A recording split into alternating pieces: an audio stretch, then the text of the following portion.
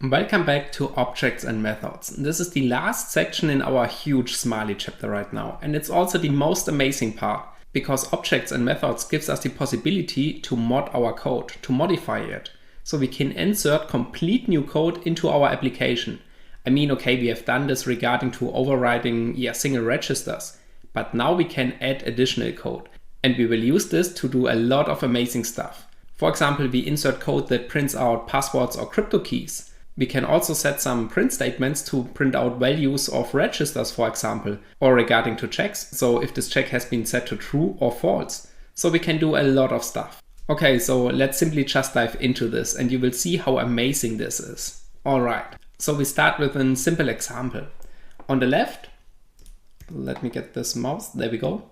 We've got our check if we lose function. And this one, got a local variable, which is named collision. We are creating a new player. And this player calls now this collision function, and this collision returns a Boolean value, true or false, and then we return this value over here. And if this value is, for example, true, then we lose, otherwise this game can move on. All right, this time we are not that interested in this function over here, we are mostly interested in this one, the player. So how does this object get created? And if you take a look on the right, we've got the Smiley code. And we can see we've got a new instance, v0. Then we've got the reference to this instance, and this is the class reference to player. We can see this at the ending at the semicolon over here. Then we have an invoke direct method call. And now we also need to take care about details like this brackets. This will invoke this method on this object. And the method we are going to invoke is our class reference player.init.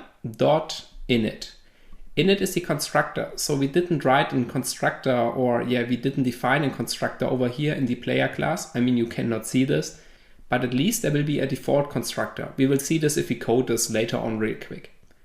Okay, and this constructor gets called and it returns void. And we can now call methods on this object, which is super amazing. So let's say this player object got some different methods. We can now extend this code by calling additional methods over here. Super nice. All right, we can see, okay, this v0 becomes now a local variable, which is player. So now we've got our player variable, but the most important part are these two instructions, new instance and invoke direct. All right, then we've got this one over here. Here we are calling a method on this object. Let's see how it looks like. Okay. This time we've got invoke virtual. This just means we've got a public method. Invoke direct, you remember, this was regarding to constructors and private methods. Invoke virtual is regarding to public methods. Okay, then we've got our brackets and we've got our v0. And then we can see it once again, class reference player collision. This is how we can call a method on this object. So the approach is always the same regarding to objects. We also learn about static methods. This is a little bit different, it's more easier, but for now we are just looking on objects over here. All right, and then the rest is well known. We move the result into v1, which means our v1 register now holds the return value of this method, player.collision, and then we simply return this v1. And we can also see this one over here, which is the local variable collision. So it gets assigned just before we return this value, but that's not really important. All right, and that's all about our function here. So if you take a look at the left side in the Java code, we can see there's a lot of stuff going on, and also on the right side, of course. But now we are able to understand what's going on. So regarding to this new instance and invoke direct, okay, we have to learn this first, but we will do this by practicing. But after all, I mean, this one is pretty identical to this one. This is just another method, a different one. This is the constructor and this is a collision method. So if you want to create a new player object, we simply can take this one over here, and all we have to do is we have to assign it to a new register. So we use, for example, v1 for this, and also here. And then we can create a new player. We will do this in the Spacebank application later on. But first of all, let's switch to our Ubuntu VM and code this application real quick. And then we can practice and play around a little bit. All right. Okay, here we are now at the Ubuntu VM, and let's write this application. So we open Android Studio.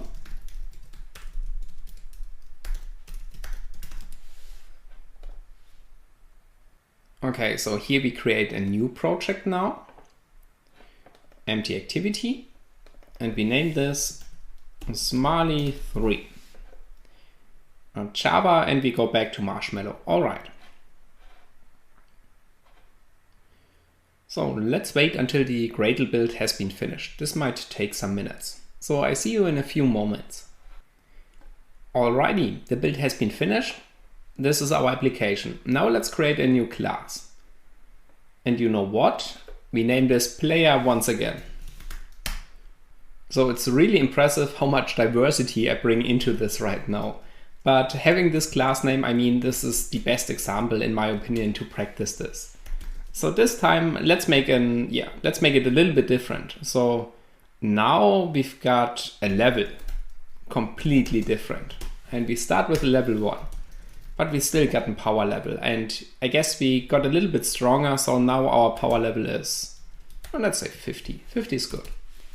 And you know what? This time we also create a constructor. So I guess that's the first time we create a constructor over here. So I guess we cannot complain anymore about some diversity in our application here. We print out that we have created a new object. And that's all. Okay, then we have two methods. Public void, let's see, we've got level up method. Yeah, level up is good. And this increase our level by 1, and we also print this out, our new level here. All right, and then we've got a different method, another method, which is increase power. And we've got a parameter of power, and we increase our power by this. And we also print this out. All right, this looks good. The code regarding to this will be massive. So the player.smiley file, it will be no fun to look at this right now. We will learn how to do this, but not yet. What we are interested in is, or what we are interested in, yeah, I guess that's correct, is how we can create a new object. So let's see, we go into our main, and here we create now a new player, and we call some methods. So let's call increase power, and we provide a new one, which is 900. Okay, we do not call the other method, but this is, that's good for us. All right, we build this application and then we install it. We have a quick look into this, then we decompile it and we analyze the Smiley code. So the approach is, pretty the same.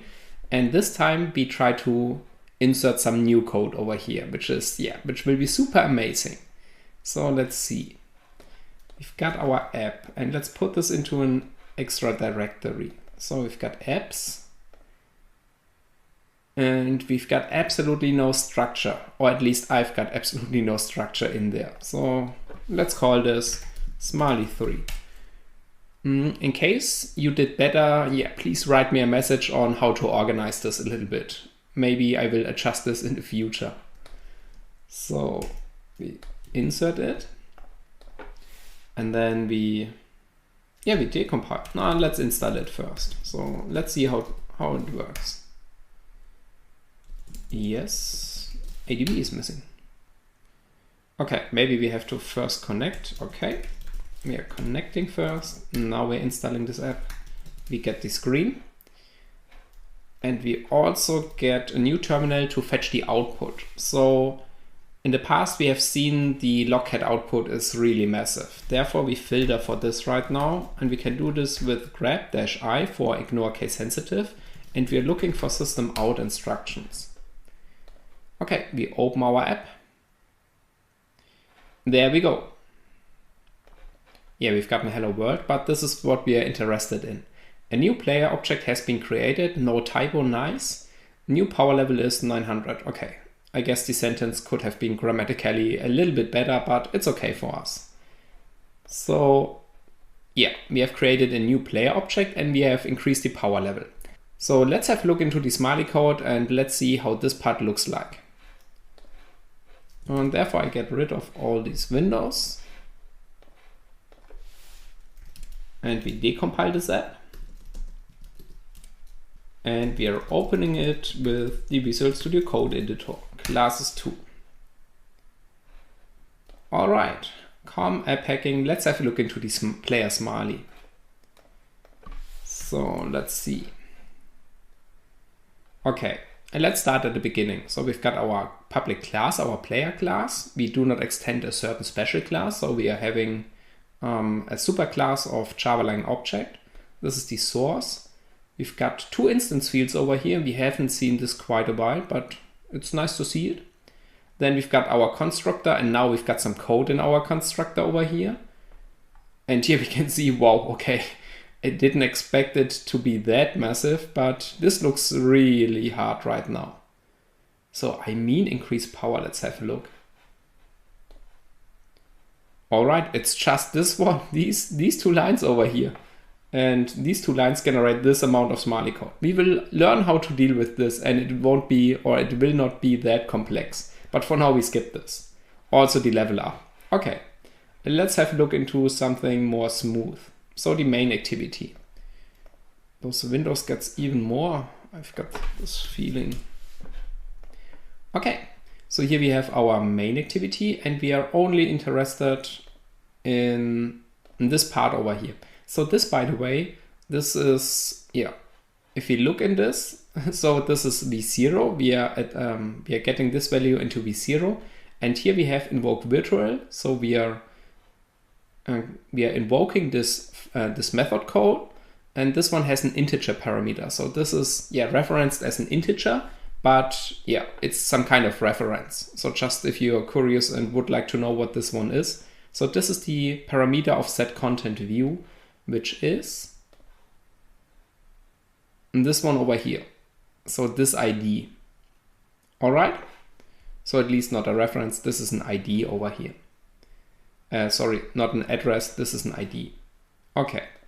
But this is not something we are interested right now. So let's skip this. And we now focus only on this part right now. So I get out my graphic tablet and then we discuss these few lines. Okay guys, let's have a look into this code over here.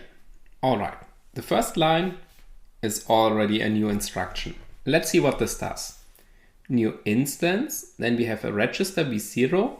We've got a type reference, capital L until player, and then we have our semicolon. So we've got the player type. Okay, let's get out our cheat sheet, or the smiley opcode cheat sheet, and have a look. Okay, so let's look this instruction up. I hope you have your cheat sheet next to you, because we will need this a lot during this chapter and also within the last couple of videos. So this cheat sheet is really important for us. Okay, so we are looking for new instance. New instance. Okay, we have only those 2. Okay, that's good. New instance, vx, and then we have comma type. Instantiates an object type and puts the reference of the newly created instance into vx. Wow, okay. This is a lot of stuff going on in this instruction over here. Let's read this once again. But let's close it over here. Okay. Instantiates an object type. So, okay, this is our object type, and puts the reference of the newly created instance. We are creating a new instance and we put the reference into vx. Okay, so let's have a look into the example. Maybe we understand this a little bit better over here. So we've got new instance v0, and then we've got Java IO file input stream. So we are creating a new instance of Java IO file input stream and put this into v0. And this is super amazing. Why? Because we have now an instance of file input stream. We can, for example, also use file output stream. And we can use this instance now to log sensitive information. Let's assume we've got an AES encrypt and decrypt method. We can now use this instance over here, which is stored in v0, to log out sensitive information like the password, the initialization vector, the encrypted or maybe also the decrypted message. We can also use this to create new code in our application. So we can create new instance of whatever we like. And this one is super amazing because we will use this to insert debug statements, to print out register values, to check which if statement we are taking, which path we are taking in this application, and many, many amazing stuff. Okay, but first we have to understand how we can work with this. All right, so let's step back a little bit. So let's get back into our code. Okay, so this one over here is our object type. Object type. So we are instantiating a new object type. So player. And we are putting the reference of this newly created instance. So we are having a reference of this newly created instance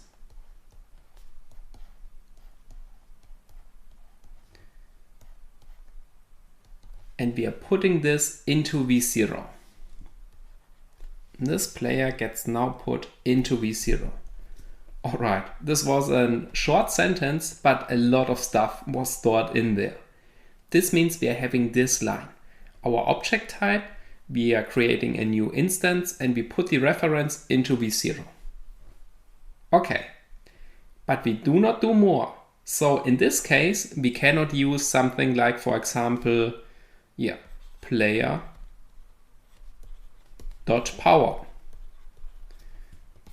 This is not possible. Why?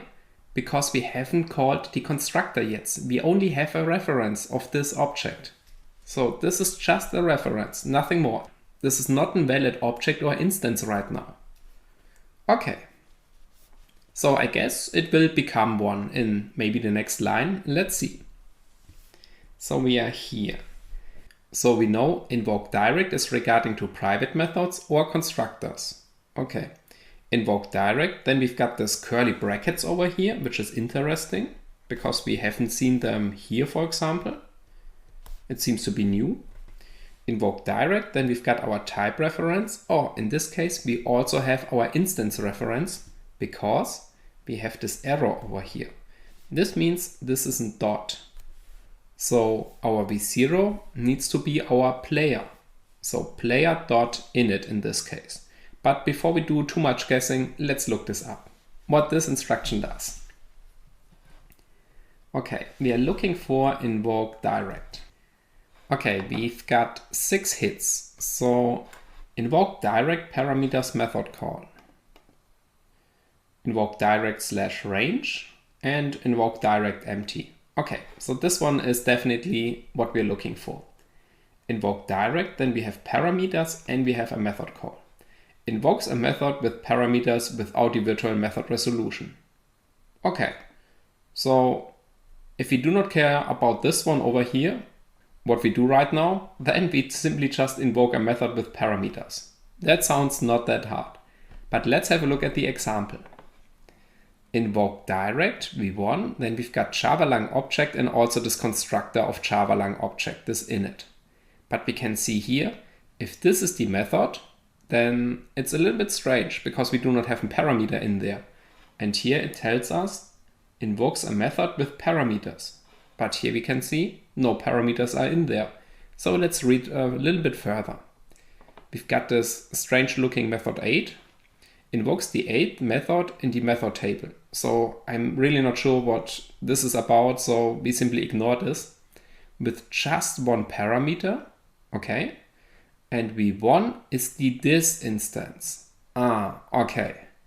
So this means v1 is our parameter, but v1 is our this instance. So therefore we do not have a parameter over here. This is now like the p0 register. If we would have a parameter over here, we would have a second register in there. So the first register within this curly brackets of invoke direct means this is the this instance. Our this object.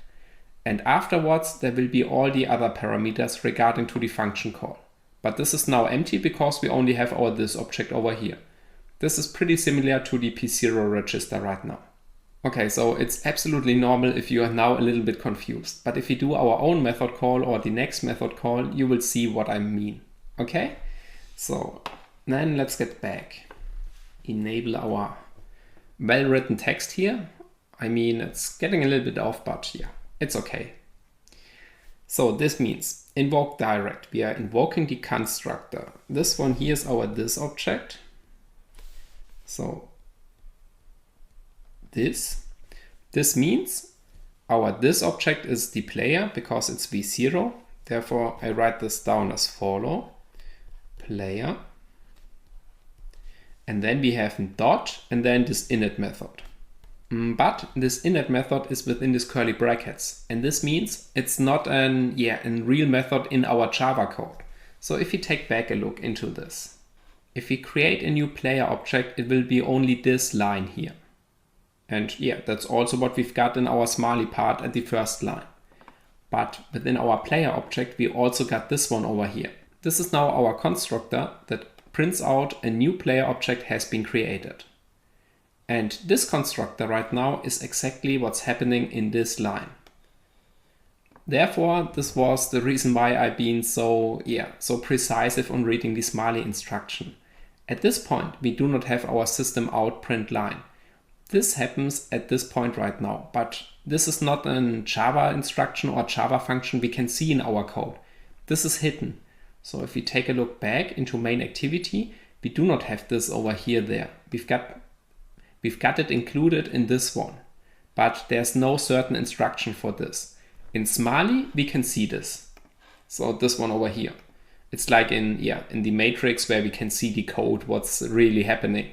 In this case, we can see, okay, we are creating a new instance, and here we are calling the constructor of this instance. And yeah, it's a little bit confusing, but this part is always the same. We are creating a new instance, and then we invoke direct on the constructor.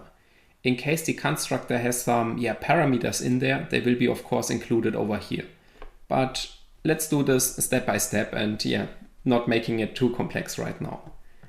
Okay, so we get back on this one. This means we have our player init, but this one is not mentioned in the Java code. So we do not see this. At least we are in the matrix over here and in the Smiley part. Then we are able to see everything. Okay. So this line does not have a certain Java value over here. So these two will end up in this line.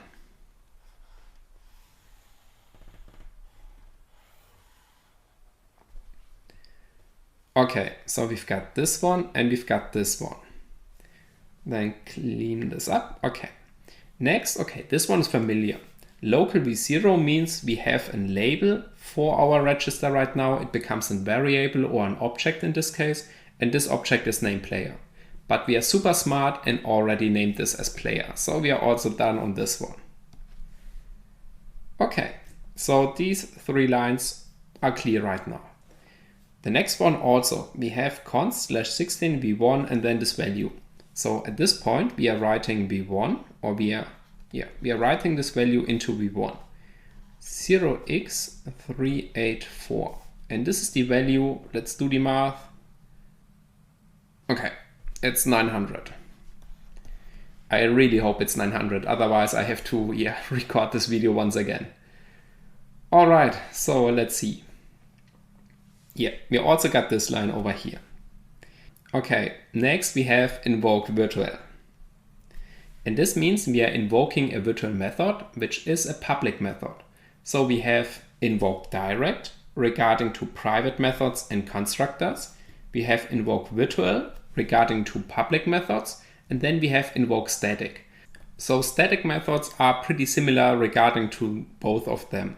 But a static method does not have this error over here, which signals this is now an instance field or instance method, because a static method does not have an instance. We will talk about static methods in a separate section, but these are our three types we have to deal with. And it's not that complicated. It's only these three: invoke direct, invoke virtual, and invoke static. Okay? So let's see. Invoke virtual. We are having a public method. We know this one here is our this object. This means we have now a parameter over here. Let's see. We've got increase power. This is the method or the instance method. And yes, we've gotten parameter over here from type integer. Okay, we are returning void. That's nice to know. So let's get through this once again. Invoke virtual. We are calling a public method. We have our this object. Our this object is from type player. So yeah, we do not have to write this down. We also gotten parameter in our method invocation, and this is v1. And v1 is being passed as parameter over here. So I clean this up real quick. Now we can see this a little bit better. This is our v1. But to be sure, anyway, let's look this up. So we are looking for invoke virtual. Okay, here we can see we've got 8 hits. So invoke virtual, parameters in curly brackets, method call. This looks super promising, but nevertheless, let's check the others too. Range, okay, quick and quick range. All right, this one is our method call. Invokes a virtual method with parameters. Nice. This description is super awesome. I mean, it tells us everything which we can understand. It just invokes a virtual method with parameters. That's all. But let's have a look at the description. Invokes a virtual method. Here we have v4, 0, 1, 2, 3. Okay, this means we have 1, 2, 3, 4, 5 parameters.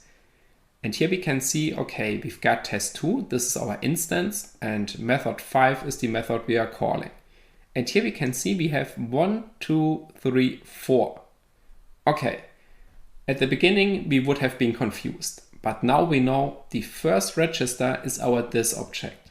Let's read this up. Invokes the 6th method in the method table. Okay, we ignore this. With the following arguments. v4, yes, is the this instance. And v0, v1, v2, and v3 are the method parameters. The method has 5 arguments and yeah, 4 most significant bits, whatever. All right, these are our arguments. Sorry, these are our parameters, and we have 5 arguments, including our this. Okay, I hope I didn't make it more complex, so let's see. We enable our... Ooh, it looks a little bit messy right now. Was it all the time like this? Maybe. Okay, so we've got our this. This is now our parameter. And we are invoking increase power. So this means we have player dot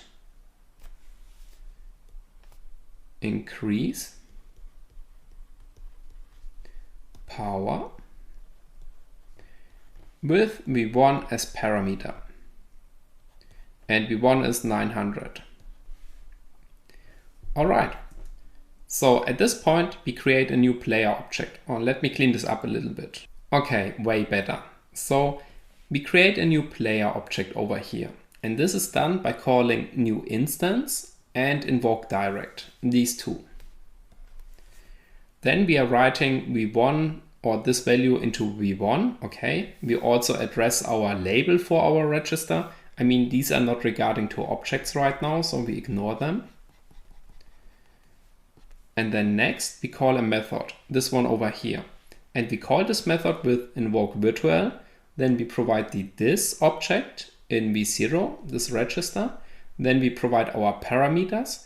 And then we have our type reference of the this object, which ends at the semicolon. Then we've got our error, which signals now we have our instance method. And the instance method is called increased power, has a parameter over here, and returns void. And this is exactly what this line over here does. All right, so these 2 lines, player new player and player increase power, are regarding to the following 3 smiley lines. This one, and this one. So this is how we can create a new object and also call a new method. So let's recap this real quick on the slides, and then we will write our first smiley code. Because our player instance has another method, this one over here. And this method is never be used in our code. We are not calling it in our app.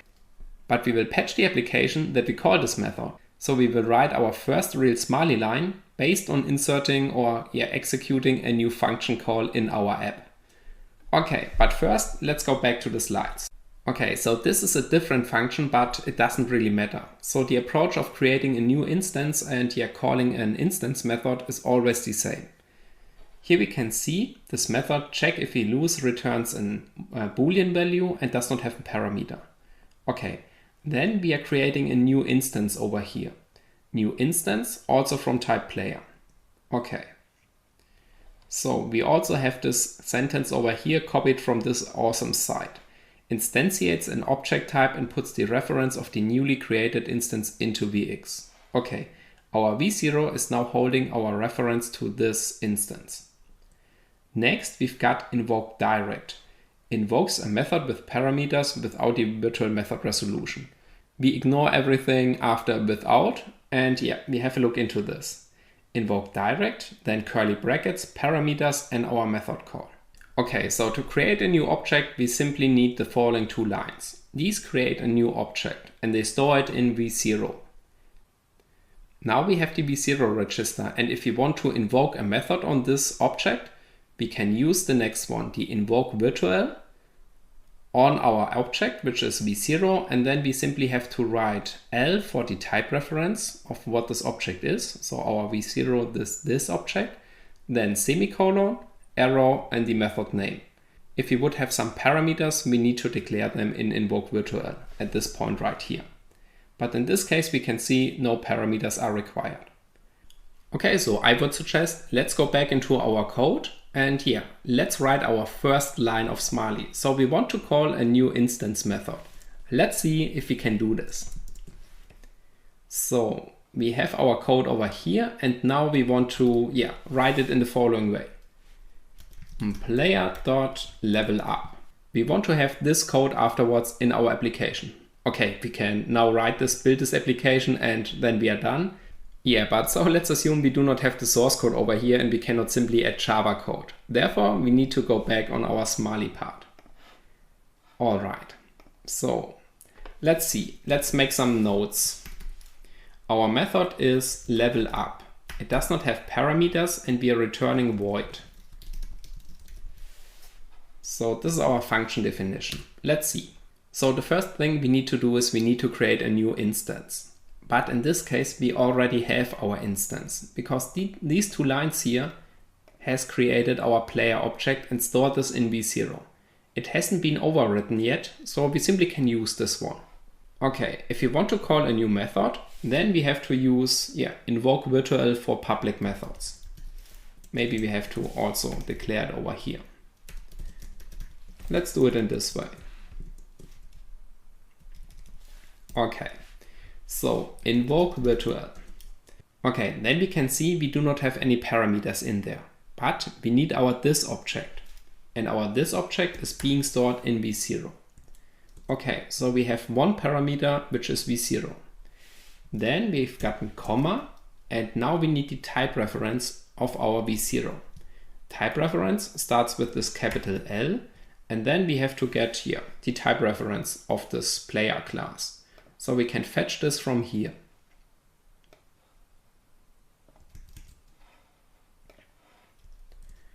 Okay, the dots needs to be replaced with slashes because within Smiley these are directories.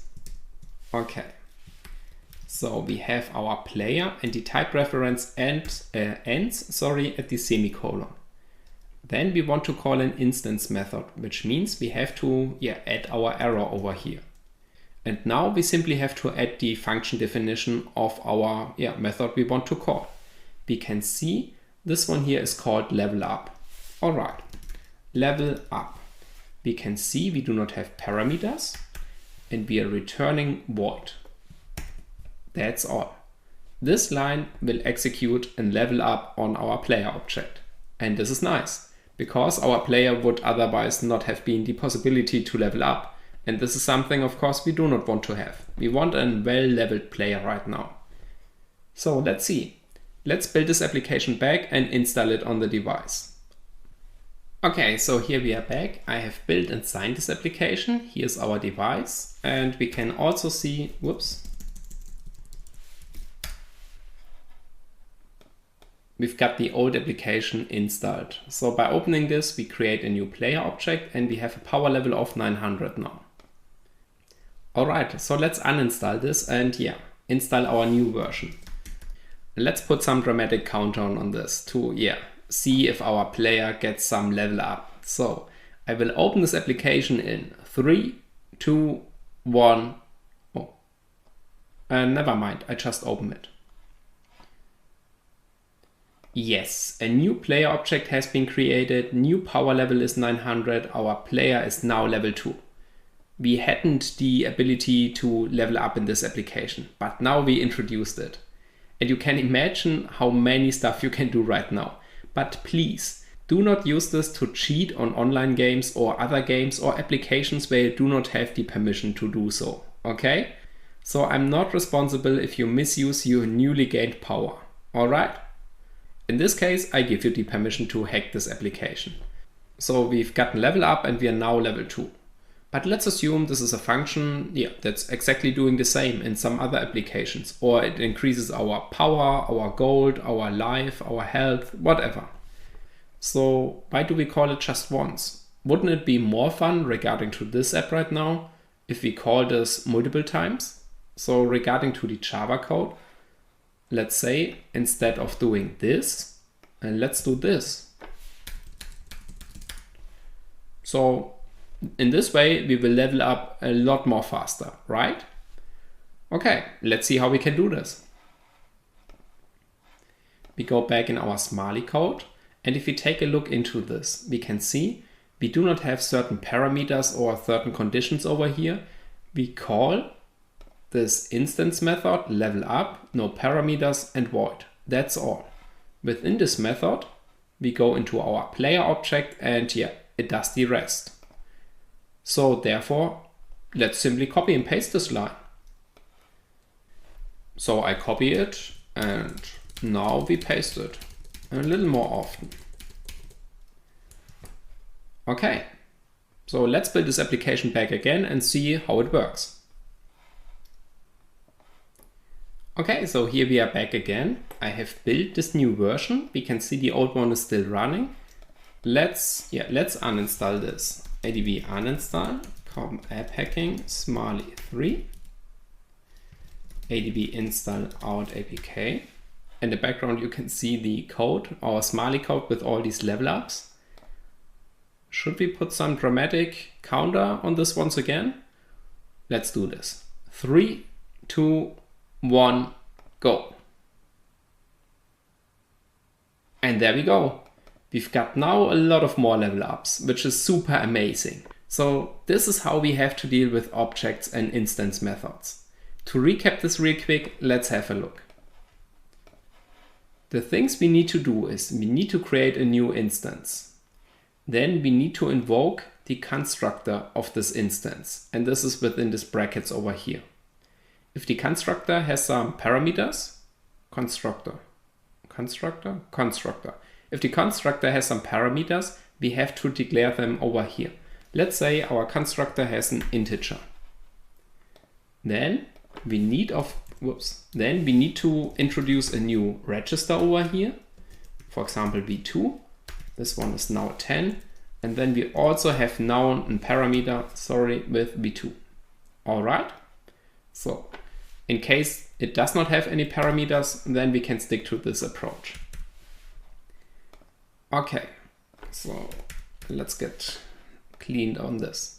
So new instance, invoke direct, and then we have this object on v0. If you want to call a method, a public method, we can use invoke virtual, amount of parameters, object reference, our arrow for instance method, the instance method and the prototype, and that's it. These 3 steps. So let me show you this in this way. These 3 steps are required to do this. Okay? All right. So that's all for this video right now. In the next video, we take a look at static methods, and this will be super amazing because we get back on our SpacePing application and we will do a lot of funny stuff over there. Okay? So I'm looking forward to see you there. Welcome back. So we have talked about invoke direct, which is regarding to private and public methods. We have talked about invoke virtual, which is regarding to public methods. The only one that's missing are static methods right now. So let's have a look. Here we have some code. So we can see we've got now not player class, we've got a level class, we've got a static value level, and we've got this method next level. This next level increases the static value over here. Okay. If we call this method, it looks like this. We do not have to create an instance for this. So we simply take the class name, which is level, then we add this dot and the method name next level. And the nice thing about this one is we do not need to fill in register with an instance to call this. So we can call this wherever we want in our application. Static methods are super awesome and they are also not hard. So let's have a look into the Smiley part regarding to a static method.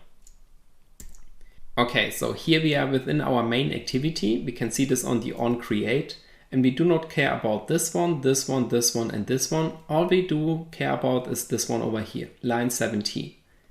If we want to call a static method, we simply use invoke static. And in case we do not have any parameters, then we also do not need a register for this, because we do not have this register in there.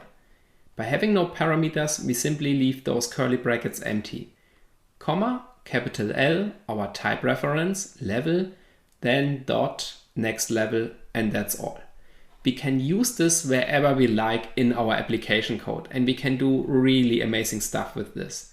And this is what we do in the next couple of videos. I've prepared a lot of applications which we are going to hack. Some of them are kind of easy because we can simply get the information out of the Java code. But some of them also use the NDK, the native development kit. Therefore, the information are stored in the C code. And these ones are not that easy to analyze. But having the ability to call static methods, we use this to fetch out the important informations. But before we do this, let's have a look into a practical exercise right now. Okay, so here we are back at the Ubuntu VM. Let's do some practical exercise on this. This was the last example. Now let's create a new static method. Public static void set invisible. Okay, system print line. Now we are invisible. Okay. Let's build this application. Okay, let's decompile this. Static. And now we do the same again. So we take our code and we will execute the static method without implementing it in our application over here. So here we can see we have introduced it here in our player class, but we didn't call it here. And we will insert it right now at this point. So we open this static Smiley classes 2 with Visual Studio Code. All right, and then we go into our main activity. And this time we do not have a method to copy from, so we have to write it on our own. Main activity, there we go. Java. Okay, so at this point over here, we want to call, let's see, we want to call player.setInvisible. Yes.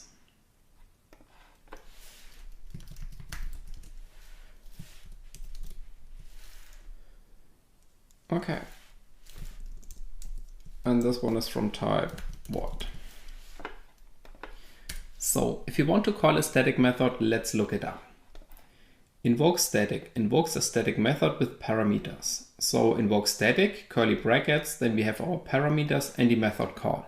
All right, so we've got invoke static.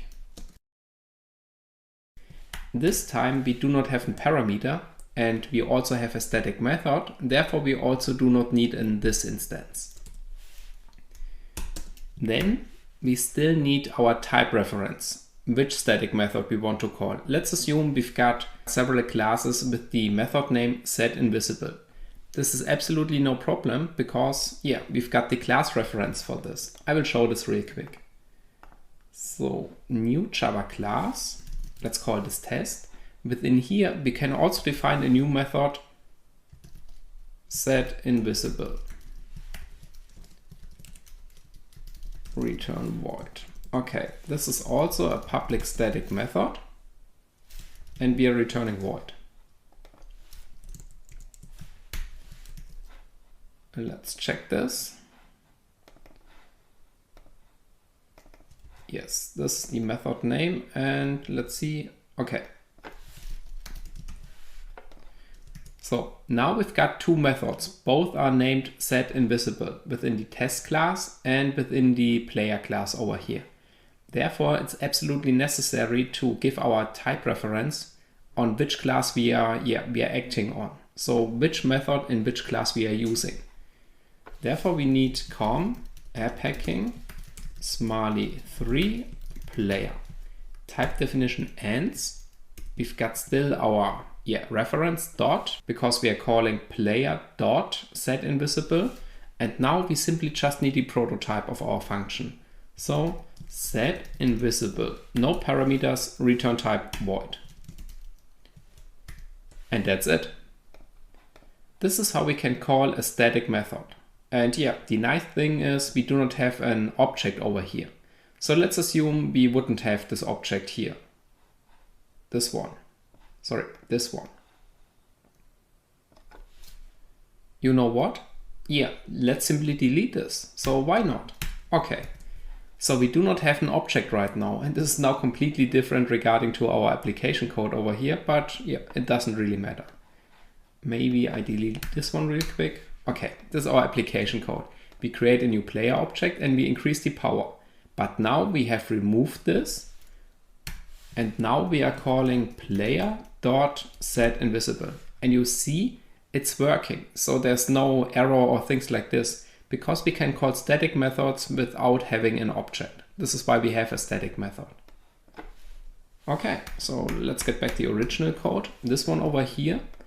And yes, so first we install this application. We test it real quick.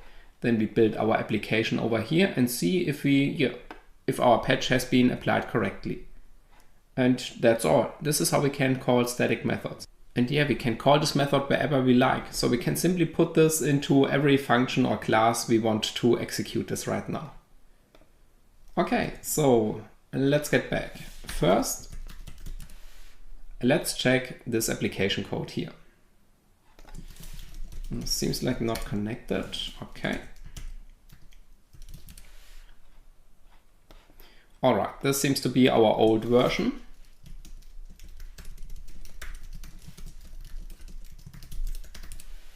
Yes, we've got a lot of level ups over here. Let's uninstall this.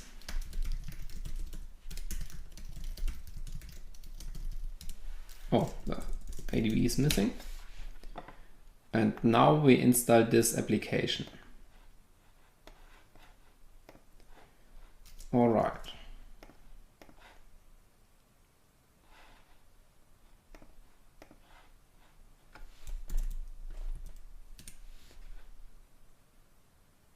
And we can see, okay, I should have cleaned the ADB loghead before, because it's now a little bit tricky. So ADB loghead-c, okay. Let's start this app once again.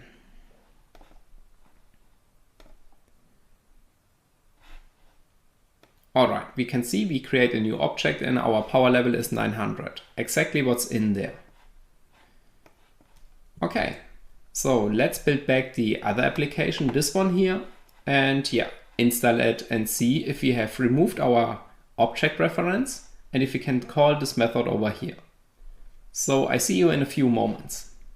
By the way, I've got this following error right now, and this is because I leave this comment in. So if you patch Smiley, maybe do not write these comments in. So then you can avoid errors like this, because having those comments, it's not valid Smiley syntax.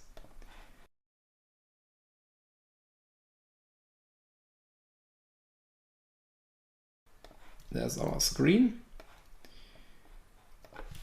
ADB uninstall, com AppHacking Smiley3, ADB logcat-c, so we clean the logcat output. Now we install our new version, and we also enable the logcat. We grab for system out, and now without any drama, simply just open it. Alright, now we are invisible and we can see the method calls or the print lines regarding to the object itself has gone. So we have successfully patched this application, like we wanted to have.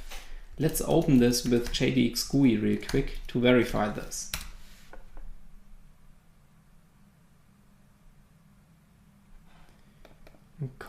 Smiley 3, main activity. There we go. Exactly what we wanted to have. So we have written our own static method right now into this app.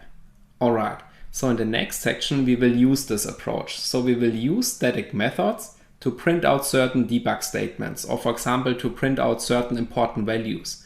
And we have a lot of applications where we practice on, and then we get finally back into our Spacebank application, because then we have learned everything we need to know about patching Smiley, and we can modify this application in the way we like to have it. We can make our player invisible, invincible, we can deactivate the collision system, we can deactivate alien behavior, we can add new aliens, we can add multiple shots, block fire rates, set fire rates, all this amazing stuff. So we have a little bit of theory, but then we've got tons of practical exercises left. And this will be the most fun part of this course, until we get to the Frida section, because there we also have some fun again when we write our own trainer. Okay, but before we hype up too much, we have to do the theory part first. Okay, the last thing I want to mention regarding to static methods is if we have some parameters in there, for example 2 integers, then we need to set up the register, of course, first. So this is the same regarding to all methods. We need to prepare the registers or the parameters. In this case, we could simply write const v1 0x10, const v2 and 0x16. Okay, so in this way we can set up those values. And we have to take care that we do not override existing registers and things like this. But we will do this also for more complex objects in the practical exercises. And that's all for now. Alright, so I see you in the next video. Alright guys, you know what? Now it's finally time for our Hello World example, just right before we end this chapter. Okay, we've got a lot of cool challenges and we do some amazing stuff. But this is the last theory part in our Smiley chapter. And by taking a look into an Hello World application, we will realize how much stuff is going on right now and how many things we need to connect to each other. So before we get into the theory part, let's do it practical and then we analyze it on the slides once again. Okay, this is our code from our last application, Smiley 3. Let's simply extend it over here. So we do not do this in the player class, we do this over here, that we have this separated. So we create a new method, hello world. And within this method, we now simply execute system out print line hello world. Alright, this is our first hello world application. And let's call this over here. And let's comment this one out. So that we make the code a little bit less complex. Okay, let's build this application. There we go, locate. We copy paste this into a new directory. Hello world. Alright, no, I don't want to update right now. We decompile this app. And now we simply open it once again with Visual Studio Code. So I guess it's still within this one. App hacking, main activity. Yes, there we go. So this is our hello world method.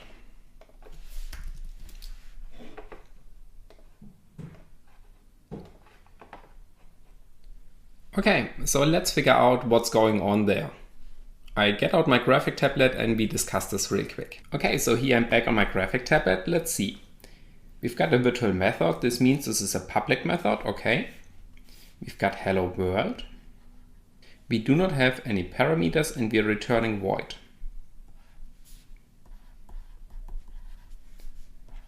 Okay, identifying the prototype has become very easy right now, right? Alright, then we've got two locals. This means two local registers, can be variables, can be placeholders. So here we've got a new instruction, the next one. So this one is clear, this one is clear. But now we are at sGetObject. Let's see. We've got a type reference. The type reference is system, but here we can see interestingly, because this error signals we've got some instance method over here. Let's see what sGetObject does. Okay, so here we've got our cheat sheet. Let's read this. sGetObject reads the object reference field identified by the field ID into VX. So our field ID is the one after the comma. And we are reading the object reference and put this into VX. Okay, so let's see. So we've got our sGetObject. This is now our field ID. So we are reading the object reference of this field ID and put this into V0. This means our object reference field ID is system.out. Okay, this means we are reading system.out from Java.io print stream into V0. All right, let's write this down. So let's see. V0 is now system.out, and this is from type Java.io print stream. Okay, so system.out.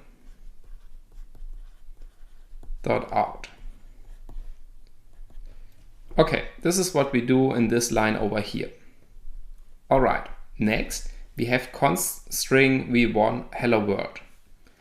I guess I've got a feeling what this one does, but nevertheless, let's look it up. Maybe there are some traps in there. Puts the reference to a string constant identified by the string ID into VX. Sounds complex, but it does exactly what we would have assumed. So the string ID is our string and we're putting this into VX. Okay, so this one is our string ID. And we are putting this into V1. So V1 is now hello world. All right. Next, we've got our invoke virtual, and we are familiar with this right now. So let's see. Invoke virtual. This means the first one is our this object. This one is our parameter. So we should have a parameter in there. Let's see. Parameter. Yes, we can see the parameter is from type Java lang string. And we're returning void. And this perfectly fits, because our v1 is having a string or is referencing to a string. And now we are calling, let's see. So this is our system out.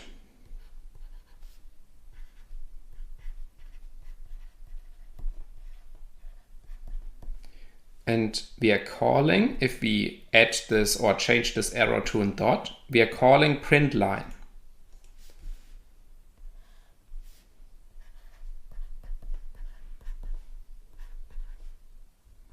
And we are having a string as a parameter, which is v1.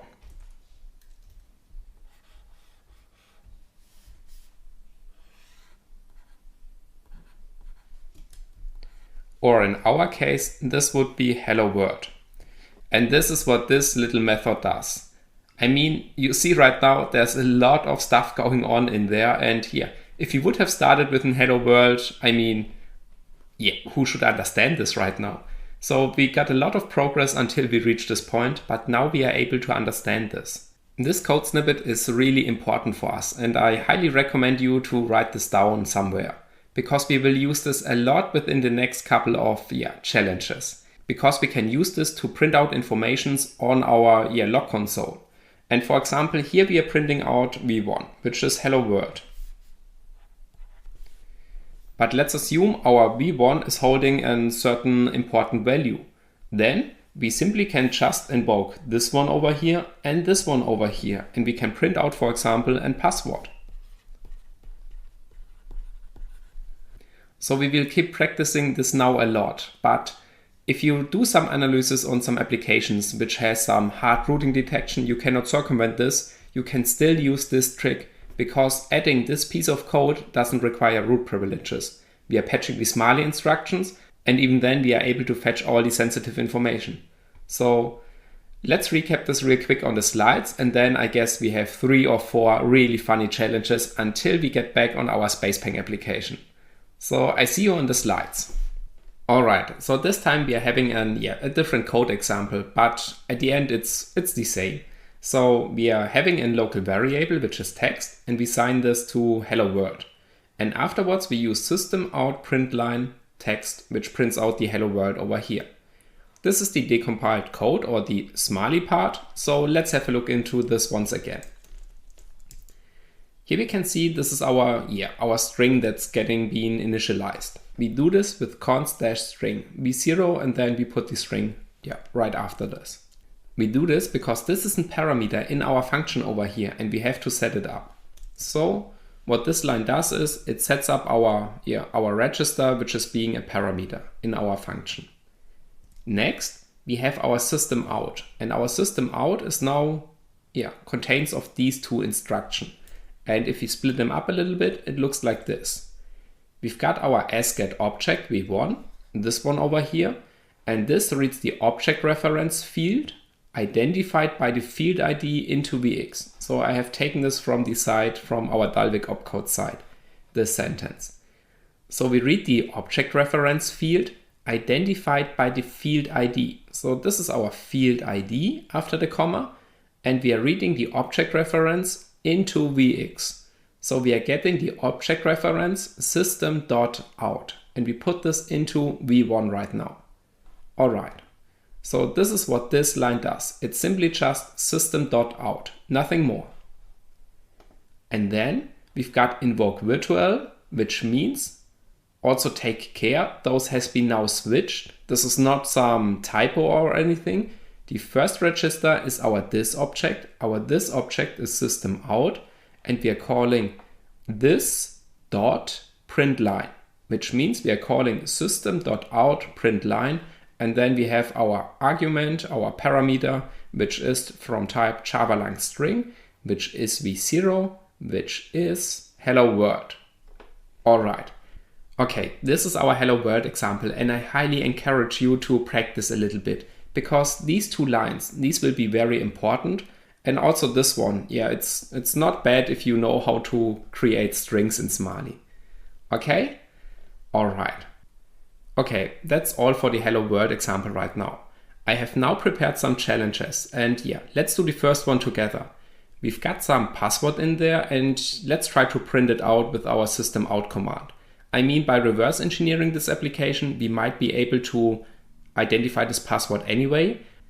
But I also got some harder challenges where you get the benefit of printing out those passwords. So these are regarding to the NDK, or let's say these are regarding to some strange byte values. We will figure out how to deal with this. So for now, let's have a look at the first challenge.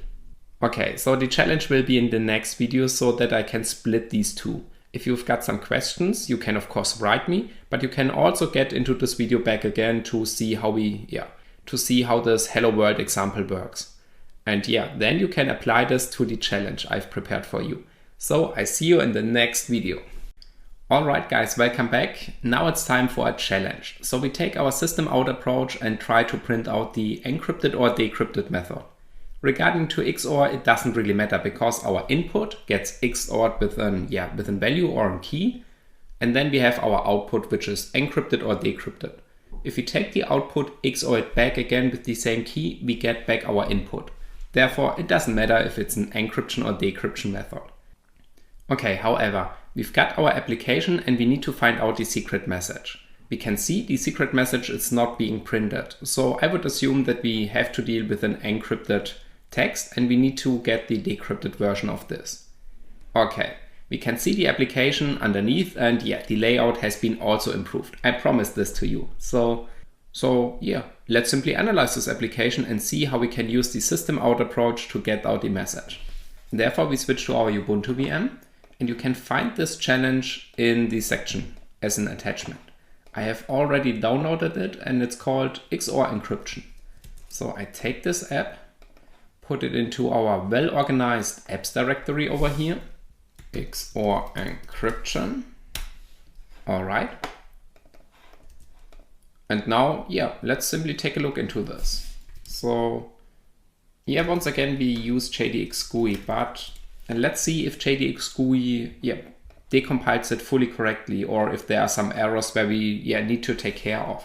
So JADX GUI, then we've got this log level, and we also want to get the errors. Okay, let's see. Application is loading. So we click into the Android manifest XML over here. All right, let's have a look back into this. Okay, so far all good. Okay, in the Android manifest, we can see we do not have any certain permission. That's good. We only have one activity, which is the main activity, and that's the launcher. All right, let's have a look into the classes. So this is our main activity. Let's get back to this one. Okay, so here we have some problems, but these are not regarding to our code. Okay, so yes, it looks fine. Okay, so here we have our main activity. Let's see. We've got our onCreate, we've got setContentView, we've got a text view, and we also got XOR encryption, encrypt, decrypt. All right, and this is our message. So I would assume this is the encrypted version, and this one decrypts it. But afterwards we can see there's no return value, or at least we do not use this return value. So we never know what this decrypted message looks like. And this is the task we have to find out. Okay, so let's get into this. Encrypt, decrypt. We can see, interesting, this method gets a return value from type string, but it's not being used in our Java code. So therefore it gets thrown away at the Java side. All right, so this is a static method, encrypt, decrypt. It gets an input string and it returns back a string. Okay, here we have our key, which is app hacking. Okay, we've got a new string builder, so we've got a new output buffer. And here we can see we've got a for loop, which is based on the input length. All right, then we've got output append, and we take one char from our input and XOR it with the key modulo key length. Okay, and then we return it back. Okay, so if you deal the first time with an XOR encryption, I guess we should recap this a little bit. So I get out my graphic tablet and then, we have a look into this. Okay, let's talk about this function. So we've got this function encrypt, decrypt. We have a string as an parameter in there. All right. So this one over here, this is our message, our encrypted message. Let's say it looks like this one over here. Then we've got a for loop, or let's say, okay, we've got a key first. So here we have a key. Key is equals, and then we've got single letters. A, P, P, and so on. So this is our key. Okay, now what we do is we take our encrypted message, this one over here, and we put this into this for loop. This means we take one char out of this and we XOR it with the first char over here. So this means this $sign gets now XORed with A. We do this for the length of this message. So we do this as often as this message gets input data. This is what this length at the beginning is about. Okay, now we've got this super strange looking part over here. And this makes sure, let's assume we've only got as a key 3 letters, these 3 chars. So that's the end of our key. But now we increase the counter over here. So we take the next letter from our message, which is the hashtag. We XOR this now with P. Then we take the next one, which is 1. We XOR this, we XOR this with the other P. And now we have a problem because we take the next one, which is S. And yeah, we do not have any letter left in our app key. This is why we have this modulo key length. This means if we run out of characters in our key over there, this one, we make sure to start at the beginning once again. Therefore, it doesn't matter how large this message is, we simply start at the beginning. So this one now becomes an A back again. So if we reach the end over here, then we go back to the beginning. And this is what this I modulo key length does.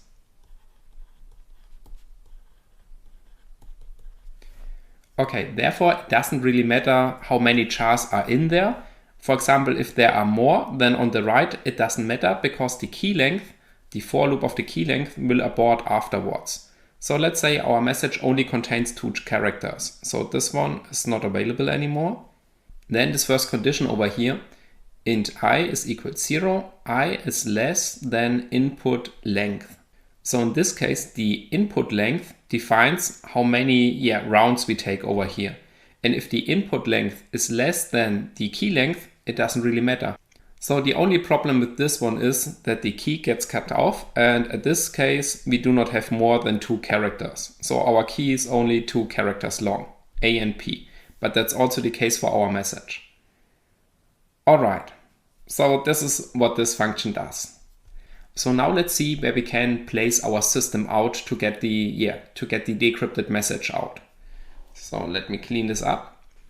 Okay, so we have different options. The first one is within this one. So here we have output to string. This means this method over here returns our decrypted string, and this will be stored in there. So before we return out of this, so let's say it looks something like return v1, for example, or v2, we just know this. So before we return out, we simply add our system out over here. System.out print line v1. By having this before the method returns out of this one, it simply prints out the encrypted or decrypted message to our console. And this is exactly what we want to have. But at this point, we also see some typecasting over here. So this output is from type, let's see, string builder, and here it gets typecast to string. So yeah, we also have to typecast it first, otherwise we are returning in string builder, and I'm not sure if this works. So this approach is working, but it's a little bit more complex. So let's have a look into the main activity, and maybe we can do it over there, which is a little bit easier. So I clean this up, and yeah, let's get back to the main activity. Okay, so here we can see we have our XOR encryption, then we've got encrypt, decrypt, and our message, which is encrypted, but will be returned as a string decrypted. In this case, we do not have a variable assigned to this output, so the return value of this one. And we can see, yeah, it's not going to be used. But maybe we've got this in the Smiley part. So at a first look, it doesn't seem like to be a valid option for us because yeah, we do not have a return value there or a return value that's being used. But let's have a look into the Smiley code. Maybe the Smiley code is a little bit different. So let's see. Okay, so I have decompiled this application and now we simply open the Smiley file. Let's have a look into the main activity. Change this to Java. Okay, so let's see. We've got our main activity and we extend app compat activity. Okay, that's our source file. Here we can see we have an instance field from text view. Haven't seen this for a while. Then we've got our constructor, direct method. Here we have our public methods. Oh, it also counts for protected methods. Okay, so at this point, sorry on this, virtual methods are regarding to public and protected methods. Okay. Then we can see we have 3 local registers and there's a lot of stuff going on here. But let's have a look back into the Java code. So let's see. Okay, so here we have the line numbers. If we left click, we can see, okay, these are the original Java line numbers. So we click once again. These are our line numbers, regarding to our Smiley code. So we are not interested in this super on create set content view and also this text view. So let's try to skip this one and also this one at the end. So we are only interested in this part. Let's see if we can encapsulate this a little bit. So let's see. Line 16, 17, here we can see, let's see. Here we have our on create, set content view, find view by ID. This is all the stuff we are not interested in. There we go. Here we have our encrypted message. Okay. I told you to not only rely on those line numbers, but if we take a look at this right now, we can see, okay, here we have our encrypted message. It's being stored in v0.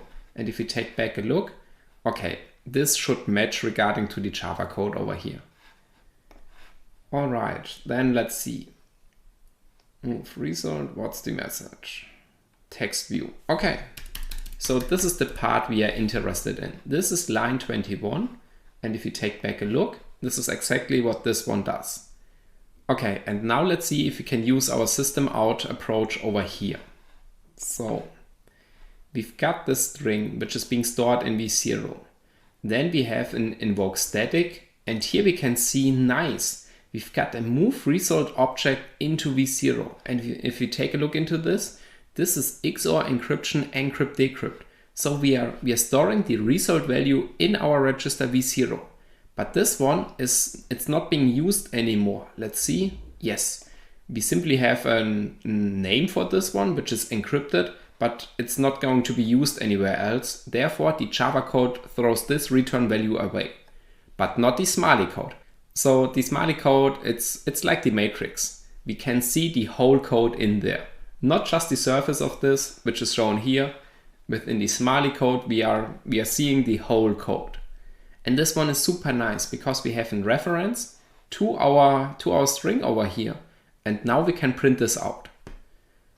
Okay, so first let's analyze this code over here, that we make sure that we understood this, and then we insert our approach. All right.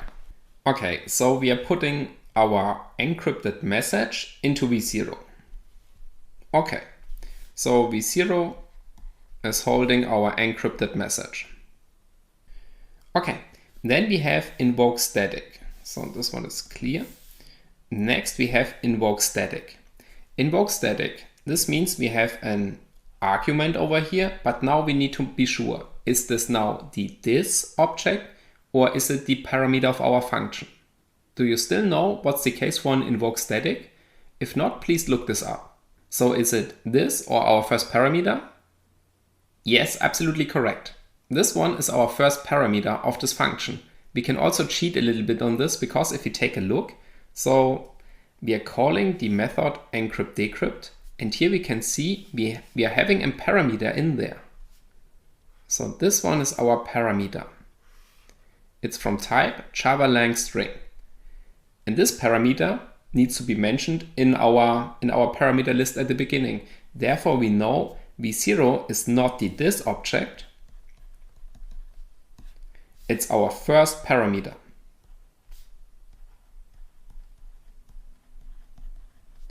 By the way, invoke static never has an this object in there, because a static method doesn't need an instance to be called. It's just simply the class and method name. Therefore, we can simply remember this, or we can do our analysis on this to figure out what's the case over here. I like the second approach a little bit more because this helps us also for other instructions. Okay. So let's get this cleaned. There we go. So let's see what this does. Okay, so we are having here our XOR encryption class.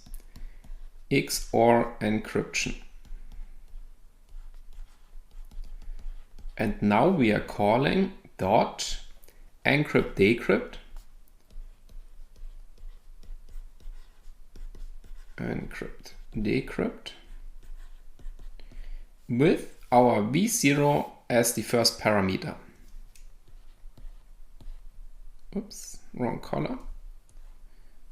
Also wrong color. There we go. And we are returning back a string.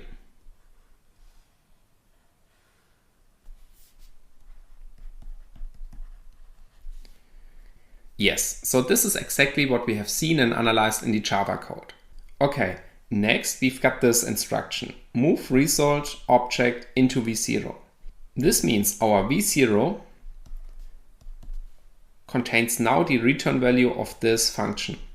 And this function encrypts or decrypts our method.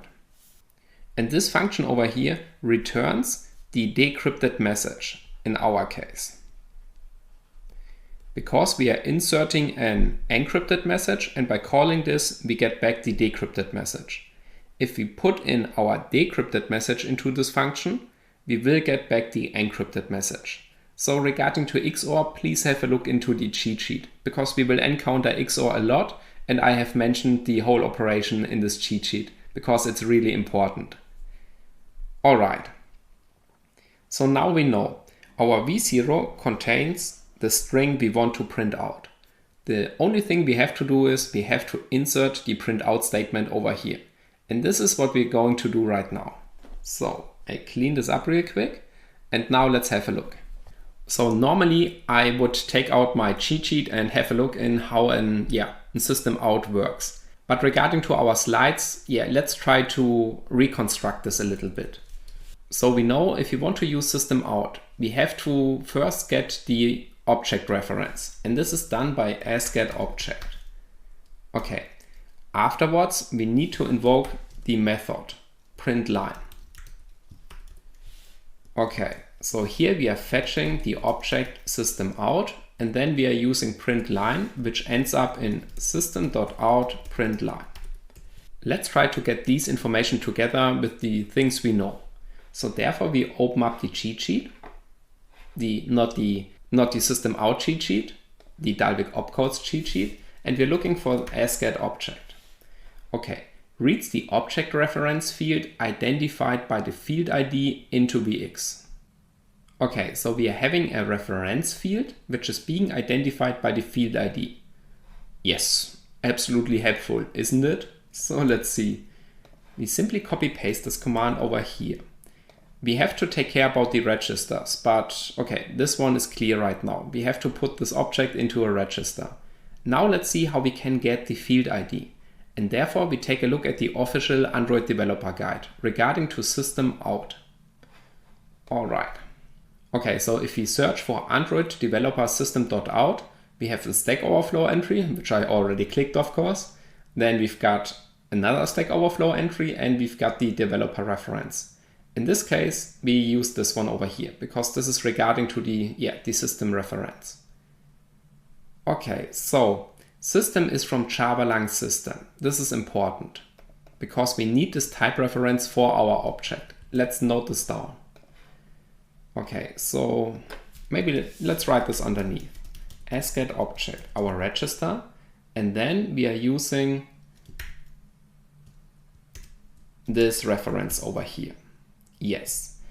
And now we want to access a field ID. So therefore we have this arrow and this field ID, let's see. This field ID, can we find this here? Yes, we have fields out. So this is exactly what we want to have. System.out. Out is from public static final print stream out, the standard output stream. This stream is already opened and so on.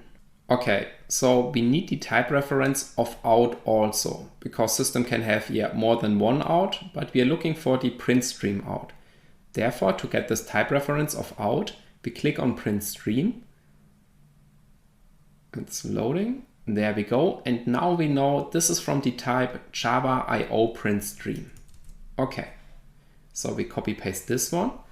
So we want to get the field ID out, and this one is from type Java IO print stream. Therefore, we just need to add this app.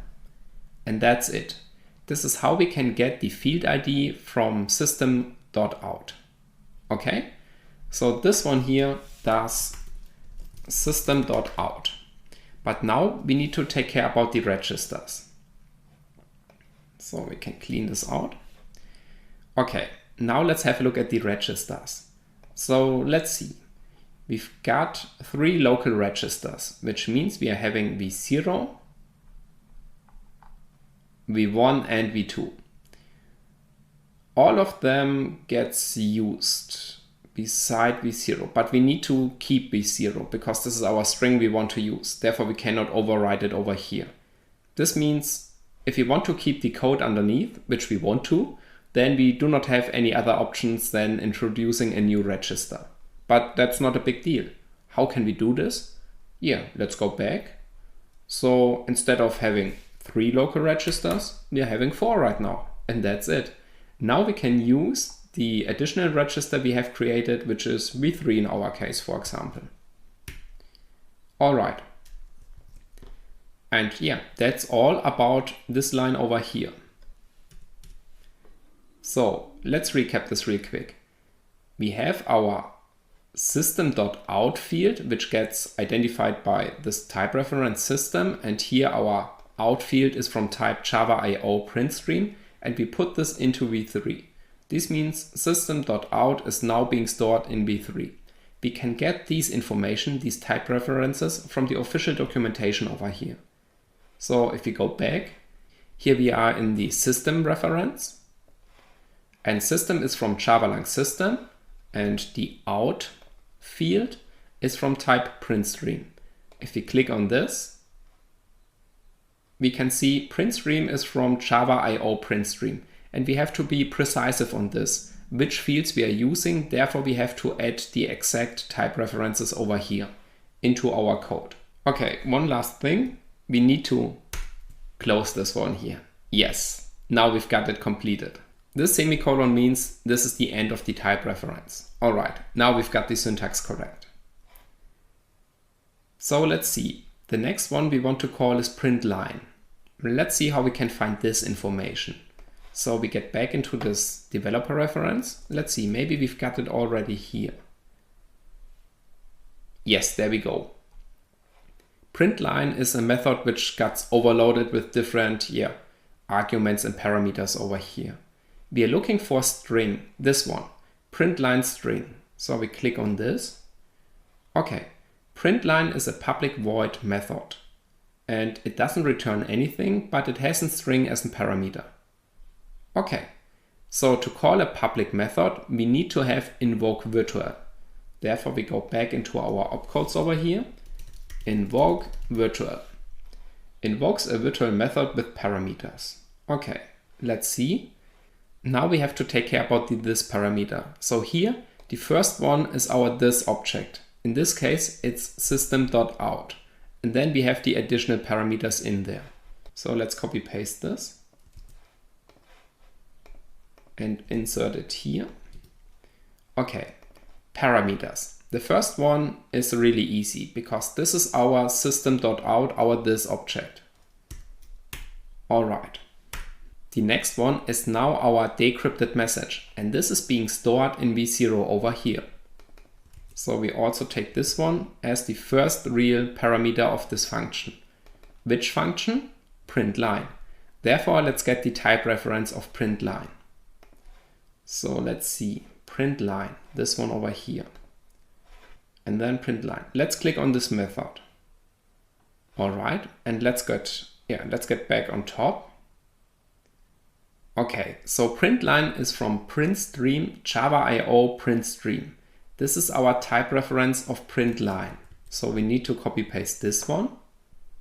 Okay, so now we want to call the following method. First, we have to add the reference of which type this method is. It's from java.io printstream, therefore capital L, and the semicolon to signal the type reference has ended right now. Then we need this arrow and we need to call print line. Print line returns void. Let's check this. Print line for string, yes, it returns void. And here we have now our parameter. And our parameter is v0. And v0 is from type, let's see, java-lang string. So we simply take this one over here and add it as this parameter value. Okay, now everything should be set up correctly. Let's see. We've got our asget object. We are getting the field ID out, which is referenced by Java system.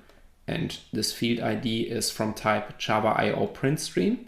We get this into v3. Then we want to call the method printLine.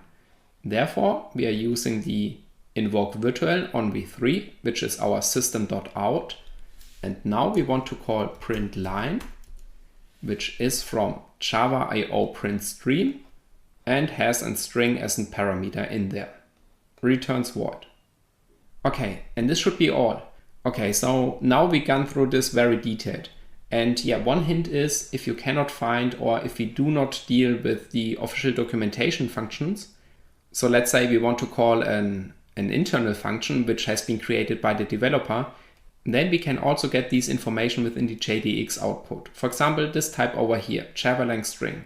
So within the imports, it might be not absolutely clear, but if we decompile this code, then we can take a look at the Smiley code over here and see what type this object has. We can also look up existing objects and simply copy paste this type reference into our code.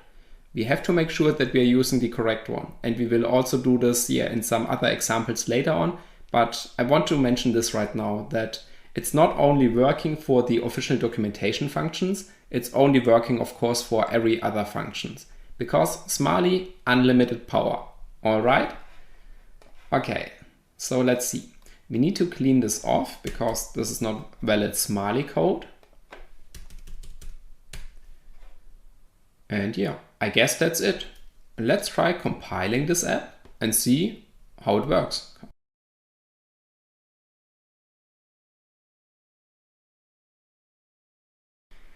Okay, so now I see this error, and this error is super dumb because it's regarding to the copy paste. I was wondering why this is mentioned in blue. And the reason why it's mentioned in blue is we still have these dots in there. But Smiley is regarding to directories, so therefore we need to replace these dots with slashes. So let's see. Okay, and I guess that's also what this error mentioned. So let's have a look. Error for yes. So at this point, I mean, the error message signals, okay, we do not have a .lang, .system, .io, .printstream, and so on. Therefore, we know, okay, we have to take a look into this.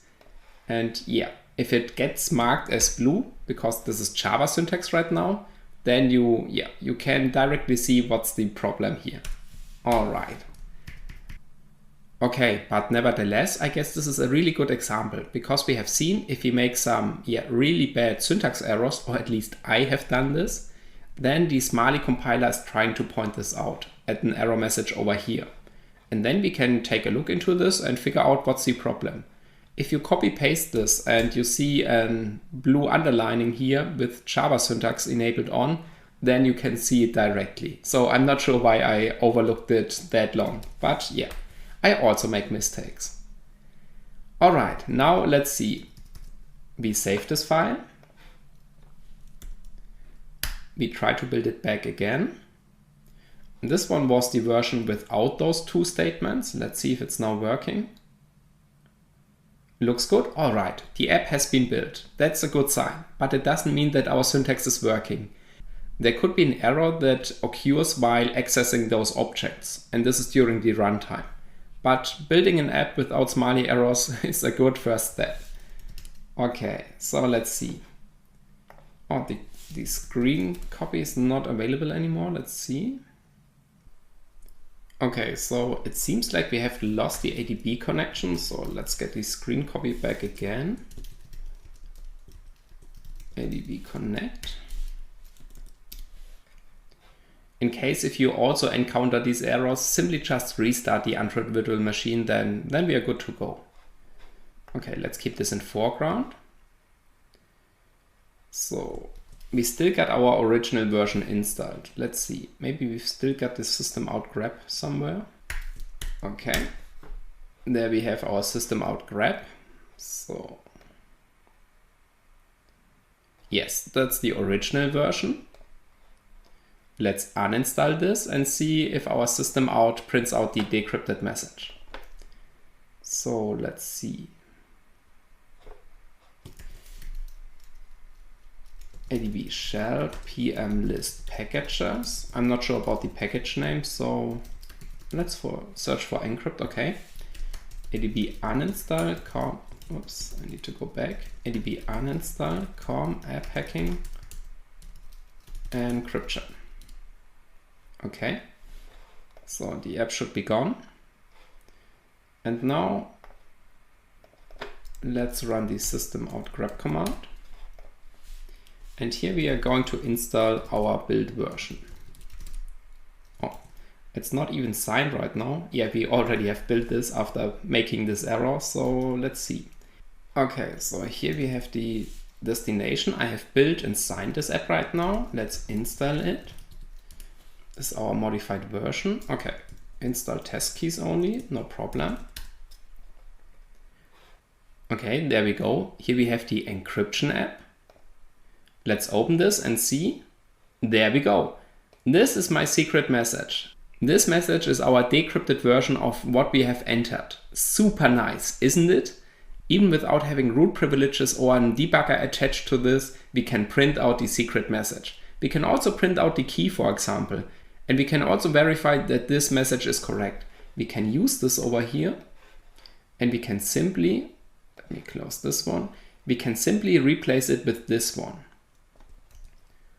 So if we now build this app back again, we should get the encrypted version. Let's do this real quick.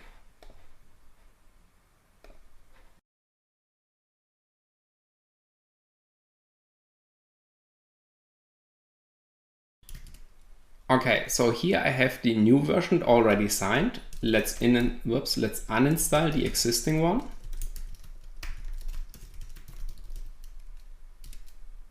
Okay, let's install our new version. Still test keys. And this one now has our decrypted message as input of our XOR encryption method. So by opening this one, we can see, yes, we get back whatever is going on right there, but we get back our encrypted message text here. So super nice. This is how XOR works. We have an input, we XOR it with a key or a value, we get an output, and if we take the output, XOR it with the same key, we get back our input. Alrighty, so what I wanted to show is how you can write the system out on your own. And in case if we have some missing registers, we can simply introduce new ones. And by having this, you can print out whatever you like. Okay, sorry, maybe not whatever we like, because if we do not have a string in there, let's say an object, we need to figure out first how we can print out this object. But you guess what? This is what we're also gonna do in a couple of videos. Okay, so for now, that's all about the system out. I mean, we have coded this now on our own and we have seen how we can get the necessary informations to, for example, how we can fetch this information, that it's Java print stream and things like this. We have also seen a dumb mistake by me, which is having dots instead of slashes, but the smiley decompiler point us to the problem and I could figure it out what was the case. Alright, that's all for this challenge right now, but don't worry, within the next video we take a look into another challenge. So we have a lot of challenges right now. So I see you there. Welcome back guys. I would like to provide you some kind of bonus video regarding to the XOR encryption before we move on with another challenge. I mean, this one over here, it's not required, and if you have solved this challenge, it's perfectly fine to move on with this course. In this video, I would like to show you a different approach, which we haven't talked about so far, and this can come super handy. I'm talking about reusing existing view output. For example, this one over here. Let's open the smartphone. Here we have our challenge, and this is the patched version. So within the ADB logcat, we should find our secret key. Whoops, if we write it correct. Okay. Many typos. There we go. Here we have it. We have opened this app meanwhile 3 times and here's our output. Alright. It works perfectly fine and there's nothing wrong with this one over here. But now, wouldn't it be nice if we print out this text over here, this is my secret message, at this place where there is what was the message. So if we reuse this output for the original application to print out our output, it would be absolutely nice. I know, I'm glad that you asked, and therefore let's have a look into this, how we can achieve this task. So this one, it's not that complicated, and this is what we're going to do right now. All right, and to do this, let's first have a look into this application in the patched version and see how this output is being generated. So we go into apps, XOR encryption, then this XOR encryption directory, and within this we have our patched version. We are now opening our patched version with JADX GUI. Okay, JADX GUI is loading. Here we have it. Within COM, app hacking encryption, we have this main activity.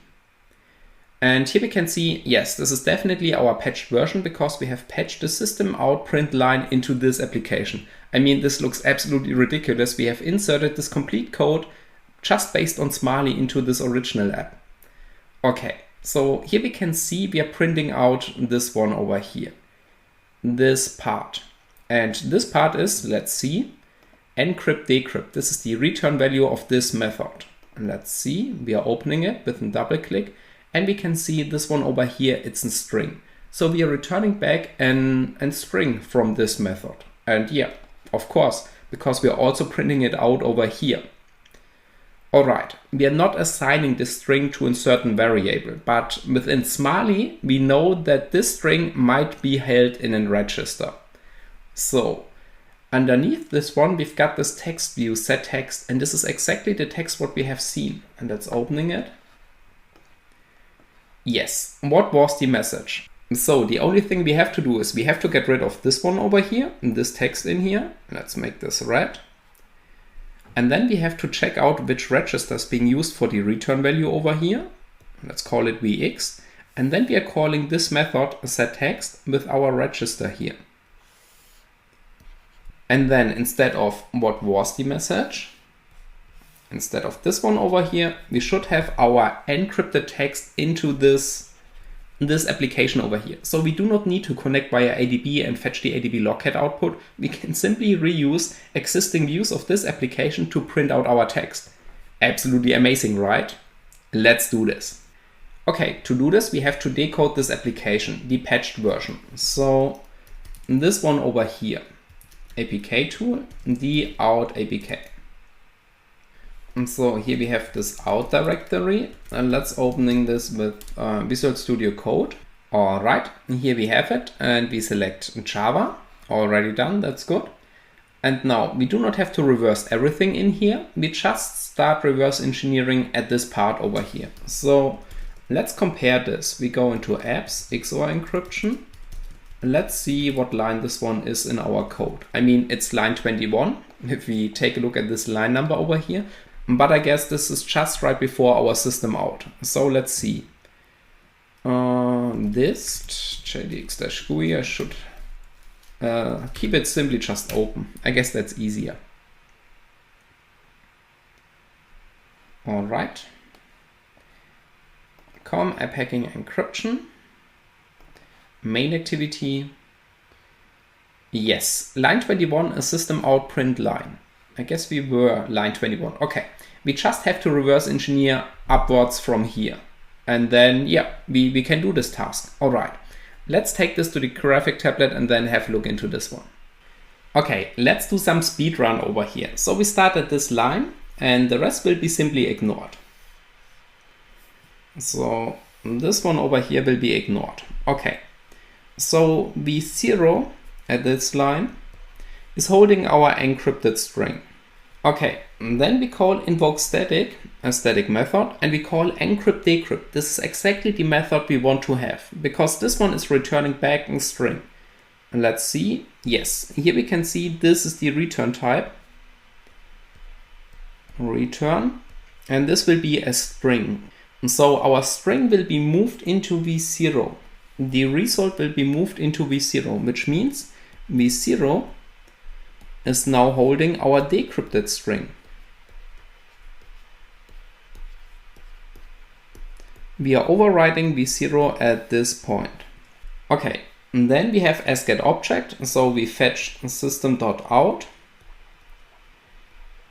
system.out, and we can see we are invoking a virtual method on this field, and we are calling the method printLine, and we're calling printLine with an argument, and this argument is v0, and this one over here. Maybe let's change some colors. So this is our argument for this function, and this one is our decrypted string. Okay. And then we can see v0 will be assigned to a label which is encrypted, but we can simply ignore this part over here. v0 is still holding our decrypted string. And then let's take another color. Okay, then we've got an iGetObject, and we are fetching p0. This is this object. We are fetching main activity. This is our this object. And we are fetching the text view from the main activity. So here we can see this one over here. This is the type. And we are fetching main activity.text view into v1. And so v1 is holding. Okay. And then we've got our string.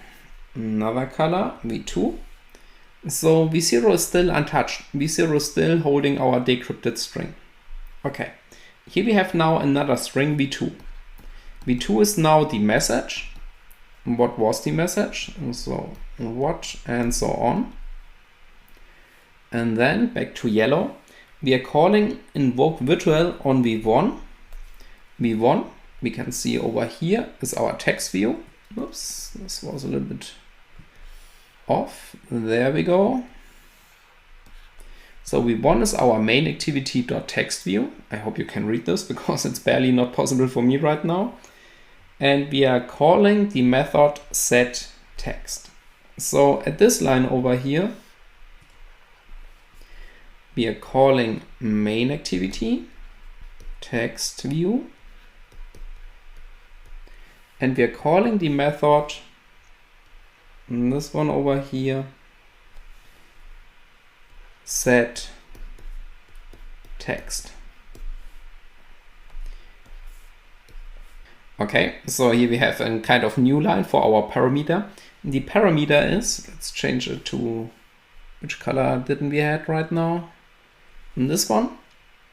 The parameter is now this one. And this is not a string, this is Java lang char sequence. So this is our parameter. And let's do it in this way. Okay, and maybe to make sure, all right, this is our parameter. And this function is returning back in void. Okay, so this means our parameter is within v2. And this is our parameter. And all we have to do is we have to replace this one over here, this v2, with v0. Whoops, there we go. Because if we replace v2 with v0, then we are not passing this string, what was the message, this one over here. And then we are passing this one into this function. And this is our decrypted string. So on the screen, instead of what was the message, there should appear our decrypted string. All right? Okay, so this was a little bit speedy, but I guess you could still follow because we have reverse engineered it in the last couple of videos. So yeah, therefore I hope you could follow. In case if it's too fast, simply please drop me a message. Then I will re-record this and make it a little bit more slowly and also explain it a little bit more extensively what we are doing. Alrighty? Perfect. So let's get back and let's apply this patch over here. Let's do this.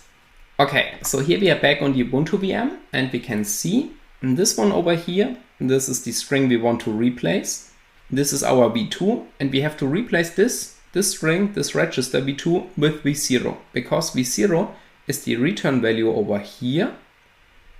And this register will not be assigned to a variable, but it also won't be overwritten in our application code. And therefore, v0 is still holding the reference to this string, and we are simply just putting this register into this function right now. Okay?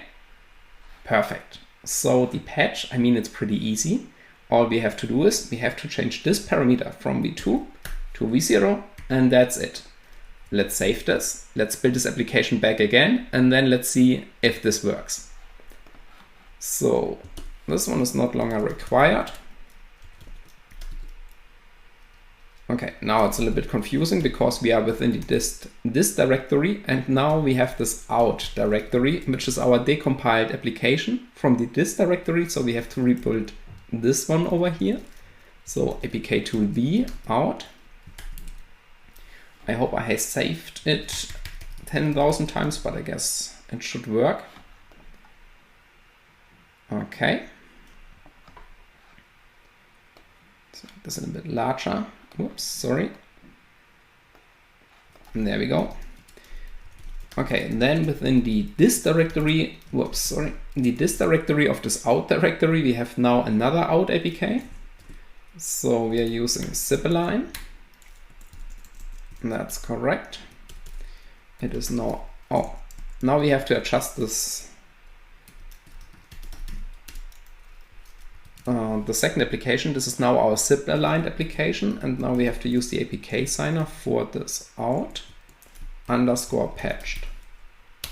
So we are patching our modified patched version, which is a little bit ridiculous, but yeah, I guess you can still follow on this one over here.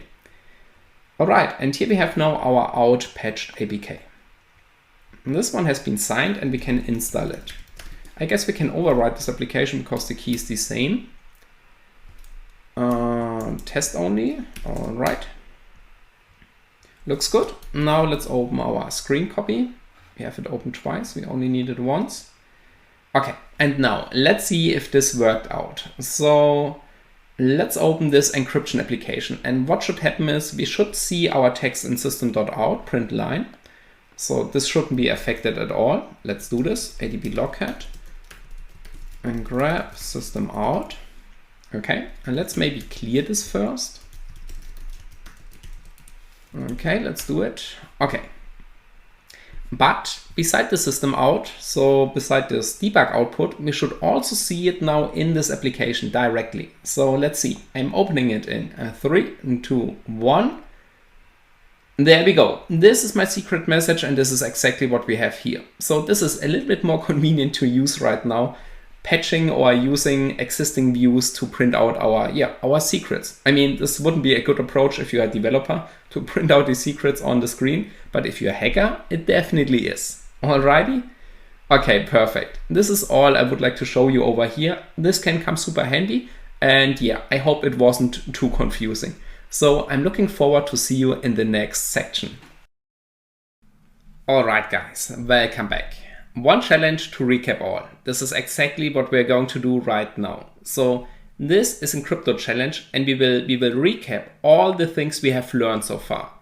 Beside this, I have split it up into 3 series. So the first one will be about dealing with unknown Smiley syntax. We have learned a lot in this chapter over here, but we cannot learn everything. The things we have learned so far are more than just the concepts of Smiley. So we have done a lot of huge patches into existing applications. But now we are facing unknown Smiley syntax, which is absolutely no problem for us, as we will figure out in lesson 1. So there we have to deal with unknown syntax, but we can reconstruct the functionality of the syntax simply by adjusting our knowledge on Smiley into this application. So this is freaking awesome, the things we have achieved so far. Alrighty? Okay. Lesson 2 will be about getting out those informations of this application, those crypto informations, keys, secrets, tokens, things like this. So far we had absolutely no problems regarding to this one, because most of the time we had simply already a string in there. But now we have to deal with complex objects, because this is a real-world application. And printing out complex objects is nothing we can do easily within system.out. And therefore we have to find ways on how to print out or get out these information into other objects that might be able to be printed out. So this is something we will do in lesson 2. Lesson 2 is the easy approach, and it's the most common used approach from my side right now. So I always recommend doing it in the easy way. There's absolutely no need to go for the hard way. The hard way, you already guessed it, will be lesson 3. And I have inserted this hard way because in the hard way we will do an huge Smiley patching right now. So we will insert, I guess, about, I don't know, 50, 60 lines, maybe 50, 60 lines of Smiley into an existing application to achieve a certain task. So this will be ridiculous, but it will be also pretty awesome because we can see over there how much power we have regarding to our Smiley patching right now. You might not even realize this, but within the lesson 3, there you will find out. Alrighty? Okay. So therefore I would suggest let's have a look into this application. What is this challenge about and how to deal with this one? Alrighty? Let's go. Okay, so here we are back at the Ubuntu VM, and now let's have a look into this challenge to see what we are facing right now. So I have already created a directory within apps, one challenge to recap all, and as always you can find this challenge as an attachment of this section. So here we have it, and it's named aes.apk. So my well-educated guess would be this is a challenge that has to do something with the advanced encryption standard. But who knows? We have to find this out. We shouldn't guess about this one. So therefore, let's install it. aes.apk. And nice, we get our first error. Let's see. Install failed test only. All right, so we have to provide this -t parameter to fix this. Yes, with this one we can also install test only packages. Okay, now let's see. Let's get back the screen. And here we have this lovely icon of this challenge. So let's start this one.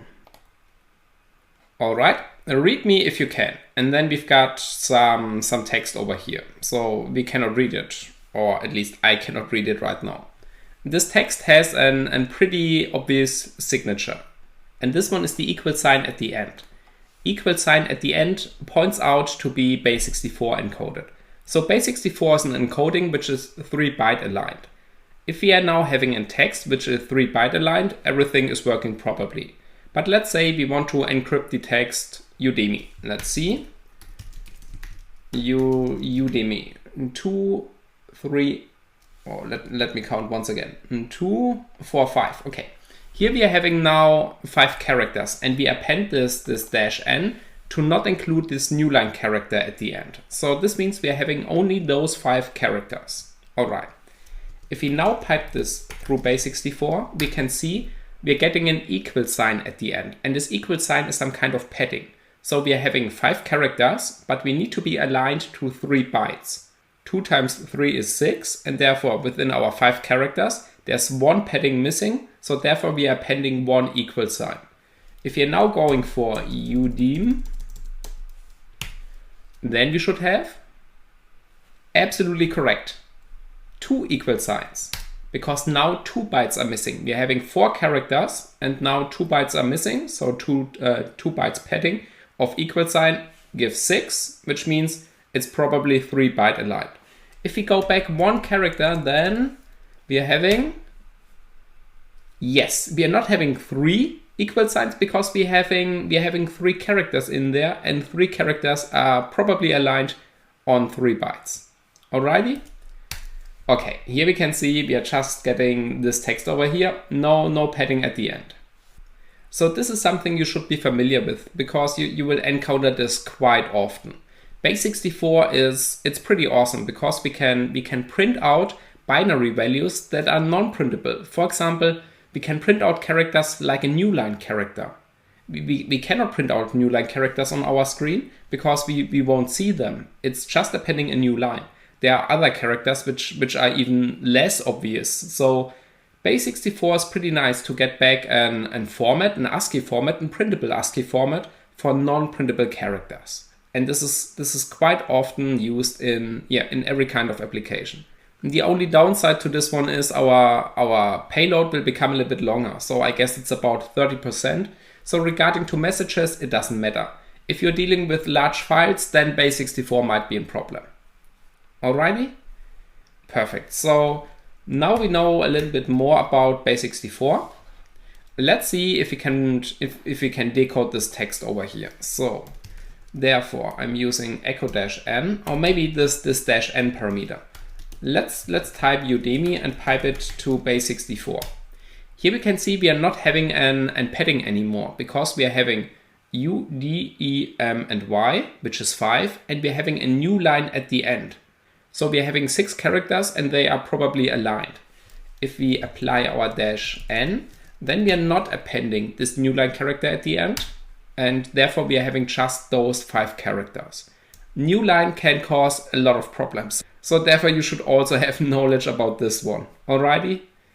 Okay, perfect. So now let's decode this text and see if we can read this, because if we take this one over here, this text, and if we pipe it to base 64-d, then we get back our Udemy. All right, let's see if this is also the case over here.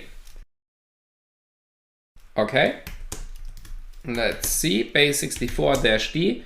If I made a typo, it shouldn't be that huge, because we should have most of the stuff as in plain text if this one is here plain text.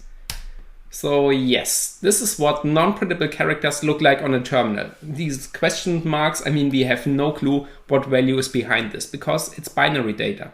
Therefore, we are using base 64 encoding to print them out. Okay, so over here we can see it's binary data and we cannot read this. If we pipe this through xxd-p, then we get the hex representation of those bytes, but this helps us or doesn't help us further right now.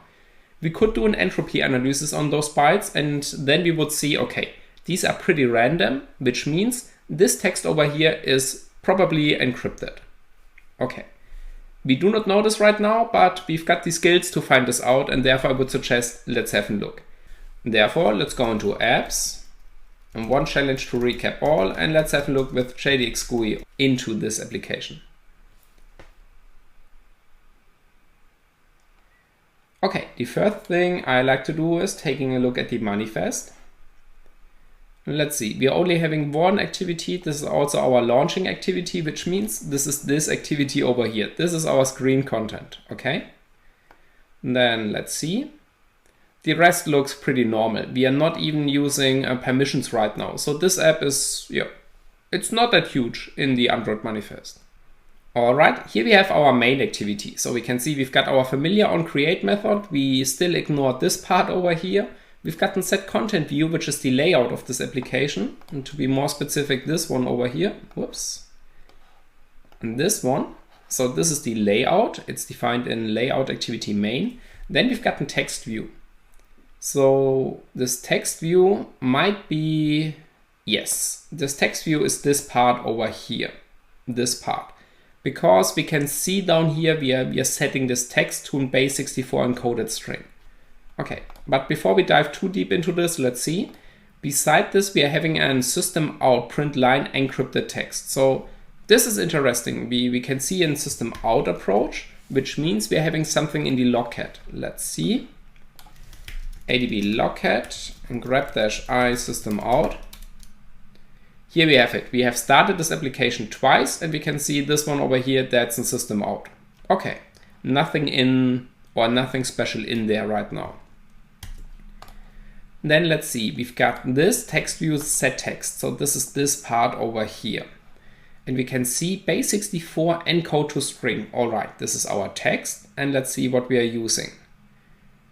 Oh, well, we are using AES crypto encrypt message. So we are using the return value of a function in our base 64 encode to string method. I guess we have to make this a little bit larger, otherwise it's not readable. Okay, so here we have it now in one screen. So we are using base 64 encode to string. So the return parameter of this one has to be in string because we are using it within a set text function. Okay, then we've got AES crypto encrypt message. This is a function call. And here we're having this strange byte array. And we're having a second parameter, comma 0. All right, this line is massive, but we can split this up into single pieces because the JADX output is just combining everything into one line. Okay, therefore I would suggest let's do this over here. So we start from the outer brackets and we go to the inner brackets. In this way, we are not messing it up. So here we've got set text. Okay, so let's see. This one over here is set text. Oops. Okay, then we've got base 64 encode to string. Okay, so let's see. Base 64 encode to string, these are those brackets. This one and over here the next one. So these two brackets, which means we can see we are having two parameters in here because we've gotten comma. So this one is our base64 encode to string method, and we are taking two parameters. The first one is this. That's not visible. This.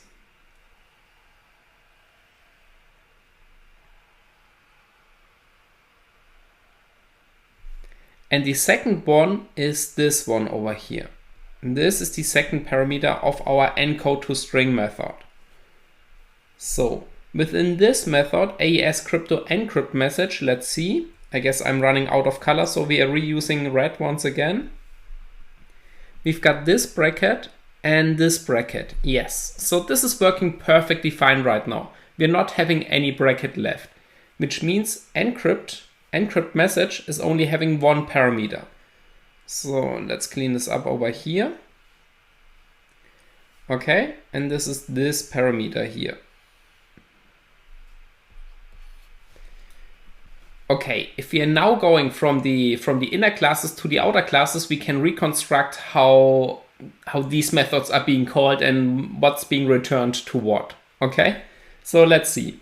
We start with the first one. The first one is AES crypto encrypt message. Okay, this has only one parameter, which is a byte array. Okay, the next one is, it's the color cyan. And this one is base64 encode to string. Okay, we can also take green. So this one is, it's the second one. It's base64 encode to string. And this one is as first parameter taking our return of function 1. So this line over here. And the second parameter is this 0. Okay, and this one is returning back a string, which is being used in text view set text. So this is what happens in this line over here, and I can hear my fan spinning around because also for my CPU, this is absolutely crazy right now. Okay, but we made our way through this. So we've got AES encrypt message. This is the one we are first having a look into this one. Then we will have a look into this one, and then we should be done. So then we should have understood what's going on over here. So therefore, let's have a look into AES crypto encrypt message. Okay, before we go into the AES crypto encrypt message method, maybe one last thing I didn't mention right now. The base64 encode to string has two parameters. This one over here, which we do not know right now what this one is, and this 0. And therefore, we should look it up, that we understand what's going on over here. And the easiest way is if we simply click on this one, then we can see it's from android.util base64. So let's search for this one in your search engine of choice. All right, so here we have it, developerandroid.com base64. Okay, let's see. Here we've got this public class, and on the right we've got those methods. We've got two methods encode to string. That's good. Let's check them out. The first one is using an byte array, an offset, length, and flex. So we are having 4 parameters in here, which means this is not the method we are looking for. So the encode to string method is being overloaded with a different amount of parameters, and this one is not what we are looking for. Therefore, it has to be this one. So let's see. Perfect. We are only having 2 parameters, input and flex, and we can see the first one is a byte array. So now we know the AES crypto encrypt message function is returning back a byte array. Okay, base64 encode the given data and return a newly allocated string with the result. All right, the base64 method is returning back the string. And this is exactly what we have seen, the base64 string, which can be used in the set text function to get it out on our application. All right. Okay, so let's figure out what are those parameters. The first one is input. It's a byte array in this case, and the data to encode. Okay, that sounds easy. Then we've got flex, and flex is an integer value. Controls certain features of the encoded output. Passing default, whatever this one is, results in an output that adds here to the RFC 2045. Okay, so the RFC, it's an standard, and there it's described how this encoding works. And if we pass in the default value, then we can simply look it up over here. Base64 can be also used with different character sets, for example. But if we're using the default value, then we can be sure that this character set fits with this one over here. So let's see what's default. And we can find this over here. Constants, default. Default is 0, perfect. This means we are not dealing with some really strange character sets in our base64 encoding. We are having a basic base64 encoding, which means we could simply, we could do this on our terminal over here, like this one. All right? Okay. This is something you definitely should up, because in the past I have encountered some base64 formats which are using some really strange character sets, and this will mess up your whole encoding. So this is something you should definitely check out if that's the case for you. All right, now we can get back to the AES crypto message. This one over here, encrypt message, sorry, this way. So we double click on this one. And here we can now see we have an AES crypto class, but this doesn't mean that it is AES. So sometimes developers do some strange things and we cannot rely on this one. We have to reverse engineer this code. Okay, we've got the method encrypt message. This method is taking a byte array. This is something we have already seen. And it's also returning in byte array. So the first parameter in our base64 method, encode to string, this one over here, this is a byte array. All right? Okay. Then let's see, we've got key generator get instance AES. Now we can be sure that it is really AES, because this key generator comes from the generic class JADX crypto key generator, and it's getting an AES instance. Then it's initializing this key generator, and then we are having a secret key, generate key. This is pretty interesting. In AES, we have certain parameters or values regarding to the encryption algorithms. In this application right now, we can see that we're using AES in CBC mode.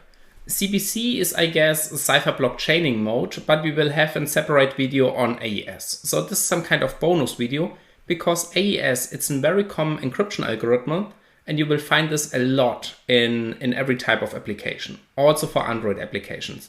So there are some neat tricks that can help you out if the developer has implemented it wrong. And this is something we will take a look into the bonus video. Okay, but back to this one. So here we are generating a key, and this key is being used within our encryption. And we can see we are not having an input on this one. We are generating it. And this means this key is most likely being generated randomly, which means every time this method is being called, we are using a different key for our encryption algorithms of our plaintext. This is also pretty nice. We can already see the parameter we are inserting in this function is already the plaintext. So the challenge is not getting out the plaintext or the ciphertext. The challenge is getting out those objects. For example, this secret key over here. Okay, first let's verify a few things. So this one is generating a new key, and this one is being generated in this message call over here. If we go back into the main activity, the message or this method encrypt message is called every time we are calling the onCreate method, which means every time we are launching this application, we are using or we are generating a new key for our encryption over here. So this is why it's absolutely necessary to print out this key. This one over here. All right. This will be a task in our one challenge to recap all challenge. Okay. And then we've got this one over here, AES CBC mode. Then we've got cipher init, so we are initializing something with our key, by the way. And then we've got our ciphertext, and that's the text we're going to return. And we can now see our cipher instance, which has been initialized with our key, is now performing the doFinal method on our plaintext. So this is now where the encryption is finally taking place, and we get back the ciphertext. So the encrypted text, which will be returned out of this function as a byte array over here. Okay, the ciphertext will be returned, and this line is also pretty interesting, we can see we have cipher.getIV. IV is the initialization vector, and this is also a parameter which is being used in our AES crypto function, or maybe not being used. And this is also something we have to figure out, if this value which is being generated over here is being used in our AES encryption. Right now, I would assume not, because we have already created our ciphertext over here. But maybe this one is being called in between over here also. So yeah, we will have a look into this one. Okay, and then we've got return ciphertext. So then we are returning out. Okay, and then we've got this try and catch block. So this try block is observing this code path if there is some error occurring. If there's an error, for example, no such algorithmus exception, for example, if you're using an algorithmus that's not known, let's call this Udemy, I guess that's not known in the JADX crypto class, then this exception will be thrown, and this exception is printing out in stack trace, and this method will return null. So we will go out of this method with the return value null, which will crash later on the whole application. But in this case, it's designed because there shouldn't be an error within the encryption part right now. All right? Okay, so this is all for this part right now. Let's go back to the main activity. And last but not least, we've got this byte array, and we have already seen this is some kind of plain text. And we can also observe this because the number 51, let's see, the number 51 is occurring more often than others. I mean, it's occurring pretty often, and therefore it's most likely not being encrypted, this text over here. So we could simply use a Python shell, and we could restore those characters, or not restore, we can simply print them out by converting those decimal values into characters. So a character of 83 is S. Okay, let's see what's 51. A 3, that's interesting. Then we've got 99, C, and so on. We've gotten feeling what this word might be about, but we could also simply, we could also get back those characters.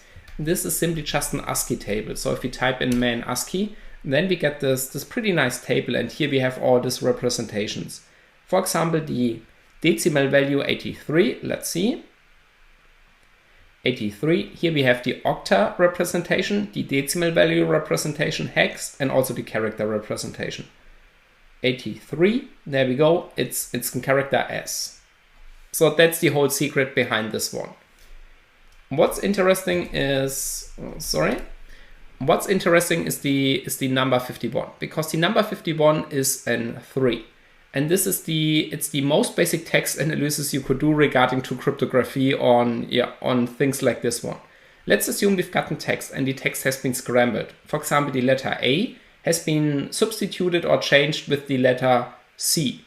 The letter B has been substituted with another value, for example, X, and so on. Within an English text, some letters occur more often than others, for example, E and I.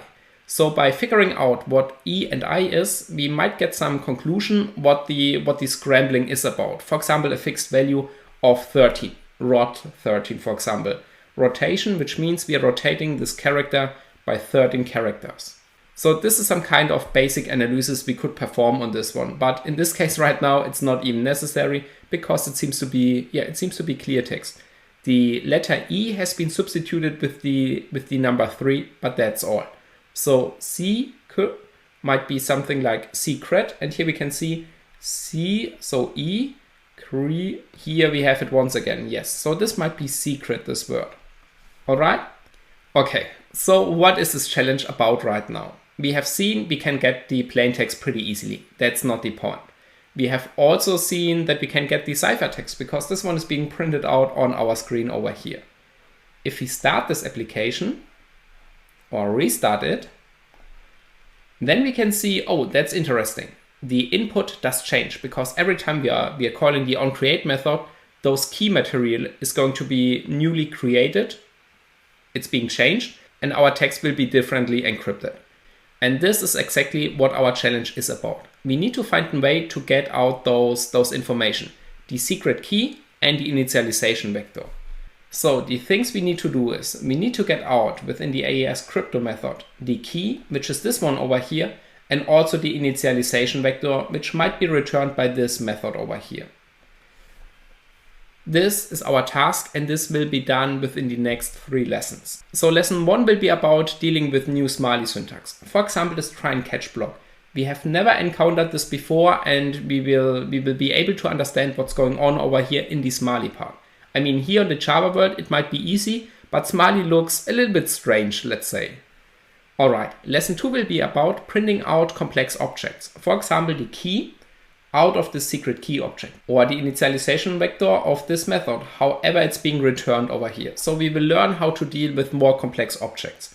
And lesson 3 will be about inserting a huge block of smiley lines into an existing applications, because there we have to consider a lot of things and we have to adjust even more. So that's a perfect ending for our series over here.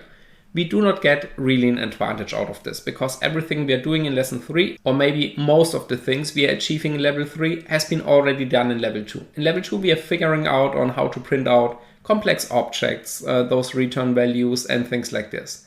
Level 3 is more about if you are trying to apply a huge patch into an existing application. I mean, we are not limited to certain classes or methods. We can patch whatever we like, and we can also interact with whatever we like. And this is something we are doing in session 3.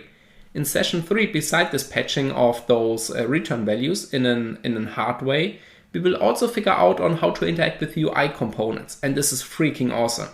There we will learn how we can interact with existing activities. So we can print out new messages, we can interact with the design, we could change background colors and things like this. Tasks regarding to the UI are not really easy in Android, even in Java, and in Smiley it's even worse. But this is something we will learn in session 3. So my suggestion would be, if you're feeling absolutely comfortable regarding to Smiley right now, maybe have just a quick look into lesson 3 if this is interesting or new for you. And in case if you say, okay, that's easy peasy, I know the stuff, then you can easily move on with the next one, with our SpacePing application, because there we are having even more fancy and nice patches to do right now. Alrighty? Okay. In case if you like to recap certain things, this video series is for you right now. Okay? So therefore I'm looking forward to see you in the next video. Welcome back. After this very short introduction video, let's have a look into this AES crypto function. Let's see how we can deal with unknown Smiley syntax. For example, this try and catch block. Let's see how it looks like, and let's see if we are really able to understand it. Therefore, let's go. Let's decompile this app and then get it back on the graphic tablet.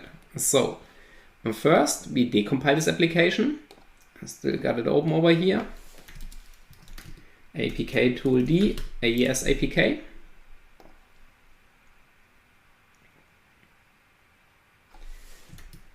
Alright, and then let's open these Smiley classes too with Visual Studio Code. We trust this author, and then com, app hacking, AES crypto. Alright, and here we enable Java. Perfect. Okay, so here we go. We've got our class AES crypto. We are not extending a special class, so we are just having Java-lang object as superclass. Okay, this is our source file AES crypto. Here we have our constructor. All right, and here we have now our method encrypt message. Let's see if we encounter something unusual just by looking at this. So we are not reversing it right now. Let's see. We scroll down. Oh, okay. I guess we have found it. And this one seems to be new, right?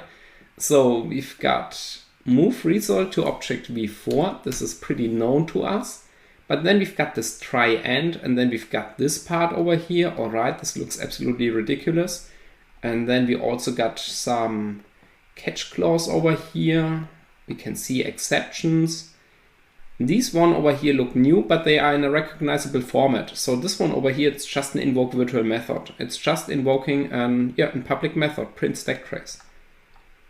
All right, and then we've got a bunch of other stuff. This sounds different than the things we have seen so far, especially this one over here. And therefore I would suggest let's take this on the graphic tablet and let's see if we can understand what's going on over here. Alrighty? Okay, perfect. I will see you in just a moment. Okay, so here we are back at the graphic tablet and we have already seen that this file is massive. If we scroll down a little bit, we can see we've got 147 line numbers in there. So at a point we have to reverse engineer this, but not the whole file. We have to figure out, for example, how to print out the secret key, the initialization vector, and things like this. In this part, which is the second part, we only focus on reverse engineering those necessary parts. But if you are absolutely insane and you want me to go through this whole file line by line, then simply just drop me a message. For me, it's perfectly fine. But I guess you don't want to watch right now 40 minutes me reverse engineering this. Let's focus on the new stuff. And this is the try catch stuff. This one in the middle over here. So this is something we haven't encountered so far, but we understand the core concepts of Smally. And these are enough to understand everything right now, even this part over here. You don't believe it? Then let me prove this to be a correct statement. So therefore, let's have a look into this one. Okay, so we want to analyze this part right now. Let's see. In this one over here, we know what this one is. It's simply just a label. We've got a label try underscore and underscore 0. So let's write this down. Try underscore and underscore 0. This one is a label. Label means, or we have seen some labels before regarding to jump instruction. In our if statement, we've gotten condition 0, for example. If the if statement has been true, we jump to this condition. Otherwise, we move on. But we have also seen labels regarding to go to instruction. For example, go to condition 1. All right, nothing new so far. Okay, so this try end might be simply just a label. Let's see how often it occurs. So let's search for this one over here and we can see 2 out of 6 and let's scroll down. So this one appears over here and also here. So within this strange looking syntax over here. Let's see. Yes, so these are the only occurrence of try and end. All right, that's good. This is compact and it's clean. So therefore, let's go deeper into this one. Okay, this one is our label. Let's see. And then at the beginning, we've got this dot catch. We don't know what dot catch is or dot catch does, but we know what this one over here is. This capital L. And then we've got a class reference, and this class reference is no such algorithmus exception. Here we've got no such padding exception, and here we've got invalid key exception. So these are all our exceptions from the Java side. If you remember this, maybe let's clean this up because it's barely not readable. And there we go. So these are simply just our exceptions that we can throw. All right? Okay. We do not know more about this. These are just class references. We've got no clue. Is this now a return type? Is this a parameter? Is this something else? We don't know this. Okay. Then let's ignore this part over here. So this one will be ignored. And this one also, let's see. And then we've got this try start. Try start underscore 0. And we can see once again, this is just a label. Try underscore start underscore 0.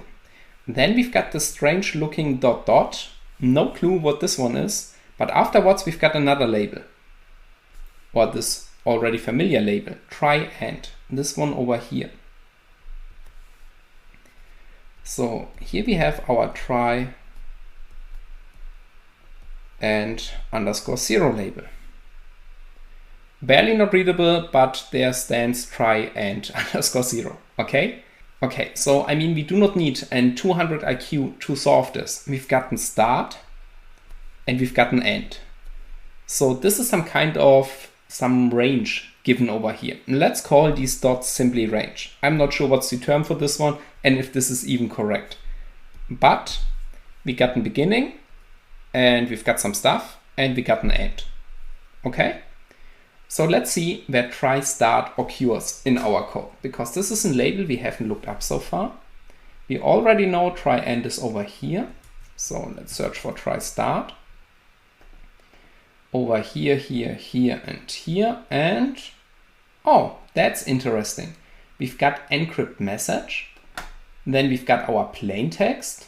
we've got v0, and here we've got a try start label. So this one over here, this is our try start label.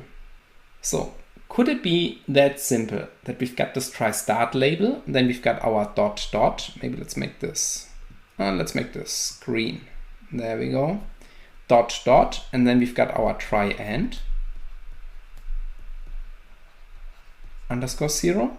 So could it be simple as this, that we've got our start over here, this one, this is our start, then we've got a lot of dots until we came to this one over here, the try end. Let's say down there, there's somewhere this try underscore and underscore 0 label. So is this simply just the try and catch block? Let's find this out. So let's clean this up. Okay, line 25, we've got our try start. And over here, we've got our try end. So this one is the start. Here we have our end. And everything in between there is within our try block. Try. And then the end. This would mean after this try block, we have this catch block. And this catch block has now certain conditions. And we can see those conditions already occurring here. So therefore, let's get back to the Java code and verify if our try block starts or includes, let's see, this key generation. So this one at least. It's hard to tell if this one is already included because it's Smiley and Smiley has disassembled it into certain parts. This one over here, I mean, it's just a label. This one over here, I mean, it's just in reference to a variable name. There cannot go something wrong regarding to this one. Our error could occur in here. This is where we could have an error. So therefore, my suggestion would be that our try and catch block, the first instruction is our key generator, get instance. Okay, so therefore, let's find out if our try block directly starts with a key generator, this one over here. All right? Okay, and therefore we open a new terminal, we go into apps, one challenge to recap all, and we are opening AES APK with JADX GUI. Okay, then we go into COM, app hacking, AES, and then AES crypto. And this is absolutely correct. Our first instruction in here is the key generator. So this is exactly what our try block looks like. So we've got our try and we've got it over here. We can also see that our last instruction in our try block is the get initialization vector method, this one over here. Then we are moving the result into v4 and then we have our try end block. So if we go into this one back again, we can see yes, we can see get initialization vector is pretty close to be the last instruction. I mean, afterwards, we simply just have a return out of this one. But regarding to the try and catch block, the return type, this one over here, is not being included in this block over here. So in the Java world, once again, we can see return is also included in the try and catch block, but technically correct, it isn't. Because we can see over here, the result would be moved into the register v4, but if we return out of this function, let's see where we return out. In this one, do we have another return? So let's search for return. Yes. Here we can see we have this return object v3. So this is from our get initialization vector, move result into object v4. Then we've got our try end block. And here we can see we are returning out. Sorry for the interruption over here, but there's a slight mistake regarding to the return value over here. And I definitely want to clarify this. I mean, the code, everything we have discussed so far is absolutely correct. But I have mixed it up in the last 2 minutes. So let's get through this over here. We can see on the line number 65, we've got this method invoke virtual, JADX, crypto cipher, get initialization vector. This method is returning back a byte array, and this byte array will be stored in the register v4. So we move the result object into v4. And then we've got our try end block, we've got all these catch instruction, and then on line 78, we've got this local v4, which will be assigned this label, this initialization vector label. But then we've got return object v3. This is the line number 79. And if we take a look at what v3 is, we can find this in line 59. So there we have invoke virtual, JADX crypto cipher, do final. We have a parameter and byte array, and we also have a return type or return value as a byte array. We move the result of this function cipher do final into v3, and then we are returning back v3. I guess I have said we are returning back v4, which is not correct. We are returning back v3, which is the byte array from the method do final. The rest is absolutely perfect fine, and now we can move on with this one over here. So let's go. So technically, it's not 100% correct. This is not included in our try and catch block, but we can only see this if we enter the matrix. So if we have a look into Smiley, over here it looks like the return type is, the return instruction is also included, but that's not true. Okay, nevertheless, we don't want to be that picky. We are super excited that we can understand try and catch blocks already. The last thing we haven't talked about so far is this one over here, this catch block. So here we can see we've got catch, then we've got Java security no exception, no such algorithmus exception, very hard to pronounce. Okay, and then we've got 1, 2, 3, 4, 5 exceptions. Let's have a look into the Java code. Okay, catch, we've got 1, 2, 3, 4, 5. These are all these exceptions over here. All right, so this perfectly matches with this one over here. Back into this one. So what else do we have here? Because we are not done right now. And let's get back to the graphic tablet. Okay, so now we know we've got something like try. We've got a bunch of stuff. And then we've got this catch, which includes those exceptions. And this one also have some code in there. So we've got a lot of catch instructions over here. Okay, so this means this one over here seems to be this part. Okay, so we can understand this part. And this one over here, I mean, no such algorithmus exception. It's our parameter. So let's call this to be a parameter. This might not be technically correct. So even if it's not fully technically correct, I mean, it is what it is. We are providing an exception to this catch clause over here. So we are listening for this exception. And this one it's the exception that gets triggered, and this is the parameter in our catch clause. All right? Okay.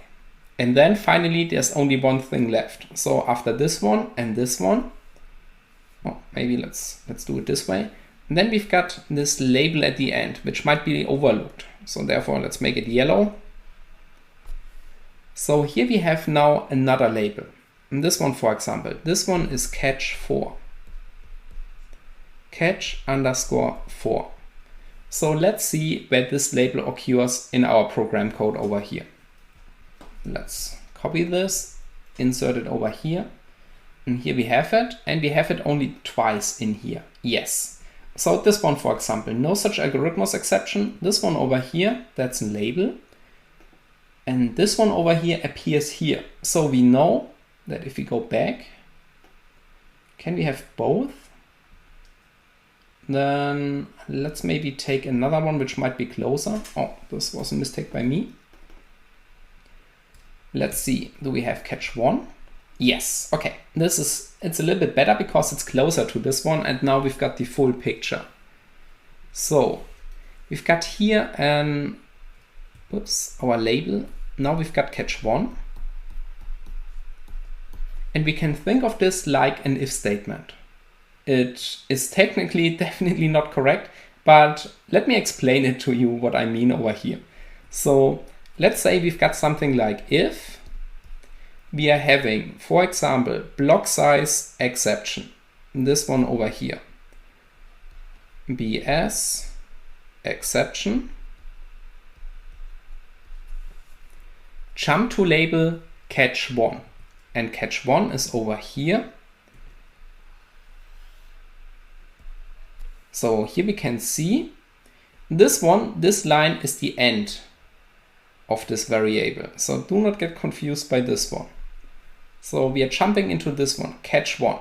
Then we've got move exception into v1. Okay, so now we are moving this exception maybe into v1. So v1 is now vs accept. Okay. And then we've got v1 is being assigned to this variable e. So we've got this exception. Maybe let's write that out. Yes, I've taken, I guess, the longest name. So there we go. Illegal. So this is now being assigned to v1. v1 is now this variable name e. And here we can see we are invoking a virtual method. This one, print stack trace. So we are invoking the virtual method print stack trace on v1, which is e, which means we are calling e dot, oops, sorry, wrong color. This method has no parameters and it's returning back void. And this is all we are doing right now. So, I mean, this if is definitely not technically correct, but you can think of this term. Nevertheless, I would like to remove it over here. So when we have an exception, let's call it not if, let's call it a when block, which is, it's now being introduced by me right now into the Smiley world. So we are now having a new block, it's the when block. When we have an illegal block size exception between try start and try end, then go to catch1, which is this one over here. This is my complete free interpretation of a try and catch block. I didn't look it up, and therefore these terms might not be 100% technically correct, but it doesn't really matter because we are able to understand everything in here, and we could easily modify every single part in here and also add this part into new applications. And this is all we need. We understand it well enough to modify it in any way we like to have it. All right? Okay, perfect. So let's get back into the application once again. So here we can see illegal block size. It's E4. So these numbers, I'm not sure, they don't have to match. Yes, this is catch1, and within our exception, it's exception 4. These numbers or these cases doesn't align to them over here. So E4 might not be or hasn't to be the fourth instruction or catch instruction in our block. But we can see we've got this illegal block size exception. We can see this parameter E4 is printing a stack trace. And then, okay, we didn't look further, but we are returning out of this function. So this is how try and catch blocks works. We haven't seen them before and we haven't learned or looked up anything else. Based on our Smiley knowledge, we were able to understand this complete new block over here, this one, which is absolutely amazing in my opinion. So maybe to finish this over here, let's do this return type also. Let's get back into our exception, which was catch1 over here. So here we have seen print stack trace. Okay, this is something we have understood. It's returning a void. And here we can see a label go to 0. So let's see where this label appears. This label appears, oops, maybe let's clear this, over here, here, here, and here. Okay, so it appears in every catch block and we end up over here, this line. This one is the end of the local variable, so this one is being ignored. We start at this point.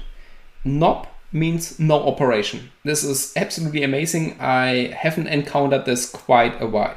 So this is simply just do nothing processor. Not sure why it's included over there. But after this knob, we can see this one over here. This is also just a label which can be ignored because we have no jump instruction to this one anymore. And then we write v1 equals 0. So we are writing 0 into v1. And then we are returning out, which means we are returning null. All right. And it doesn't matter in which exception we end. This will be the end over here. So we are having here an exception, here an exception, here an exception, but all come down to this label. Go to 0. Let's do this maybe for another one. Let's see. Here we have catch 3 in this one. Okay, we move exception into v1. All right. Then we've got v1, e print stack trace, and so forth. It's returning void. All right. And then we've got the end of our local variable. And then we've got this go to label, which means we end up over here. So also catch, what was it? Catch 3. So this happens for all exceptions over here. We end up over here, and this one is simply just return null. So yeah, this also fits perfectly into our code right now. This one over here. Let's clear the screen. There we go. Yes, so we are having return null all the time over here. But Smiley is a little bit more efficient on this one right now. Okay, so this is all for this video right now. This wasn't just picked up because we can understand this. This was a completely random case. For example, switch cases. We haven't talked about switch cases, but the approach is the same. And everything else is just consisting of Smiley instructions. So everything else is just Smiley line after line. The only difference is some weird constructions like this one over here, where we have some jumps, but the rest is simply just we go through this line by line. And with this knowledge, we can understand 95% of Smiley. There might be really some edge cases which we cannot understand right now, but if you encounter them and you're not sure, then simply please just write me a message. I'm glad to help you out on this. Or maybe just by looking them up online, you might be able to solve this on your own. Because with this knowledge you have been wrapped up right now, I'm pretty sure you can do this. Alrighty? Okay, perfect. So this is part 1, which has become another long video, but I guess it's pretty amazing how far we already have achieved. In the next one, we will look at printing out some hard objects. For example, we want to get the initialization vector value out of this one. Or for example, we want to have the secret key to be printed out as a string, because the return type over here is a secret key. So how can we print out the secret key if it's a completely different object? This is something we will figure out in the next video. And afterwards, we will look at another amazing example, which is inserting complex Smiley code into an existing application over here. Therefore, I'm really looking forward to see you at part 2. Welcome back to our one challenge to recap all section.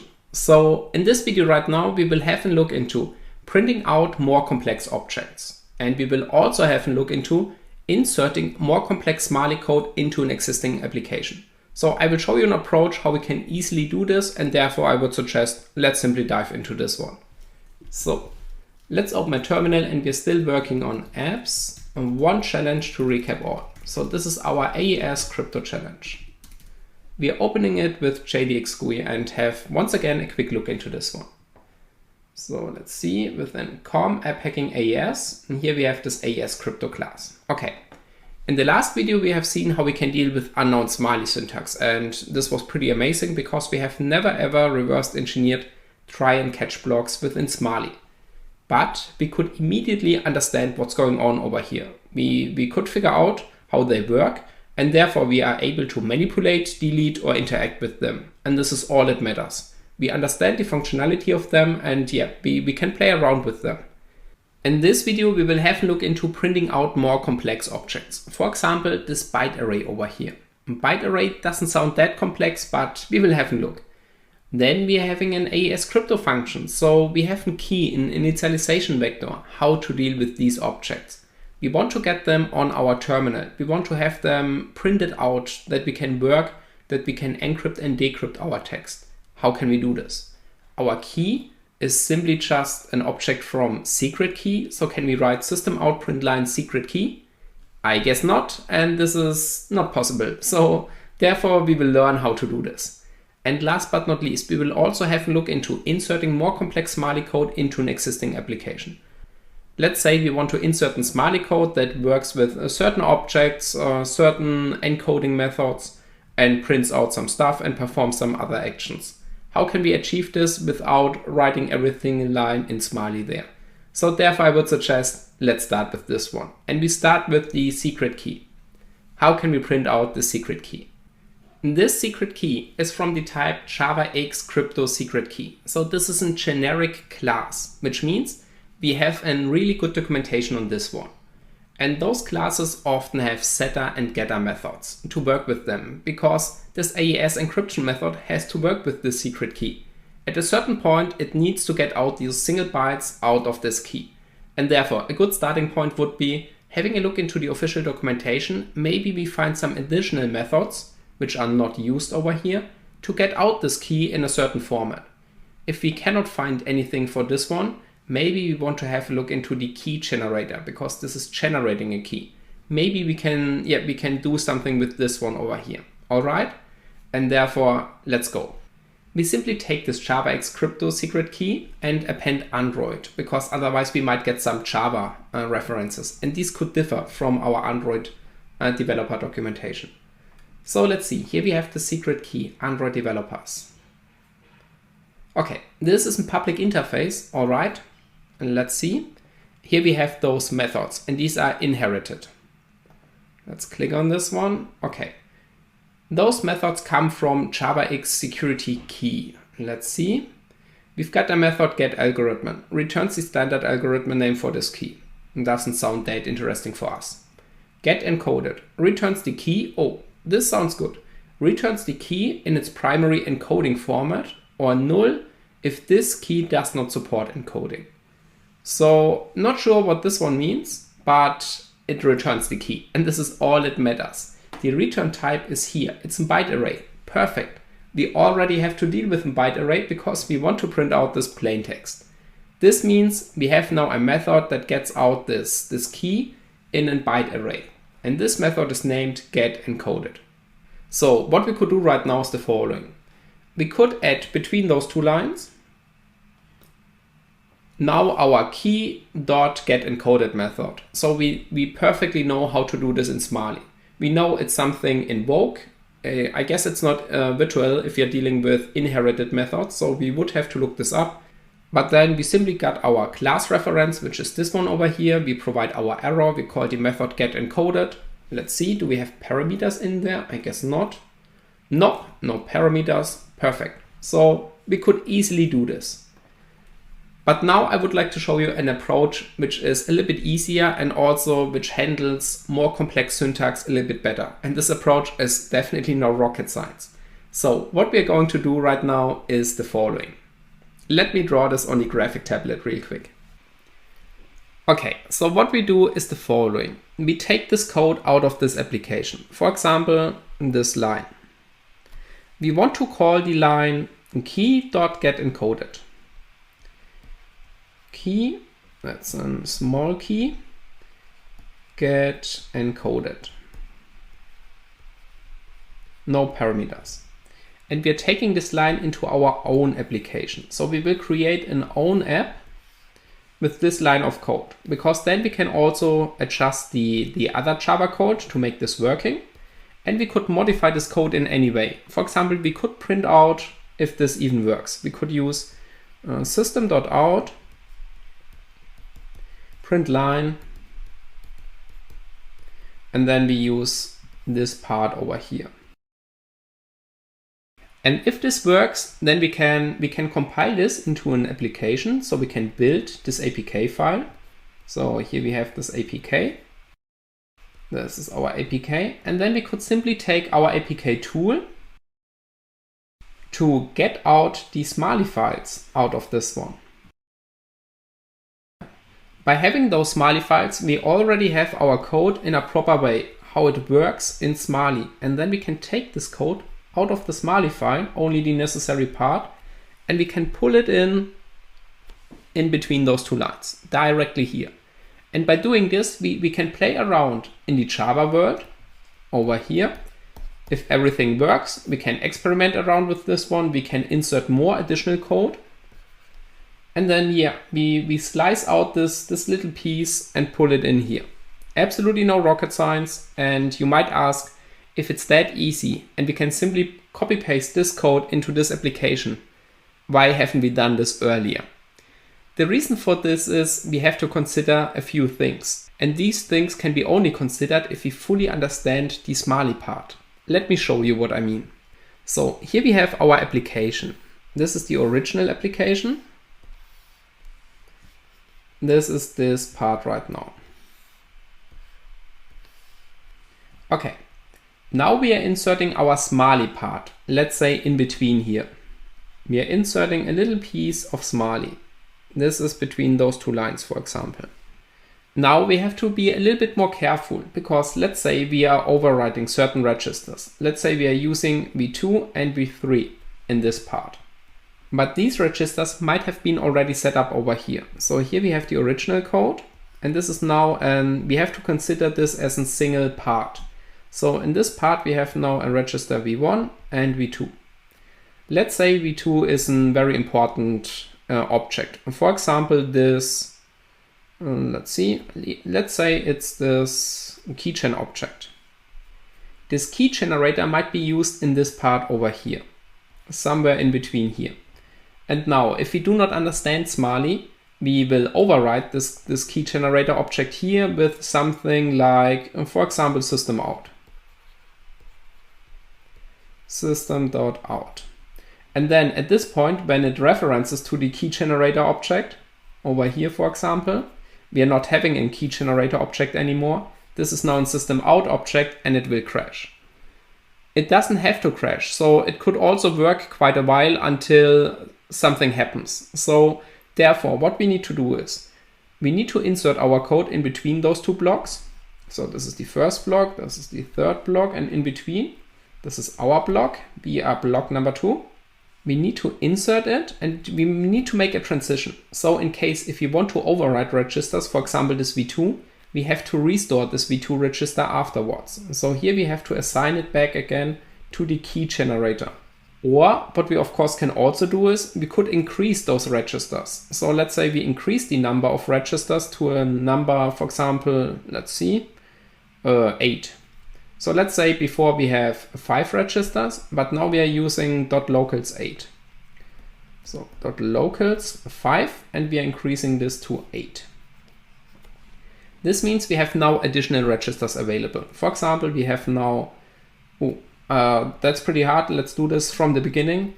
v0, v1, v2, v3, v4. So these are our 5 registers, our original one.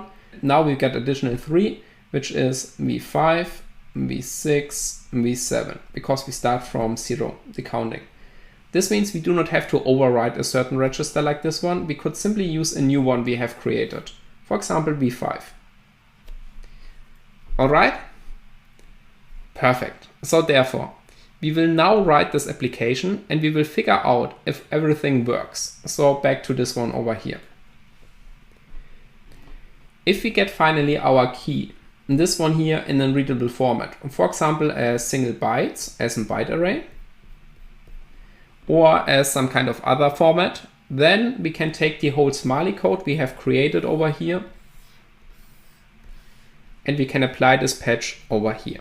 So this is the approach. We write our application, we test everything in the Java world, and if it works there, we compile this app and then we make the transition into the original application. So we are doing this part afterwards. Okay, let's do this.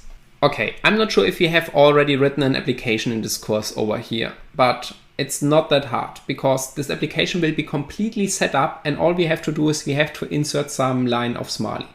We can already understand the whole concept of this one, what an activity is, what the onCreate method does, all the stuff, and therefore you do not have to be afraid about this app development.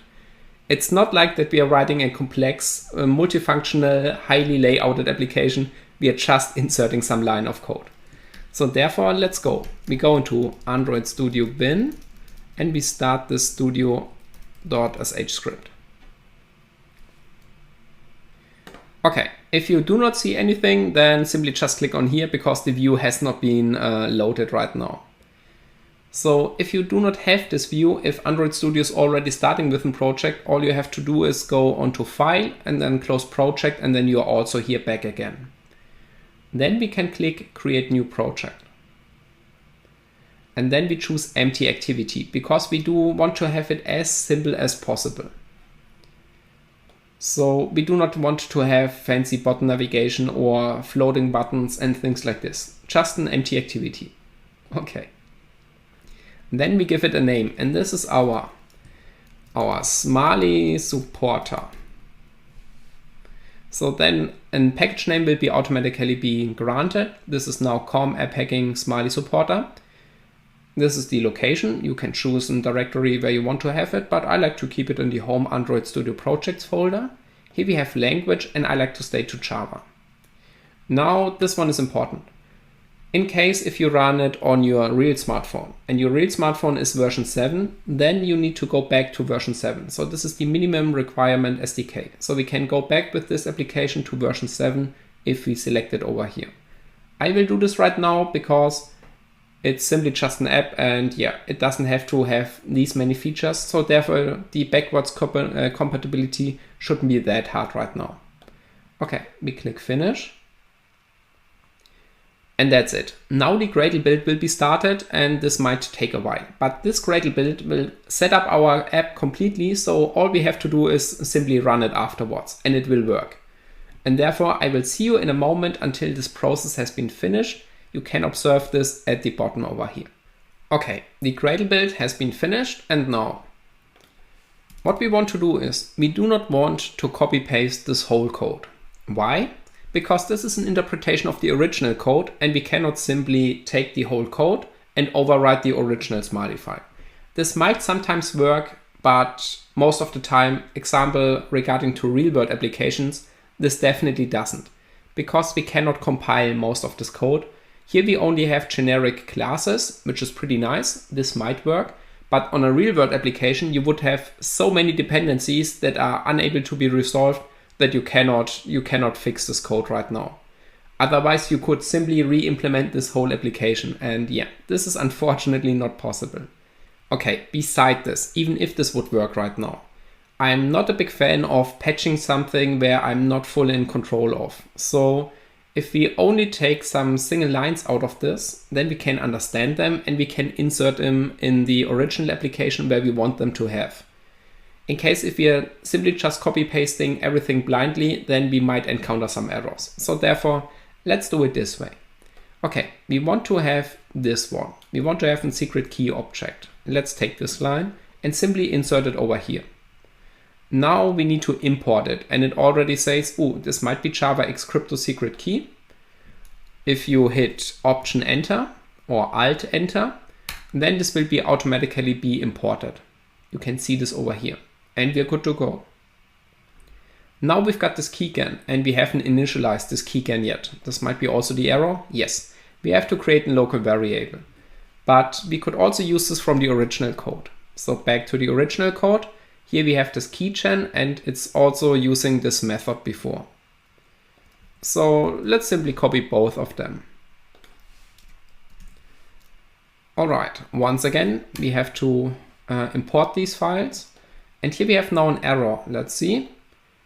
This method can cause an exception, and therefore we have to surround it with try and catch. We simply have to click it here, and then it's done.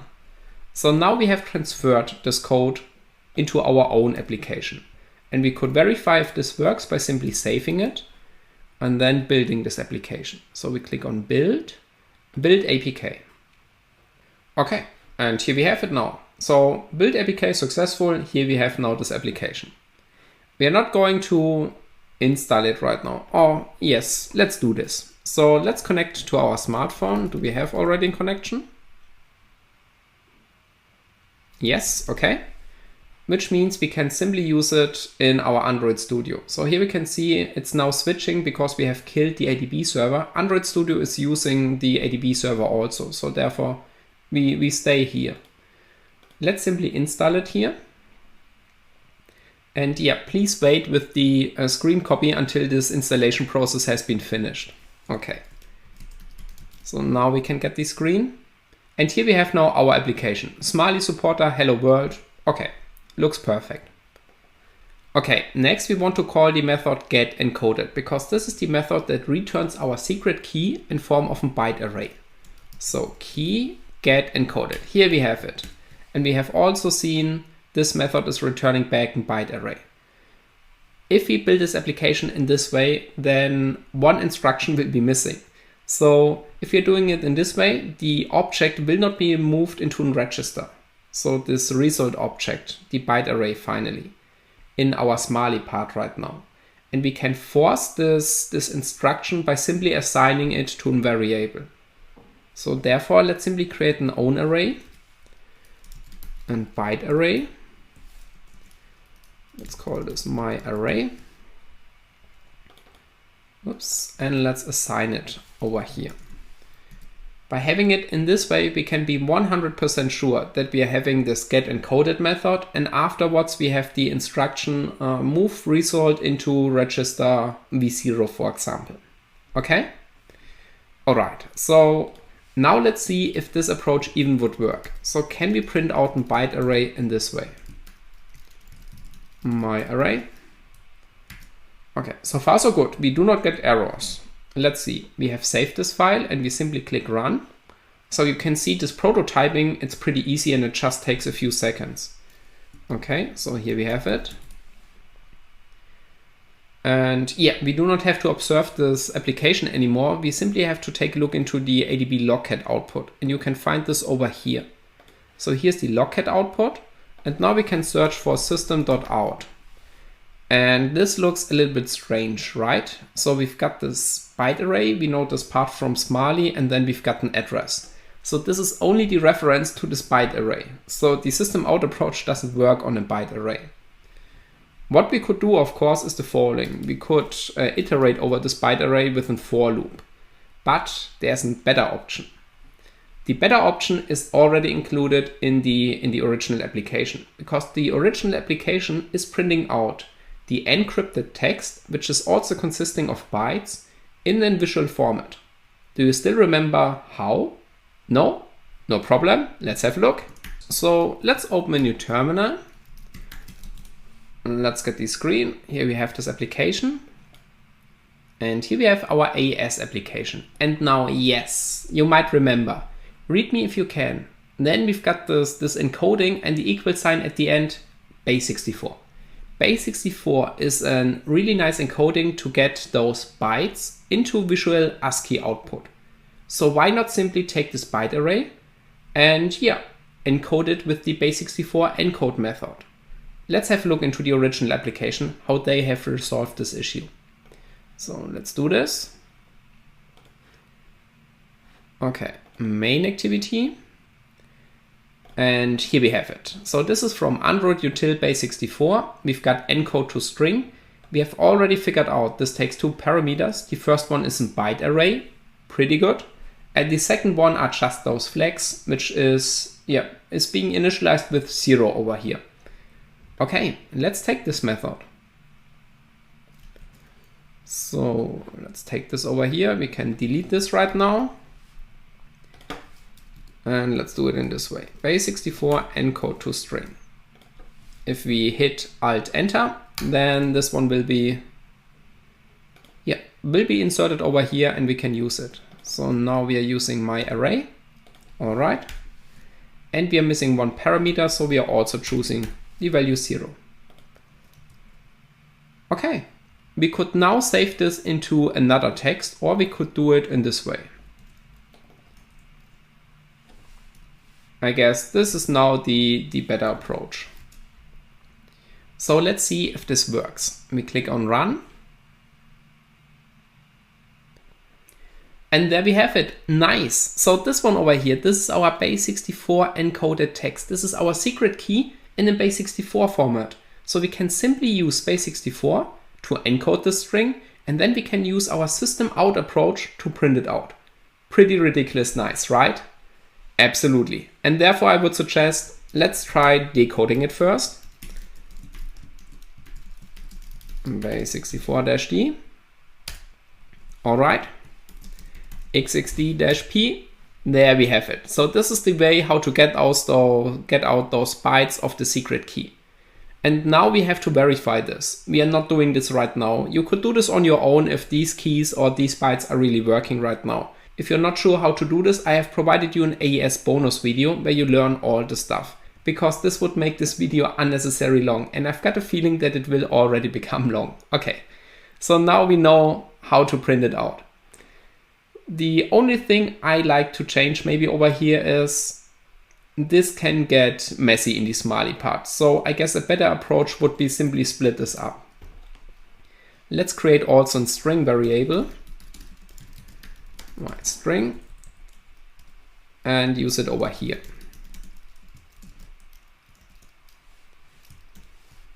Okay, we have to swap them. Now we're good to go. So this means those two can be ignored.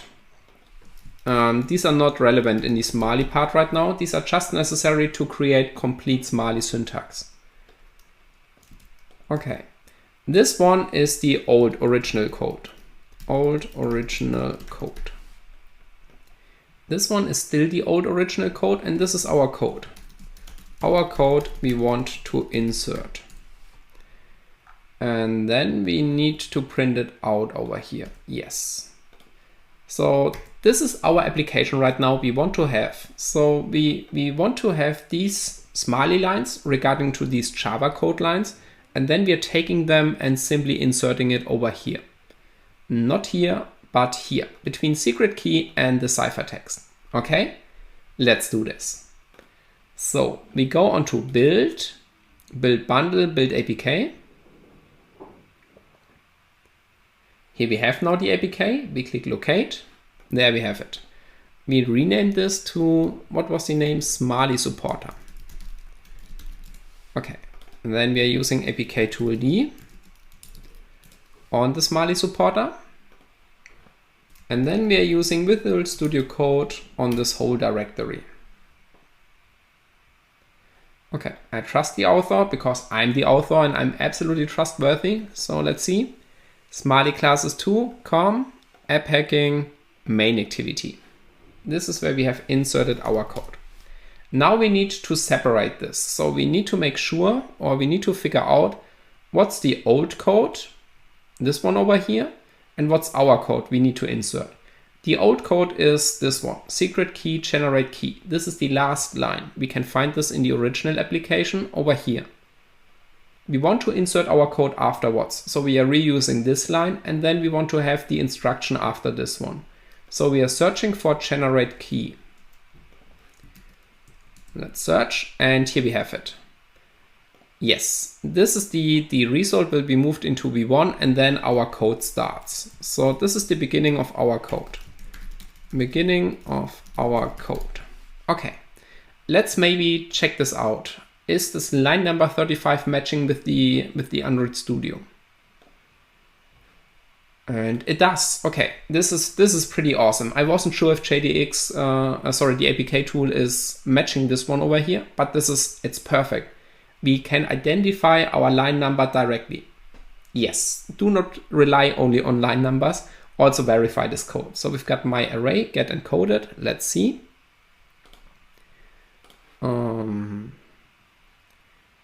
Yes, we've got key. This is our secret key. This is v1, and we've got invoke interface. Oh, it's not invoke virtual, it's invoke interface. We've got invoke interface on our method get encoded. So this one here is secret key dot get encoded, and it returns back a byte array, which will be stored into v2. If we do not assign this variable in this way, so let's say we are just calling it, then, and then this line will be missing. So therefore, it's good to assign this stuff. I mean, we could easily add this by ourselves, but yeah, it's good to have complete Smiley code in here. All right. So this means all we have to do is, let's see, we have to take these 3 lines and we need to insert it into the original application. Maybe we can, let's see, maybe we can make this a little bit more clean. I mean, we do not need labels in our new original application, so therefore we can get rid of these labels, I guess. So let's see. Okay, and then also this one over here. Yes, these are all the lines. This is the beginning of our code. And this one over here, this is the end of our code. Okay. Now let's open them side by side. We put this on the right. I guess if we click the Explorer, or if we click on this one, yes, this will be closed. And now we have to take a look into the AES Smiley file, into the original AES application. This one over here. Okay, CD apps, one challenge to recap all. Let's open the whole AES directory. And let's put this on the left one. Okay, we are within the AES crypto Smiley, that's correct. So we had it open from the last time, okay. And now we have to find, maybe let's focus first on the original application. And so we have to find this generate key line in this application. And I guess I can already spot it, line 21. Let's see, let's put now the original code next to it, line 21. So this is now the code, and here we have the JADX output. It's line 21. Yes, this is correct. Okay, this is our generate key. And afterwards we have to insert our own code.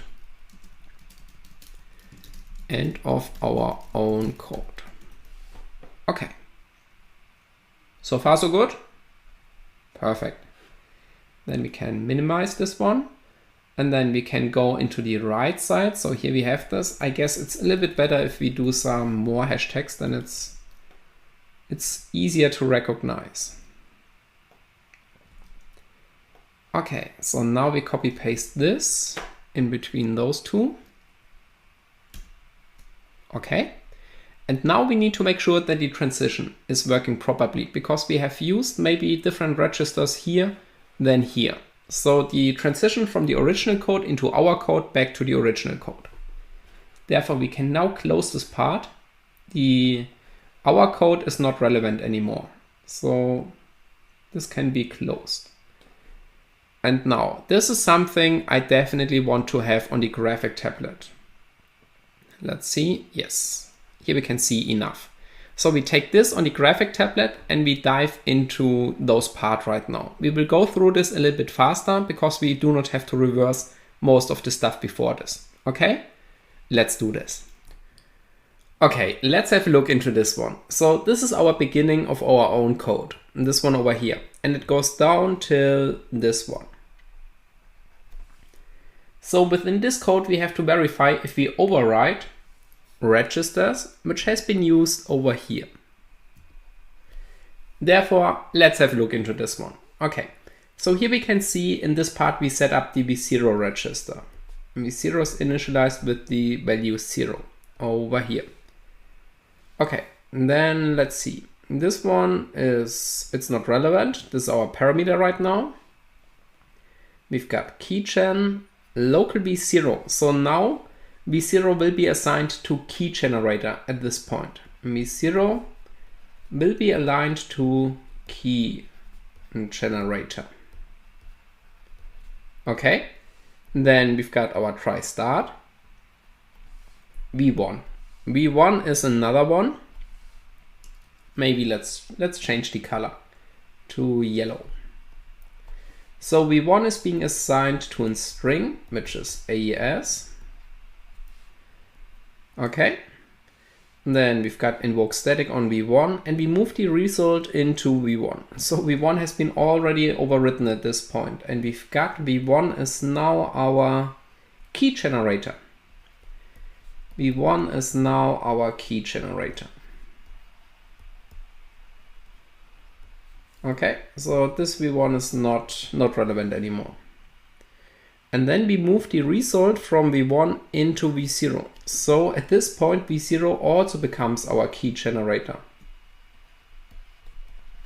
So now also this one. Okay. Then we already knew if we're having two registers with the same object, one of them will be reused. And there we go. Here we've got 100 in hex. So v1 will be overwritten with hex 100.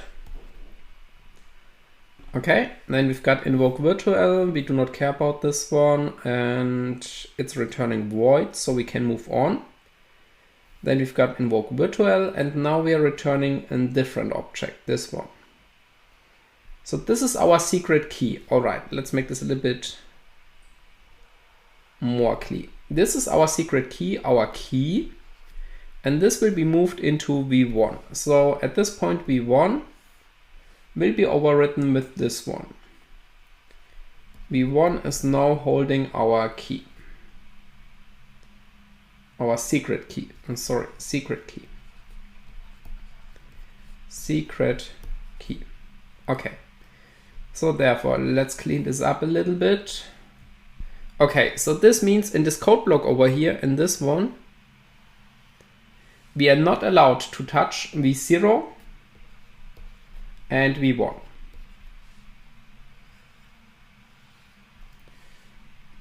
Let's do it this way. There we go. Okay. Do not override. So then let's have a dip into our code right now. So let's see. All right, we've got invoke interface on v1. Is this correct? v1 needs to be from the type, this one. And JADX crypto secret key. Is v1 at this point secret key? Yes, it is. We've got it over here. So this is perfectly fine. Okay, we've got the method get encoded, and we are returning back a byte array. And this byte array will be moved into v2. v2 is fine. v2 is free for use right now, so v2 is good to go. v2 is now our byte array.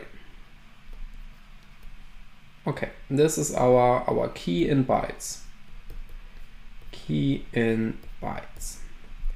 Then let's have a look. So far so good. Then we've got v3. v3 also no problem, because we are not allowed to touch v0 and v1. We can of course reuse v1 like we have done it over here, but we are not allowed to overwrite it. So v3, we are now at this line. v3 will be assigned with 0, and this is also perfectly fine. Now we've got invoke static. Okay, we are using the method, or we are calling the method. Let's do it this way. So we are now here, and we are calling base64. Base64 encode. Let's see what's the parameter in here. The parameter is, we are having two parameters, and byte array. And byte array, which is v2. And let's change the color. We are also having an integer value, which is v3. Okay, let's see. Byte array v2. Does this fit? Yes. v2 is our byte array. This fits perfectly. And then the integer value is v3. Let's make a comma. And v3 is our integer value 0. So this is also perfectly fine right now. This method works. Okay. Now we have to take care, because we are overriding v3. Let's take another color. So v3 is now the base64 encoded string. So the result of this one will be now stored into v3. v3 is equals this one right now. And let's clear this maybe up a little bit. Okay, so we are now at this line. Everything looks good so far. Let's see. Then we've got asGetObject, and now we fetch out our system out. So let's take another color. System out. So we're fetching system.out. System.out. And this one will be stored in, let's see. This will be stored in v4. Okay, v4 is also no problem. It's not v0 and v1. And then let's see, we invoke virtual on our object, so on our field ID, and we invoke print line. So now we are calling system out print line. This is the last line over here in our own code. So let's write this down. We are invoking system.out print line. This returns void. Perfect. And we are having only one parameter, which is from type string. Okay, our string is now v3. v3. Let's verify if this is correct. So let's see. v3 is our base64 encode to string. So this all fits perfectly into our code right now. The reason for this might be because we already start at the beginning of our code and we have copy pasted the first 3 lines over there into this one. And within our own application, we haven't set up anything yet. So this might be the reason why everything looks that perfect. We will encounter things in the next example where this doesn't fit that perfect anymore and we might have to adjust a lot of stuff. But I mean, this one right now, we have verified it and this should work out of the box, which is super amazing, right? Absolutely. Nevertheless, let's check if the transition really works. So over here, we move on with the original code and this means our register v1 should be still our secret key. This one. Let's see if this is the case. v1 has been used over here. Yes, and it is secret key. So this is perfect. Maybe it's maybe cleaner if we do it this way. So we are not assigning it, we are reusing it. Let's keep it in this way. Okay, and then we only got v0 left, which is not on the screen right now. Let's see. Okay, we have to scroll down then later on and verify if v0 needs to be, what is v0? Our key generator. So maybe v0 is not being used afterwards. This would have meant that we could have used v0 in our code. We have to figure this out, but in case if v0 is not being used, down here, if v0 is not being used anymore, or if v0 is being overwritten. For example, if v0 will be overwritten and it's not a key generator anymore, like this one over here, then we could have also used it in our code. But this is something we have to figure out first. So therefore I would suggest let's simply have a quick look into this one. Okay, so here we are back at the Ubuntu VM. Let's see, v0. Okay, v0 is only used here. Then we've got the beginning of our code, end of our code. And then let's scroll down a little bit.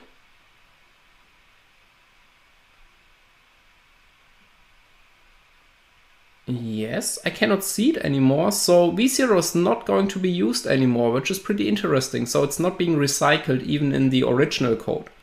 So yeah, this means we could have simply reused v0 in our code over here. So beginning of our code, v0 can be reused. All right. This is it. And therefore I would suggest, let's simply build this application and see if it's working. I mean, this fits perfectly right now, our code, this one over here, into this code over here.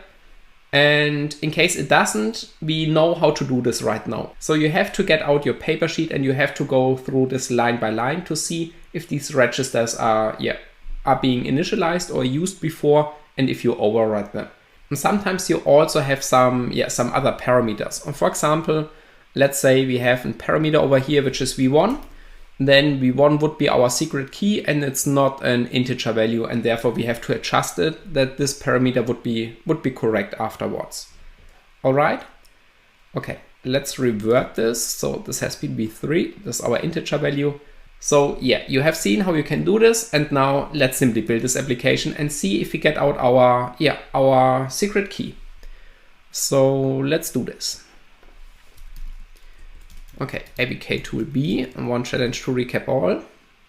Oh, it's in here, it's AES. And now let's see. And here we have now this dist. And let's simply verify with JADX GUI what's going on over here. So we are now opening our patched version before we install it and see if everything is correct. App hacking AES crypto, and there we go. We've got now a system out print line base64 encode to string key get encoded as a parameter, and there we go. So this one is a parameter, it returns back a byte array. This byte array will be transferred into a string, into a base64 encoded string, and this string will be printed out. All of our Smiley line adjustment has been put into one single line over here. Okay? But it looks absolutely perfect. So let's run this. Therefore, we have to zip align it first. Zip align -v AES out APK. And then we have to use the APK signer. And then we have to uninstall the existing version. Oh, the smartphone got disconnected. Yep, that's correct. There we have it back. Okay, so this is the original version.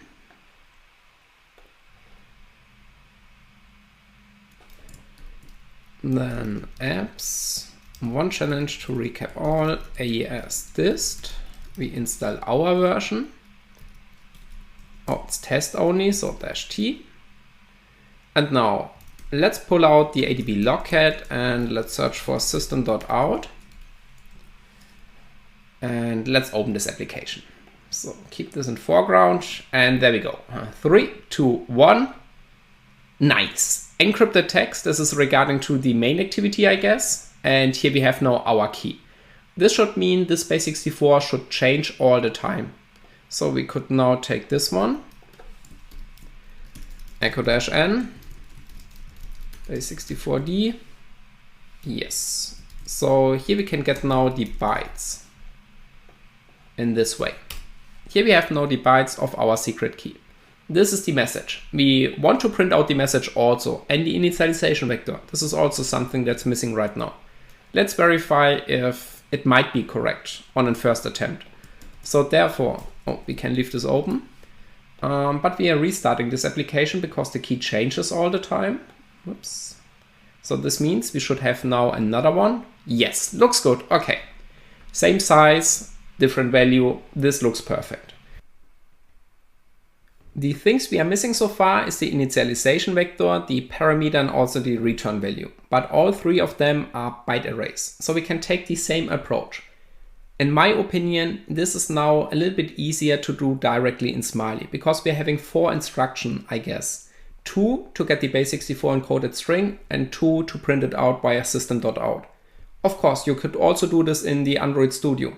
But this video was designed to show you how you can prototype things in the Android Studio to make them work. For example, to play around until we have a method and a way to print out the secret key as a byte array within a base64 encoded format. Figuring this out directly in Smiley is way harder, and it's absolutely not required or necessary. So we have a Java environment where we can prototype this stuff, and then if it works, we can simply decode it to get out how it looks like in Smiley. Alright, so if you want to do this, I leave this as a task for you to print out the missing 3 byte arrays. I will do a quick solution in the beginning of the next video, because I would like to finish this video right now. What we have seen is prototyping things in Java is pretty awesome. Decoding it and getting the Smiley code is even more awesome. In this case right now, it wasn't that hard because the transition from the original code into our code back into the original code was pretty smooth. I guess we hadn't have to adjust any register right now. In case if we would have, this is absolutely no problem. We have the skill and knowledge to deal with all of these issues. And we will do this in the next video where we have a little bit a harder task. So there we will have a look into printing out a byte array without a base64 encoded method. Not because a base64 encoded method is not available. It will be always available on the Android system. But let's assume we are having an object and we cannot base64 encode this object. Let's say we have to iterate over this object in the memory and print out every single value. And therefore I would like to show you also the for loop approach. And yeah, this will be a little bit rough. So therefore I'm looking forward to see you in the last part where we finish this journey over here. So after this one, we are well prepared to perform every task we want to have in Smali. We could write really complex Smali code and put this into an own application. So we could do a ton of stuff with Smali. And this is pretty awesome. So we can circumvent all the security features, print out certain keys, debug information, and things like this. And this all without root privileges, because we have directly modified the application. Okay, so this is it for now, and I'm really looking forward to see you in the final video of our challenge over here. So let's go. Welcome back. This is the final part for our one challenge to recap all challenge. So this one here, it will be really insane. So what we are going to do right now is we will make this challenge a little bit more complex than it is. So therefore, if you can use base64 methods to get an easy way, go for this. Absolutely. Do not make it more complex than it is. But in this challenge right now, we want to have a look into writing more complex Smali code and insert it into an existing application. So we will use not an base64 encode to string method, we will write an own for loop where we iterate over this array and print out every single value. Maybe we will also append them to an ASCII string to print it out directly. And beside this, we will also have some UI interaction. And this is really not an easy task because within the AES function where we are going to inject our code, there is no UI interaction. And we have to create a connection from the UI to this one over here to display some text or some messages. All right. So it will be really insane. And I guess this is an absolutely perfect final to finish our Smali journey over here. It will be a little bit intense, and it could be also the case that it's a little bit overwhelming because we are going to do much stuff right now. But I guess it's better to finish in this way instead of just increasing the things we have learned so far. So therefore, let's do this. Let's jump into this right now. Okay, so we are still working on apps. One challenge to recap all. Let's remove the old directory that we do not have interference with old projects. And now let's have a look. JADX-GUI, AES APK. Let's see what we want to do. Okay, we go into COM, app hacking, AES, AES crypto. So we are still working on this one, and let me enable my pen quick. All right, so here we have the original code. Then let's see over here. Yes, here we want to insert our own code, and then once again we have the original code. Okay, so this is our task, and I mean it's exactly the same like the last one, beside the fact that now the code is a little bit more complex. So we are not having just a few Smali lines, we have tons of Smali lines. And therefore the transition, and let me clean this. So the transition from the original into and back into the original might be a little bit more complex. Beside this, what we also want to do is, let's see, within the main activity over here, and let's clear the screen. Okay, within the main activity, we have some sort of layout. So this is our AES crypto layout. So the one with the base64 encoded output. I simply blend it in right now.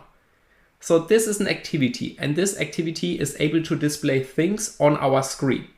Within our AES crypto function over here, we do not have the ability, but we want to have it. So we want to insert our code over here, and we also want to have the ability to print something on our smartphone. So here's our smartphone, and we want to make some text appear.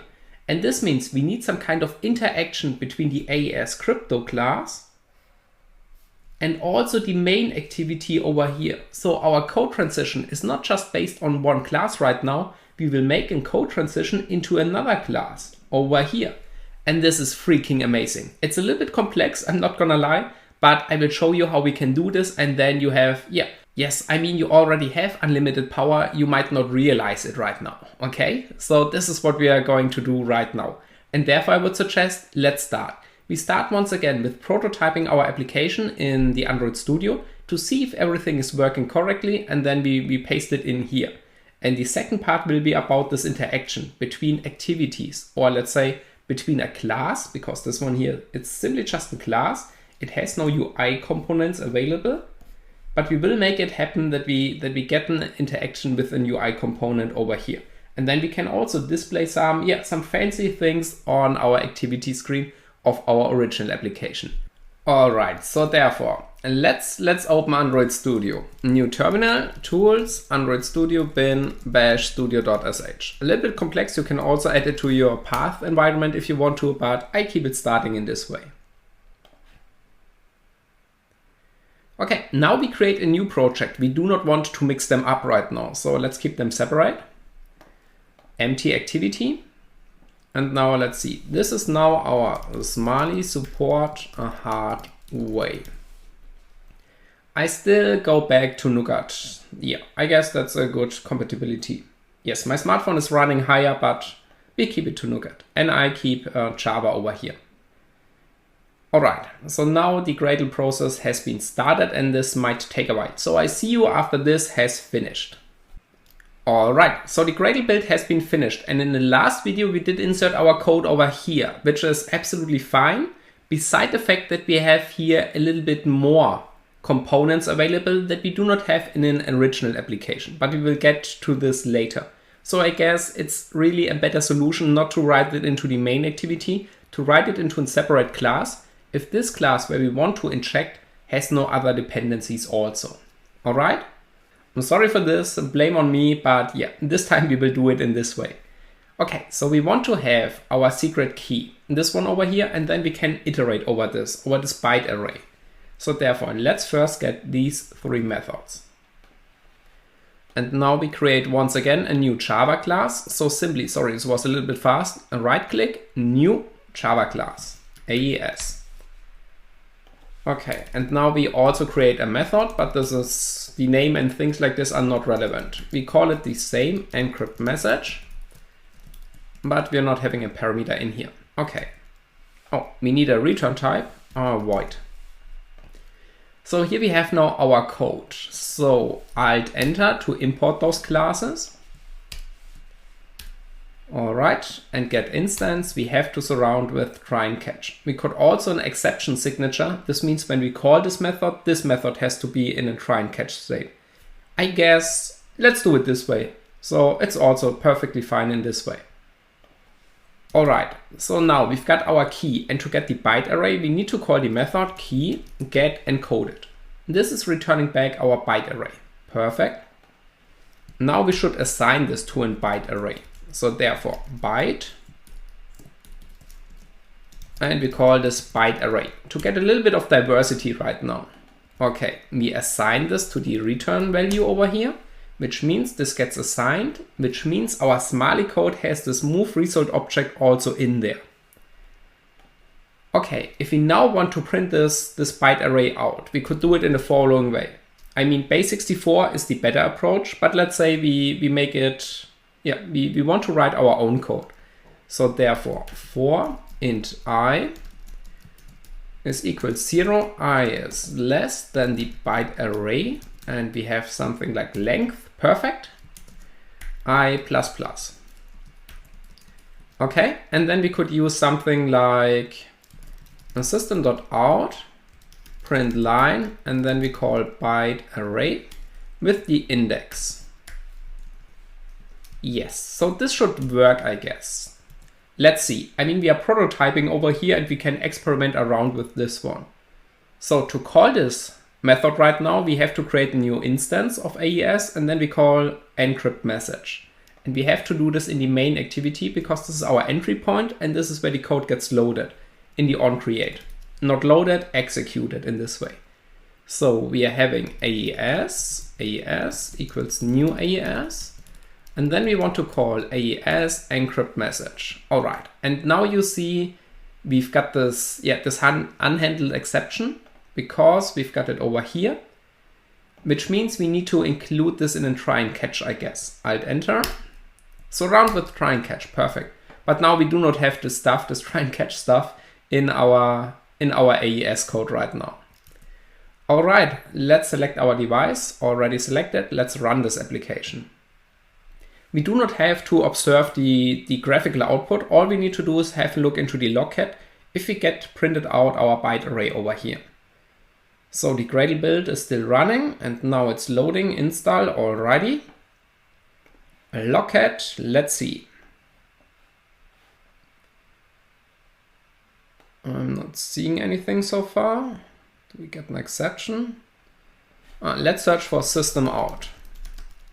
There we go. Okay, these are now these bytes. So this is already perfectly working for us right now. That's good.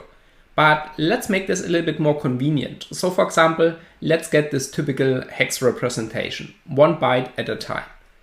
How can we do this? We've got something like a string format for this task. So we could use string.format.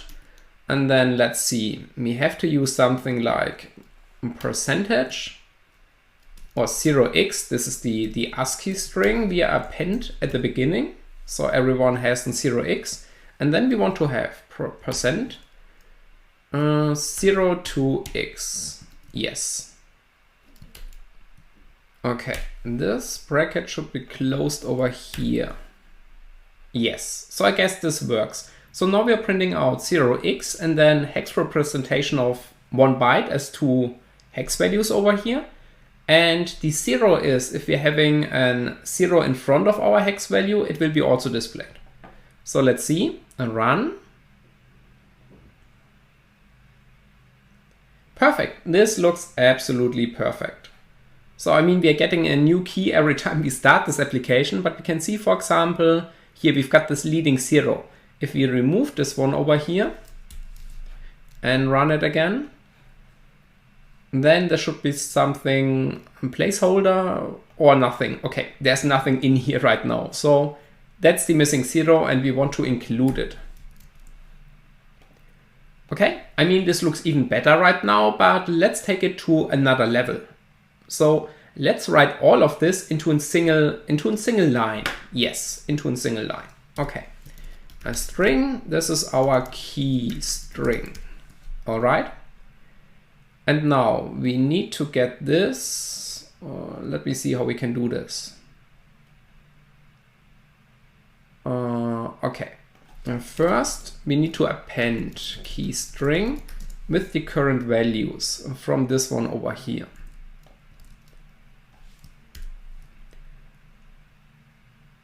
Yes. Okay, what's the problem?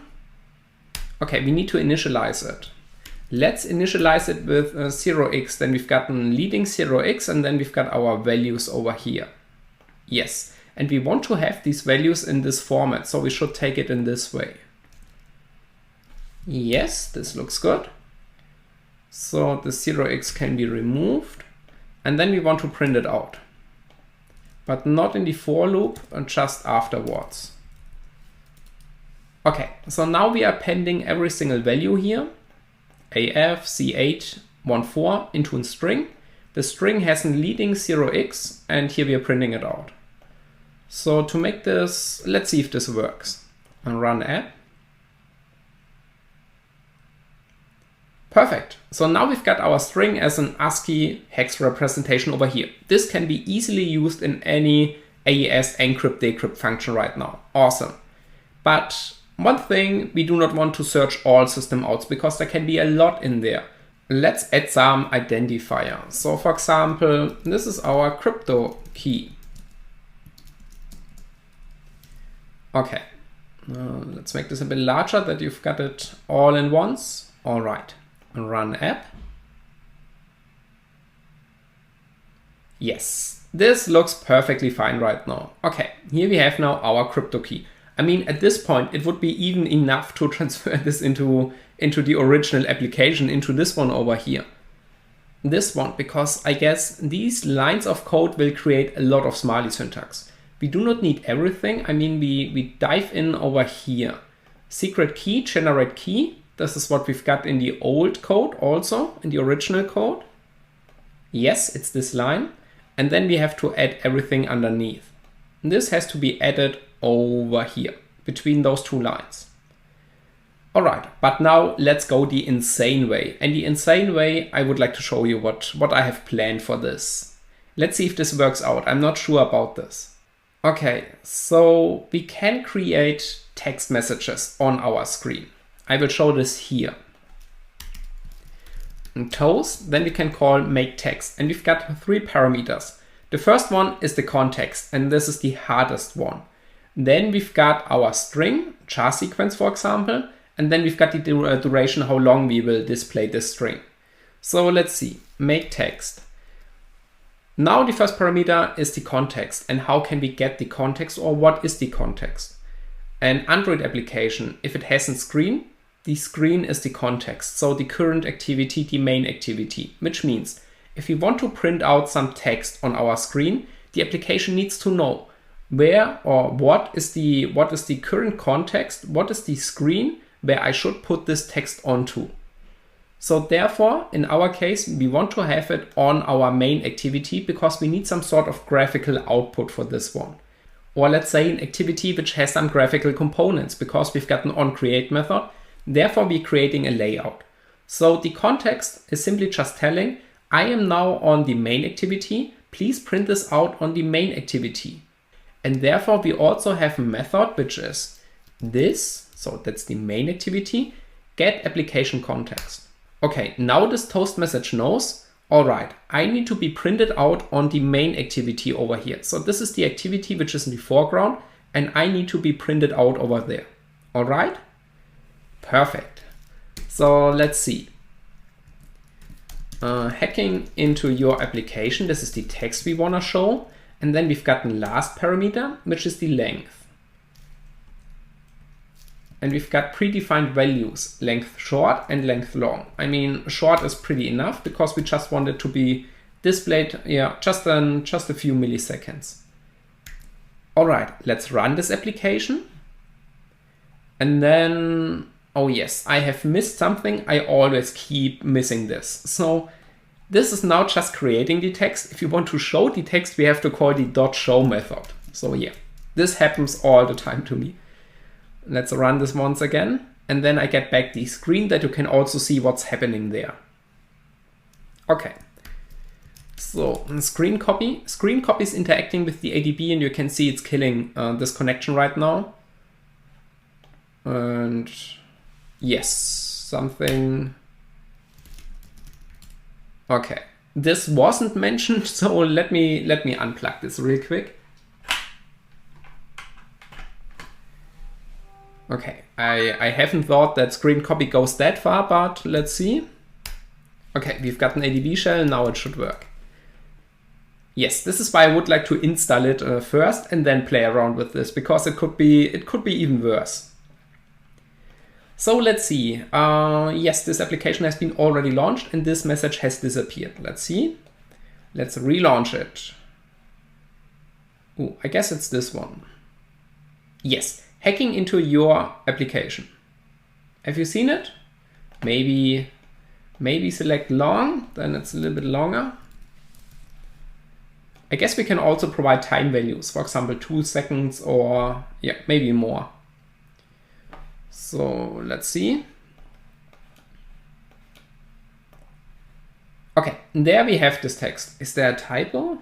No, it looks good. Okay, so this text is also something we want to inject into the original application over here.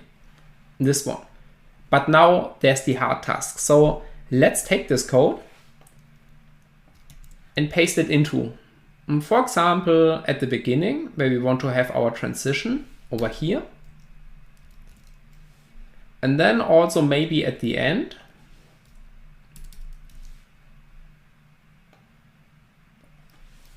And then check the ADB logcat output. And here we can already see this class over here has no such context. So this has no context where it can print some text over there. And what we need to do is we need to inject now code into the main activity also. So we need to get this context as a static value, and then we can use it over here. And this is the transition we also want to make in this application over here. It's the same approach. We need to inject a little piece of code into the main activity, and then we've got a constant or a static value from the context, which can be used in our code over here. And this is freaking awesome because we can also perform UI interactions. So if you present this to a customer, when you have hacked this application and there's some fancy stuff going on, I mean, this is absolutely perfect. All right, so let's do this. Okay, how can we do this? I mean, it's a little bit of Android programming right now, and this topic, this context, it took me quite a while to understand it. I tried to explain it and I hope it's a little bit faster for you. So first we need to create a static variable, a static context. Okay. Then we need to import it. Okay, now in the onCreate method, there we have the access to this context because the onCreate method is creating a screen layout, and this screen layout has a context. So this is something where the application can reference to, okay, I need to be printed out over there. So let's assign this over here. The context is equals to this get application context. All right. And now we can use this context because it's a static field. We can use it in our AES method. So we can reference it now in the following way. Of course, we need to make sure that we have established this context correctly. Otherwise, this would crash completely. So main activity dot context. But we will make sure that we establish this context because this is the code. This one over here, we are going to inject into the main activity also. Over here, just underneath set content view. There we are creating a new static field and we will reference it in our code afterwards. All right. Okay, so let's see. Now we're having the context. It's working in this way right now. This text needs to be printed out on the main activity. And now I would suggest let's simply run this. So we are not having it in the main activity anymore. This is now within a class that has not directly access to some graphical output. So we run this. Okay. And over here, yes, we can see perfect. It's working in this way, but it's a little bit more of effort. So beside only injecting into the AES class, into this one, we also have to take care about the main activity, but we will handle this. This is absolutely no problem for us right now. I mean, it might be harder to write this code over here to understand that it's working in this way. But patching it for us right now, absolutely no problem. So therefore, let's build this application. Build APK. Then let's see, locate, okay. And now we are taking a first look into the code. So let's see how many lines of code we have produced in here by creating this for loop, those system out, those toast messages and things like this. APK tool D, app debug. Okay, and now let's open this with Visual Studio Code. So we are within Smiley classes 2, com, app hacking, and then let's first have a look into the AES class. So here we have the AES class, let's select Java. And now let's see, where do we have it? Here we have this encrypt message and generate key. This is the last instruction we have copied from the original application, okay. And then, okay, yes. So this is our code right now. I mean, this is intense, right? So we need to make the transition. Let's write this down. Beginning of our own code.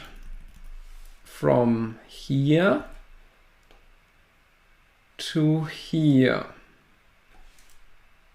Yes, this is where it ends. Okay, this whole code, this code needs to be placed into this application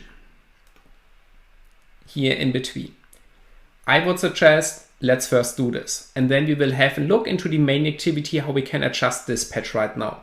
And then we make sure that the transition is working absolutely smooth from the original code into our code back to the original code again. That everything we might overwrite or we might reassign will be patched probably that it works correctly. So everything we keep overwriting over here needs to be restored or needs to be circumvented in a certain way that we can, that we are not messing up some existing code. This is no problem for us. We will do this in just a moment. Okay, so first let's patch this code. And therefore we go into apps, one challenge to recap all, and now APK tool D, AES APK. please make sure that we're having a clean new state, because if you're working on this one, this will be a huge mess. Okay, so here we have it, code AES. We're opening this with Visual Studio Code. Okay, also my PC is absolutely hyped about this one and the fan is spinning crazy, therefore I have moved the mic to the other side. I hope it's a little bit better right now. So here we've got our Visual Studio Code. So let's see. A Smiley class is 2, com, app hacking, AES crypto. So this is the original application. Let's enable Java. And then here we have encrypt message, and let's see. Secret key, generate key, line 21. Let's verify this real quick. Secret key, generate key. Exactly. This is line 21, so we will insert our code afterwards. Yes, in between those two. Okay, let's do it in this way. So now we go into our compiled code. Oh, this is the app debug. It's this one. And we copy this one, this part. Yes. And we select those two and insert it over here. And then we've gotten perfect insertion into this existing code. Alrighty, this looks good. It looks intense, but it looks good. Okay, this is the first thing we need to do. And now this one over here, these are things we need to adjust. So this is now the reference, the context from our code over here, from this activity. And this context is being referenced by the package name. So we need to adjust this to the original package, of course, which means this part, com, app hacking, smiley support hardware, this activity is not existing. This activity over here, let's see, what's the name? Main activity. It's this one. Yes. So we need to adjust those two lines. But let's not, whoops, sorry. Let's do it not right now. We will take this to the graphic tablet and discuss this over there. Okay. So beside this, we also need to apply our patch into the main activity. So over here, we've got this main activity. And what we need to insert here is the following. Let's put them side by side. So we need to insert this part, line 13. We need to insert it after the text view, for example. And we need to insert this part directly after the dot content view. Yes, before we start initializing this text view. I mean, we could also use the existing text view to print out our text right now. But yeah, I mean, I guess this toast message is a little bit cooler. In case if you want some additional modifications and you stuck at a certain point, write me a message. I will drop a bonus video if there's a lot of response regarding to this one. All right. Okay, so let's see. Those two lines, let's see. Line 13 in our app code. Let's also put them in this way. Okay. So let's close the Explorer on both sides. There we go. And let's enable Java. Here we have it. Here it's missing. So now main activity, we need to go into our main activity. And this is over here. Okay. Let's enable Java. Left is the code we have written. Right is the original code. So let's see, line 13. Was it 13? Yes, it is line 13. I'm not sure if we are having a correct line reference right now, and it seems like it's not the case. Yes, and therefore do not rely on line numbers. So we can see we've got a static field over here, and this is missing over here. So simply let's copy this static field into this part. Okay, beside this, we've got P0. So here we can see P0 is being used as this object. So if you're having an activity like this one over here, we are using P0 most of the time as in this object. If we are not having an activity, if we just have a simply pure Java class, then P0 might be reused, like we have seen it in some few examples over here. And just as a note. Okay, and then we've got this one over here. Here's set content view. Maybe let's enable word wrap, then we've got it in one line. Yes, and all we have to do is this. We have to copy paste this one on the right side. Yes, after set content view. So this is the only adjustment we have to take. Let's create some space. Begin, end.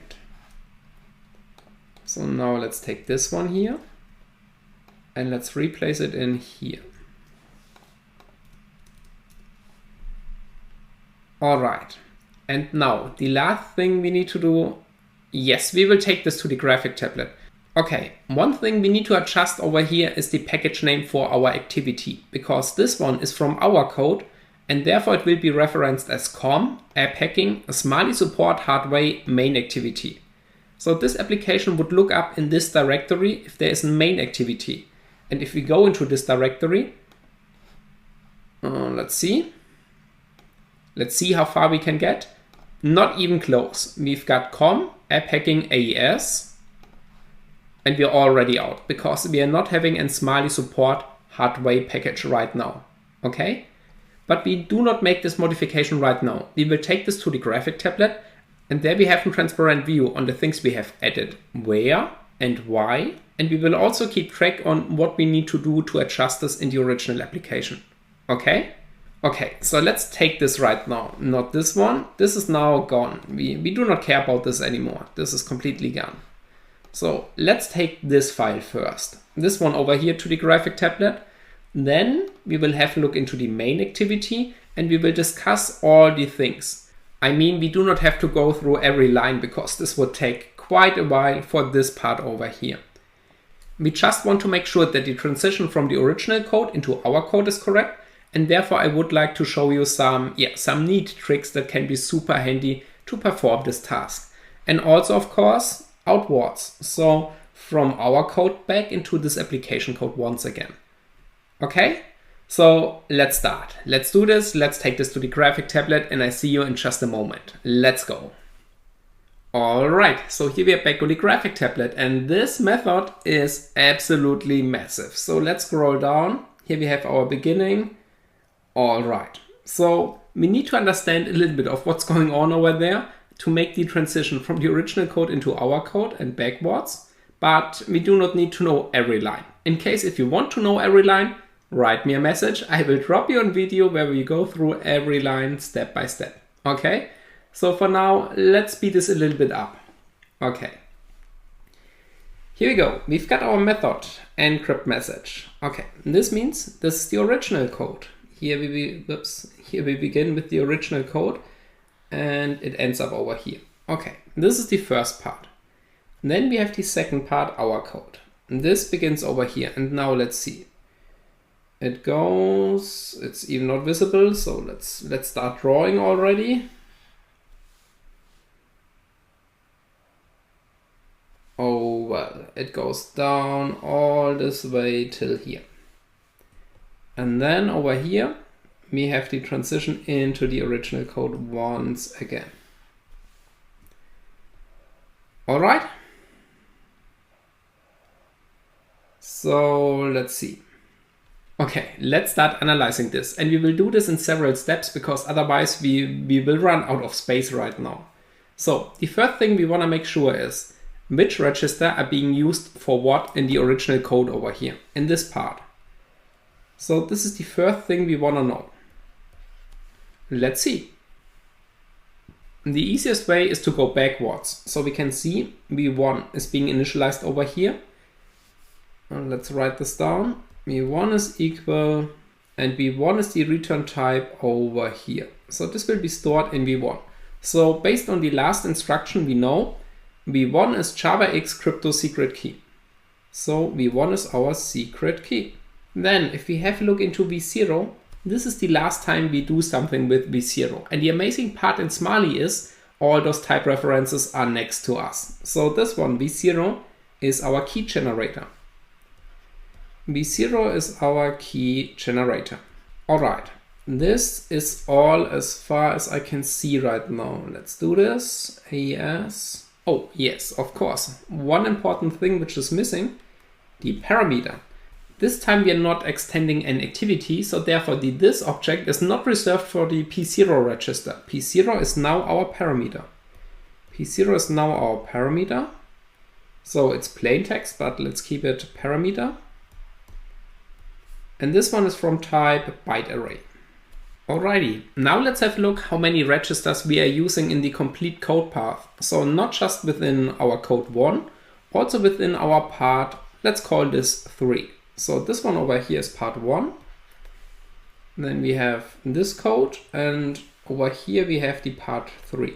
So this is the complete original application, part 1 and 3, without our code we have inserted right now. Okay, let's scroll down a little bit. There we go. So here we can see we got 5 local registers. So within both code path 1 and 3, we are using 5 local registers. We are using, let's write them down.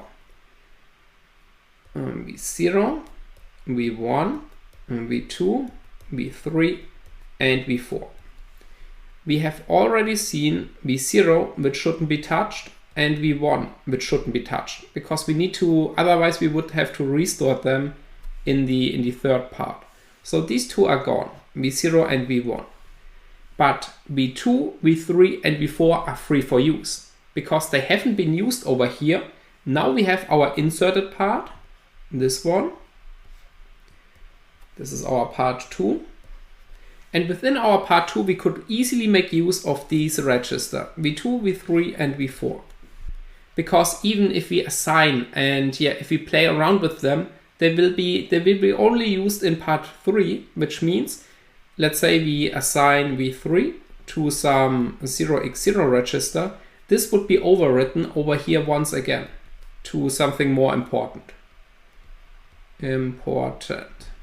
So therefore it gets recycled and we are not using it anymore. So therefore those 3 registers are free for use right now. All right? Okay. One neat trick I would like to show you is, you already know this, but I mean, seeing this in an example like this one makes it a little bit more clear. We will immediately increase those registers because we do not want to play around with a lot of reassigning. We want to have freedom, and maybe we already use higher registers. Let's see. Yes, we are using V9. All right. This is a very high register. So therefore, let's go beyond every limit. The maximum amount of registers we can use are 16. So therefore we can increase this value to 15, which means beside those 3, we can also use those registers from V5, V6, V7, V8, V9, 10, 11, 12, 13, 14, and also 15. These are now all registers which are free for use because they haven't been known in this part right now, in this one or this one. These registers know only values from 0 to 4, which are 5. But now we have introduced a lot of more and they haven't been known before, therefore they are absolutely free in our code part. All right? Okay, so far so good. Now let's clean this up a little bit. And let's take the most important parts out of this one. So I will write them down a little bit more clear right now. Let's give me a minute for this. Okay, so here we have it now. We've got an overview about the free registers. We've got our own registers and we've got the ones that has been already set up. And let's draw this line, this thin line between the original code and our code right now. Okay, what we need to make sure right now is that if we are using those registers, or for example those two, or also the P0 register, that they are being used in the correct type. So therefore, let's make sure that that's the point right now. So let's scroll down a little bit. Okay. Here we've got local 1, and local 1 will be assigned to key, which is secret key. Okay, so let's do this right now. We start over here at this line. And here we can see local v1. We already we are playing around with an already set register. This one is from type secret key, and we can see, yes, this is working properly. So v1, let's write this down. v1 is from type secret key in our code. This is correct. So we are reusing this one correctly. Then we've got v2, and here we can see v2. This is now a thing we need to write down on our to-do list. So v2, we've got sget object, and we've got this context object right now. So this is our context object. Okay, and this will be fetched into v2. So v2 is our context. This is absolutely no problem because we can see over here v2 has been free. Maybe let's deny this right now. So we shouldn't reuse v2 in another state right now, until of course we are not using this context anymore. Okay, so yes, this is this part, but we can see this is something we have to adjust. So there is no package Smiley support hard way. And therefore, this is something we need to do. We need to adjust this in our application code. And this needs to be adjusted too. Let's see. Maybe we can see this if we scroll up a little bit. No, we cannot see it right now because we have no activity context right now. I mean, it should be com app hacking AES, com app hacking AES, and then we should have an main activity. But let's verify this. Package name. Okay. So in this way, we will not miss it later on. And then let's see. We've got constring v3. So v3 will be in string. So far so good. Okay, next we've got v4, and v4 will be assigned to 0x1. And this could be everything. This could be an integer value. This could be a Boolean value. We just know v4 is being assigned to 0x1. Okay, let's recap this a little bit. We are using v3 right now. Okay, it has been free, and also v4. All right. These are all registers that has been set up in the original application, and we can see our transition is now working properly because everything else underneath this code should work out beside our to-do over here. This is something we have to observe a little bit, the v2 context part. But the rest should be probably fine. There's a dot missing. Now it's a string. Okay, so let's move on just a little bit right now. Okay, here we are at this point right now. So let's maybe also draw a little bit of a line. Did we notice? Okay, we are here right now. So we are invoking a static method. Oh yes, now we need to get back to purple or something that looks like purple. This one maybe. And we have now our UI interaction. So Android widget toast make text. Okay, this is fine. That's the Android toast class. Nothing we need to adjust over here. And now we've got 3 parameters. Now it's getting interesting. The first one is this part over here. So let's try to skip it in this way. Okay, this is v2. Let's see. v2 is context. This is correct. We can see Android content context. Perfect. What are those other? Then we've got Java-lang jar sequence. This is this part over here. This is v3. All right, v3. Yes, we've gotten string in here. Perfect. And last but not least, let's see. So this one over here. Okay, this is an integer value. It's v4. So yes, now we know this is an integer value. Let's write this down. Integer value. And this is 1. So this is also working properly. And then we get back this graphical UI. So we write this down, this toast, into v2. Okay, this means at this point we are overriding v2. v2 is now our toast object. So therefore v2 is overriding this part. But this is absolutely fine because we are not using the context anymore. So therefore, if we scroll down a little bit, let's see. This context, nope. No. Okay, I cannot see it anymore. Maybe we dive a little bit deeper into this, but I guess this is now the transition where everything is working probably fine. We have tested our code works, and now we are within our original registers without having overwritten anything so far. we should take care about v0 and v1, that those two are really not being overwritten, and also this p0 object. So this is a real danger approach. We need to take care about them, but the rest looks absolutely perfect fine. Okay, so let's change the color to make sure till here everything is fine. Okay, then we call the method show. So here we've got our toast, make text. Then we've got our three parameters, v2, v3, v4 dot show. Okay, so this is this line of code. Next, let's see. We are overriding v2 once again. So our text has been shown. Therefore, we can also get rid of this toast message. Here we are assigning v2, this toast object, to another string, 0x. Okay, we are reassigning v2. Okay, this is now working properly. The only thing I would like to do is keeping track of these types. So for example, let's jump in between over here. This one, for example, new array, this line. Let's see if everything is working correctly over here. If this is the case, then it's probably most likely that this code is working so far independent. So we do not need to adjust anything right now. In case if we have a mismatch regarding to certain types, then of course we have to take a look. But we do not need to go the whole code. We just have to focus on these values.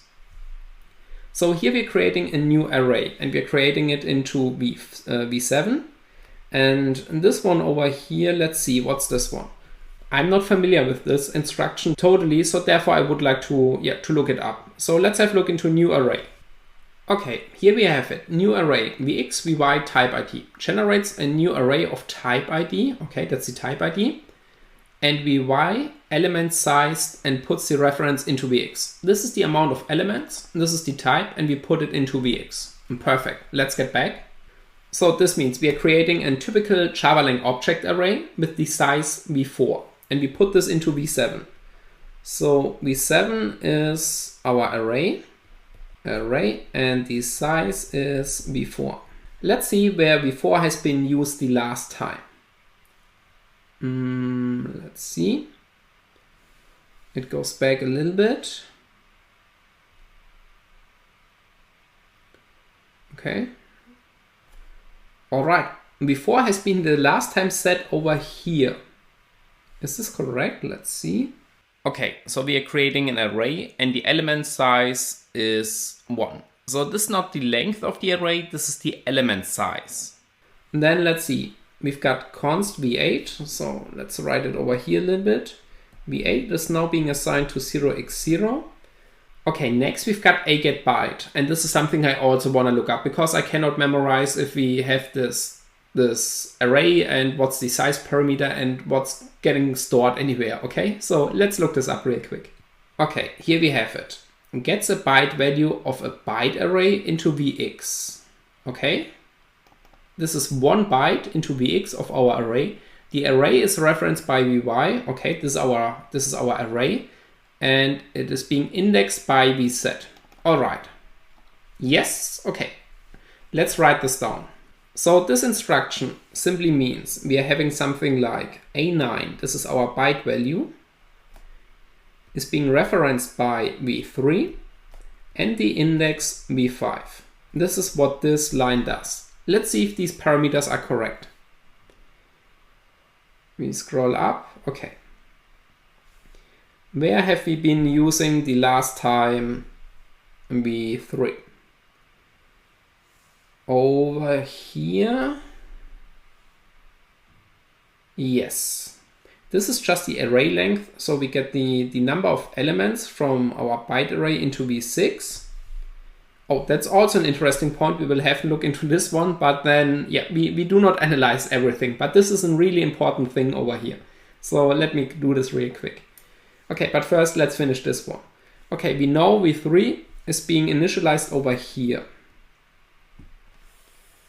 So maybe let's draw some lines. So v3 is being initialized or set to a byte array. Okay, and then let's see, what was the other parameter? v5. And we can see v5 is being set to 0 afterwards. v5 is being referenced as I. So v5 is our 0x0 and it's the reference variable I. Which means, do we use v5? Nope, we are not assigning it. So this one over here it's working perfectly. This line means we are having the following. I will clean this up afterwards because otherwise it will get very confusing right now. So this one over here, v3 is our byte array, okay? And v5 is the index. So we are referring v3, index 0, and we write this into v9. Okay, this is also working properly. No type confusion or things like this. Everything is set up correctly. Okay, let's have a look into this part, but first let me clean this up a little bit, all right? All right, so far so good. Now, what's that interesting point with this one over here? So this line. Here we can see we've got a casual if statement. Let's see. If v5 is greater else v6, we jump to condition 0. So let's write this down. Okay, let's see where condition 0 is. Okay, so let's get it on screen. There we go. So we jump downwards here. So this is condition 0. Okay. So far everything pretty normal. We are just skipping this code right now. And this code, this is now interesting because we've gotten goto label over here. But where's this goto jump? Did we miss something? I guess not. So if we scroll down, we can see, oh, that's interesting. Here there's this goto label. So if this one over here is not true, then we go into this block over here. And this block right now gotten goto at the end, and this goto is referencing back to the beginning. So what this one over here is, it's our for loop. This is the for loop where we iterate over our array. And yeah, this is pretty amazing in my opinion, because this is how a for loop looks like. So we've gotten label over here, okay? Then we've gotten condition. Let's see what are those parameters, v5 and v6. What are those? So let's get back a little bit. I mean, here we already see this. We do not have to go back. v5 is 0. v5 is being initialized to 0x0, and we can see v5 has been assigned to I afterwards. So this one is our I. Okay, this means v5 is I. This is our increasing counter variable. Let's see what's the other part. Let's take another color. The other part is v6. And v6 is the array length. So let's see what array length is doing. I mean, array length is taking, yeah, okay, I guess we can guess it, because array length is taking the length of our array into v6. Yes, in case if you are not 100% sure, you should definitely look it up. But now, after seeing this instruction, I can remember what's doing. So this means v6, and this part over here, this is our array length. And this is exactly condition we have here. If I is greater than our array length, then we jump to condition 0. So this means our counting variable has become larger than the array we want to iterate over. So we jump out to condition 0, which is here. If this is not the case, we go into this code and we will go through this whole code. So I will clean this up once again. So therefore let's write into this. So we go down into this whole code until we hit this line, this goto line. And then we go back again. So we start over here. And then once again, we are checking. Our I has been increased over here. This part is I is equals I plus 1, or also I plus plus. And then it will be checked once again over here. Is I now bigger or larger than v6? Yes, then we jump out. Otherwise, we go back into this once again. And then we've got this jump backwards. Why is this now so important? Because this is something you could accidentally create. But this time we're having a break condition, which is this part over here. So this is our breakout condition, this one.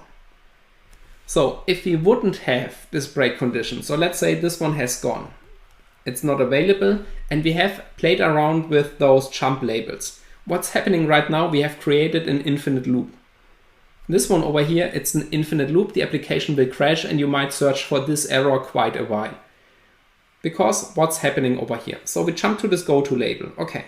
Then we go back into our code right now. All right. But then over here, we jump back to our code, to the beginning. All right. Then we go downwards all the way. And then we realize, okay, we need to go upwards once again and so on. So this is happening all the time. This is our infinity loop. So therefore, if you play around with these jump labels, make sure you're not jumping upwards. And in case if you does, make sure that you have a breakout condition that it's really leaving this code at a certain time. All right. This is just a short note. It's not super important for this task right now. I guess it's just interesting to see how for loops gets constructed over here and how you can accidentally create an infinite loop. All right. Perfect. Let's clean this up once again. Okay, I mean, so far so good. We can go to this part right now because everything else has been already analyzed. Yes, here it's getting interesting once again. So string builder, okay, v7. Let's take a random line. For example, let's take this line over here. Is everything still working correctly? We've got v5 and v6. v5 should be in print stream. Let's see. v5 is being used over here. Okay, yes, here we've got a print stream. This is correct. And then we've got we are here. We've got v6, and v6 is now from type Java lang string. And we can see, yes, this is the return value or return type. It will be moved into v6, which means v6 is from type Java lang string. So these are aligning properly. I mean, it could be luck. It has to mean that there's no error in between there, but it's pretty unlikely right now. Okay, let's move downwards. Here we've got our toast. Oh, this one. Yes, we should observe this part right now. Okay, here we can see we are reusing or reassigning v5. We have used it just right before. v5 has been and print stream. Okay, so v5 is being recycled at this point, and it will be assigned to the context. So this one over here, this is the field type. Okay, so the field type is from context. Okay, and this time once again, we need to make sure that we are not having this package name in there. So we need to replace this package name with AES. This is something we need to do. Okay, and then we're jumping out of this code. All right, so now we need to make sure that the transition outwards is also perfectly fine. In this case, it's an easy task because we can see secret key needs to be in register v1. Secret key. Okay, and v2 is being, we have already realized v2 can be anything else because it's being recycled. We have to take care about v0 and p0. Because these were the only registers that have been set up before in our code, in the original code. This part over here. So v0 needs to be key generator, and secret key needs to be in v1, and p0 needs to be our parameter. So this is something we need to look down right now. So we need to get into our code and we have to look for these values. But as far as I can see, we are not doing something with v0 and also not something with v1. I mean, yes, here it's being assigned to secret key, but that's correct. And otherwise we are not using it. So let's scroll down.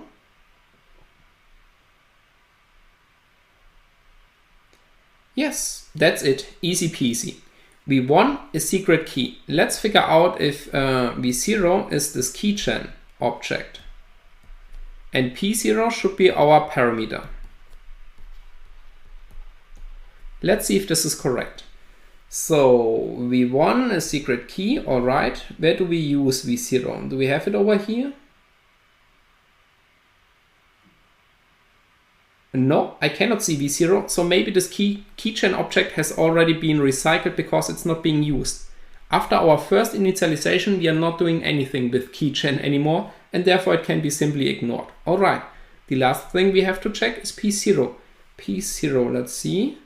Yes, P0 is being used over here. Anywhere else? No. Perfect. We can see we are calling cipher do final, and this is our parameter. Our parameter is this byte array. And if we take a look into the original code, do final will be called with the original parameter, with this one. Which means the transition into the original code is also working perfectly. We cannot find keygen anymore, this key generator object in v0, but it simply has been recycled.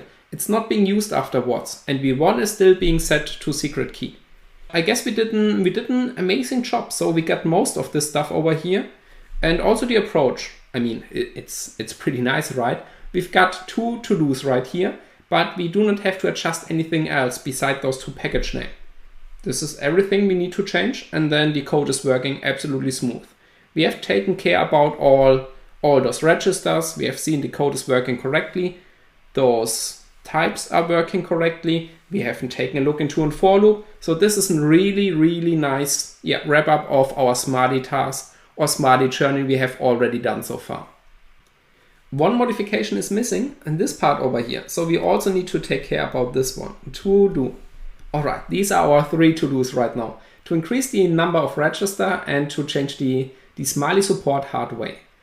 Let's do this right now, and then we will have a look into the main activity, or maybe we will see if this builds or if there are some errors in there right now. Okay, so let's patch this first. Yes, we are in the correct method. Please make this also sure that you're not accidentally patching the other method. So first we want to increase these registers to 15. Okay, I hope they are 16, but yeah, we will figure this out. Then this Smiley support hard way. Let's see what's the real main activity over here. So we go into main activity. I mean, this could be also something completely different. This could be some other activity or things like this. So it has to be the main activity. But this is the only activity we have in our application, and therefore we want to print it over here. So here we've got set content view, so we can take this whole part over here. Okay. And now we are searching for, let's see, there's some replace. Let's see how we can replace. Edit, replace, Control H. Okay, so we want to replace it with this way, and we want to replace this part over here. Yes, so can we make this a little bit larger? No, but it should work. So let's observe this really close and let's see if we can replace it. How can we do this? Okay, by clicking enter. So let's see. Com app hacking main activity, AES main activity. All right, this is perfectly fine. Okay, so we have increased those registers. We have adjusted those 2 patches. So let's build this back again. I'm super excited to see if this works. We're getting an error. This is already a label with that name. Okay, yes. 252.4. I'm not sure if it's now this line number or this one, but we have problems with our labels. Those labels haven't changed right now, so we haven't changed these labels, which means we've gotten go to 0, or we've gotten condition 0, and I guess we have 2 of them right now. Let's see, condition. So condition 0, okay, condition 0 looks good. Let's see what's with go to 0. Here we have a go to instruction. Here we have, oh yes, here we have a go to label, and also here. So we've got now 2 go to labels, and of course the program doesn't know where to jump to our for loop or into the return out stuff. So let's adjust this over here. I mean, the easiest way is to provide our own label. Okay, and then we need to figure out the reference to this one, which is here. Okay, and this should be the patch. So condition 0 is, are we not using condition 0 anywhere? No. Interesting. Okay, cool. This means this should build right now. In case you could also, of course, adjust condition 0. But let's see. Nice. This looks perfect. So this part has been done. If we try to install this application, it will crash because we are not having this the static context right now in our main activity. So therefore, let's take this back to the graphic part and let's do part 2. I know this video is already long. Sorry for this one, but I mean, it's a pretty amazing task, and we are recapping everything right now. We've got labels, we've got if conditions, we've got register types, values, new instructions, and all these amazing things. Okay, we are now getting back to the main activity, and I will see you on the graphic tablet for the last task over here. Let's go. Okay, so here we have the onCreate method, and we can see we have added this code over here. This is our code, which means green one is the original application code, and this one is also the original application code. And we do now the same approach. So we will figure out which registers are being used in this part, in the first part, and if we are overriding them in our second part. So if this is the case, we need to restore them in the third part, or we need to circumvent this by increasing those local registers or other stuff. Okay, let's draw also our line, this line, the separation line, and then let's go backwards. So like we have done it in the previous example. Here we've got V0 and P0 already. So let's see, what is V0? V0, this is now invoke virtual, this is a parameter, and this is an integer value. All right, V0 is an integer value. And this integer value is this one over here. So V0 is being assigned to 0x7f null b, and so on. Okay, and then we've got P0, let's see. P0, where we are using P0. I mean, we are using it directly here. So this one has to be the reference. Yes. This one over here is com app hacking AS main activity. So this is our main activity reference. So this is our this object, main activity, this object. Okay. Then what else do we have? We have P1 also over here. And P1 is our parameter. And this parameter is from type bundle, OS bundle. So I'm pretty sure we are not messing around with this one. Okay, so now we have to figure out if everything has been aligned correctly, and if we are overriding V0, if we can do this, or if it's still being used. So therefore, let's get into this one. Now our code. P0 in our code is also main activity, but this one is not correct. So here we've got Smiley support hard way, and this needs to be replaced with AES. Okay, so this is our to-do over here. And P0 would be afterwards a reference to main activity. And this is this object. And we can see, yes, this is working perfectly fine. Main activity, this, perfect, P0. Everything is fine with this one. Oh, but then it's getting interesting. We are moving the result into V0. So at this point, we are overriding V0. And what's getting moved into V0? We are calling get application context, and we are moving the context in this part over here into V0. So we are overriding V0. So we need to make sure that V0 over here is being used the last time in this method call, because otherwise, if V0 is being used in the next part anywhere, and we are overriding it with context, this will cause trouble. All right? Okay, so let's move on for now, and then we will verify this. Let's see if we have to do something else. And then we've got as_put object. So we are putting this object into the context. And this makes also no sense, because this is once again not this context, it's the AES context. So as_put object, the context right now gets put into main activity context. Okay, so this will be put into the main activity context. Let's do it this way. And this is perfectly fine. So we are referencing this context to the main activity, this object. Okay, this is working properly. Now let's see.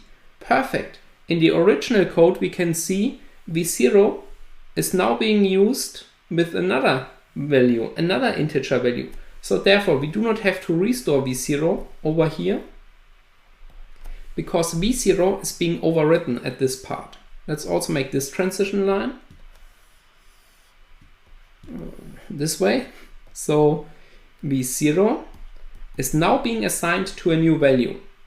0x7f 08 null and so on.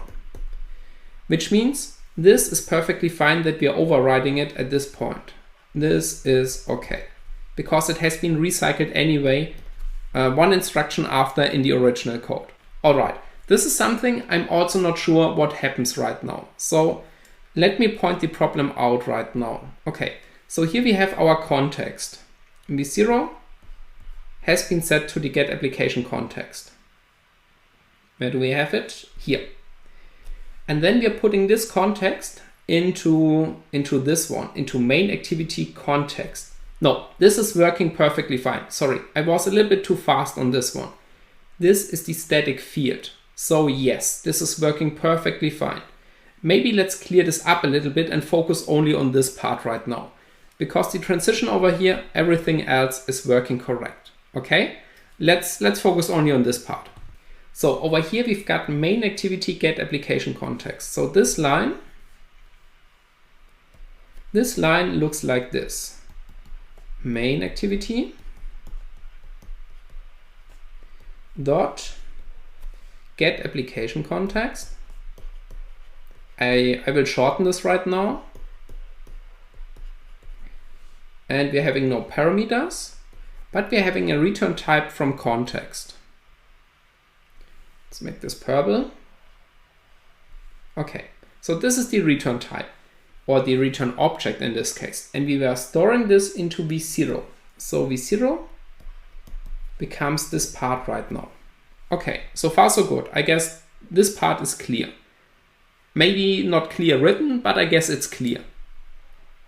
So next, we've got sput object. And we are putting now v0 into main activity.context. So this context over here, which means we could rewrite this in the following way. Main activity dot context, because it's a static field ID, we can reference it in this way, is now v0.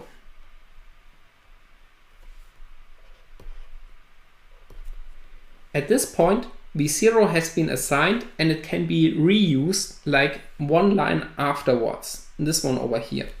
This is totally fine because we already have saved our context in this most important context field, which is our reference right now.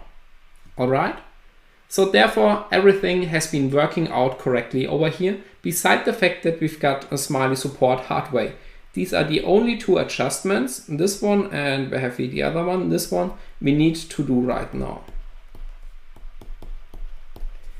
Let's do this, let's build back the application and let's see if this one works. If it does, I mean, this was tough, but you see, we have absolutely no limits. We could write a complete application over here and we could implement a whole debug server in this application which prints out those secret keys and yeah, do a lot of funny stuff. Okay, so therefore, let's go back, let's build this application and see if it's working. Okay, we have already inserted the code. Here's our context. And what we need to adjust is this one. So we need to copy this and we need to place it in here and also in here. Yes, we saved this and everything should be working correct right now. So let's see, I'm super excited to see if this works. Of course not, because we've got the slash in there. Where does the slash come from? Oh yes, I have made a copy-paste error, I'm pretty sure. Yes, we are missing our semicolon. All right. Yes, okay, nice.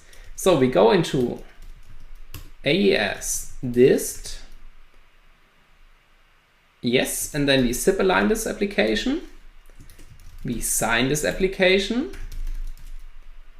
We uninstall the original one. Okay, we have to plug it in. Okay, let's see. There's our ADB screen copy. This is support hardware. Yeah, we do not care about this. We have now patched this AES application. All right, and now let's see. Let's install it. Yes, we kill the server. Oh, sorry, it's out APK. It's test only package, so -t. And let's get screen copy back again. Okay, let's keep this in foreground and let's open also the ADB logcat output to see if everything is working properly. So therefore, let's close these. And we are grabbing for crypto. Okay, maybe crypto key. Otherwise, we might get some other crypto stuff. All right, let's see. 3, 2, oh, maybe what do we expect right now? We expect our toast message and this amazing fancy crypto key string as an ASCII value over here. All right, so let's do this. 3, 2, 1. Amazing, hacking into your application. And done. Check the ADB logcat output. This is freaking awesome.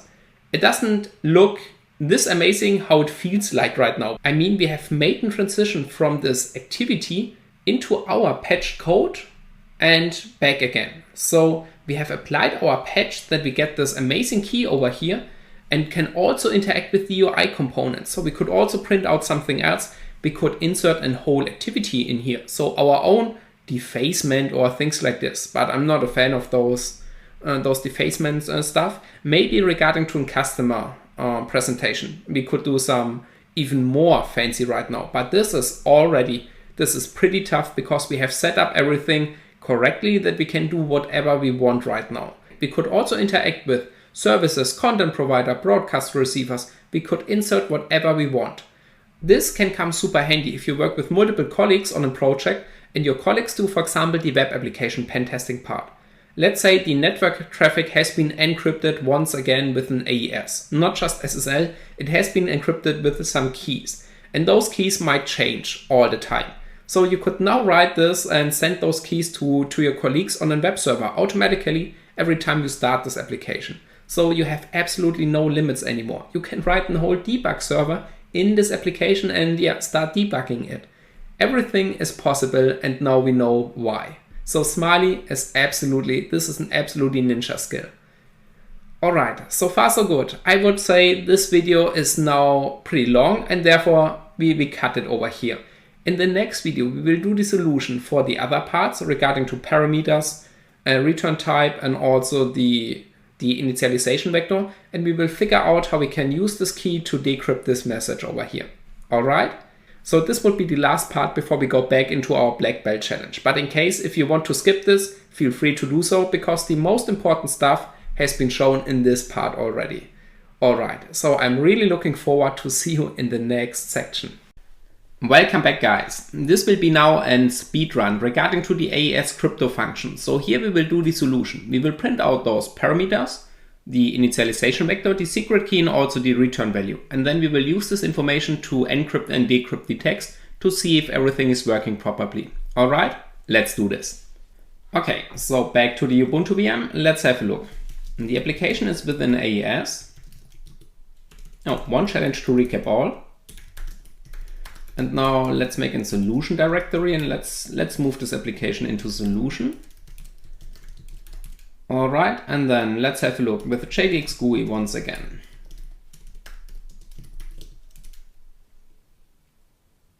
All right, so we've got, let's see, com app hacking AES, AES crypto. Yes, so we've got the method encrypt message, and we want to get this plaintext parameter, this key. So we have to insert a code, key get encoded to also get out the key, and then initialization vector and ciphertext. All right, let's do this. So We could do this on our own, but I mean, it's way faster to do this in Android Studio and then compile this application. So we write our code in there, compile this application, and simply have a look into the Smali part. So tools, Android Studio bin, and then bash studio.sh. Okay, so here we have an old project. This is our Smali support the hard way. This was it was an amazing job we did over there. But now we can close this, so it's not longer required right now. Okay, if we close this, then we've got our main overview and we create now a new project, empty activity.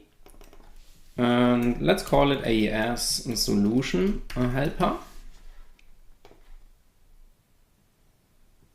All right, we have to wait until the Gradle build has been finished.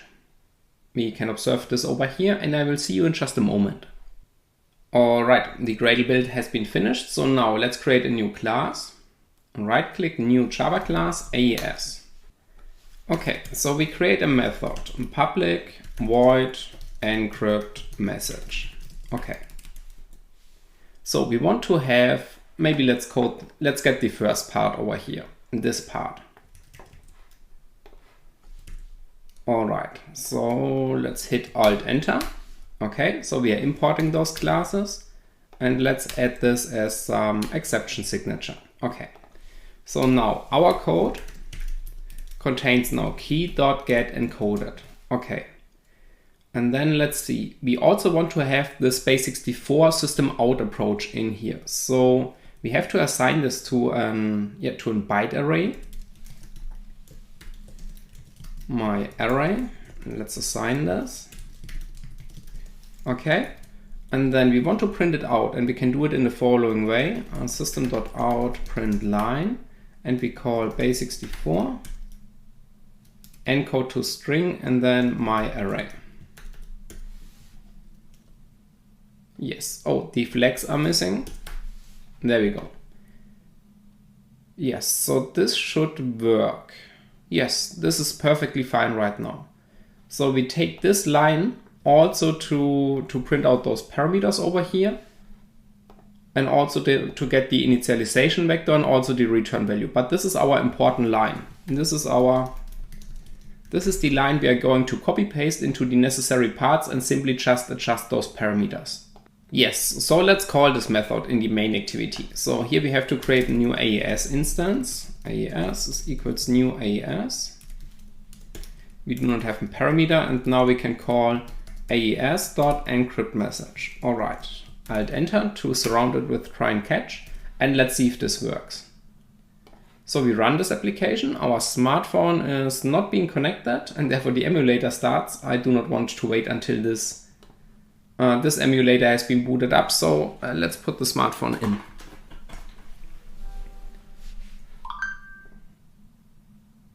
Okay, here we have the smartphone because this is a speed run and we do not want to waste 2 or 3 minutes on the emulator. All right, logcat, let's see. System.out. There we have it, perfect. We can also make some adjustments maybe. That this one over here is, let's say, this is the key. Okay. Yes, perfect. This looks absolutely perfect right now. So let's build this application. Then we've got our initial code path and we can modify this in any way we like. So we click locate, APK tool D.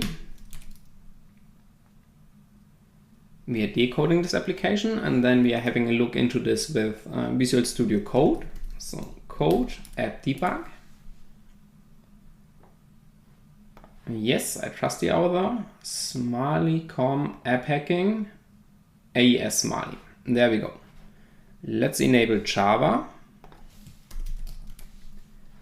Okay, and let's see.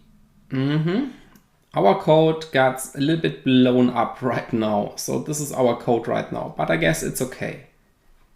Get encoded. We also need to include this one over here. So we start at line 22.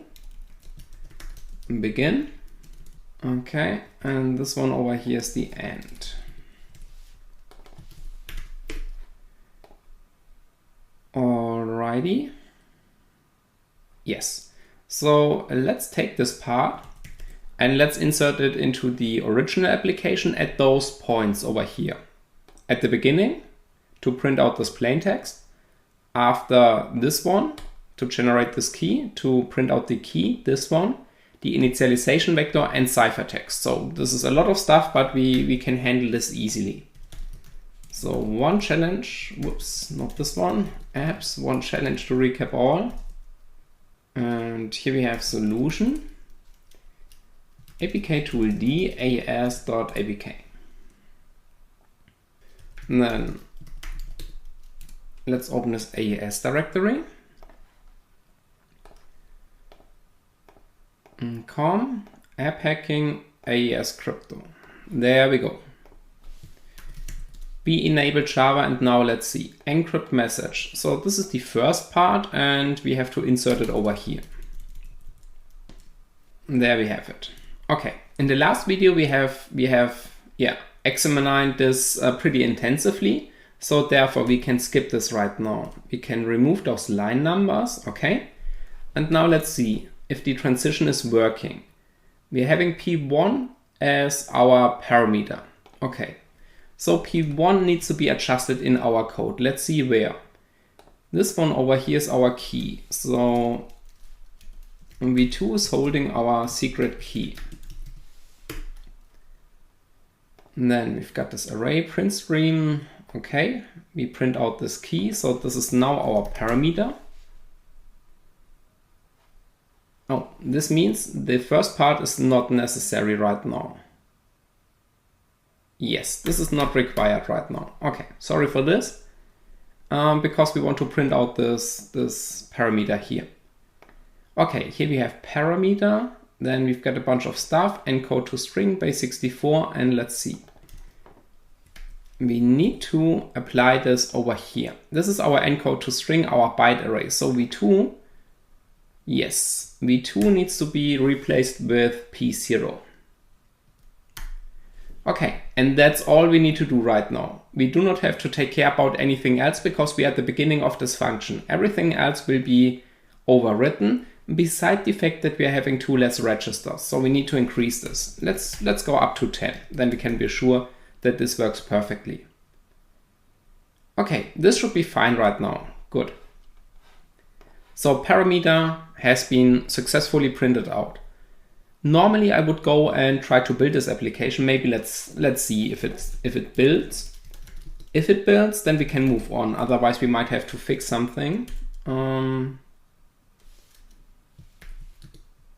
Solution AES, okay. All right, it does build, so for me it's fine right now. Now let's see. Now we are inserting after this line 21, this key. We are calling this getEncoded method. And then we are also going to call this one. Okay, so let's get into our code. Where do we have it? Over here. Let's get back into the original code over here. And now let's see, line 21. Here we have it. Okay, and now let's see. Secret key will be moved into V1. And this is matching perfectly. We are setting up something else. We are setting up V1. Is V1 further being used as secret key? Okay, this is fine. Do we have something else? V0. V0. We are moving key generator into V0. Are we using V0 in our own code? No, we are not using V0. So therefore we are not touching V0 and we are good to go. And I guess that's it. So the only thing we want to have a look into is this byte array. This byte array should be now our secret key. Let's see, this byte array is parameter v5. No, that's the integer value, sorry, these are our flags. v2 is our byte array. Move result object into, yes, this works perfectly. So let's see, v2, this is our byte array.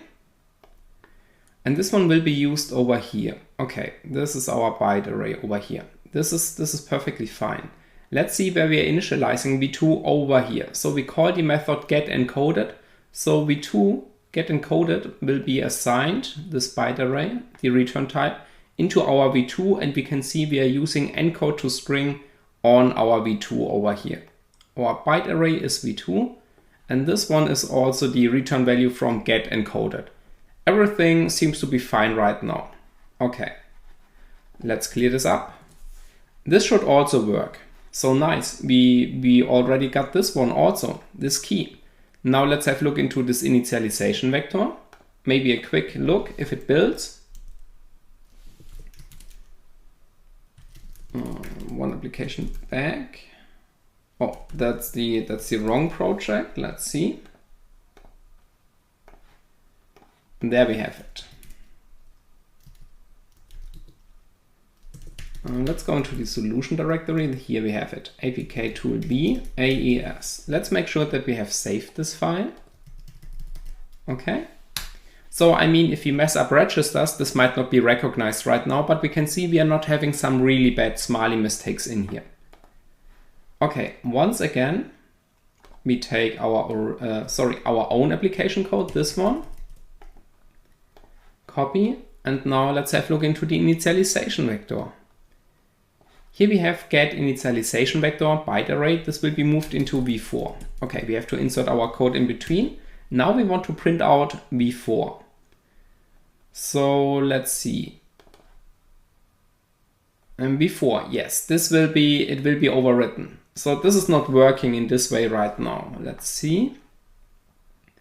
Okay, let's take this part really quick to the graphic tablet and have a quick look into this one, because here we have to make a little bit more adjustments. Okay, so let's see. v4, this one over here, this is our byte array we want to print out.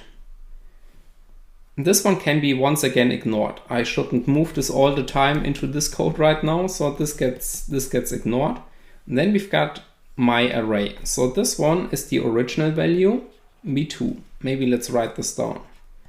v2 is the original byte array value. Okay, then we are using string builder on v4. So we are overwriting v4 at this point right now. Okay. And then let's see, we also need to replace this one with initialization vector, iv. Then we've got string builder, and here we've got encode to string. Okay, and we're using this, of course, on v2, because v2, yeah, this is our original byte array. What we can do, I guess, so let's have a look into this one. So what we can do, let's see. Yes, here's the end of our local variables. So this means we could simply move this object, this get initialization vector object, into v2 afterwards. So then we do not have to adjust anything. Let's first delete this part. Also those line numbers. I hope I have deleted it before, but we will figure out if not. Okay, then we've got local v2. All right, this is the byte array. So this is now the code. Let's see. Our cipher object will not be used down further, right? Let's see. No, here's the end of our cipher object, v2. Okay, so what we are going to do right now is the following. We go into our code. Where do we have this? Over here. So we are moving this object into v2. So we are overwriting the cipher instance, and v2 is holding our byte array. But the cipher object, this instance over here, is not longer required anymore. We are not using it in our code right now. So therefore we can simply overwrite this register. And now we can see this is now holding our byte array. Let's enable this one. So v2 is holding our byte array, and v2 is being used over here as an byte array. And this is working perfectly fine right now. So yeah, this is the only adjustment we have to make. Everything else, let's see. I mean, v5 has not been known to this application at all. Therefore, this is no problem. And yeah, we just have to make sure that we're not overriding an important register. So let's get back to this one.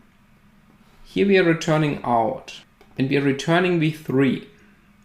So at this point, we are overriding v3, and this would be not good. Okay, yes. So here we've got v3, and we can see we are returning v3, this doFinal method. This doFinal method returned into v3 is this one over here, and this will override our ciphertext, which will be returned. This is not good. Therefore, what we are doing is, in our code, we are replacing v3 with v6. Doing this in this way, we are not overriding v3, and then we are done at this part. So the only thing we need to do is we need to print it out, the return value over here, and then we are done. So this part is now regarding to the initialization vector. Let's also write it in this way. Initialization vector, and then let's see. Yes, we only need to insert it once again. So let's copy this part. Let's insert it over here. Okay, here we're having now v6. It's okay because we have already printed out over here system out print line with v6 on v6, sorry, with v4, which is our string. But this system out is not longer required afterwards. Yes, okay. And then let's see. So over here, yes, we need to adjust this part over here, v5. We need to adjust v5, sorry, v2.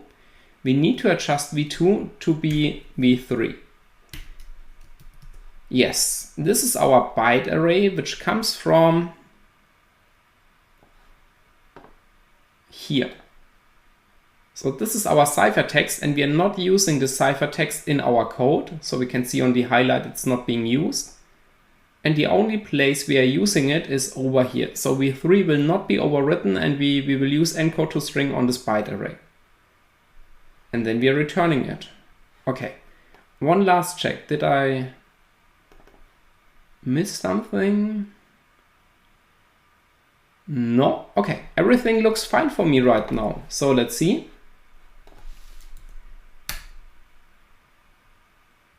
Okay, it does build. So AES, and then dist, we zip align this, we sign this,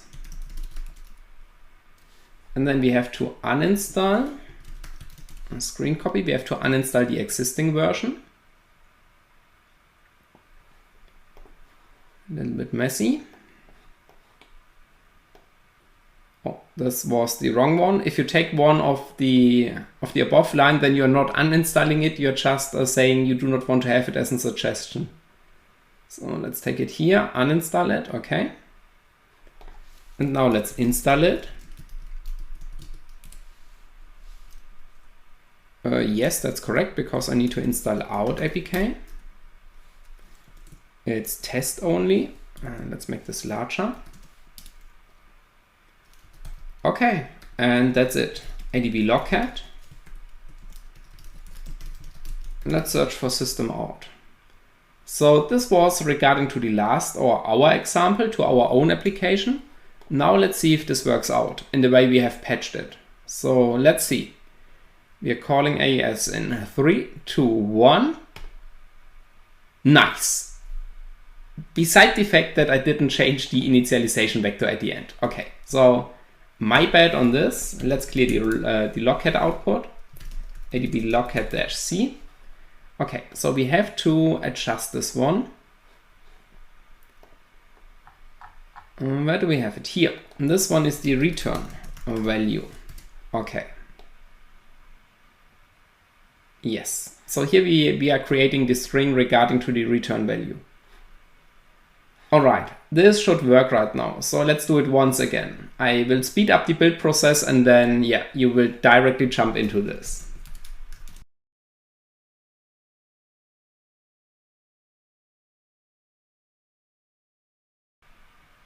All right, welcome back. So let's see. ADB logcat, grep-i system.out.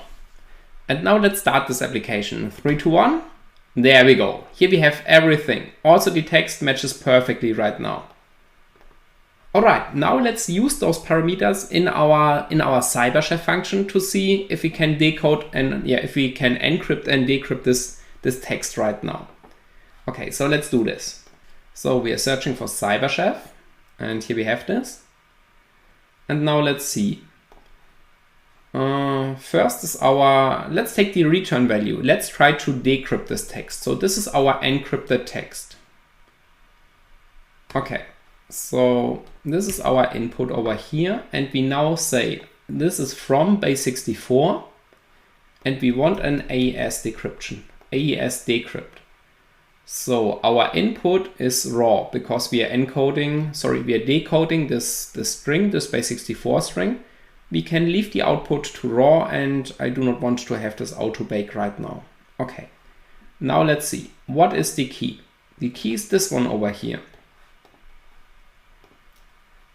Key, the format is base64. And the initialization vector is this one over here. The format is also base64. And this is all. Okay, now we should get back, if we hit the bake button over here, our decrypted text, so our plain text. So let's see. Bake in 3, 2, 1. Perfect. Secret one-time message. All right. So this is freaking awesome right now. So we could also do it vice versa. So for example, we can use our text over here and we can encrypt it with the AES function. So let's pause this. This is decrypt. And let's take this text. And now let's see, AES encrypt we are having to use right now. Okay, the key is the same, format base64, initialization vector is the same, format base64. Our input is now raw. It's neither raw nor hex. So yes, the easiest way would be to base64 encode it, because this is what we are doing over here. We are decoding it. So echo-n base64. So this is our text we want to encrypt. Okay. And our output is, let's say, raw. Okay, let's do this in 3, 2, 1. All right, now we've got the raw output over here. And to make sure that this fits perfectly with our screen, we are going to base64 encode it right now. So base64 to base64. Okay, so what's happened is the following right now. This is our text. And this text will be base64 decoded. Base64 -d. This is this block over here. Okay, then we've got an input raw format right now. Then we take this input and we perform our AES crypto function over here. Here we have this key as base64 format, sorry, initialization vector. Here we have the key. And then we get this out over here. And this is not readable for us right now. So what we have appended is this one. And this one is now taking this part, this output, and uses base64 to encode those bytes. So out of this, we will get back some base64 string with this equal sign, maybe regarding to the padding. Okay, so this is what's happening right now on the CyberChef. Let's do this. And therefore, all we need to do is we need to hit this bake button. 3, 2, 1. Okay, looks perfect. Let's see. Yes, this is exactly the same text. So now we can modify this text in any way we like. And for example, we could also create a new message. Where do we have it? Echo-n Udemy Smiley hacking is pretty awesome. Let's encode this to base64. Whoops. There is something missing. Let's see.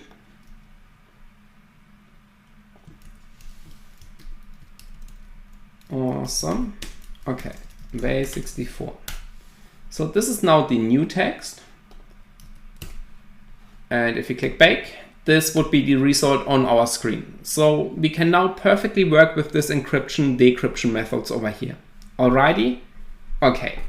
This was right now super fast, but I do not want to bother you right now with things we have already seen. This one, for example, over here. I mean, regarding to string builder, appending things like this might be new, but it's simply just Smiley code. We have reverse engineered this whole class or this function quite a lot right now, and therefore I did go a little bit faster through this. The most important points are, at the beginning, check if these parameters matches with your parameter in the encode to string function. Increase those parameters, because this will be definitely required if we have a look into this one. V5 hasn't been used before, so we only had 5 registers. V4 is the last one, so this would cause problems. And then simply just take this whole code and paste it everywhere you wanna have it, and have a quick look into the transition. If this object v1 is, for example, secret key, if it stays secret key, if v0 is being used anywhere else afterwards, we can see, no, that's not the case, so we can reassign this and things like this. Alrighty? Okay. In case, if this was too fast and you want to have a longer explanation on this, absolutely no problem. Drop me a message, I will re-upload a more extensive version on this one, okay? So if you feel in rush right now, then please drop me a message, because this is something we do not want to have in our course.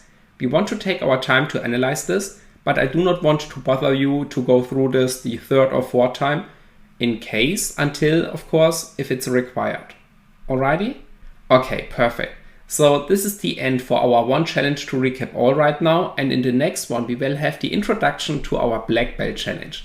And this will be freaking awesome, because we will combine everything we have learned so far in this challenge. Alright, let's have a look. Alright guys, welcome back. So far we have done a really good job. We have achieved that we did start with a double shot, and we also got rid of our blocking rate, so now we can shoot permanently. These two are really nice achievements, but what's missing is the limitation to only have a double shot. And this is our challenge over here. This is the challenge that fits perfectly into our next belt. So after performing this one, we receive our blue belt.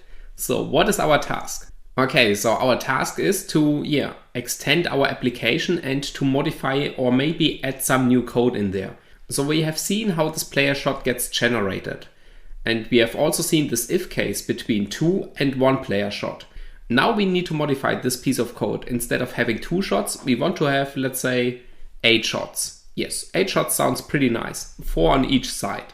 But this is not that important. So if you can achieve 8 shots, no matter on which side, it's absolutely fine. And if you achieve that 4 shots are left and 4 shots are right, then this would be absolutely perfect.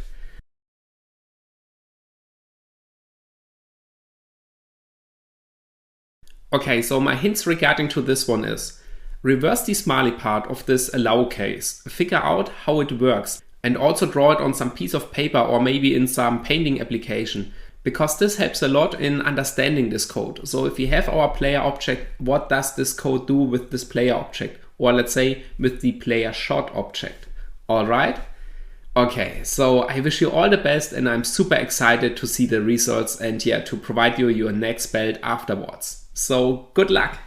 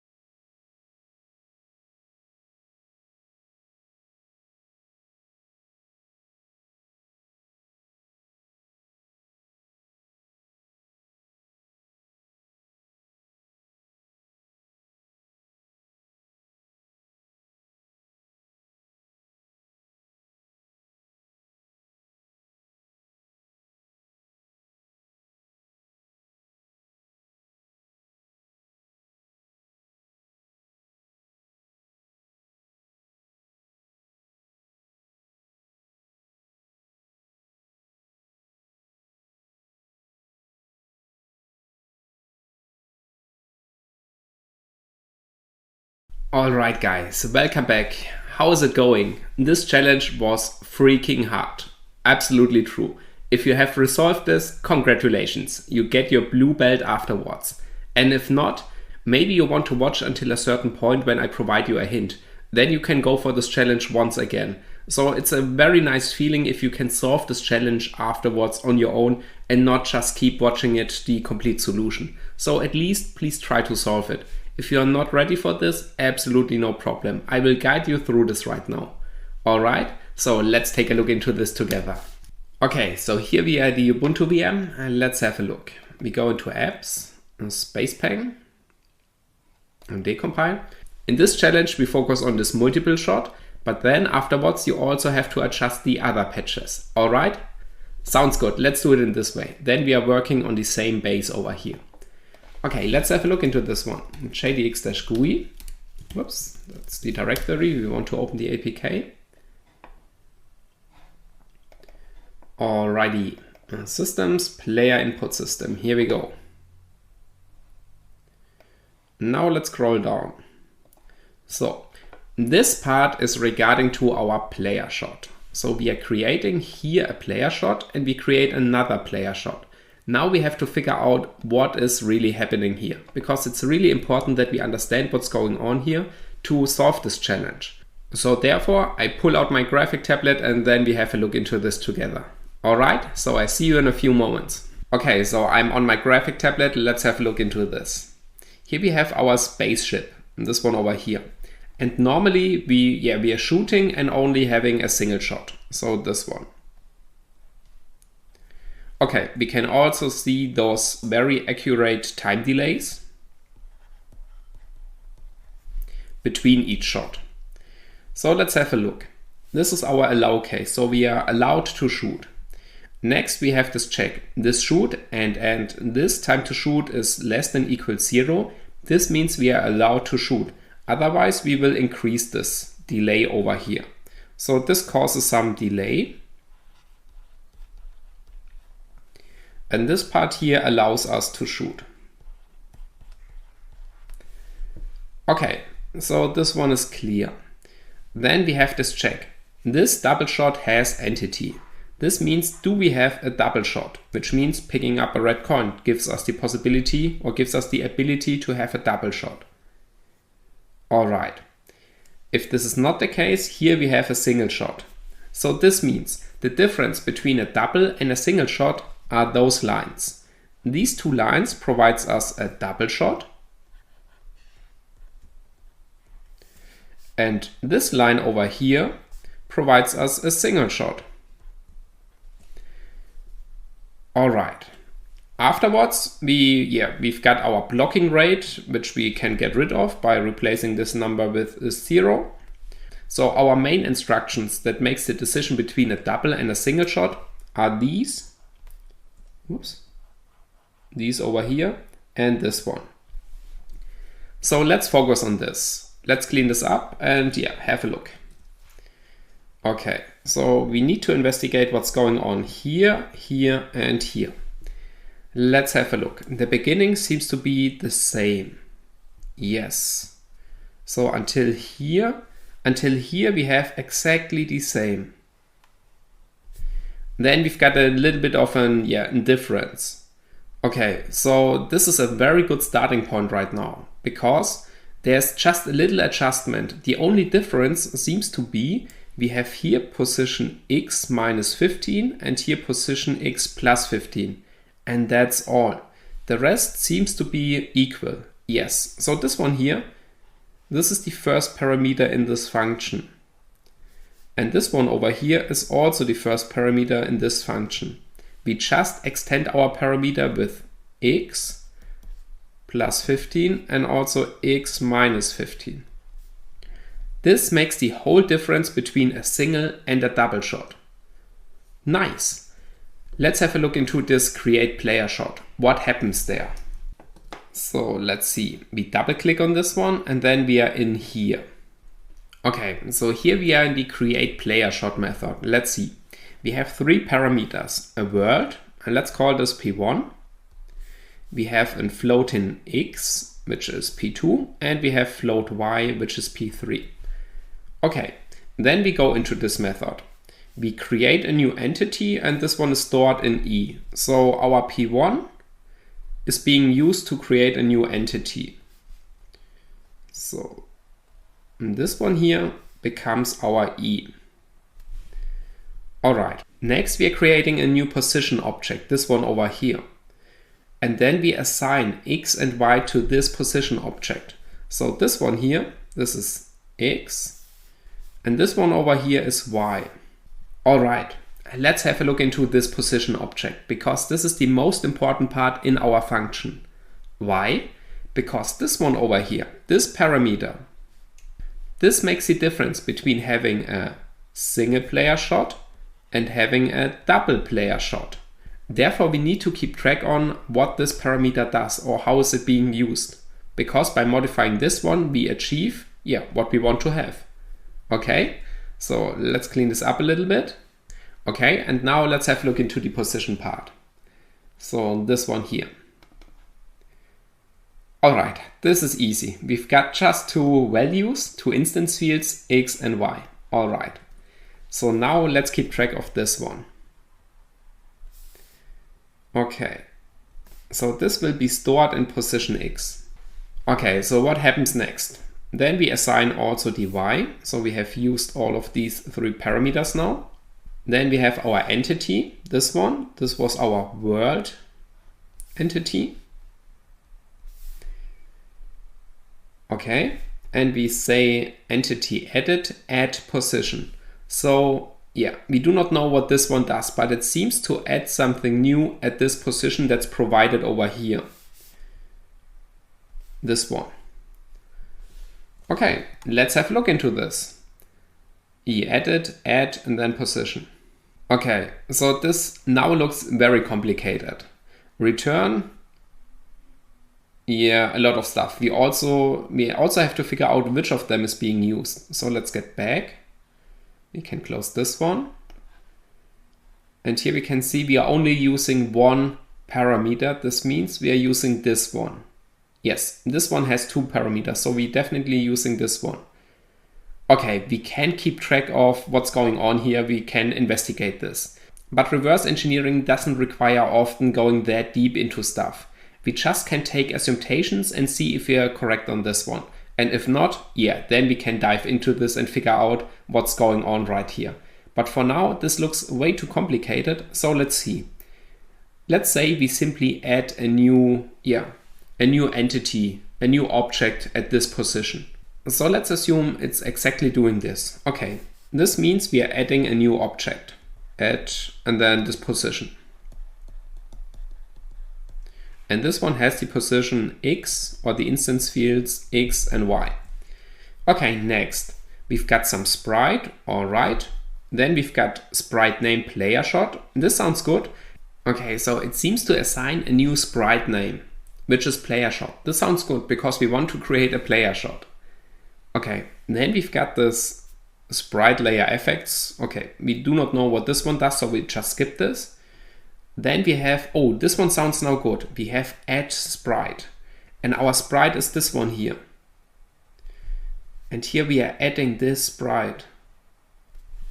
All right, so here we have seen we are adding a new object at this position, and here we have now add sprite. So it seems like to add now our player shot sprite. I mean, so we haven't reverse engineered this part right now, so this is just a guess. But regarding to our observation that this one creates a player shot, and this is exactly what this one sounds like, it's, I guess it's a well-educated guess.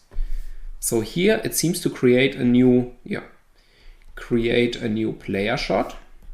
Okay, next we've got this velocity, so we do something with the speed. Okay, then we adjust the speed. So this might be the speed, how fast this player shot is traveling over this map. This might be also a super interesting value over here. Maybe we can speed up our player shot even more. This would be super amazing, right? Okay, then we can see, we add also the speed now to our entity. Okay, now it seems to make sense. So we are creating a new player shot. Then, this let me try to draw this once again. There we go. This looks like exactly the original player shot, right? Okay, I have to add the space paint ship. There we go. Okay, so we are creating a new position of this player shot because it has to be drawn on this map somewhere. This is this part over here, the position part. Then we assign the sprite that it looks like a player shot. This is the look of this player shot. And now we adjust a speed to this player shot, so how fast this player shot goes over the map. Okay. Then we've got this reactal bounce. Okay. This one, width and height. Okay. Now we adjust the width and height of this player shot. So for a second I was like, okay, I don't know what this means. But if we keep moving on in this code, it makes sense. All makes sense.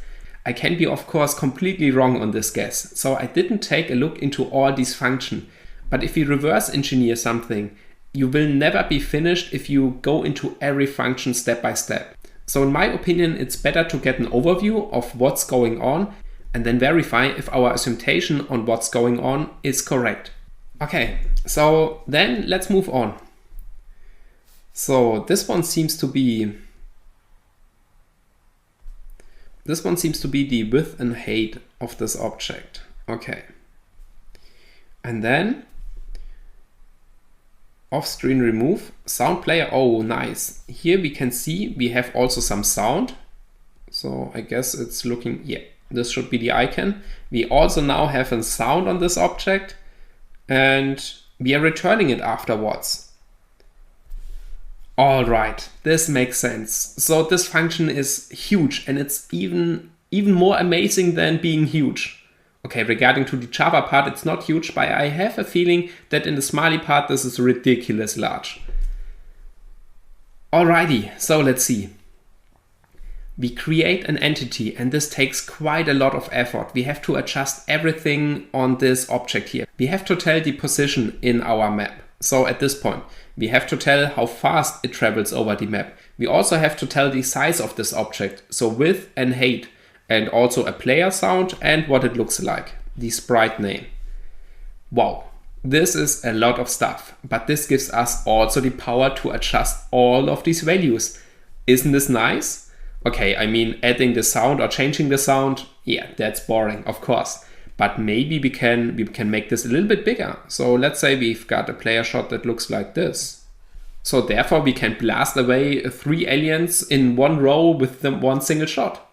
This would be also nice. I haven't thought or looked into this right now. I'm absolutely honest with you. Otherwise, I have also included this in the video. So hacking a game in Smiley is so much fun because you will never finish in doing a lot of nice modifications onto this.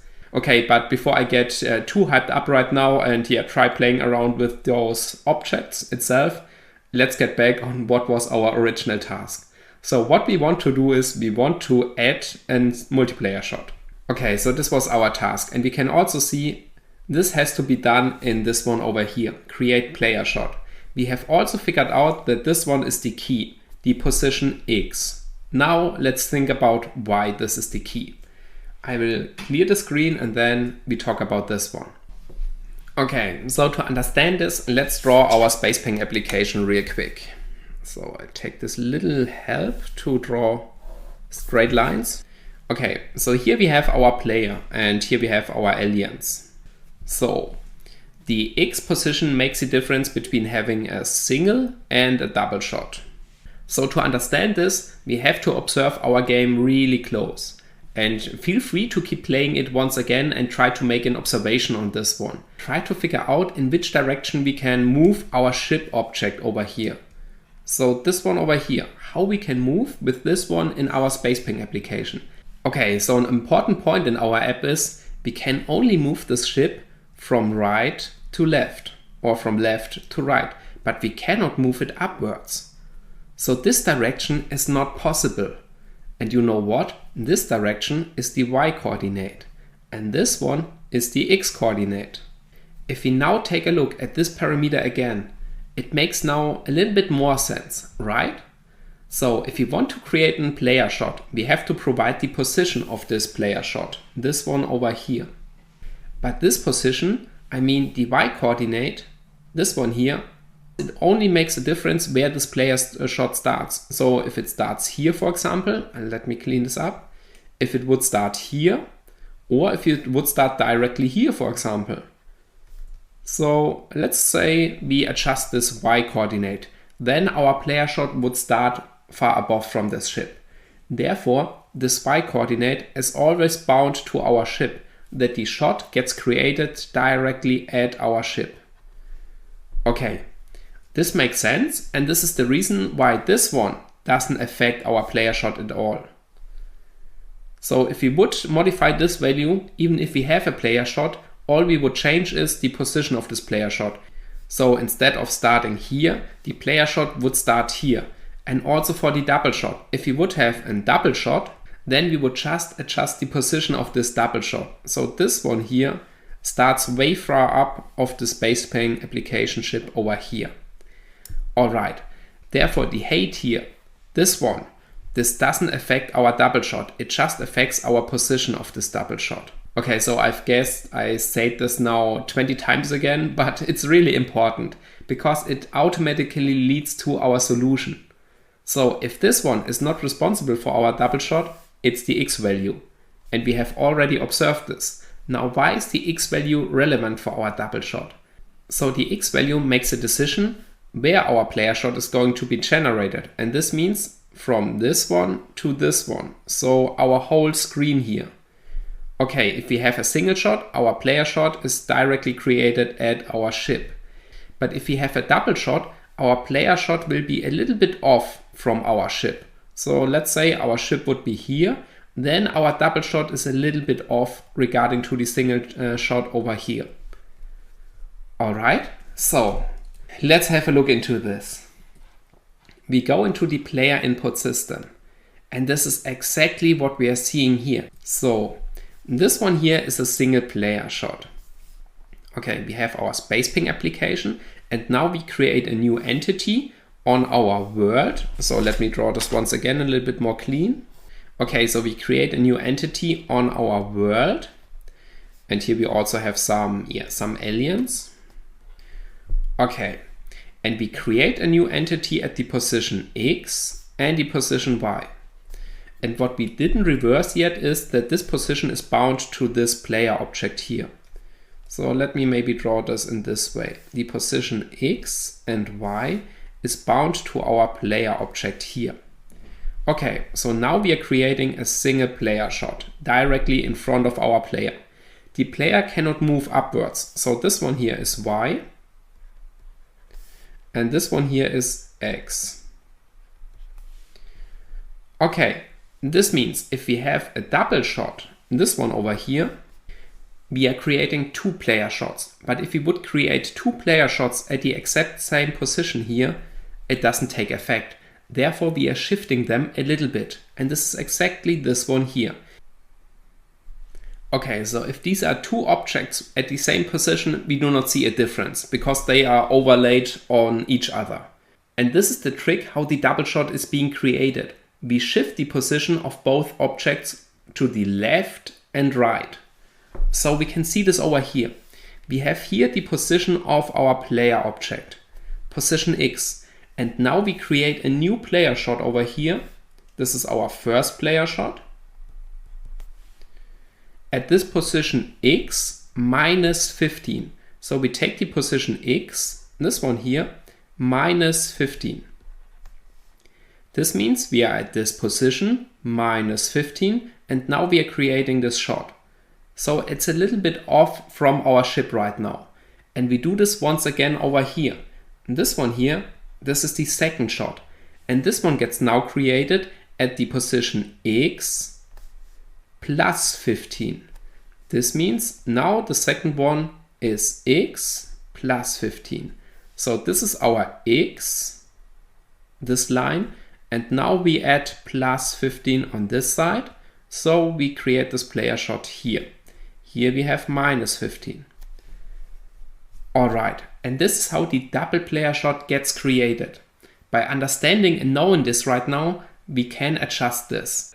I will provide you now some additional hints, but if these are enough for you right now, feel free and try to solve this challenge over here. Otherwise, let's see what we have to do. I'm not going to show you the code, just the approach on what we need to do here. Maybe first I clean this up a little bit. Okay, so what do we need to do?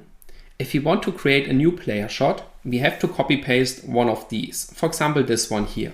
So now if we only copy paste this one here, we will create a player shot at the exact same position here. Therefore, we will not see the effect. This means after copying this value, we also have to adjust this one over here, this value.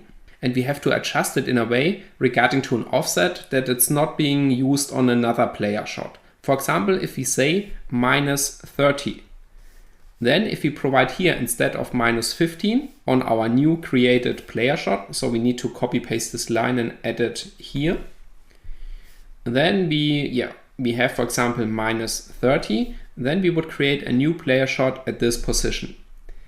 And we can also do this by copying pasting this one, taking this value, and here we have to add, for example, +15 once again, that we have a total of +30.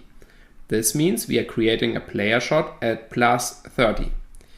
And if we want to add an additional shot, we take this once again and we have to adjust 15 once again so that we have +45. This means we are now at +45. And also the same over here, -45. Okay, and we can do this over and over again. The hard part on this challenge is this value over here. So you can achieve this in different ways, of course, once again. What you can do is you can subtract the value twice from the register. This is one solution. You can also use an existing floating point number, for example this one here, and use this in a register and add it on this value over here. Then you also achieve a different offset. And if you add this twice or even more, then we've got our layout here. Okay, so this is my hint regarding to this challenge. Even after reversing it that far, it's still super hard, believe me. You have to figure out where this line of Smiley code is. And then you have to copy all the instruction regarding to this line. I'm not sure how many these are, maybe 3 or 4 or only 2, I don't know. And after copying this, we have to adjust this parameter over here, that it gets subtracted once again or that it has a different value. To be honest, I'm absolutely happy if we achieve let's say instead of an octa, so it's okay if we achieve this with an quadra. Is this quadra? Quattro? With this amount of shots, all right? Okay.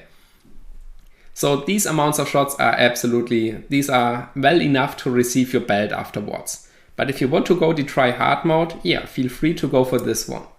Okay, so now you can pause and rewind this video. I will move on with the solution of this one. So let's see.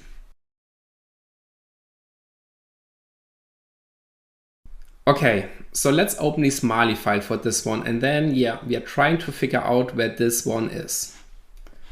So we are opening. Now it's important that we are opening the correct one. So we are opening our SpacePank challenge decompile. No, just SpacePank decompile. And then this is our modified version, right? Yes. And I don't want to lose this. You know what? Let's save this first. So this is our SpacePank modified regarding to block and double shot.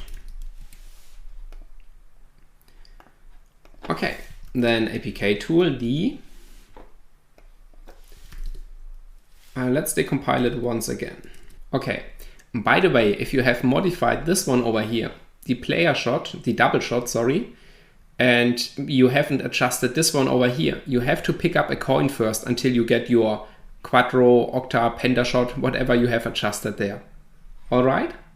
Yes, of course, you already know this, but I just want to mention it. These are some mistakes that can occur. Okay, so let's see. We are back here. And let's open the Smiley directory completely. Then we are in DE, SpacePank Systems Player Input System. Okay. We can also see the player input system has a $1 and also $firestate, which means these are inherited classes in there. We have discussed about this, so yeah, this might be also a little bit confusing, but these two doesn't contain our logic we are looking for. Our logic is directly in our player input system in this method over here. Okay, so let's see what we are looking for. We can look for this value over here. Yes, I guess this one is not very often used. Looks good. So let's see. We are looking for 15.0. Okay.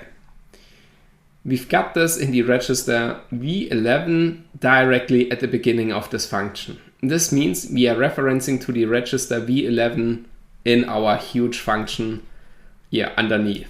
So let's figure out where we do this. Okay, this looks good. Yes. Okay, so here we are using this value, but we have assigned this at the top of this function. So let's see if it does not get overwritten before. Yes, we have 3 occurrences of this register and none instruction seems to override it. Yes, we just use it in a sub, also here in an add, and let's see, the beginning was the declaration. Okay, so now we know this one is definitely holding our value 15 in form of a float. Alrighty, so let's see what happens here. Let's take this piece of code and get back on our graphic tablet, because we definitely need to reverse engineer all those lines that we understand what's going on. So I see you in a few moments. Okay, so here we are at the graphic tablet. Let's have a look into this. Yes, of course, we have cut this a little bit off, but this was regarding to the if condition. So we can see we start at line 138. So this is the decision if we have a double shot. Okay, but we are not interested in this one right now. We are more interested in how this double shot gets created. All right, we know our v11 is holding a certain value. So this one here, v11, let's write this over here. And this is holding the value 15.0 in float. Okay, let's go. Then we've got iGetObject, and we can see we have our p0, which is the this operator. So let's mark it in this way. And this operator is from this.word. So this.word. We are storing this value into v0. All right. Next, let's see. We've got iGet once again. We are fetching the value in v6. Okay, in this overview, we do not have the value of v6, but it's also not that important because we can see v6 is the position x on float. We are fetching this value and storing it in v1, which means we are having here an instance field from the type position. So v1 is now, let's mark this a little bit different, from this type over here, position.x. Alrighty. Then we are subtracting v11 from v1 and we are storing back the result in v1. This means we have something like v1 is equals v1 minus v11. So v1 is our x position. And now we are subtracting from our x position v11, and v11 is our value 15 float. This means right now we have our spaceship which has x and y, and now we are subtracting from this. Let's draw this imaginary line. So now we are subtracting from this position minus 15. Okay. This is what now is being held in v1. All right, then we have iGet. We are fetching now the y position. We have seen that this one is not that relevant for us because we cannot move our ship up or downwards. We can only move it from right to left. Okay, so this one is being stored in v2. v2 is now holding yeah, let's take the same color. So until now, everything is clear. Now we call invoke static on v0, v1, and v2. Invoke static means we have now this object, we have 3 parameters. Let's see. Those 3 parameters are here. Yes. So the first one is this one, it's word. Then we've got this one, which is a floating number. And we've got this one over here, which is also a floating number. And we are returning back an entity. Okay, so to make this not as messy as the last one, let's simply use it in this way. So we are calling entity factory create player shot over here.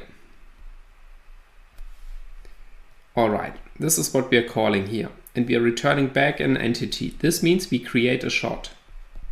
Okay, our registers or parameters are v0, v1, and v2. Okay, so this means this one here is our first parameter. And this one here is our second, but not this one. This one here is our second parameter. And this one here is the third parameter, because we subtract the value before we use it as a parameter in there. Let's draw this. Here we are using v1, and here we are subtracting a value from v1. So we are providing an offset of this position to this function. Okay, then let's see what we have next. Then we've got iGetObject, so we are fetching another this object. So p0 is our this object, and we are fetching this.world once again, and we are putting this into v0. Okay. By the way, we do not do anything with this return value over here yet. So we are calling the static method, but we don't use this entity right now. That's also pretty interesting. Okay, but back to this one. So v0 is now this.word. Okay, then we are fetching the position x once again. So v6 is being stored in v1, and we can see over here, and this one is our position x from type float. So v1 is holding position x.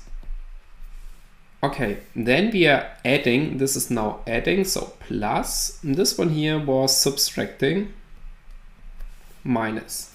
So we are adding now our value in register v11 to this one. Okay, so v1, let's take or try to take the same color. It's a little bit off, but it's okay. v1 is now our position x, so it's v1 plus v11. So we've got this, the reverse part of this right now. So now we are going plus 15 in this direction here. Okay, so far everything is clear. We know what this one, and also this one is, and this one. Okay, now we are fetching the position y, and we are storing it in v2. Okay, so let's write it here. v2 is now, but mark it as it's the instruction before. v2 is now position.y. Okay, so this is also clear. And then we've got our invoke static here once again. So we can now see this one here is the same as this one here. Okay, so invoke static, we are calling entity create player shot. And we are calling it again on v0, v1, v2. This means this is our first parameter. This one here is our second parameter, and this one here is the third parameter. So this means we are creating now a new player shot directly here. So we have to clean this off. And now we are creating a new player shot here, plus 15. And then again, we do not do anything with the return value. And this one here is regarding to time to shoot. All right, so our method ends here at this point. or let's say our approach in creating a double shot. It starts right here and it ends over here. So this is the part we need to focus. Okay, it seems to be a mess once again, but I hope you can follow on this one. So let's split this even up a little bit further. This means this one over here, and this line, this line, this line, this line, and this line, and also this line. This is regarding to the left player shot. And this line, this line, this line, this line, and this line, this is regarding to the right player shot. And we can also see this as an identification of those line numbers over here.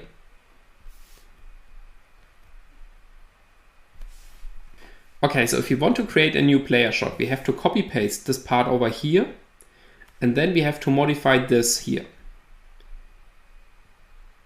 We can do this by modifying or replacing the register V11 with another one. For example, here we can see this is the floating number of 2.5. This means we can create a new register just right before. Let's call this V12. I'm not sure if V12 is being used.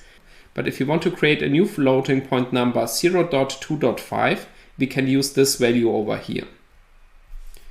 Okay? So by using this value over here and then changing V11 to our newly created register, V12, this should work. But this has to be done on our copied version of this one here. So let me clean this up a little bit. Okay, so this is our job we need to do. So if you still got an understanding what's going on right here, I'm super happy about this one. I will now move on with the solution. So feel free to pause and rewind if you want to try this on your own right now. Otherwise, yeah, let's move on. Alright guys, welcome back to the solution for this really amazing challenge over here. The first video was 1 hour long and I guess no one ain't time for this one. So I have prepared this video over here, which has been cut down to the essential pieces over here.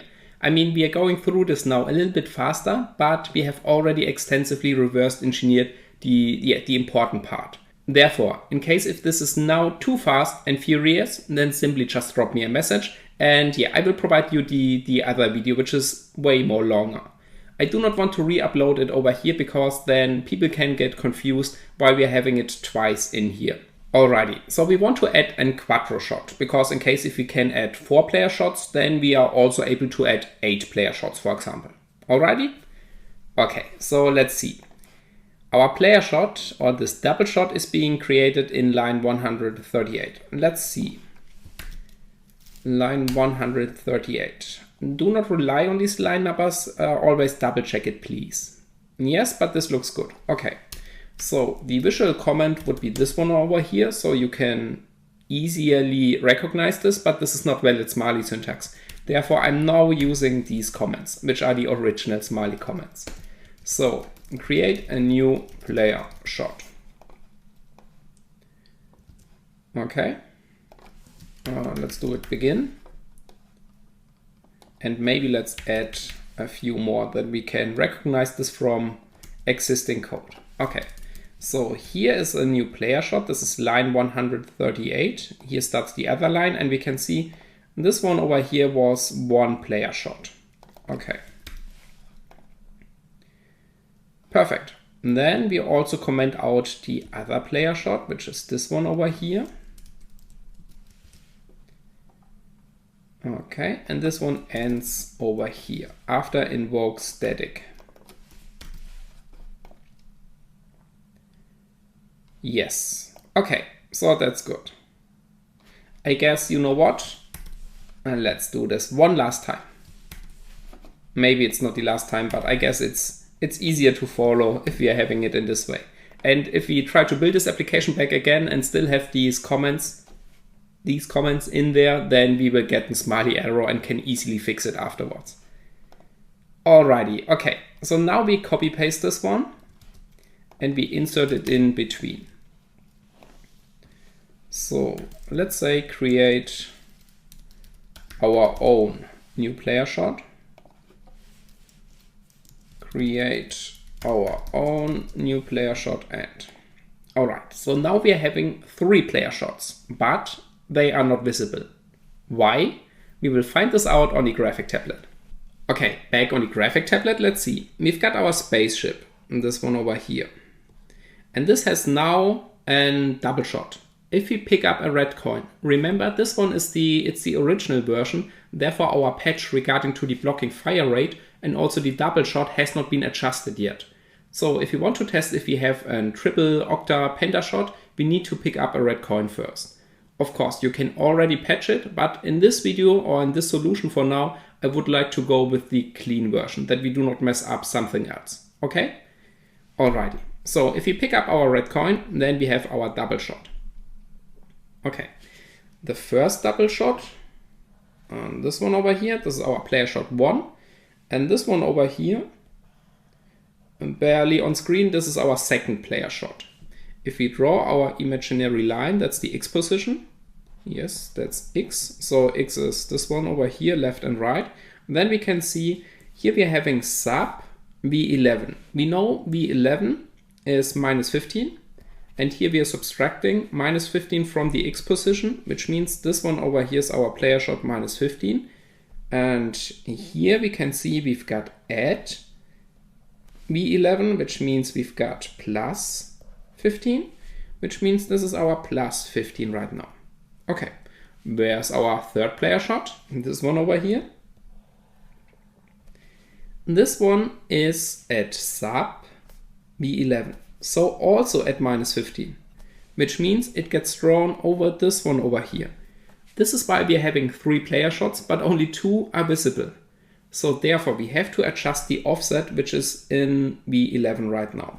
So V11 is holding the value minus 15.0. We can see this one is a floating point number.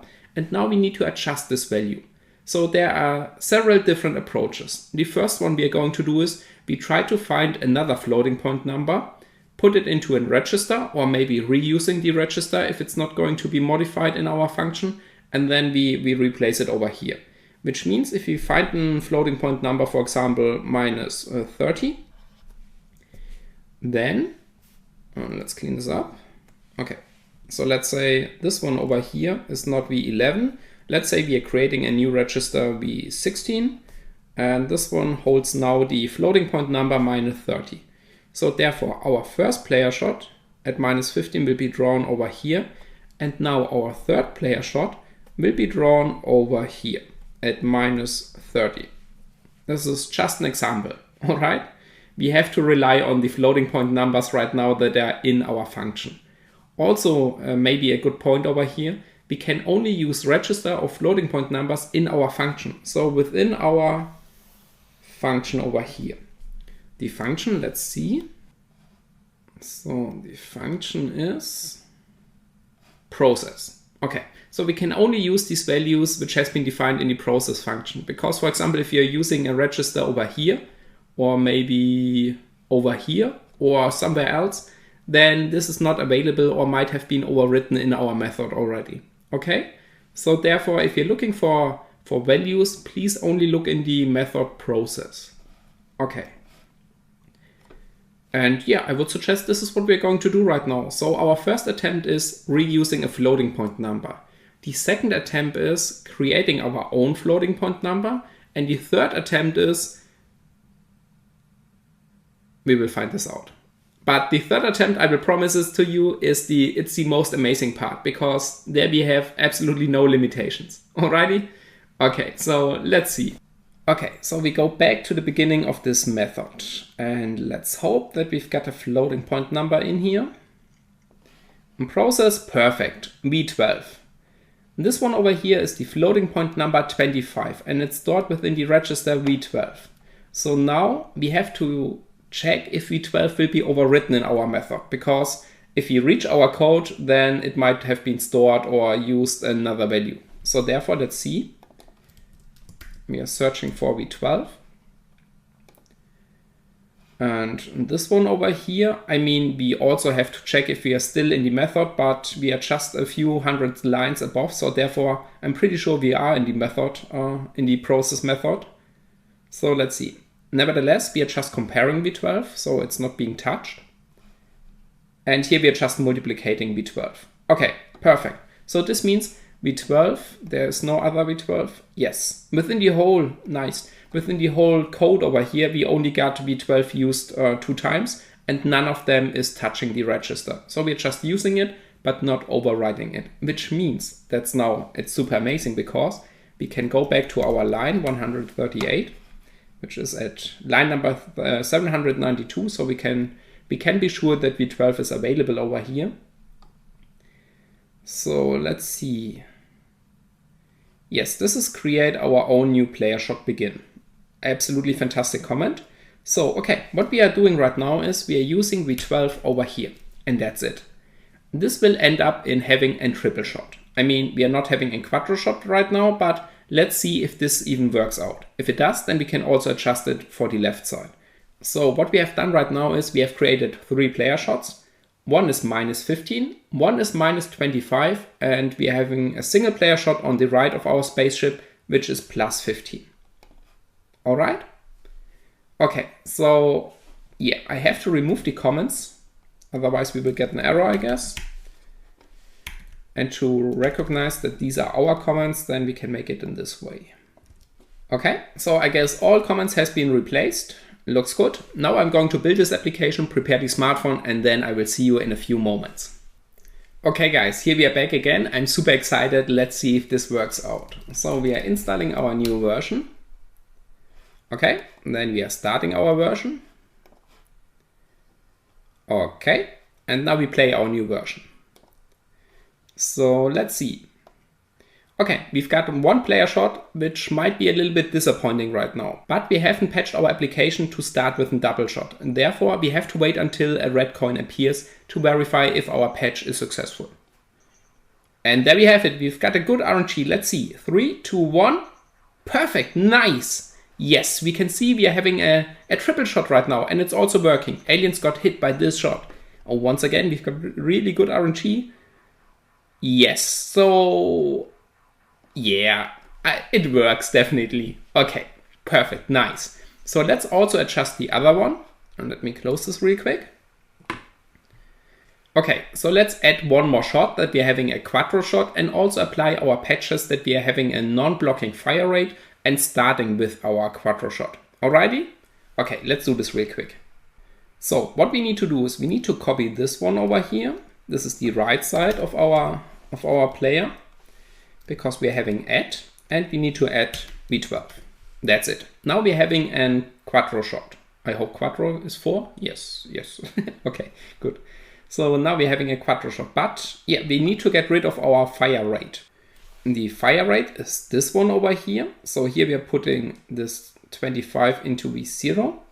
And here's our time to shoot. So we are putting v0 back into this time to shoot, which perfectly aligns with this one over here.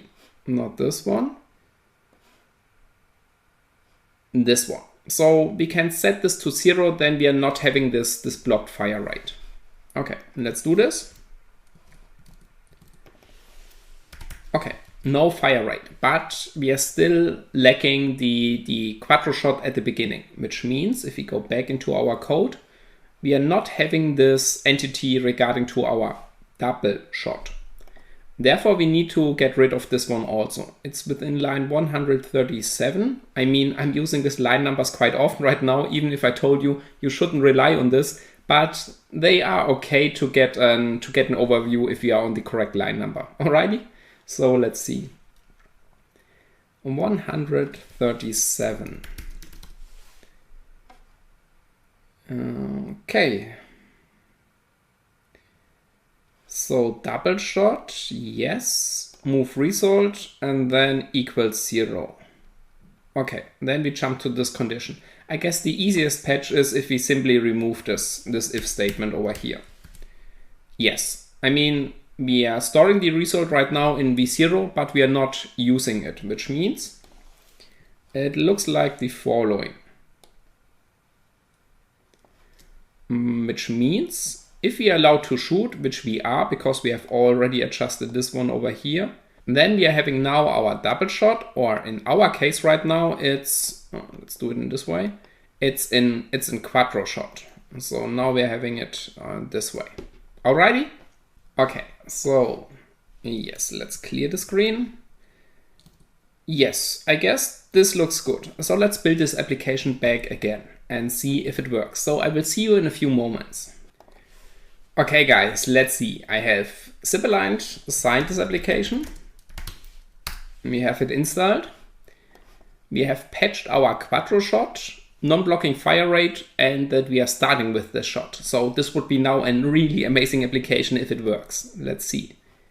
Space pang, level 2, and let's see. Fingers crossed. 3, 2, 1. Nice. All right. So in the virtual machine, this might lag a little bit right now.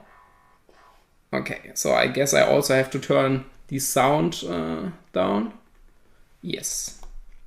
Okay, so now we can see perfect. This works, and this game is now a little bit more playable in my opinion. So it makes it a little bit more fun. Yeah, we can see it's lagging a little bit, but we've got a lot of objects right now on the screen. Okay, nice. So this is how we can reuse an existing register. Cool. But what if we are not that lucky and having a floating point number at the beginning like this one over here? This one. So how can we create our own floating point numbers? And this is something we are going to figure out right now. So we are creating a new register, putting in our own floating point numbers, and then we can adjust this offset a little bit far away. So for example, to make it an offset of 40. Okay, so let's do this. Okay, so to create our own floating point numbers, this process is way more complex than you might think about. So it's interesting how your processor is storing those floating point numbers. But I guess we do not have to dive too deep into this, because in the last video I did spend 20 minutes explaining the whole process behind this, but you can easily look this up online. So for example, this site is pretty amazing. Float to hex. This one, hschmidt.net. And here we can now see, okay, we've got a sign bit, we've got an exponent and a mantissa.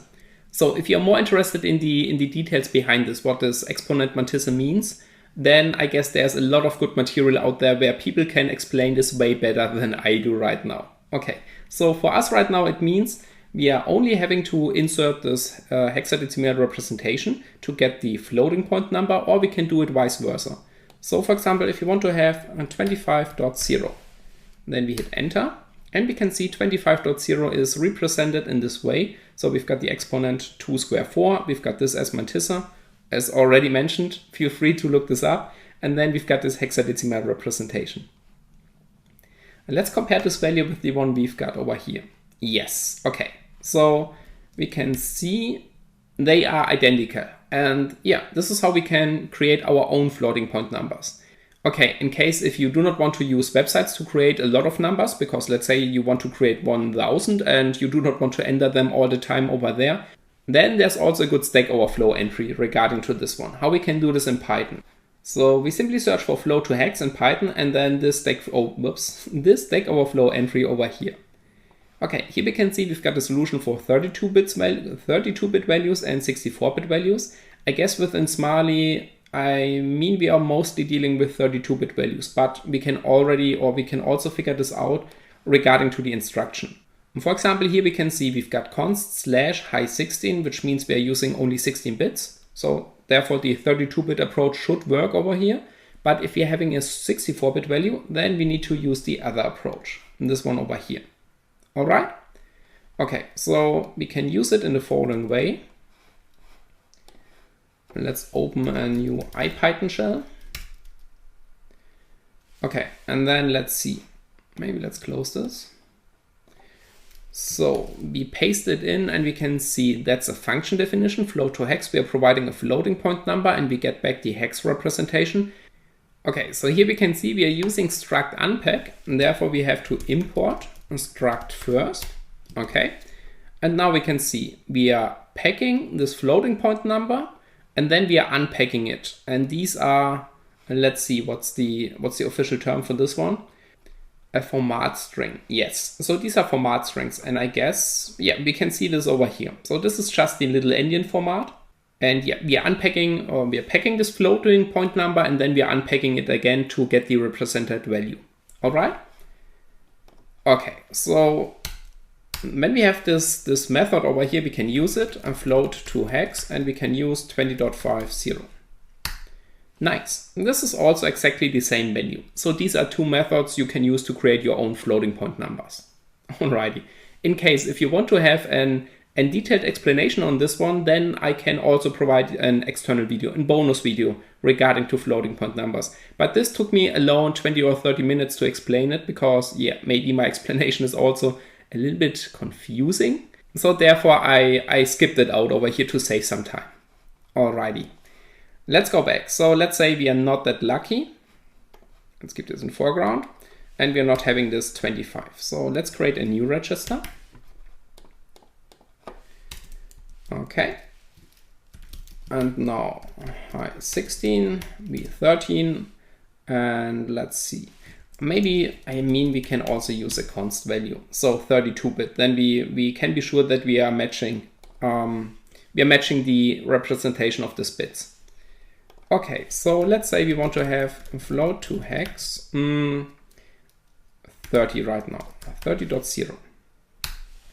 Yes, so this should work. Okay, we use this one over here. And we can also make our own comment that this one here is 30 in floating point numbers. Alrighty, looks good for me. So therefore, now let's add an additional shot with this floating point number. So we go back, line 138. Okay, so now we are creating this once again. Ooh, these line numbers, I would remove this because, yeah, that's not good. Okay. So I would remove those line numbers. Was a mistake by me, but it doesn't affect this application at all as we have seen it before. So now we are creating a new one, another one.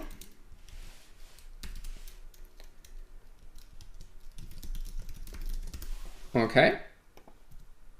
And now instead of v12, we are using our newly created register, 13.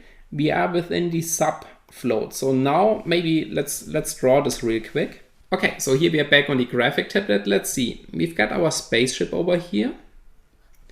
Okay, this is the imaginary X position line. Okay, and the first one, and this is regarding to v11 and sub, which means this one was the first shot, minus 50. This is the original shot. And then we have added this one over here. And this is now v12, which was, I guess, minus 25, if I remember correctly. So v11 was minus 15. Okay, now we are having a shot at minus 25. And now we did create another shot, and this one over here. And this one is v13, which is our newly own generated floating point number. Yes, it is. So this one is at minus 30. So it's a little bit closer to this one. And it is at minus 30. All right, now we are having 3 shots on the left, and we are having this one plus 15. Whoops. Plus 15, and also this one plus 25. All right. So this is a way how we can easily extend these player shots, but it has a little bit of a downside because every time we are creating a new one and we need to use or reuse our values, we have to maybe create new registers like this one over here. Therefore, I would like to provide you an, let's call it a little bit a smarter approach. But first, let's finish this over here. So, okay, so here we are back. This one over here, create another one. And this is our third player shot, which is holding the minus 30 in there. Okay, let's copy paste this because we have now 3 on the left and 2 on the right. So we also need to have this for the add part, that we are also creating the third player shot on the right of our spaceship. So let's copy this one over here. And I mean, it doesn't really matter where we put this into. We can put it in between over here or at the end over here. It doesn't really matter. I put it in between. Okay, so now we've got the sub, we need to replace it with add, which means we are now at the offset plus 30. Alrighty? Okay, so let's build back this application and see if it works, and then we have a look into our final solution, which is, in my opinion, the most smartest one. Okay, so here we are back. I have signed this application, so let's see. Okay, and let's start it. So now we should have 3 shots on the left and 3 shots on the right. So let's see, level 5 in 3, 2, 1, go. Yes. So, okay, we are having 3 shots, but they are not that visible. I mean, we can see it at the end. Yes. Okay. So the offset, we are just having an offset from -25 to -30. So only an offset of 5. So I guess a better option is if we change this value over here, instead of 30 to, for example, 40. Yes. But then we also have to do it. So let's see, IPython 3. Import bin ASCII, struct. Okay, and float to hex, and we want to have 40. Then it's a little bit more visible. All right, so this is how we can play around with floating point numbers, creating our own registers and using them to create new objects in this application. Freaking awesome, right? In case if you have solved it in any way regarding to this point, no matter how, then congratulations, you definitely deserve your blue belt afterwards. In case if not, you can still try to figure it out on your own. And now we are going to have a look into a more smarter solution, because creating these amount of registers might be a little bit confusing and annoying. So therefore I will clean this up. We start with a completely fresh application and then I show you a different approach. Alrighty? Let's go. Okay, so let's have a look into another solution, which is in my opinion the most amazing one. And this is based on reusing Smiley instructions to adjust our offset. Sounds absolutely complex, but I guess it isn't that complex if we have figured it out once. So let's see. We've got our spaceship over here, this one. And here we have our double shot. So this one is now a clean version. This is the original version once again. Because, explaining this within a version we have already patched, that's a huge mess. All right, so this is our first shot, -15. And this one over here is our second shot, +15. Okay, so we are already adjusting the offset regarding to those 2 shots in this line. And this one over here is subtracting -15, and this one over here is adding 15 to this register. So another solution would be the following. We reuse this part over here. So this means we are copying it and inserting it over here. And this means we are having an offset of -15 because we have simply just copied it. But now we are also reusing this instruction. So we are also copy pasting this instruction to have it twice in there. So over here we are also doing our sub, minus, float, and so on. This means instead of subtracting -15, we are now extracting -15, -15. So we are extracting -30 at all, which means we are now having our newly created player shot at -30.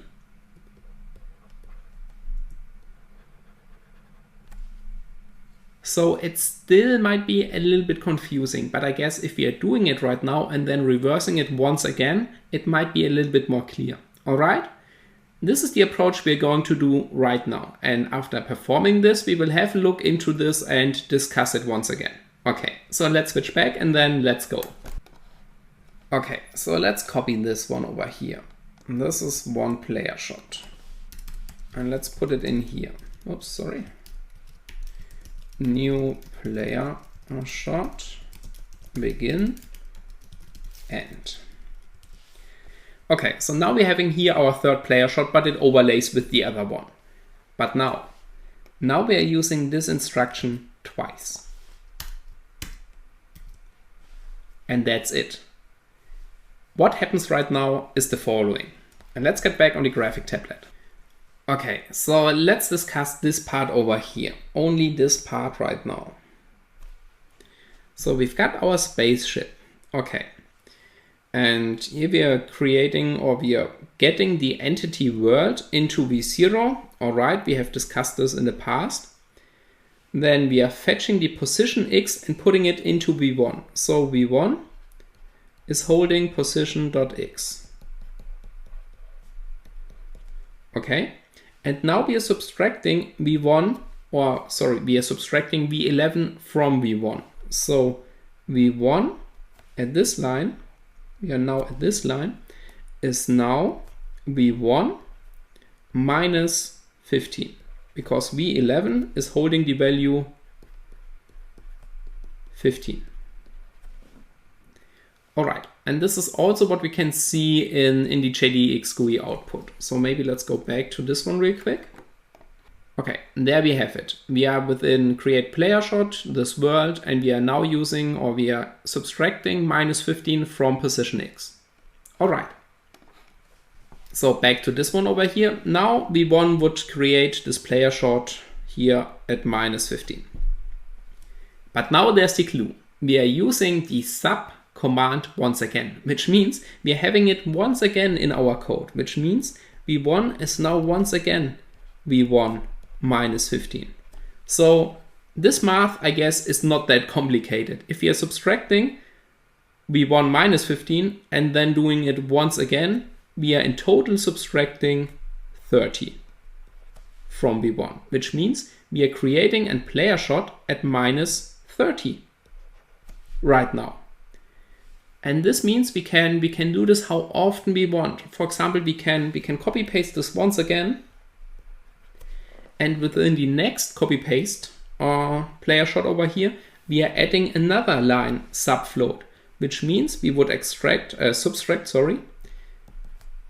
another 15 from our player shot, which in total is 15 plus 15 plus 15 is 45. So at minus 45.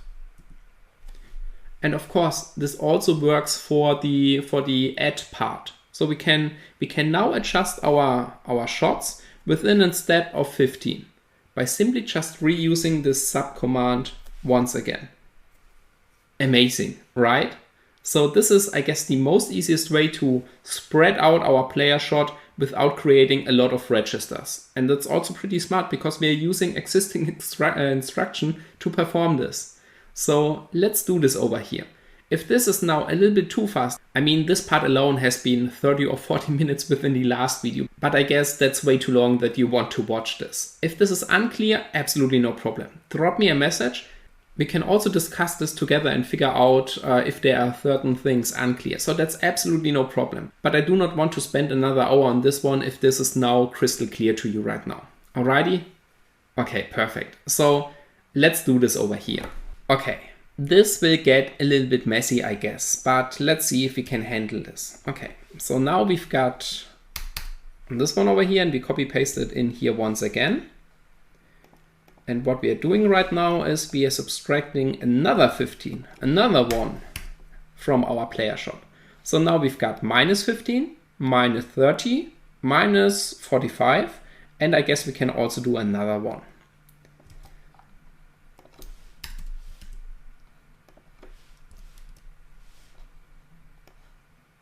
Let's see. Okay.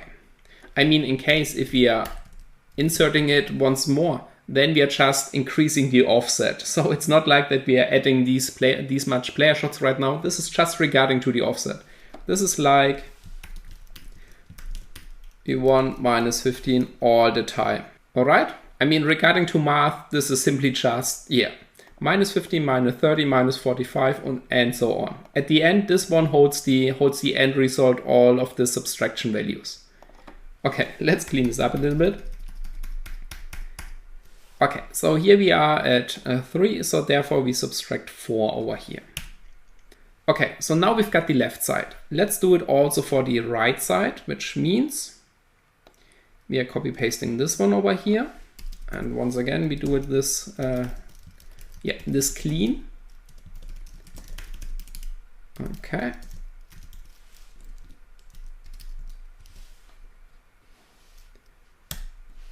All right, and this time, instead of subtracting, we are adding this. So we are simply just adding another 15 to our value.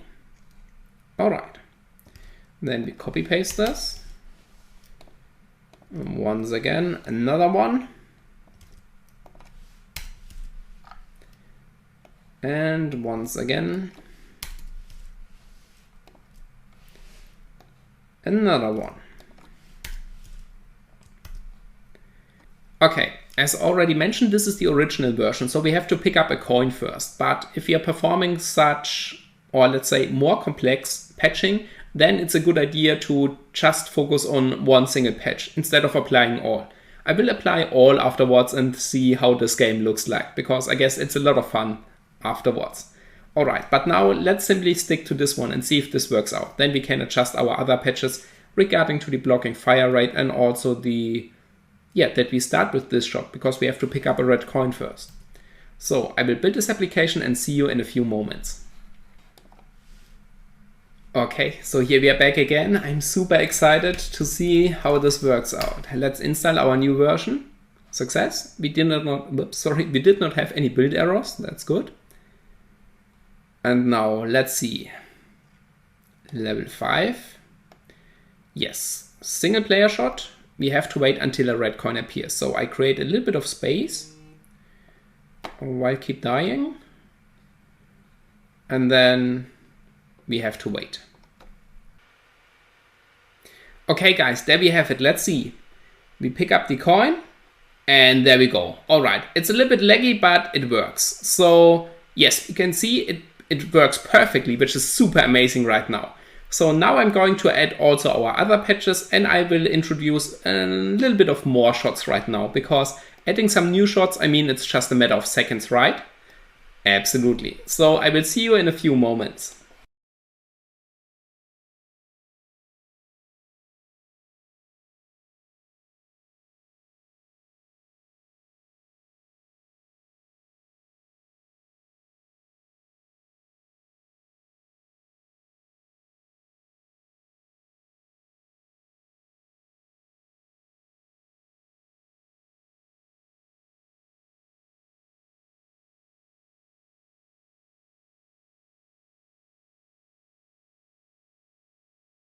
Okay, so here we are back. I have added a little bit of more shots. I'm not sure if it's now synchronous left and right, but we will find this out in a moment. A non-blocking fire rate, and that we start with this amount of shots. So let's install our new version.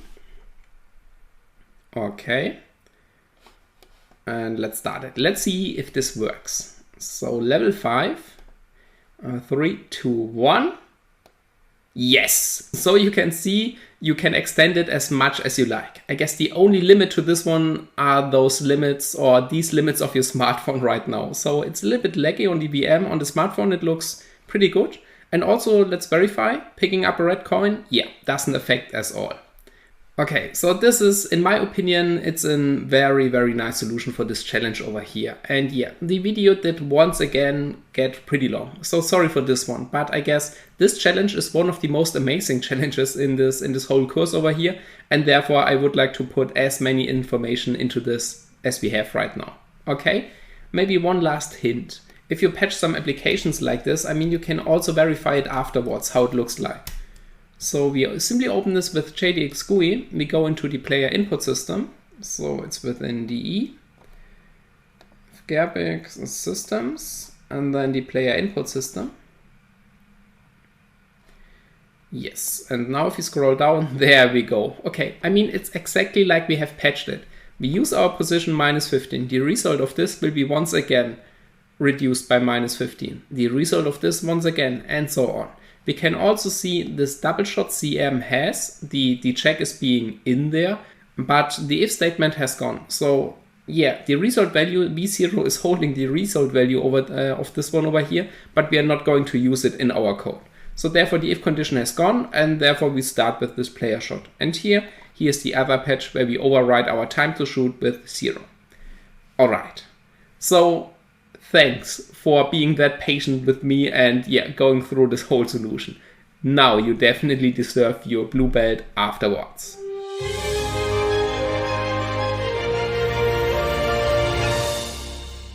Alrighty, so I hope this was funny also for you. For me, it was a lot of fun, and I love playing around with these applications and patching it in this way. We have already figured out that the create player shot also contains a lot of more funny stuff. Feel free to play around with this one. And of course, if you have questions regarding to this one or regarding to other applications, then just drop me a message. I'm super happy to receive some feedback on this one. Alright, so this is all for the solution video right now. Sorry if it gets long once again, but it wasn't that long as the last one, so therefore we saved a little bit of time. And now I'm really looking forward to see you in the next video. Welcome back. In this chapter we talk about man-in-the-middle attacks, especially for Android devices. And this one is absolutely essential, because most of the vulnerabilities we encounter in mobile applications, they are not within the activities, content providers or broadcast receivers. They are within the network services of the application itself. There are a lot of different setups on how to perform a man-in-the-middle attack regarding to an Android device, but many of them have huge weaknesses. They act just like a proxy for HTTP and HTTPS requests. For example, if you go into your Wi-Fi settings, you can define a proxy over here. And if you insert the IP and listening port of your burp instance, yes, then you have established a man-in-the-middle connection regarding to your web services, but you will miss a lot of stuff. For example, if this application uses SSH, SQL or MQTT or SIP, you do not see this traffic. This traffic will be not forwarded to your burp, and therefore you definitely will miss it. And this is something we do not want to have. We want to see all. But beside this fact that we miss a lot of stuff, we also do not have control over the network traffic itself. For example, we do not have control over DHCP and DNS. So this is the reason why I choose a different setup. And the setup I'm using provides you full control over DNS, DHCP, and it can also intercept and manipulate every connection the device is establishing. For example, if it's using SIP, MQTT, SSH, SQL or whatever else. So this is why I choose this type of setup. But before we dive into the setup, and let's first talk about man-in-the-middle attacks itself. So what is a man-in-the-middle attack? And to be honest, I do not have an official description for this right now. But this attack simply means we are the man in the middle of a connection, so in between two devices. In most cases, it means we are in between the In most cases, it simply means we are in the connection of a router and a network device, for example, the smartphone. If we are in between this connection, we can analyze, sniff and also manipulate these packages if they are not being encrypted. We talk about SSL later on, but for now, let's focus on man-in-the-middle itself. So now we know, what a man-in-the-middle attack is, but how can we establish such a connection? There are a lot of different setups out there, but we focus now on the most basic one, the ARP cache poisoning attack. But don't worry, ARP cache poisoning is not part of our man-in-the-middle setup later on. This is just a good example to get familiar what a man-in-the-middle attack is and how it works. This is why I picked it as an example out here. Alright, so before we can understand how an ARP cache poisoning attack works, we need to understand how client A is communicating with client B. So what is happening on the line that these two can communicate with each other? There has to be some exchange of information, and this is something we take a look on right now. But don't worry, we do this on a very high level and we do not go too deep into detail. Alrighty? Okay, so let's switch back to the slides. Alright, so here we have our basic network setup. We've got the router, we've got two laptops and a mobile device which is connected via Wi-Fi. Every device has a network card, and this network card has a MAC address. This is a unique identifier which is branded into your card. So this MAC address only exists once. There will be no duplicate of this number over here. A MAC address consists of 6 bytes, and the first 3 are regarding to the vendor ID, and the last 3 are regarding to make this MAC address unique. So this means we can theoretically run out of MAC addresses. We have a number from 2 square 6 times 8, which is, well, it's quite a lot. So even by having now all these IoT devices, connected cars and all this kind of stuff, we do not run out of MAC addresses very soon. This is something we do not need to worry about right now. Beside this MAC address, there's also an IP address, and this is something that is being assigned via DHCP or statically. So in our case, we have a router which is running a DHCP service, and this router is providing IP addresses to every connected client. In our case over here, we have a class CNETs, which means we've got 192.168.1, and then we can provide IP addresses to connecting hosts from 2 up to 245. The rest is being reserved for broadcast and gateway and other stuff. Alrighty? Okay, so this is a recap of networking on a high level. Now let's say the client over here, this one, this is client A, and client A wants to send a message to client B over here. Client A knows the IP address of client B, and this one is .14. But what client A does not know is the MAC address, and this is also absolutely essential to prepare this package. We have an Ethernet frame, and this Ethernet frame needs to have the MAC address of the destination host. So how can we get this MAC address? And this is where ARP kicks into. ARP is the address resolution protocol, and it has a different type of opcodes. One is, for example, the ARP request. And ARP request is simply a network package which is asking for who has this address. And this kind of package is now being crafted by client A. And it's being sent into the whole network. So to the router, and the router is broadcasting this into the whole network. This package is now being broadcasted, and it receives the smartphone via Wi-Fi. The smartphone is taking a look into this package and replies with, "No, this is not me."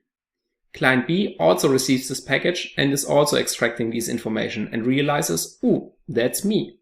So client B is now preparing an ARP reply package. This ARP reply package contains the IP address and also the MAC address of this client, of client B. Packed with this information, this package is now being sent back to client A. Client A receives this package, takes a look into this, and now checks, okay, I've got the IP address, but now also the MAC address of client B. And client A is also very lazy, so client A do not want to ask for this over and over again. Therefore, client A is saving this information in something called ARP cache. This is the resolution of IP address and MAC address. So the next time client A is sending a message to client B, client A does not have to ask for this once again. So client A is simply taking a look into its internal ARP cache and realizes, okay, this is the MAC address of client B, and this is the address I have to use in my Ethernet frame to wrap this around my package. Okay, so this is how the exchange of information works on a very high level. After getting those information, client A is now able to communicate with client B and can simply prepare a message and send it to client B. This package is now being wrapped into an Ethernet frame, and this Ethernet frame contains the destination IP and also the destination MAC address, which is now known by client A. Okay, so far so good, but what if your PC breaks? For example, you have been caught cheating on a huge LAN party, and your PC will be thrown out of this LAN and completely breaks into single pieces. Your network card? Absolutely gone. This means your network card is not available anymore. The client still has this reference in its ARP cache, so regarding to this IP address and this MAC address. And now let's also imagine a new client is joining the network, and the router is recycling the IP address of the other client. So the new client has of course also a MAC address, but this is now different from the other one because MAC addresses are unique, and the client now receives the IP address from the previous client. So in this case the ARP cache is now invalid. How can we fix this issue? Well, after client A has tried several times to connect to client B and it's not available anymore, client A is performing the same approach once again. So client A is preparing an ARP request and sends it out into the network. Client A is asking for, who has this IP address? Please tell me your MAC address. And this package gets broadcasted into the network.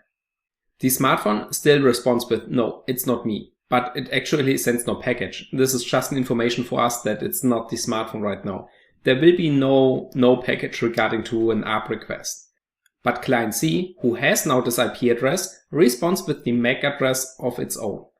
So client C is responding with an ARP reply package. And this one now contains the IP address and also the new MAC address of the client right now. This package will be sent to client A. Client A receives this package and also updates its internal ARP cache. So the old MAC address will be deleted and the new one will be inserted. And this is how an ARP cache gets updated. And this is a very, very important step regarding to a man-in-the-middle attack, regarding to ARP cache poisoning. Because the address resolution protocol has been developed in 1980 something. So I'm absolutely not sure when exactly. But during this time, no one has thought about security in a protocol like this. And this is where the vulnerability relies, in the ARP protocol itself. And this is something we are going to investigate right now. So how can we take advantage of this type of tech on updating an ARP cache? Well, we will find out right now. Alright, so now's the question, how can we abuse this as an attacker? How can we get into this connection in between the smartphone and the router right now based on ARP packages? So here we have the smartphone with the .10 address, and we also got the router which has the .1. So the router also acts as a gateway. This connection has been established and both devices have created their own ARP cache. So the smartphone has the ARP cache for this router with this MAC address, and also the router has created its own ARP cache for the smartphone, so with the MAC address of the smartphone. Okay, now the attacker kicks in. The ARP cache has been set up and here's the attacker right now. The attacker also joins the network and receives an IP address, but this is not the most important part. The most important part is that the attacker is now creating an ARP reply package. Yes, you heard absolutely right, an ARP reply package. Not a request, a reply. And this package contains now the address of the router. And now there's the clue. The attacker is filling this package with the MAC address of the attacker itself. So not with the MAC address of the router. And this package will be now forwarded to the client, so to the smartphone. The smartphone is now receiving this ARP package, but the smartphone says, well, I didn't ask for this, so please don't bother me with this. But we keep sending it over and over again. And based on the protocol itself, there's no kind of authorization or authentication or whatever. So by replying this package over and over again, after a while the smartphone accepts it and will update the ARP cache for this entry. The device now thinks that the attacker is the real gateway. All the traffic from the smartphone is now being forwarded to the attacker, and that's all the attacker has to do. The attacker simply has to flood the mobile device with a lot of ARP reply packages, and this is the, let's call it vulnerability in this protocol, because a reply package doesn't require a request before. And this means we can simply create a reply package without having a request from this client over here. And by replying this package over and over again, the ARP cache entry in this device gets updated regarding to the poisoned MAC address. Alright, and that's all. This is how we can establish a man-in-the-middle connection. So, as an example, the smartphone right now is opening a web page. For example, let's say example.org. We will learn how to deal with this later on, so how we can create our own certificates, apply them to the device, and also intercept SSL traffic. But for now we want to focus on man-in-the-middle attacks regarding to ARP cache poisoning, and therefore we do not need to make it more complex than it really is. Alright, so the client is now opening or trying to open the website example.org. This is now being crafted as a package, so as an HTTP package. The client, the smartphone in this case, is forwarding this to the router, but not to the real one, to the attacker, because the smartphone thinks that this is the gateway right now. The attacker receives this package and can now analyze and also manipulate it. So for example, if there are some user credentials in there, or the attacker can also send a different type of requests to the original systems. Stuff like this. So we are now within a man-in-the-middle position right now. All the attacker needs to do is to forward this to the real router and update the Ethernet frame. We skip this part right now, but this is not a big deal. Okay, so the package has been arrived at the router, and the router is now forwarding this into the internet, to example.org. Example.org is now replying to this package, and it's sending the response regarding to this HTTP request. The router now checks the package, and the package is now for our attacker machine, because the attacker has replaced all the necessary frames, for example the Ethernet frame. So the router is forwarding this package right now to the attacker. The attacker can then inspect it once again and also manipulate the response. For example, insert some hidden form fields, inject JavaScript keyloggers, stuff like this. After performing this type of action, the attacker now only needs to forward this package to the original source, the smartphone itself. But the smartphone doesn't even realize that this one has been not routed through the original gateway, it has been routed to the machine of the attacker. So the smartphone takes this package and renders it in its browser, because it's the response of the original HTTP request. Therefore for the smartphone everything is fine, the attacker is also happy, and the gateway also didn't realize that this package has been originally sent from the smartphone itself. So for every device in this connection over here, it seems to be fine how this request has been handled. Alright, so this is how man-in-the-middle attack works, but as already mentioned, this attack also has a lot of weaknesses. For example, we need to flood the entry of the smartphone permanently, because it could happen that the original gateway gets back into the ARP cache by providing new packages. Therefore, we have to permanently send these ARP reply packages, which causes an overload, and we will definitely miss some packets of the smartphone itself. So therefore, if you do not have control over a device in this network over here, then yes, this might be the only solution. Okay, there are some other possibilities, for example, like DNS spoofing, where we just answer faster than the original name server and things like this. But yeah, most of the time it's the same approach. But yeah, all of them are not super reliable, so it might be the case that the device changed back the connection, and this might be just for some few requests until we get it back again. But these few requests will be missed in our traffic, and this is something we do not want to have if we analyze a system. Therefore, we have a different setup, and this is something we take a look into in the next video. If you have any questions regarding to ARP cache poisoning, DNS spoofing, or other type of man-in-the-middle attacks, then please write me a message. I'm super happy if I receive feedback on certain topics, and yeah, if you're stuck at the point, I try my best to help you out on this. Alright? Okay. In the next video, we take a look at a different type of setup. And this setup gives us full control over the whole network and also the traffic in this device without permanently flooding this device with malicious packages. Therefore, I'm really looking forward to see you in the next video. Welcome back, friends. In the last video, we have seen how we can perform a man-in-the-middle attack based on ARP cache poisoning. But this type of attack has some huge disadvantages. One of them is that we have to constantly send packages to stay active in the ARP cache of this client. And by sending this over and over again, the client, which is the smartphone over here, will definitely drop some other packages, which means we are losing information during this type of attack. And this is definitely something we do not want to have. Also, setting a proxy within the Wi-Fi settings is no option for us, because it will only intercept HTTP and HTTPS traffic. So if the application or the smartphone is sending data via a different service, for example MQTT, ZIP, or maybe FTP, then we do not get these information because they are not related to web services, and therefore those packages will not be forwarded within the proxy settings. And this is also something we definitely do not want to have. If we perform a man-in-the-middle attack, we want to see all, and not just single certain protocols. So how can we do this? Well, the solution for this one is we do not have to hack this device if we own this device. So if we go back into our man-in-the-middle setup over here, if we own the router, then we do not have to poison the ARP cache of this client to perform a man-in-the-middle attack, because we are already man-in-the-middle by having control over this router. And this is exactly what the setup is based on. By controlling the router, we can intercept, sniff, and manipulate those packages. Okay, if they are not encrypted. But also if they are encrypted, we can deal with this. Regarding to HTTPS, for example, we will learn how to do this later on. But back to the setup, if we own this device, we can inspect, manipulate, and sniff everything that goes by this device. And if this one is acting as a gateway, the smartphone is sending every package which is related to the internet through this gateway. And this is exactly what we want to have. By having control over this device, we have control over the whole network connection of this smartphone.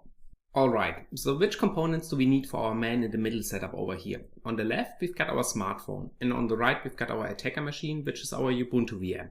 The component that's missing over here is the router. In my case, I'm using a travel router from TP-Link, but the model or brand, it doesn't really matter. You can choose whatever device you like. Next, we will configure this router to act as a gateway, which means every device we connect to it will route the whole traffic through this device. And this means we are not only intercepting HTTP or HTTPS requests, we see everything. DNS, FTP, Telnet, MQTT, ZIP, you name it, we intercept it. The setup on the first time requires some steps, but afterwards we will establish a man-in-the-middle connection in under 20 seconds. We will time this later on. So yeah, it's a little bit of work if we do this for the first time, but afterwards it will be super fast to re-establish this whole man-in-the-middle setup once again. Alrighty, so let's have a look at the configuration. So the first thing we need to do is we need to disable the DHCP server in the router. So if you're connecting a device to this router, the DHCP server will provide an IP address for this device. And this is something we want to outsource into our attacker machine, because then we have also full control over the DHCP settings, which is super amazing. Alright, so how can we do this? Okay, so the first thing that's required is of course our router. In my case, I'm using a TP-Link travel router, but the brand and model, it doesn't really matter. You can choose whatever device you like. Next, I would recommend resetting this device because you get back your lost password. And also, if you have configured this device in a certain way, this might cause some trouble later on if you perform a man-in-the-middle attack. Resetting a device, most of the time the same steps. What we need to do is we need to connect this device to the power line.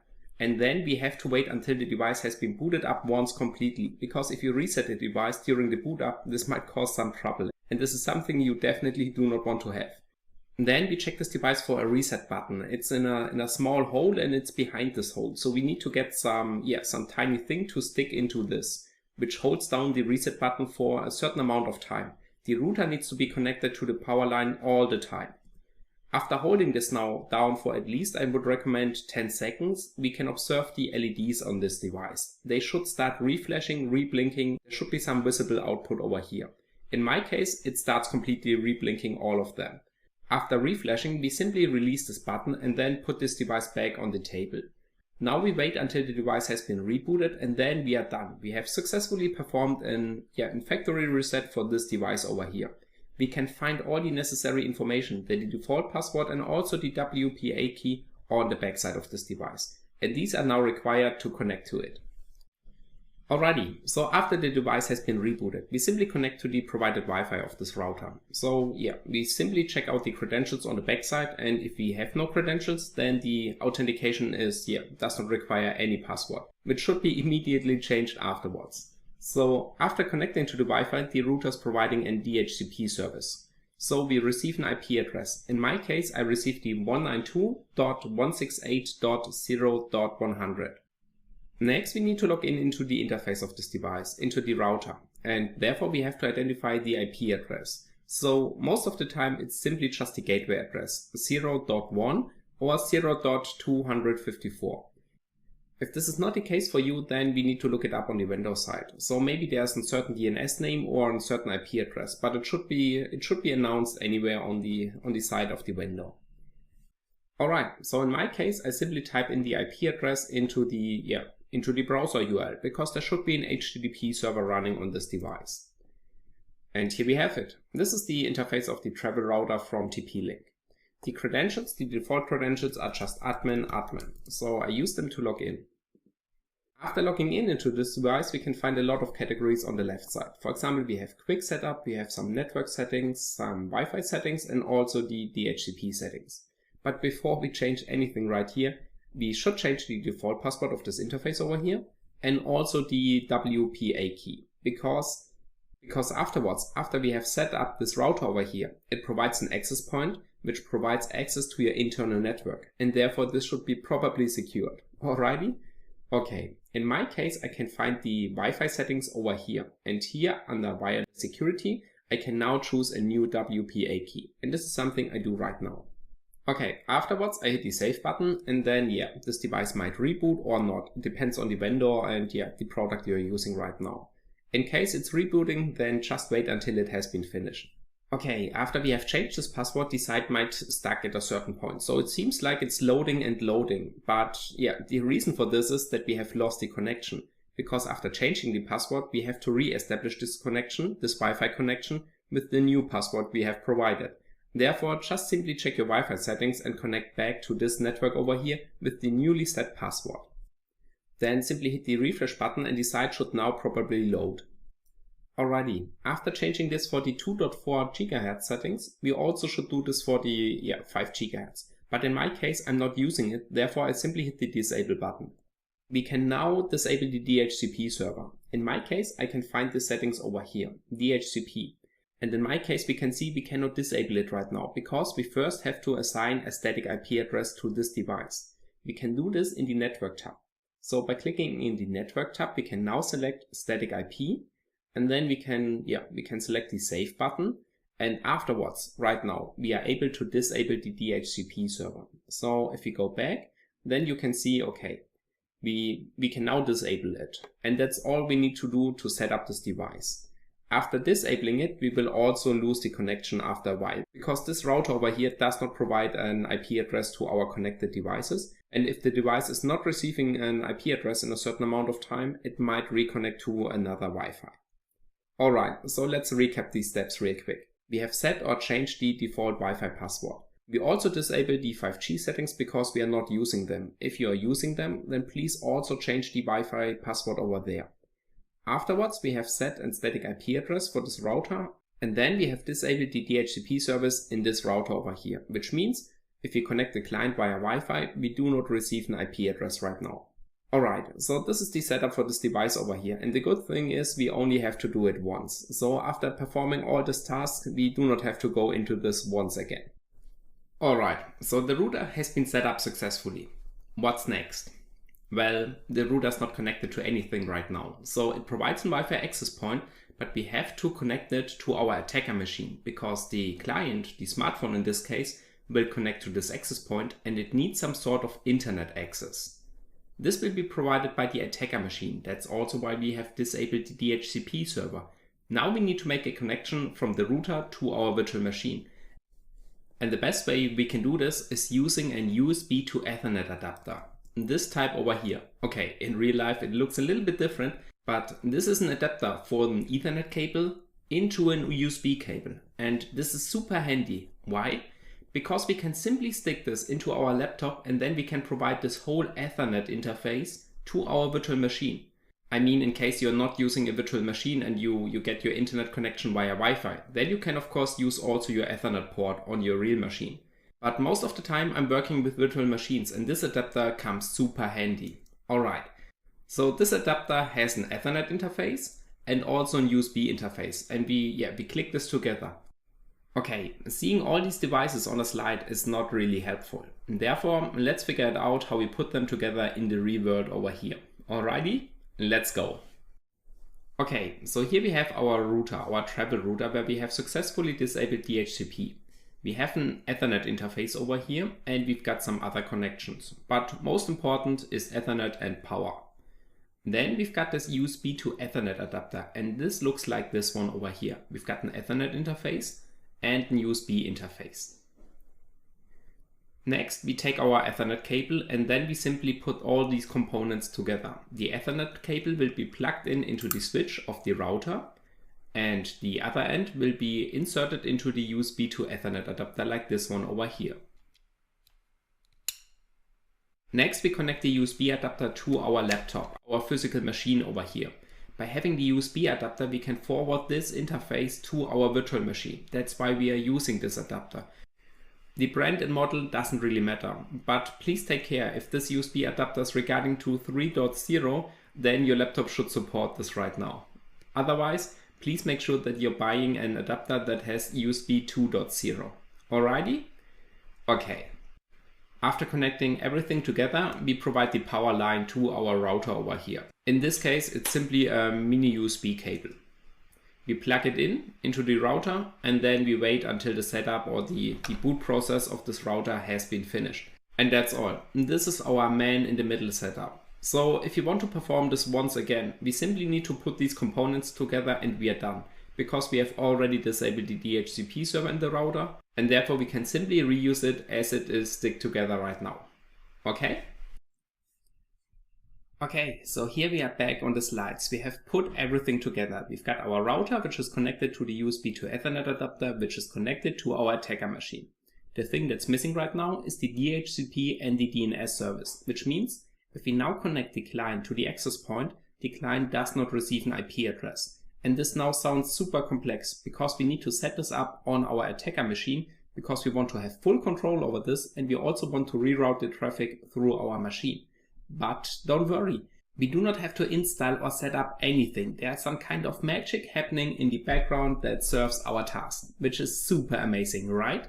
The magic command for this one is the network manager. So if we type in nm connection editor, we can see a new USB interface. And the only thing we need to do to provide the DHCP and DNS service is selecting within the IPv4 settings shared to other computers. Setting this connection to shared to other computers will do the following. We have our real internet connection, which is provided by a NAT. And now we can share this connection to other devices. So By setting it to share to other computers, and DHCP and DNS service will run on our system and will automatically forward everything on this interface through our internet connection to the outside world.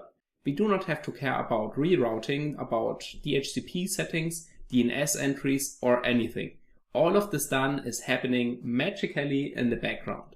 Of course, if we want to, we can take control over this and we can provide additional DHCP entries and DNS entries, which is super handy.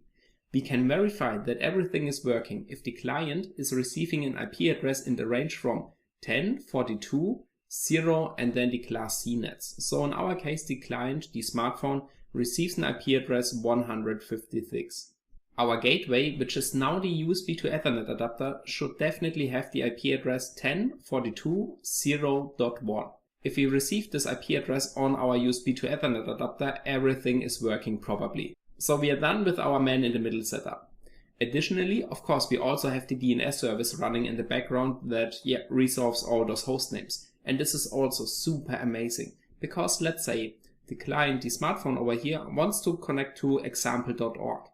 Now, as an attacker over here, we can provide the IP address for example.org, which means the client does not have to connect to the outside domain. We can simply reroute this traffic to our local machine, to the attacker.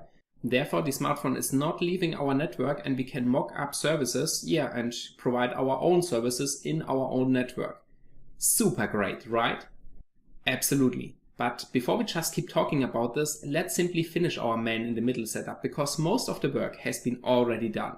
The only thing that's left to do is simply providing those two services to our USB to Ethernet adapter, and this can be done with just a single mouse click. Alrighty, let's go. Let's switch to the Ubuntu VM and have a look how we can set it up. Alright, so here we are now at our Ubuntu VM, and the first thing we need to do is we need to forward the USB interface, the USB to Ethernet adapter, to this virtual machine over here.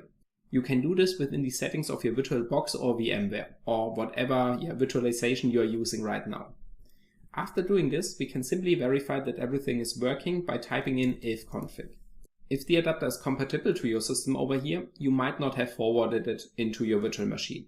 So simply check the USB settings on your virtual machine and see if this device is available over here. If yes, simply just click connect to this virtual machine and we should be good to go. Okay, and there we go. I have now connected or forwarded this USB interface to my virtual machine over here. In case if you have trouble, please make sure that the adapter you are using is compatible to your laptop. So for example, if your laptop doesn't support USB 3.0, then the adapter also needs to be USB 2.0, otherwise it might not work. Also please make sure that the USB interface in your virtual machine is supporting USB 3.0. In my case I have to select this separately. So USB 3.0 is not selected as a default connection. Therefore I have to go into my VMware settings and under USB I have to select 3.0, otherwise this virtual machine doesn't also support 3.0 devices. Alright, in case of any other questions or trouble or that you're stuck at a certain point, please write me a message. We will figure this out together and we will make it work for you, that you can see your adapter over here. Alrighty? Okay. Also, please do not get distracted by all these connection failed messages. This is absolutely perfect because we haven't set up this connection yet. Therefore, let's have a look into this. I'm opening the terminal and I'm typing in ifconfig. And now there we go. Here we have now this adapter. This is my USB to Ethernet adapter and the name is a little bit strange. We've got this ENX, but this one over here, that's the MAC address of my adapter. You can find it over here. This one. So if you see this right now, then it's absolutely perfect. The only thing we need to do is we need to provide the DHCP and DNS service to this adapter. And this sounds super complex, but it's some kind of magic within the network manager. So therefore, we go into the network manager and we can do this by typing in nm-connection-editor. So here we have now two interfaces. This is our NAT interface of our virtual machine. This might be our USB to Ethernet adapter. By double clicking it, yes, we can see the device name. This is our USB to Ethernet adapter. Therefore, I'll also provide some suitable name right now that I will recognize it later on more easily. USB to Ethernet adapter. Alright, and now how can we provide DHCP and DNS to this interface over here? that this connection, the USB connection, does automatically forward every traffic to our NAT interface, to the real world, to the internet world. Well, it's amazing how easy this is. All we have to do is we have to go into IPv4 settings, and then we have to select instead of automatic DHCP, share to other computers. And then hit the save button. That's all. We are done with our man-in-the-middle setup. Isn't this awesome? Absolutely right. So if we close this one over here, and now if we type in ifconfig once again, there we go. We can now see we have a gateway address. This USB to Ethernet adapter is now in gateway with the IP address 10.42.0.1. At this point we are done. We have set up our man-in-the-middle connection. At this point we are done. We have successfully set up our man-in-the-middle connection. If we now connect the client, for example this device over here, this one, that's a real smartphone. If we now connect this device to our access point, our DHCP service will provide an IP address within this range over here. And if the smartphone tries to connect to the outside world, the traffic will be automatically routed through this interface over here into this one, which is our NAT, which is the internet side of our connection over here. Let's test this. Let's see if it's really that easy.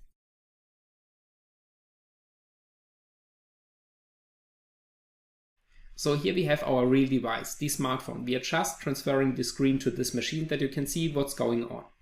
We can see no Wi-Fi connection yet. So we simply go into the Wi-Fi settings and then we select our TP-linked network.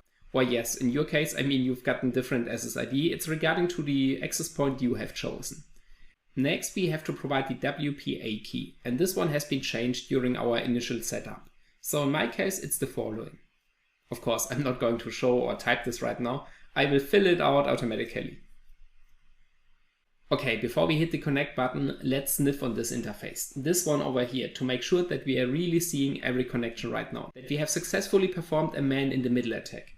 We can do this with Wireshark. So Wireshark is it's a network sniffer. And we can tell Wireshark to listen on this interface and sniff or record every package that's passing this interface. So in case if you haven't installed Wireshark, it's very easy. We can simply run sudo apt-get install Wireshark. In my case, I have it already installed. And if you start it for the first time, there might be some kind of initial setup. But I guess the only setting we have to choose is if you want to allow non-root users or non-sudo users to capture packages. And I deny this one because I do not want any other users than root be able to capture those packages. Okay, afterwards we need to run Wireshark with sudo privileges. This means we are running Wireshark as root user. We are sniffing on an interface and this requires root privileges in case if you haven't selected differently. Okay, here we have now all these interfaces and in our case, or in my case right now, it's this interface. This is our USB to Ethernet adapter. So here we can see nothing is going on. Absolutely, because there's no client connected right now. Therefore, there's also no traffic on this interface. Of course, sometimes we can see some broadcast messages, but it's not really much right now. And let's put this now side by side. There we go. I hit the connect button and then let's see what's going on. We hit connect and there we go. We can see DHCP, some broadcasts, and there we go. Here's all the traffic from the smartphone right now. It's listed in Wireshark. There's a lot of stuff going on. We can see the Wi-Fi connection has been now established and our client seems to have this address over here. Nice, it seems to work. Pretty awesome. We can verify this right now because this could be all kind of traffic. Let's see if it's really the traffic from the smartphone over here.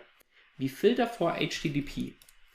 And here we can see the smartphone has made a request to this destination address. We can now right click into this and then we can say follow the HTTP stream.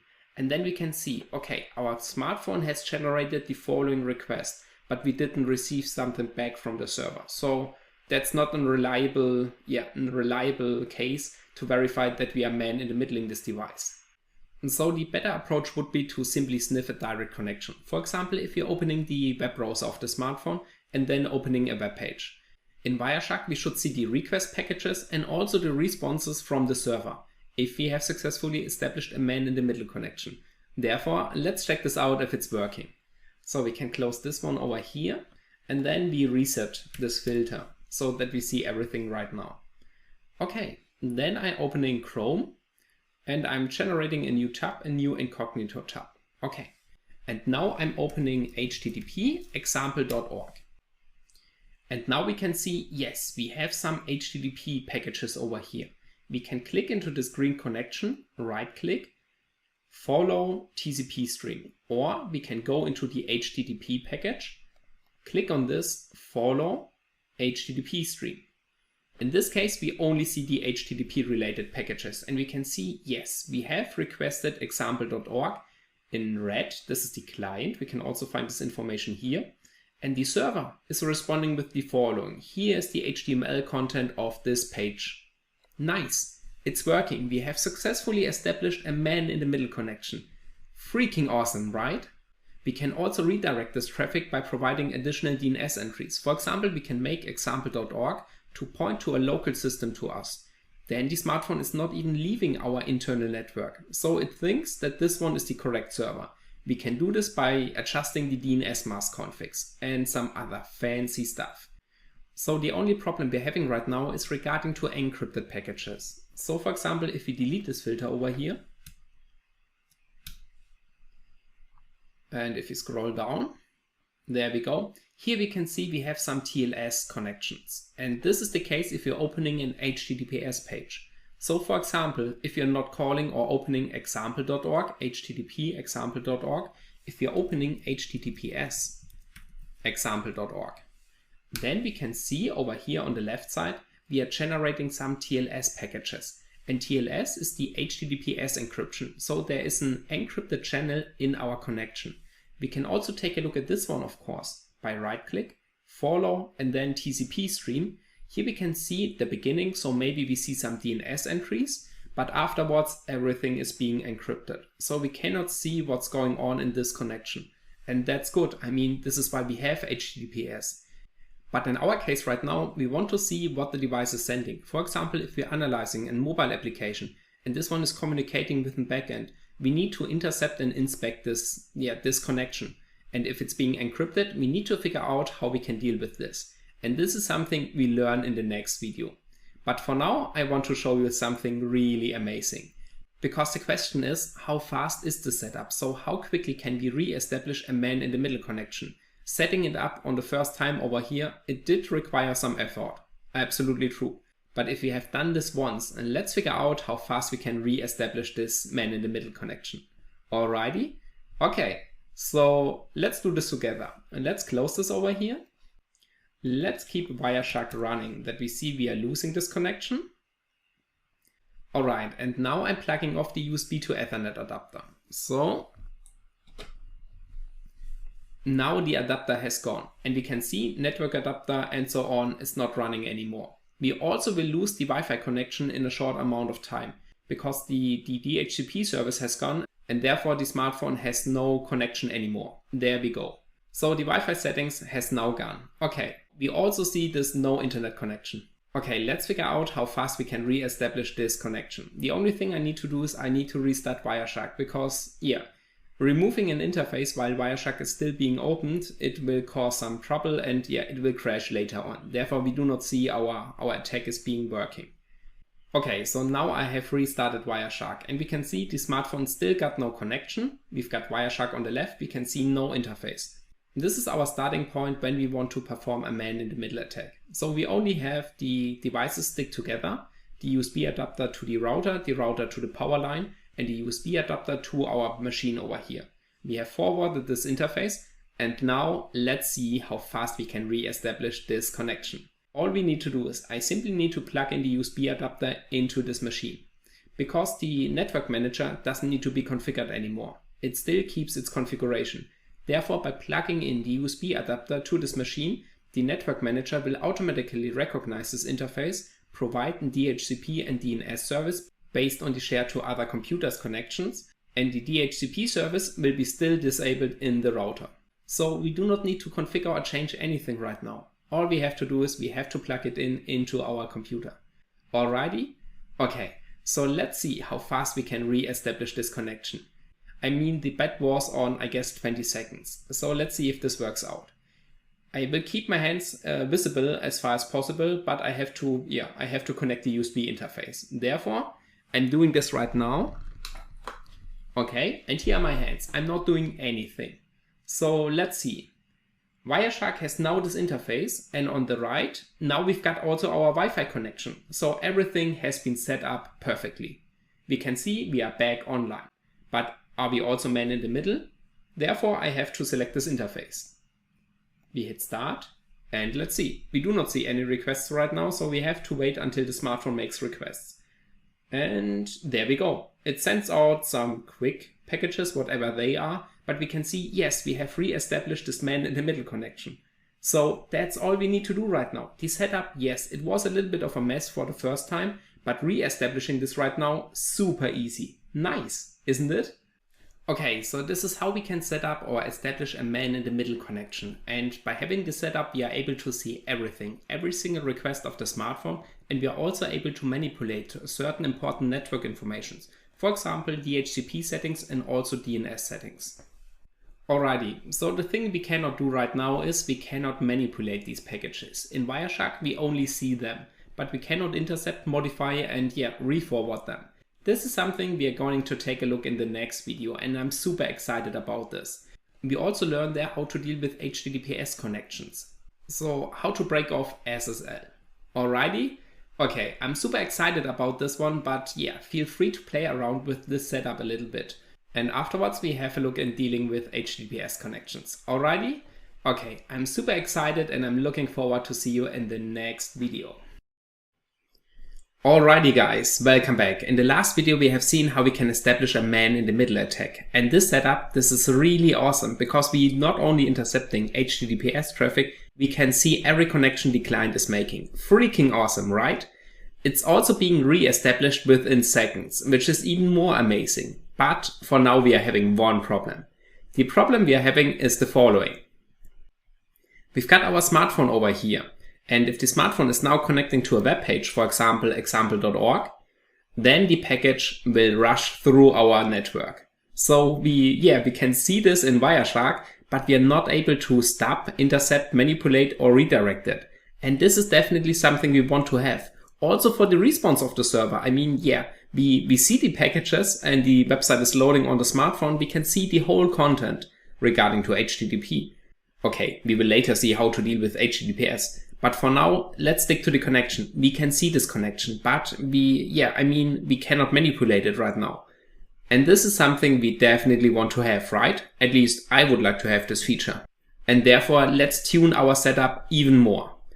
So how can we establish this right now? Instead of rushing through this whole network, if you're opening a web page, we want to have the following. The package should arrive at our interface. Then we also see it in Wireshark. Absolutely perfect. But afterwards, we don't want that this package automatically passes this interface and goes out into the internet. The kind of magic we are establishing right now is a local proxy. So it looks like this one. Freaking awesome, right? So we are having a local service listening on a certain port. And what we are doing right now is the following. Instead of passing this package through this whole interface, we redirect it. We redirect it to our local service. Instead of going through this, it gets redirected to our proxy. Here it stops and we can analyze, manipulate, and also forward it afterwards to the internet. By having this, we can now inspect and manipulate packages, it's really awesome.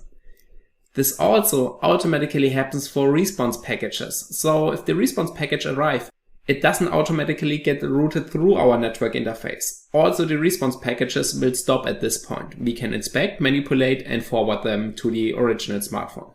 So this gives us a lot of possibilities. I mean, we could also try injecting JavaScript code or other stuff into these packages, which might have some side effect on the smartphone itself. Regarding to pictures or text, I mean, it can be super funny to manipulate or interact with this one. But we can also use this to exploit certain features in this mobile application over there. So now's the question, how can we do this? How can we stop these packages and reroute them through our interface? The answer for this one, to establish this kind of magic in the background, requires only two steps. The first one is we need to enable IP forwarding in our kernel. This can be done with the following command. Enabling this feature simply means if we have a package and multiple interfaces, the package gets automatically rerouted through them. For example, our package arrives at our interface 1, which is 10.42.0.1, our gateway of our USB to Ethernet adapter. But the destination is regarding to the outside world. Therefore, it needs to be rerouted through our NAT adapter of this virtual machine, our interface 2. This is our internet access. And yeah, by enabling this feature, this package can now be rerouted through this interface. So this is a core feature that needs to be enabled in our Ubuntu VM, but it doesn't perform the rerouting for our package to our local proxy listener. And this type of magic can be done with IP tables. IP tables are freaking awesome. They are some kind of package filters, but it doesn't mean that we are just dropping packages. We can also define a certain rule set to reroute packages based on, some certain conditions. So we can do a lot of stuff with IP tables. So you should definitely check out IP tables if you have some spare time. Alrighty? Okay, for now we only need to deal with one command. This command over here. This command performs the magic for port 80. So it looks absolutely ridiculous, but it makes sense. I mean, IP tables always make sense, but it's hard to read if you're doing this for the first time. Therefore, let's go through this together right now.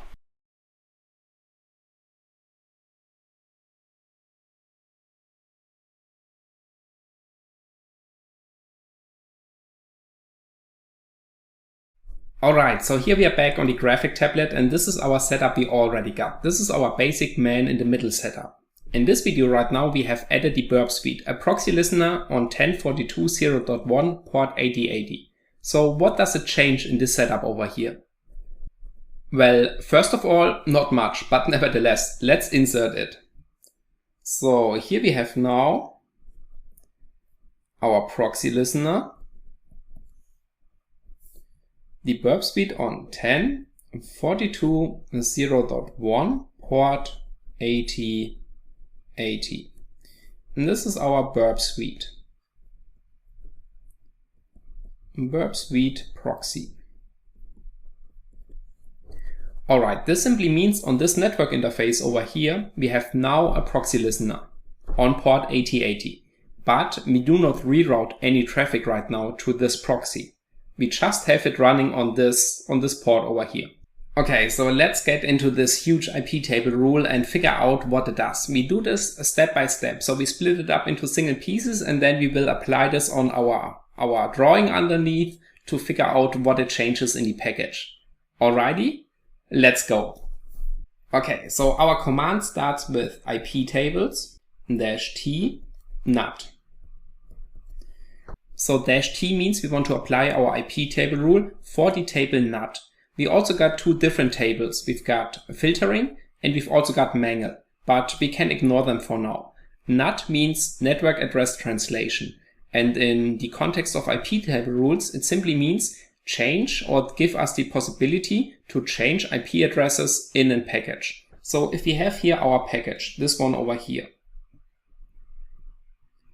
this is our HTTP package for example.org. Then we want to change the IP addresses in this package over here. So we want to be able to swap them. Changing the IP addresses of a package gives us the possibility to reroute this package. So in our case, what this means is the following. Instead of going directly through this from here to here, we want to reroute this package from here to the burp suite. And we have to define a lot of more parameters that the IP table rule exactly knows what to do. But this is our generally table, and this is where we add our entry right now. Okay, so NAT simply means network address translation, and this is the table where we want to add a new rule right now. Next, we've got this capital -A. And this simply means appending a new rule. We also got capital -D, which means deleting an existing rule based on the configuration parameters afterwards. In our case, we want to append a new rule. Therefore, we use the -A command.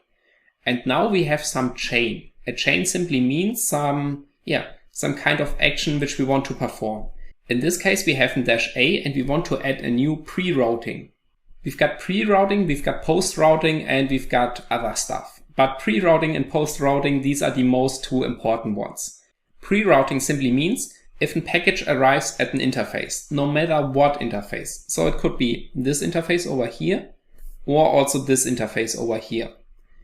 Then we are now defining a new rule where we want to route this package. So this example.org now arrives at our interface. This is, for example, the USB to Ethernet adapter over here. USB to Ethernet. Let's call it, let's write it in this way. If it arrives at this interface, we want to change the routing of this package right now. And this is exactly what we want to have. Because instead of going this way, we want to change the routing to go this way, upwards to our burp suite. And this is the new routing we want to change.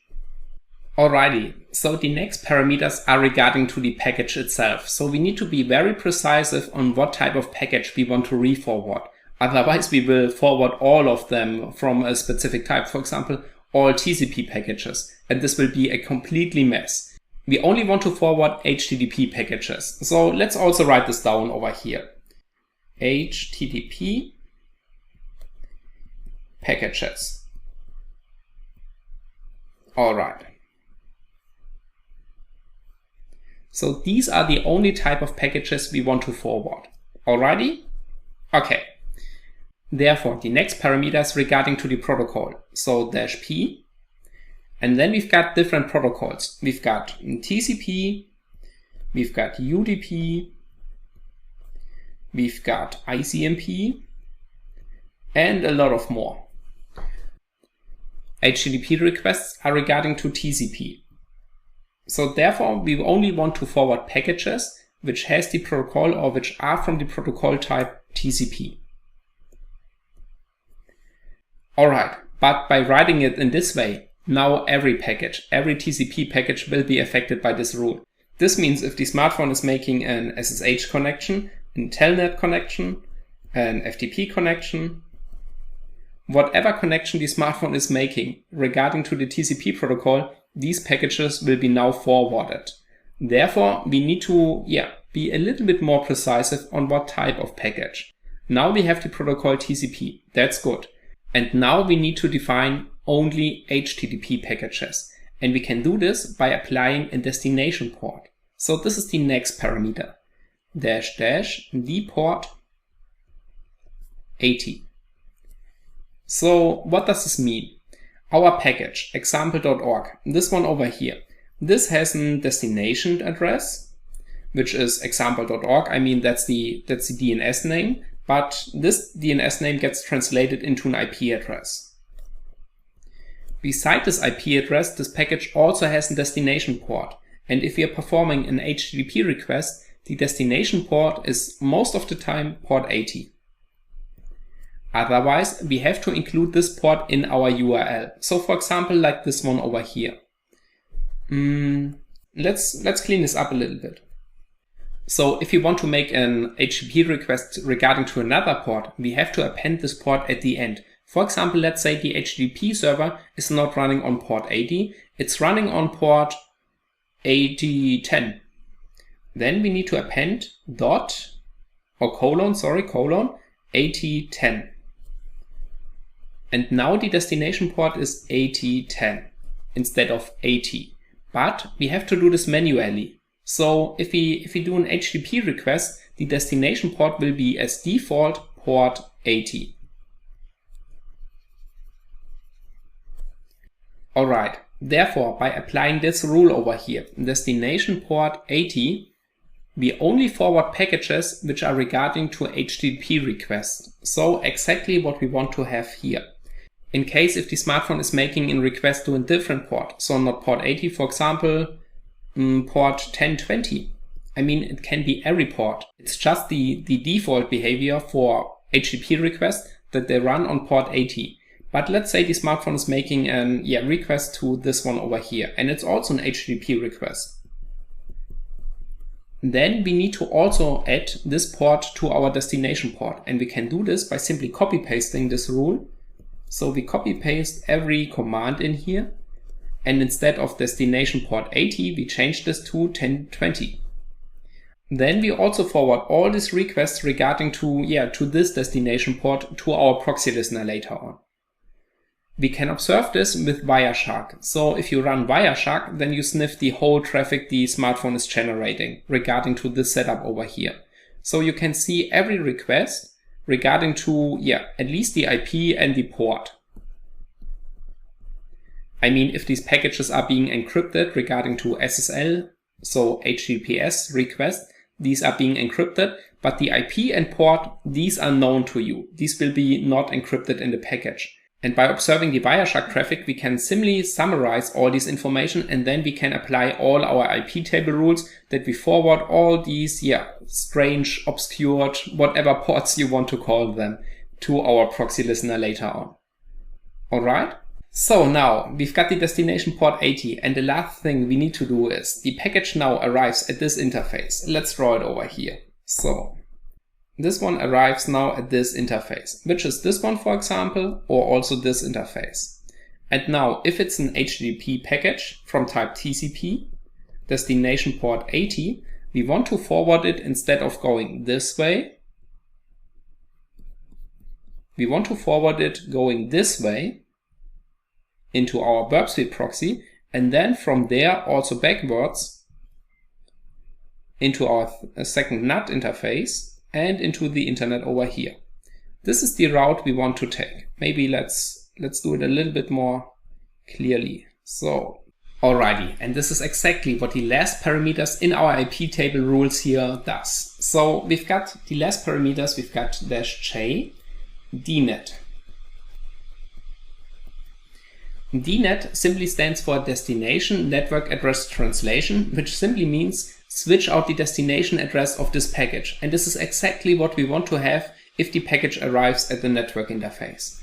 So for example, this one over here. Let's say we've got a package regarding to the destination, example.org, on TCP port 80. Now, instead of going this way over here, we want to change the destination address to 1042.0.1. So it should go the way upwards. This one over here. And this is the last parameter we have to provide. We want to change the destination address to destination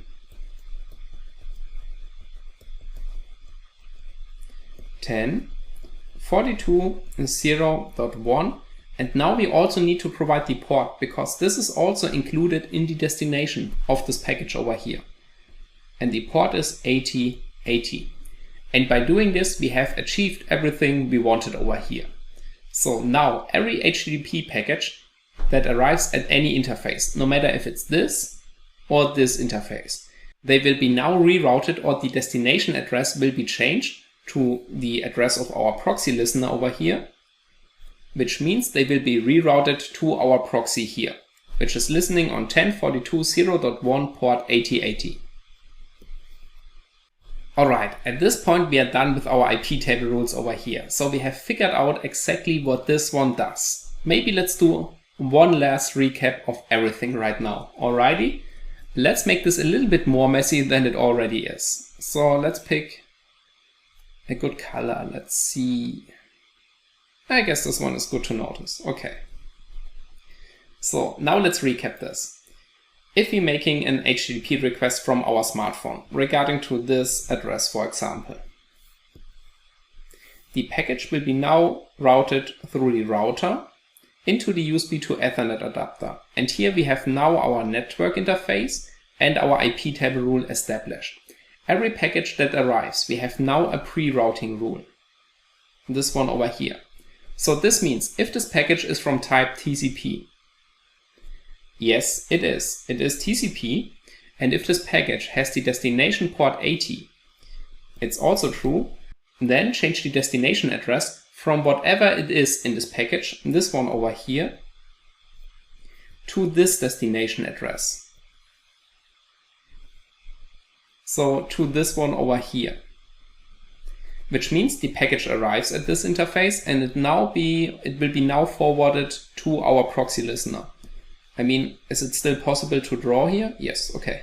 So we've got this huge redirection to this proxy listener. But now we've got one problem. This proxy listener here is not automatically forwarding it back to this one over here. But this is where the burp suite comes super handy. We do not have to change anything in the IP table rule over here. This one, it's completely ready. We can do this within the burp suite. The burp suite has a mode which is called invisible. And this mode acts like the burp suite, this proxy listener, is not here. Which means the package gets rerouted to the burp suite, yes, exactly what we want to have, but afterwards the burp suite is rerouting this package automatically to the destination which has been provided before. So that's the feature of having an invisible proxy like the burp suite. We therefore do not have to configure, change or modify anything right now. The only thing we need to do is we need to set the burp to act as an invisible proxy, and then we also got the route backwards. Alrighty, that's all for now. In the next video we will set up this proxy listener, which is the burp suite. It's a super amazing proxy if you want to deal with web services. And there we will also take once again a look into this IP table rule over here. Alrighty? Okay, so I'm looking forward to see you in the next video. Alright guys, welcome back. In the last video we have talked about the theory part. So we set up a man-in-the-middle proxy and also talked about the IP table rule to forward these packages. But in this video we do now finally the hands-on exercise regarding to the theory part. Okay, let's go. Let's switch back to the Ubuntu VM and then, establish this man-in-the-middle setup and start intercepting or man-in-the-middling our smartphone. Let's go. Alright, so here we are at the Ubuntu VM. Now let's talk about the man-in-the-middle proxy first. In my case, I'm a fan of two. One is the burp suite, which we are going to download and install right now. And the other one is the man-in-the-middle proxy. Sometimes the burp suite has some, let's call it strange behavior. For example, there's a known issue regarding to TLS 1.3 on mobile smartphones. Also sometimes regarding to other HTTPS connections. So in case if we patch the certificate pinning, but the burp still struggles in intercepting the traffic, we might want to try out the other proxy, which is the man-in-the-middle proxy. Most of the time I'm using the burp suite and it's a really amazing tool. Therefore, let's download it. We open a new window and this time an incognito window, so we are absolutely stealth right now. If you write it correctly, then we also can see this Portswigger link over here. So Portswigger, these are the main authors of this amazing tool. So if we click on this link, we end up in using the burp proxy. But I guess we cannot download it over here. So no, that's just the documentation. We can find the download link within products. And there we can see 3 editions of the burp suite. And this one, the burp suite community edition, this is the one we want to use because this is free and it's really amazing. It just does not have some features which are not required in this course over here. For example, the burp suite professional has a scanner in there, which is also super handy if you perform a lot of web pen testing. So this scanner is automatically scanning some requests you put into this for SQL injections, local file inclusions, XML entity injections, the typical OWASP top 10. The burp suite Enterprise Edition, I'm not 100% sure about this one. I guess this is regarding to large scaling applications. So if you want to analyze tons of web applications, I guess the burp suite Enterprise Edition is the product to do this. But I guess that's regarding to companies. So if a company constantly wants to scan their assets, their web applications, then this might come handy. Nevertheless, what we are interested in is the burp suite Community Edition. That's free and it's a really amazing tool which gets all the stuff we need right now. So let's download this one over here. We select burp suite Community Edition, Linux 64, and we hit the download button. Now we can see the download might take a while and I will come back after this has been finished. So welcome back, we are close to finish this download and there we go. We also have this transition. This type of file can harm your computer. Why? Because it's a bash script and this can execute code. I trust Portswigger, but nevertheless, let's have a look into this file before we run this. Therefore, let's say key, alright, and let's open a new terminal. Within downloads, we now take a look at this file. It might take a while until it has been loaded. There we go, because it's loading 200 MBs into Vim right now. So at the beginning, no, we are not at the beginning. I guess we are in the middle of this file. There we go. Now we are at the beginning. Yes, so here we can see some comments and some code. The structure looks identical regarding to the other versions I have already analyzed, but nevertheless, let's step through this a little bit. Of course, feel free to do a more deep analysis on this one if you do not trust it right now. That's never a bad idea. Alright, here we've got some search JRE. So, okay, it's using some Java runtime environment. Unpacking JRE. So it seems to maybe bring its own Java runtime. I'm not sure about this one. And here we have a bunch of binary code. So I guess that's the Java package in there. I mean, we can analyze this by extracting this one and have a look at the magic bytes, so the file header, to figure out what type this over here does. Is. But for me right now it looks okay. So it looks exactly the same like the other versions. Maybe let's go to the end of this file. Okay, here we are now at the end, and yeah. Alrighty. So after doing our very deep and trustworthy analysis on this one, let's run this file. We can see it's being gray or white, however you call this color. We need to make it executable, and therefore we do this with change mod, set the executable flag for this file over here. If we now do an ls again, there we go. We can now see the Burp Suite Community Edition has been set to green, so we can now run this bash script. And therefore I would suggest, let's simply run it. So it seems like I have corrupted this file while saving it. So if this also happens for you, then sorry for this one, I need to re-download it real quick. Alright, so I have downloaded it once again, I checked it, and now let's make it executable and run it. Okay, this time it seems to work right now. So by saving it with Vim, I maybe have inserted some characters, and yeah, this might have caused some trouble in this file over here. Okay, so here's the installation wizard. So the first one, okay, we get some information, so we only can click next.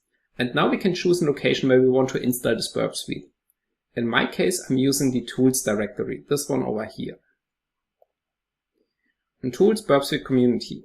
And then next, yes, it can create some symlinks. And now extracting those files.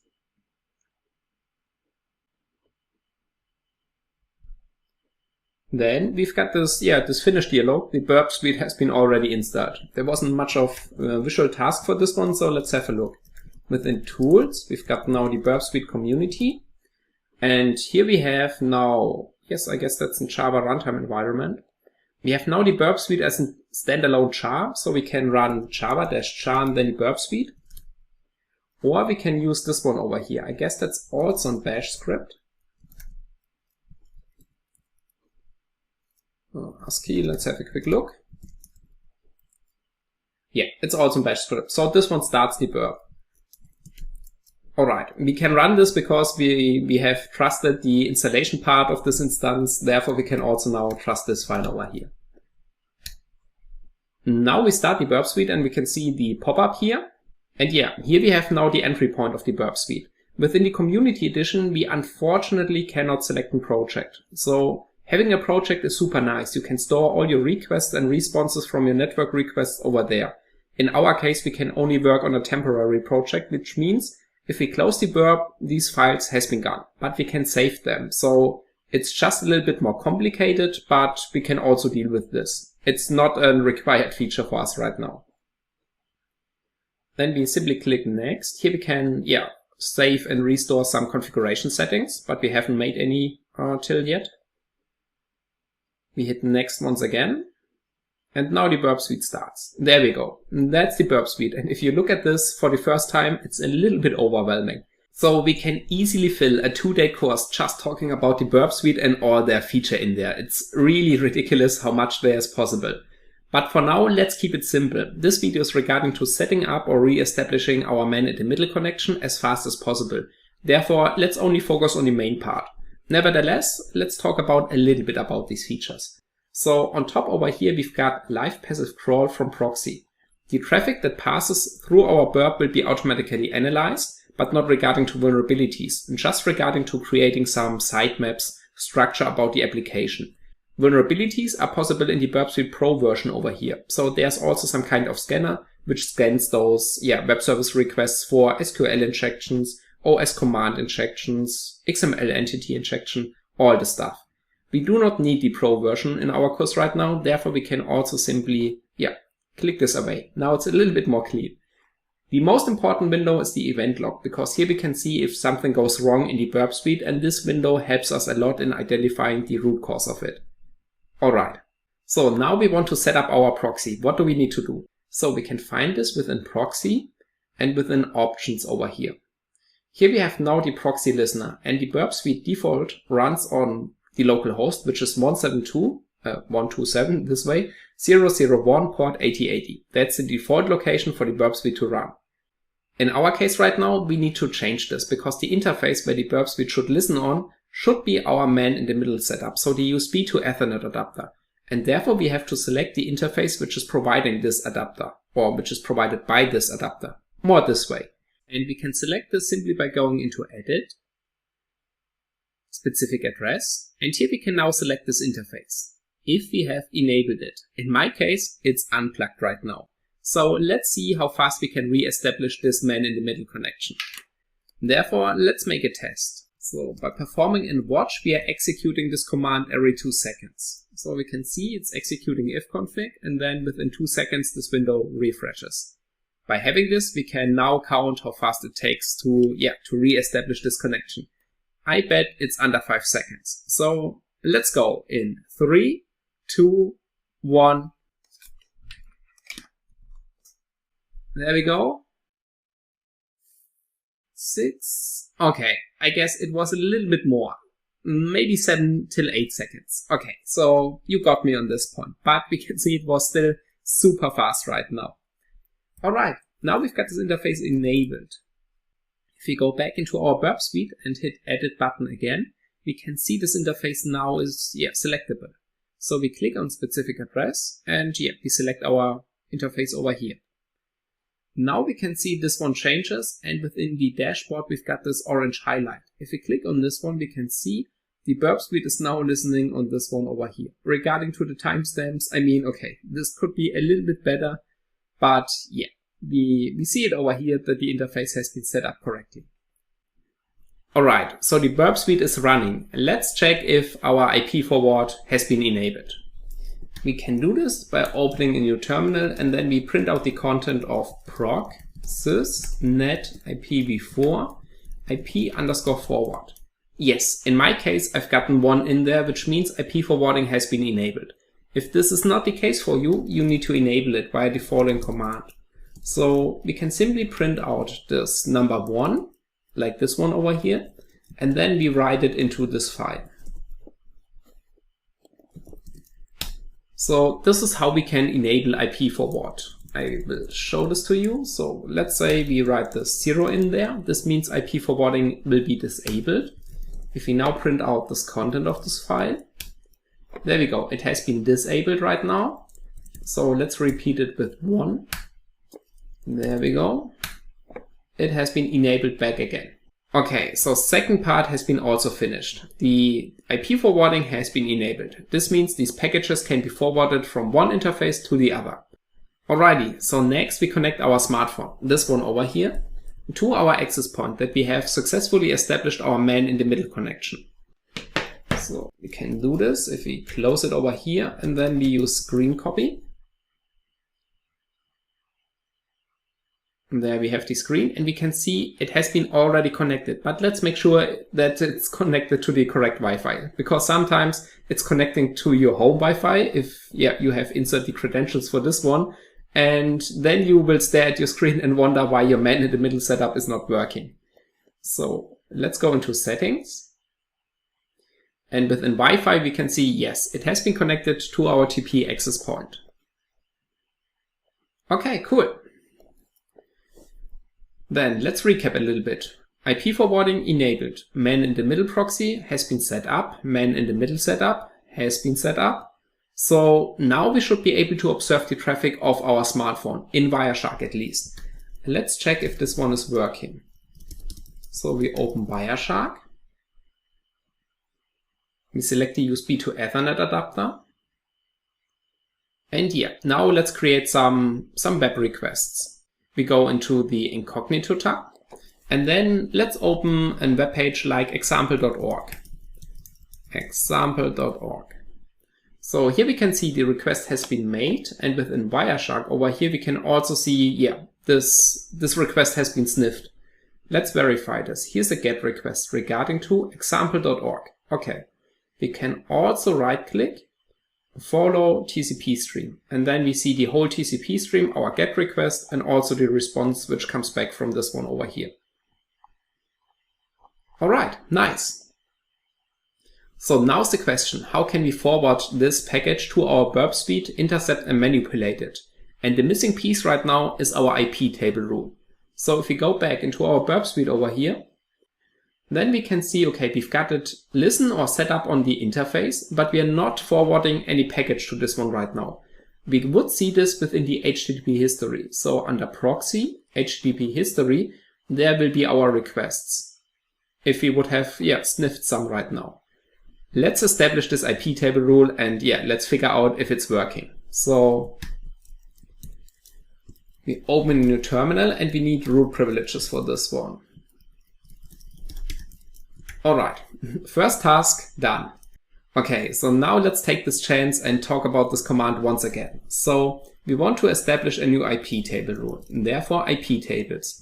The first thing is we have to select our table. We've got filtering, NUT, and mangle.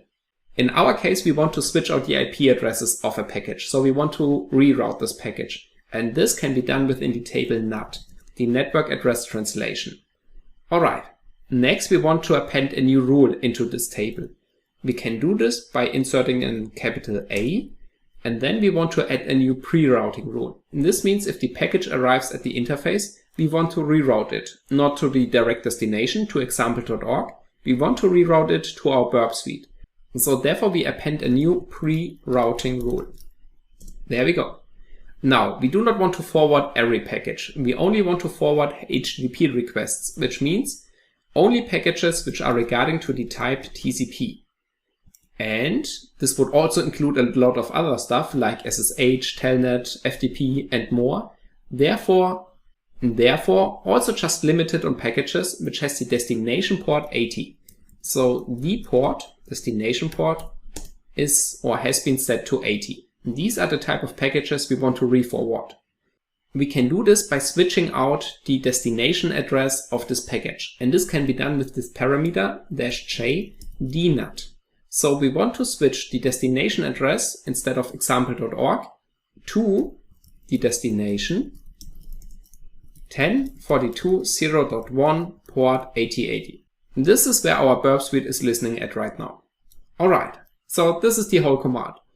Reroute every package regarding to TCP port 80 and switch the destination address via dnut, destination network address translation, to whatever it is right now to our burp suite proxy. And this will mean every package that arrives at any interface, so at our USB to Ethernet adapter and also the NUT adapter of our Ubuntu VM. If these packages meet those requirements, they will be forwarded to the burp suite. We hit enter and we are good to go. We can also verify that this IP table rule now exists by typing in IP tables -v and capital L. And then I guess we also need to add the table where we want to list the existing rules right now. So our table is NUT.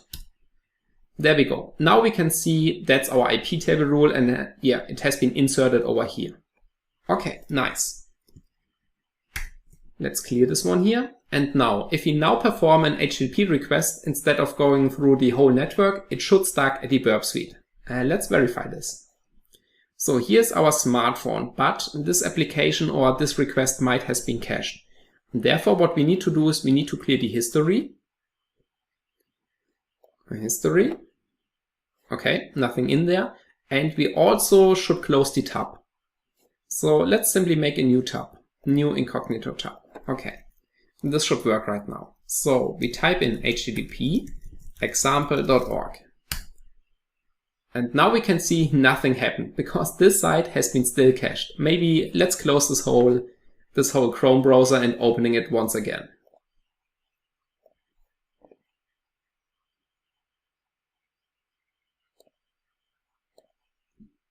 Okay, so I have reopened this browser. Let's type it in http example.org. There we go. Now it's working. Before, the site simply has been cached and yet the smartphone is reusing the cached version instead of asking it once again.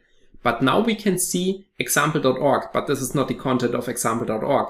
This is the content of our Burp Suite Community Edition. So that's nice because our setup works, but this is not something we want to have, right?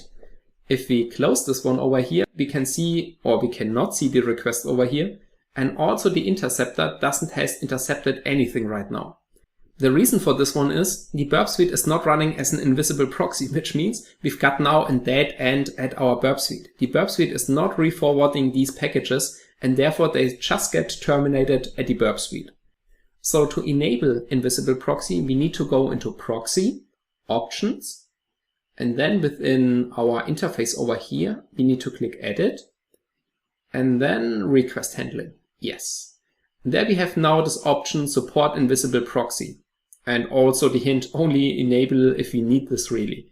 In our case, we need it because we want to re-forward or reroute these packages afterwards.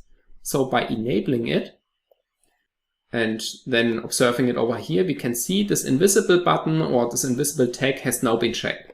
Now the Burp Suite is running as an invisible proxy. Let's open the smartphone here once again. Let's close this tab because it's still cached. Alright, let's open a new incognito tab.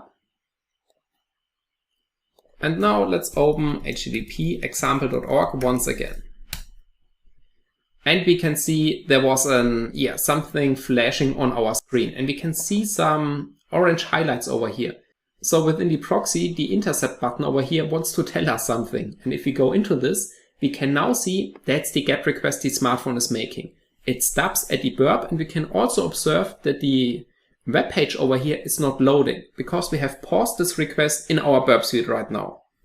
If we hit the forward button, the request will be served to the original page, to example.org, and the response will come back to the smartphone.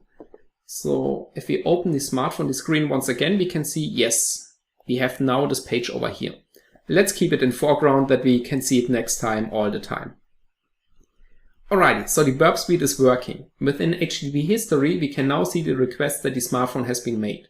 Here we've got get example.org, and here we've got the response from the server. So the title is example domain. If we scroll down, we've got the text which is displayed over here. Nice. So how can we modify this package right now? Well, modifying the intercept has been already possible. So we have seen the intercept or the request stubs at our Burp Suite, and we could now modify this one over here the next time. But what's even more funny is modifying these responses over here, because that's the text that's being displayed on the smartphone. So how can we do this? The Burp Suite doesn't intercept responses which comes from the server in a default mode. So we have to tell this the burp to do so. And we can do this by going into Proxy, Options, and then we find here intercept client requests. These are the rules which intercept client requests. We can also see by having this rule over here, the Burp Suite is not intercepting requests which are regarding to pictures. Otherwise, every picture request would stop at the burp and we have to forward it manually. This would be super annoying, therefore this is a default rule in the Burp Suite. Within intercept server responses, we can now define a new rule. So, first of all, we have to select this checkbox over here. And then we apply a new rule, which is an OR condition. So this means whatever is within our existing rule set over here, also now intercept responses which are regarding to, and now we have a lot of select options over here. And to fetch pretty all of them, I would suggest any header that matches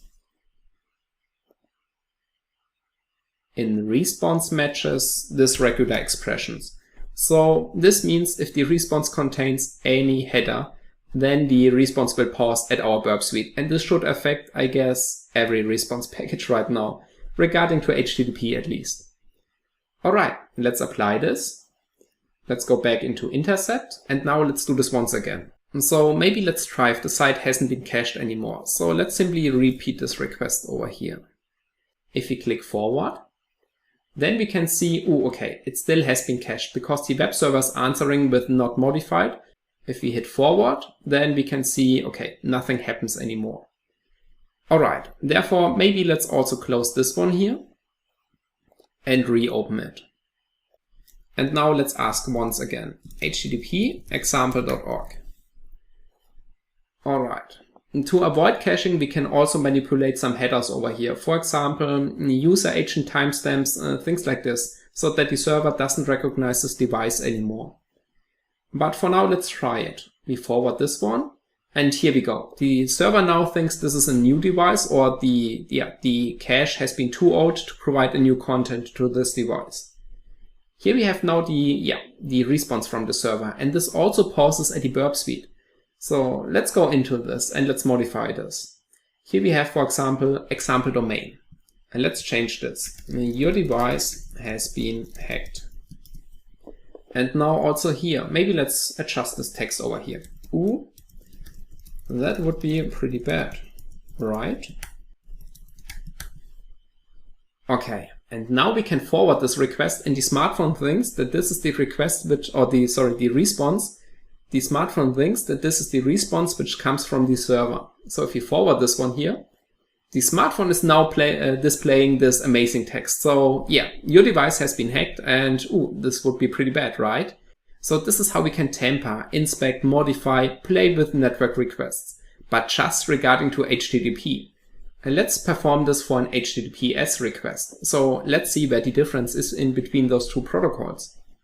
Therefore, let's toggle the intercept to on, and then let's open https example.org. Now let's see what happens if you're opening HTTPS websites. So for now, it doesn't seem to do anything, right? Also, the burp suite doesn't intercept this request right now. So why? The reason for this is we are only forwarding packages that has the destination port 80. If you want to also man in the middle HTTPS traffic, we need to apply a different destination port. HTTPS is regarding to the destination port. Do you know this? Absolutely correct, no matter what you have answered right now. The destination port is 443. So if we go back into our IP table rule, we can simply search in our existing command by hitting the Ctrl R button and then typing IP tables and then hitting Ctrl R once again. Then we can browse through our history of our commands over here, which is a very nice feature. Then we can simply select this by using the upper right key button over here. So then we can see it transitions to our command over here. All right, so now we are only forwarding HTTP requests. If we want to also have HTTPS, we now can simply add this new rule regarding to this destination port. All right, if we now go into our view again, we can now see we have two entries in there regarding to destination port 80 and 443. And that's the amazing thing about this man-in-the-middle setup over here. So for example, if you want to add additional ports, SSH, but not Telnet, but still we want to have FTP, we can play around this and add those ports to single locations. We can also re-forward them to other proxies. For example, if you want to deal with Telnet or FTP and the burp suite is not able to handle those protocols, we can redirect them to another proxy, which is freaking awesome, right? Alrighty, so this setup, I mean, it's just amazing. And now by simply adding this rule once again, we are now also forwarding HTTPS traffic. If we close this one or minimize this one, I keep practicing this word, and maybe at the end of this course I'm able to pronounce it. So now if you're opening this once again, and let's see what happens. All right, nothing because it has been cached. So let's close this one over here. And you might think that's a little bit annoying, but this is what we have to deal if we analyze web traffic. We need to be sure, or we need to figure out what's happening. And if we do not intercept requests over here, this might be regarding to a cached application. And this can ruin your day if you're looking for errors in your setup over here, if this page simply just has been cached. And it's not reloading or re-asking, it's simply using the cache that it's stored on the device right now. All right, so now let's open a new tab, and then we can be sure that the cache has been cleared. There we go. HTTPS. So let's see, what's the difference here? Example.org. And there we go. We do see our dashboard appears over here. And the dashboard tells us the TLS connection for these web pages seems to be broken. So the client failed to negotiate a TLS connection. We've got App Measure, Google, accounts, and also example.org. But here it says receive fatal alert. So this is now the alert message we got over here. And this means we are having an endpoint which the device does not trust. The device has some certificates pre-installed on it. And these are the root certificates that makes our internet secure regarding to HTTPS. Now the device is facing a website that has not this root certificate on it. And therefore the device is throwing this error over here that this connection is not private anymore. So it might be a man-in-the-middle attack, or it might be a self-signed certificate that we do not trust right now. Don't worry too much about this. We will go into this in detail in the next chapter. There we talk about HTTPS, what a certificate means, and all the stuff.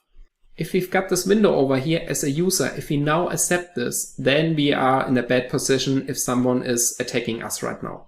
And so therefore let's perform it over here to get in this bad position that you get familiar what this type of error message mean if you face this in the wild. Let's see. I guess we have to go into advanced. Yes, and here we can see proceed to example. But maybe, can we go back? Yes. What I would like to show you is the certificate. So within this arrow over here, this rectangle exclamation mark, no, a triangle, sorry, that's not a rectangle. This triangle exclamation mark, if we click on this one, we can click on details. And then we can say certificate information. And this is now the certificate that's provided to this client over here. And this certificate says it's from the organization Portswigger. Portswigger has not an official root certificate which is trusted by a client right now. So therefore the client says, okay, I do not know anything about Portswigger, so I'm not sure about if you really want to go further on this. If we now simply accept those error messages or those warnings, these are warnings, no error messages. So let's see how we can get rid of this one. Okay, that's pretty rough. There we go. Also this one. Okay. If we now click on advanced and proceed to example, then we can see the request will be made. This request over here. And if we click forward, we can also see the response. So if we now change this text over here, you still have been hacked. Even through HTTPS requests. Then we can see the site, which is an HTTPS site and should be secured, is now providing our modified text. And this is because we have trusted and untrusted certificate. No, not this way. We have trusted and let's call it unknown certificate. Yeah, I guess that's the best way. Alright, so that's all for now. We have re-established our man-in-the-middle connection and we took a little dip into our HTTPS connections. In the next video, we will figure out what's the difference between HTTP and HTTPS connections and how we can apply modifications to the smartphone that we are also able to intercept HTTPS connections. Alrighty? Okay, so I'm looking forward to see you in the next section. Welcome back.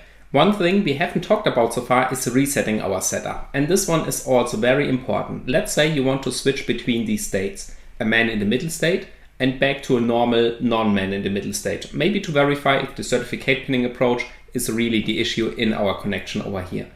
This can be a little bit tricky. Therefore, let's have a look how we can perform this without having a much overload over here. Alrighty?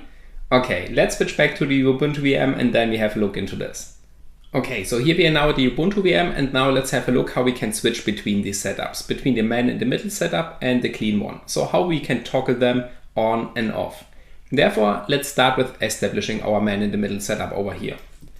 So if you open a terminal, we can see, okay, we haven't performed anything right now. Therefore, let's plug it in. Alrighty, let's see. There we have now our interface. Okay, now let's run the burp suite. There we go. Okay, temporary project, default settings.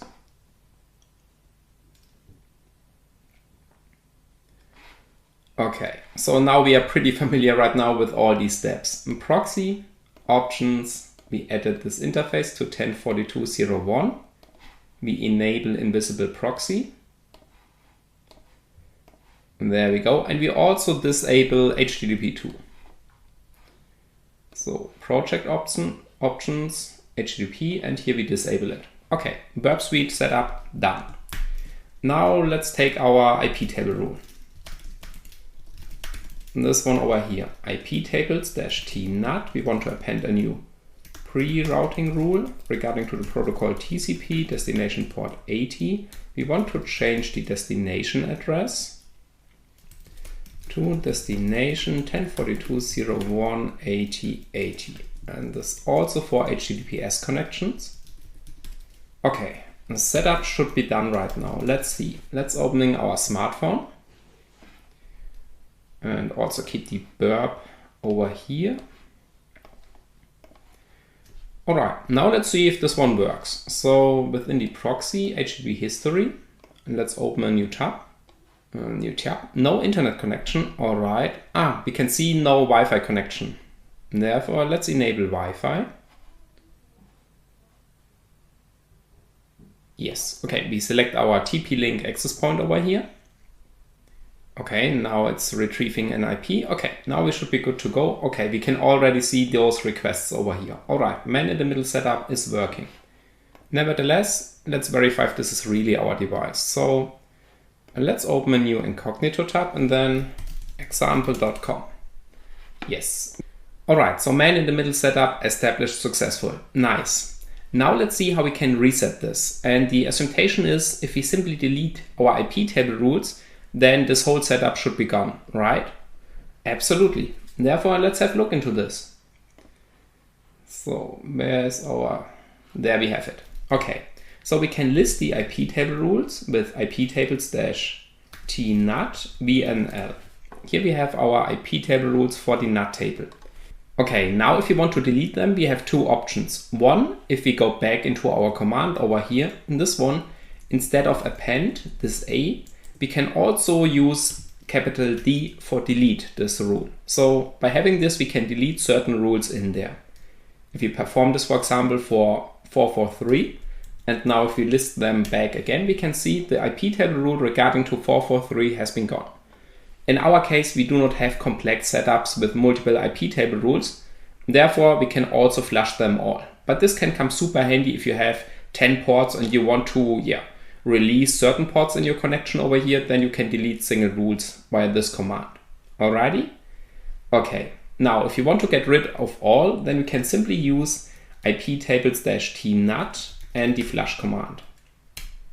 This will now delete all IP table rules within the NUT table. And if you read something about IP tables-flush, this doesn't affect the NUT table. Therefore, we have to provide this over here for our IP table rules, okay? All right, so let's delete this once again, IP tables-tnut and then flush. All right, now it should be gone. There we go.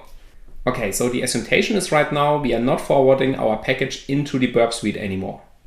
Therefore, this connection over here should now work as it has no man-in-the-middle setup right now. So the traffic should be generally forwarded to our NUT interface of our Ubuntu VM over here, and then back into the internet. Like there's no proxy in between this. But we can already see this icon over here, no internet connection. So if you try to open a web page, https example.com, then we can see it's not working anymore. And if you take a look into the Burp Suite, we can also see them over here or even not see them over here. So the connection is now gone. The reason for this is by flashing the IP table rules, they are not being deactivated. So they get removed, but existing IP table rules might be still affecting our connection over here. This is very tricky. Therefore, if you want to go back to a clean setup, we can reset this network interface, and then those IP table rules which has been established before are also removed. The simplest way to do is simply plug it off and on again, the USB cable of your USB to Ethernet adapter. Let's do this over here. So if you plug it out and you put it in again, now the whole connection is refreshing. The burp suite can be still active over here because we're not forwarding any package anymore. And now we only have to wait until the smartphone connects back to this Wi-Fi interface. We can maybe observe this over here. Let's see. Settings. Okay, it's connected back to the Wi-Fi and it still claims no internet, but it hasn't just refreshed it. So if we now go back into this tab over here, and if we are now opening example.com, we can see the site is loading, and also this no internet connection should be disappear in just a moment. So maybe let's do this for https example.com. All right, so it's loading. Maybe let's do Google because they might be cached right now. There we go. And we can also see on the left, there's no interaction with the burp suite anymore. So if we now want to establish our man-in-the-middle connection once again, we only have to reinsert our two IP table commands. This one over here. So maybe let's do this. All right. I'm using the upper arrow keys to simply select this. Okay, and this one, and also the one for the port 80. Okay, and now if we are opening a web page, and let's try if example.com is still being cached. Okay, yes, and therefore let's close this browser, reopening it. And now let's open a new incognito tab and opening https example.com. And there we go, here we have it. All right, man-in-the-middle setup established once again. If you want to get rid of this, simply use the iptables flush command, iptables-t-nut flush, plug it off, wait a second, plug it in again, and then we are good to go to have a clean setup once again. All right, so this is how we can reset our man-in-the-middle setup over here. You can also, of course, reset the network interface via the ifconfig command. But I like to do the turn it off and on again approach over here. Okay, so that's all for this video right now. Do not get disturbed by messages like this. We are having right now an internet connection, and this is how we can reset our man-in-the-middle setup very easily. We can now switch it off and on by simply performing these steps. Flushing the IP table rules, plug it off and on, and if you want to have it once again, simply inserting these IP table rules once again. Alrighty, perfect. I'm looking forward to see you in the next video. Alrighty guys, in the last video we had a lot of fun, and I hope you played around a little bit with the setup and man-in-the-middle your devices, just if you have the permission to do so. In this video we take a look at HTTPS. Why is it more secure than HTTP, and also how is this encryption being established? But don't worry, only on a high level. We do not go down the rabbit hole and do some cryptographic analysis on this one. Alrighty, so let's see. And so here we have our really well-drawn setup. I mean, it looks absolutely realistic and pretty amazing, right? That's definitely no self-praise, that's what it is right now. Okay, so we've got our smartphone. The smartphone is being connected via Wi-Fi to our router, and this one is being connected to our Ubuntu VM, which is being connected to the internet. That's well known to us right now. Okay, but now is the question, why do we get this kind of error, warning, sign, however you call this, if we are trying to man-in-the-middle an HTTPS connection? The reason for this is HTTPS is just way more secure than HTTP. There's some kind of trust relationship between the device and the server. And this trust relationship builds up a strong cryptographic channel. And afterwards, after building this channel up, this channel is being used to transfer data from the smartphone to the server and backwards. That's why HTTPS is that more secure. Alright, that's all for this video right now. No, just kidding. Let's have a look under the hood. Is it called under the hood? I guess so. And if not, then we still make this. This is our well-known setup over here. And now let's say the smartphone wants to open a web page. This one, for example, example.org, but this time it's HTTPS. The smartphone is now crafting this package, this HTTPS package, and it will be sent to the router. This one will forward it through our interfaces into the internet. Now this web server realizes, okay, that's a request, but related to HTTPS. So the web server is now screaming back to the smartphone wherever it is right now in this world, yo, This one here is an HTTPS request. We need to establish a secure channel over here. So we need to perform some encryption. To prove that I'm really example.org, here's my certificate, this one over here. And this has been signed by Google. Alright, so maybe with a little bit deeper voice, but I guess we get this point. The web server is now presenting the certificate, and this one has been signed by Google. This certificate will be now transferred back to the smartphone. There's some bunch of other stuff involved, like the public key from this web server over here, but now let's make it not more complex, okay? So we simply just focus on the certificate. Alrighty, so now we are sending back the certificate to the client. The client is now extracting the certificate and realizes, okay, so here we have now the certificate from example.org. But we do not know example.org, so how can we now prove that this is really example.org? Well, we do not have to do this. This has been already done by Google. Google has verified, in this case, that this one here is example.org. And after verifying this, Google has signed the certificate over here with the private key. So this signature has been created with the private key from Google. And if this is the case and we are trusting Google, then we also trust that this one here is example.org. That's the base about HTTPS. We have some trusted authorities and everything that has been signed by them will be automatically trusted too. Alright? Okay. But now is the question, how can we verify that this certificate has been really signed by Google with the private key of Google and not by some third-party actor over here? The answer for this one is asymmetric cryptography. Based on this principle, Google can sign the certificate with the private key and we can verify this with the corresponding public key. Therefore, the private key never ever leaves Google at this point right now, and it stays secure, and this is very important. Otherwise, we would have a huge problem with the internet right now. Okay, so the private key is safe at Google, and Google can now provide us a public key to the corresponding private key. Having this public key is absolutely no problem, because only the private key regarding to this one can decrypt these data. So therefore, we can now distribute this key to everyone else. And the nice thing about this asymmetric cryptography is we can now use this public key to verify if this signature has been really signed by Google. Because having the public key, we can now verify if this signature has been created with the corresponding private key. The private key from Google over here. Alrighty? And this is exactly what the smartphone is doing right now. So the smartphone looks it up. The smartphone checks in its internal certificate storage if there's a corresponding public key for this private key over here. So the public key from Google. And you know what? Of course it is in there. So this server has been signed by Google, therefore we can trust that example.org is related at this server over here. Having the public key, absolutely no problem. Getting the private key would be absolutely dangerous. The internet would be definitely broken. Therefore, Google is not giving away or placing its private key onto other servers. It's being kept private at Google, and Google just signs other certificates with this private key, which can be now proven.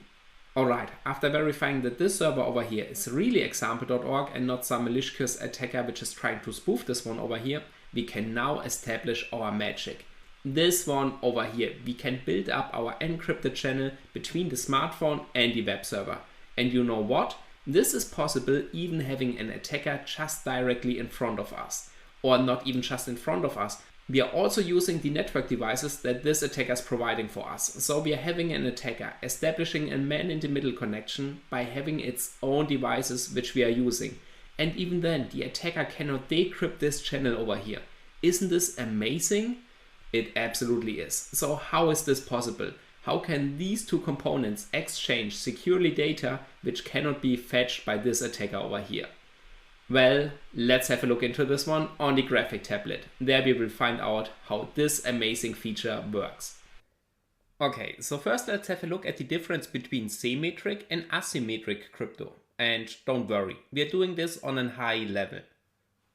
In symmetric encryption, we are having a shared secret, and we are using this to encrypt and decrypt the message. Here's an example.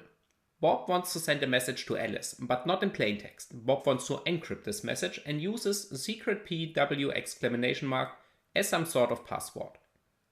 If Alice now wants to view this message, she has to know the password to decrypt it. So both need to know the same secret, and this is a problem in our case right now.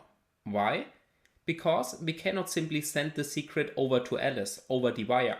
An attacker would immediately get this password and could also decrypt this message afterwards. So therefore we need some sort of asymmetric cryptography. And we have already talked about this, but nevertheless, let's recap this here real quick. Once again, Alice and Bob, but this time we are talking about asymmetric cryptography, which means we are not using the same secret to decrypt and encrypt a message. Bob has therefore a public and a private key, the same for Alice.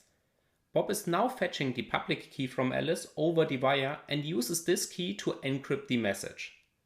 By encrypting the message with the public key of Alice, only the private key of Alice is able to decrypt it.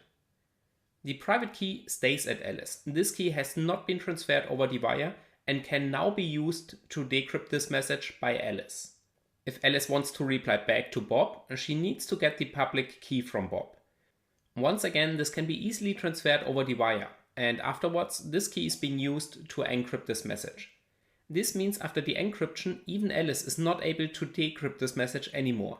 This can be only done with the private key of Bob, and Bob is not giving away his private key, so this private key also stays at Bob.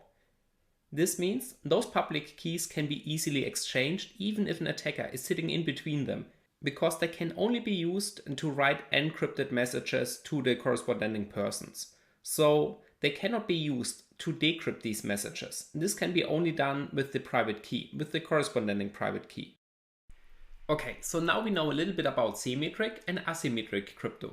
So symmetric crypto is not an option for us if we have to send the password over the wire. I mean, this is an absolute bad idea because the attacker simply gets this password and then can decrypt our traffic easily, right? Absolutely. Okay, no big deal. Then simply, why not using asymmetric crypto based on public and private key? Yes, this would work, I guess, but let's imagine the amount of stuff we have to handle there. So every client needs to have a private and public key. Who's generating those keys? Who has access to those keys? Is it the user?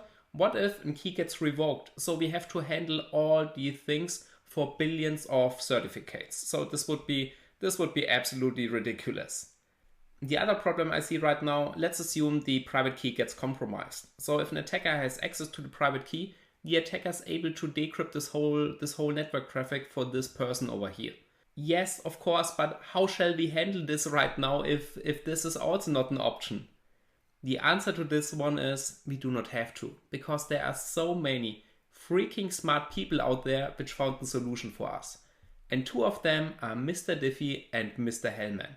And this whole concept behind this, it's freaking amazing.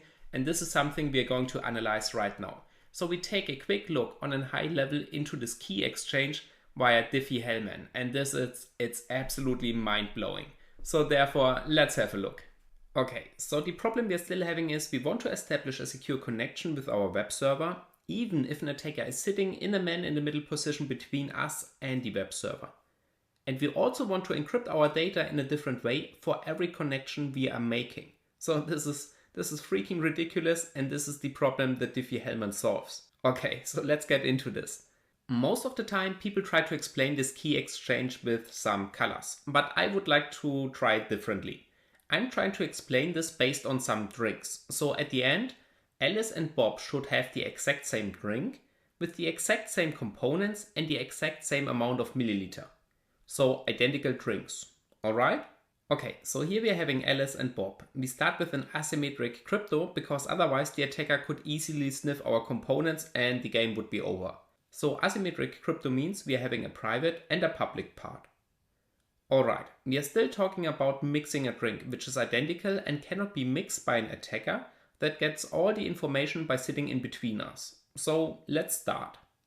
Alice and Bob have to commit to a base fruit which both are putting into their drinks. In this case right now it's an apple, this one over here. The apple gets mixed and the juice is getting put into their glasses. The attacker has this information, but this is fine right now. Okay, now Bob is putting this fruit into his drink. You do not know what this fruit is? Of course not, because this is Bob's secret. And we also do not know how much of this fruit is Bob putting into his drink. It could be 42 milliliter or it could be 122 milliliter. We do not know this. Alice is doing the same. And no, this is not a lemon. This is the secret of Alice. So Alice secrets fruit. Both are having the apple and their own fruit mixed into their drinks right now. But how does Alice now get the information from Bob, which fruit and how much of this fruit she needs to put into her drink? The answer is, she doesn't. Crazy, right? Because at the end, both drinks have to be absolute identical. This is also the reason why we are having the apple at the beginning, because otherwise the attacker would immediately see how much and maybe also taste which fruit both are using. But together with an apple, this is absolutely impossible. And now you might already see what is happening next. Both are taking their swapped glasses and inserting their own fruit once again. They know which fruit and they also know how much of their own fruit they need to put back into this glass over here, because this is their own secret. Amazing, right? Because now they are having exactly the same drinks, but Alice doesn't know the secret fruit of Bob and Bob does not know the fruit of Alice. They are now having a drink which can be seen as a shared secret. This secret drink can be now used as a symmetric key to encrypt and decrypt the data between Alice and Bob. And they can choose a new key for every connection they are making because they just have to think about some cocktail recipe or in reality very large prime numbers. This is absolutely ridiculous. The attacker sitting in between them doesn't realize what's going on and the whole connection has been already established securely. Okay, now we have seen how we can establish a secure connection even if an attacker is sitting in a man-in-the-middle position between us and the attacker is also owning the hardware. So even then we can make a secure connection with our connection partner. And this is absolutely amazing, but of course not for the attacker, which is good.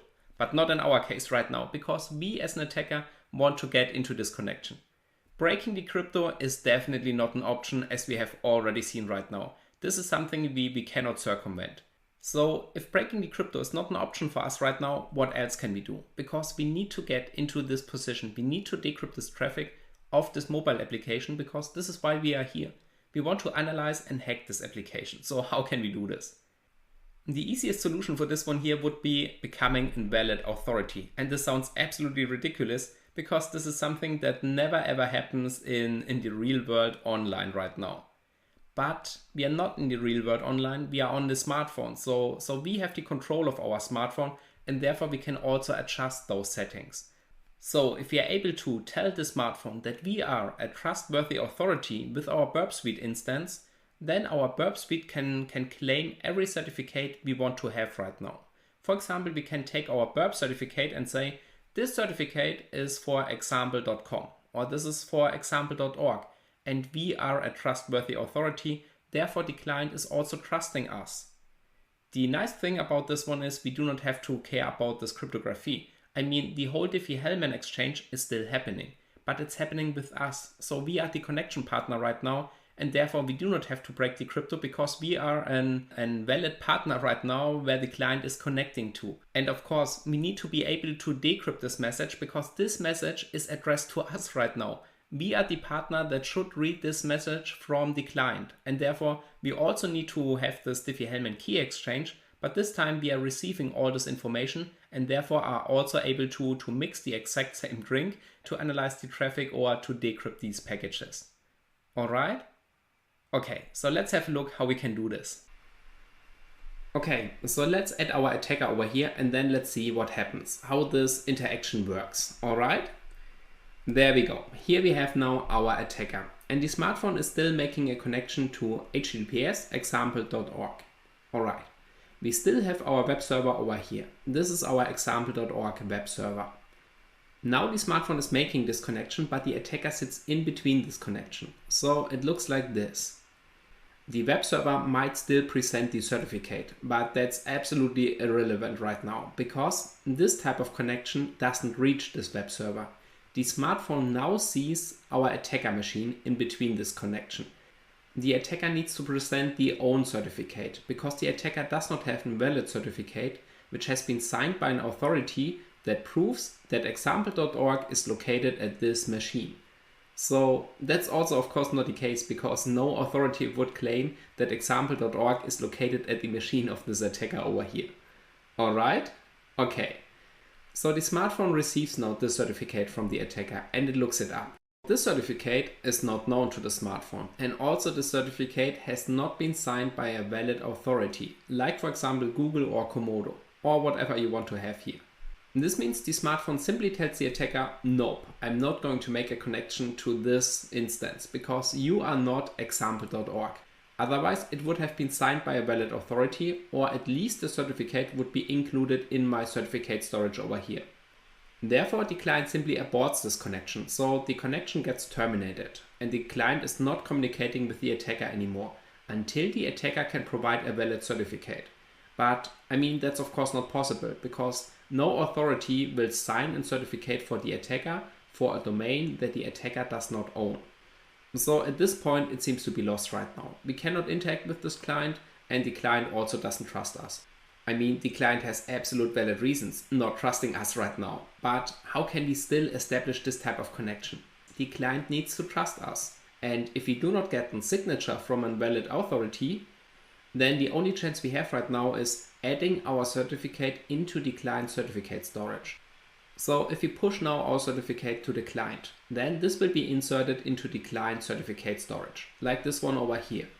And now, if the client is establishing a connection to https example.org and we are sitting in between this connection, the client takes a look into the certificate storage and sees the certificate in there.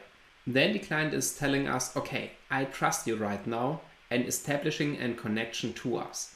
All we have to do right now is forwarding this connection to the real website, to example.org. But that's absolutely no problem, because we as a client right now can make or establish an HTTPS connection with example.org. And we can simply pass these data between those two components. So between the smartphone and example.org. Both channels are being encrypted, but we as an attacker have now breaking off this connection over there. So we can take a look into the data and we can also re-forward them to the real application. So we are a real proxy in an HTTPS connection. So the only attack vector regarding to this one is adding our certificate onto the client. So that's also the explanation for this error message we got in the last video over here. So getting this error message that this certificate has not been trusted. So now we know this reason behind this, and in the next video we get rid of this message by simply installing our own certificate on our smartphone. Then this website will be trusted and we do not get any warnings anymore. Alright? Okay, so in case if you have any questions regarding to this topic over here, then please write me a message. I'm super glad, as always, if I receive some feedback on this one over here. Okay? Otherwise, I'm looking forward to see you in the next video. Welcome back, guys. In the last video, we have extensively talked about HTTPS, how to establish a secure channel, and we also talked a little bit about it, how we could break off this connection, just in theory. Now in this video, we want to repeat this over here, the theory part, and then we will also do the practical part regarding to this one. We will install our own certificate on the smartphone, and then we will intercept HTTPS connections. So let's have a look into this. Here we have now our well-known setup. We've got our smartphone, but this time the smartphone is making a connection to HTTPS, google.com. Then the server is presenting the certificate, the smartphone trusts the certificate, there's a key exchange via Diffie-Hellman, and then we have our secure channel over here. Absolutely perfect, that's how HTTPS works. But now, as an attacker, we want to break it off, and we need to break it off at this point over here, at our USB to Ethernet adapter. Therefore, we need to remove this secure connection at this point over here. Alright, if we break off this connection, the smartphone is still trying to connect to a web server regarding to HTTPS. Therefore, we need to present a certificate at this point. So we need to create our own certificate. The problem right now is if we are presenting the certificate, the smartphone will look it up. I mean, that's not a problem, that's what it is right now, and that's good, because otherwise HTTPS won't work. But for us as an attacker, we want to get into the traffic of this application, and therefore we have to deal with this. So the smartphone is now looking up if this certificate has been signed by a valid authority, or if it even has been created by a valid authority. In this case, it checks the internal certificate storage and realizes, nope, it's not in there. So the smartphone simply tells us about this one over here. Alright, the connection gets aborted and we cannot see any traffic anymore. Now, if we want to analyze this app, we need to install our certificate on our own smartphone over here. By having now our certificate installed on the smartphone looks it up and realizes, okay, this is a trusted authority, therefore no matter what domain is in here, I will trust this. So we can create certificates for example.com, google.com, and yeah, whatever we like. That's the advantage of having our own certificate as a trusted authority on our smartphone. And now the smartphone trusts our certificate over here. So the smartphone is not complaining about some issues anymore. And that's absolutely great, right? Besides this, the smartphone is also establishing now a secure channel with us. So we have the same approach. The smartphone is asking for a certificate. We are now presenting our certificate. The smartphone accepts it right now. And we have now our secure connection over here. So the magic happens once again. But this time we have all the necessary information, the private key to decrypt all this stuff, and now we can also analyze this traffic, which is super amazing, right? Absolutely, and we do not have to worry too much about this. This is all done within the burp speed. Afterwards, the traffic gets simply redirected to the real application. So in this case, google.com, and we are now having a proxy in between them, and we can also analyze the whole traffic because we have everything we need right now. Nice. So therefore I would suggest let's do some hands-on exercise. Let's set it up on our smartphone over here. This one. Let's install the certificate and then have a look how all this takes effect. Alrighty? So let's go. Alrighty, so here we are back on our Ubuntu VM. First let's have a look if our interface is available from our USB to Ethernet adapter. And we can see, no, it's not there because I haven't plugged it in yet. So how fast can we okay, I just plug it in. There we go, it's plugged in and we wait, I guess, 4 seconds. There we go. Oh, it hasn't signed an IP address yet. Now, there we go. Just wait a little bit longer, then yeah, it should work out of the box right now. That's the amazing thing about the setup. Alrighty, now we also got our smartphone connected. This one over here. Let's get back the screen. Whoops, little typo. Screen copy, there we go.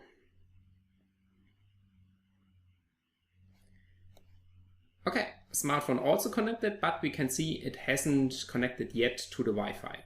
So therefore we go into settings, Wi-Fi, and yeah, we wait until the smartphone connects to this one over here. Okay, IP address obtained. Now we've got our connection over here. The next part we need to do is we need to run our burp suite. Burp suite. Oh, it's within tools. And then, yeah, I use the bash script.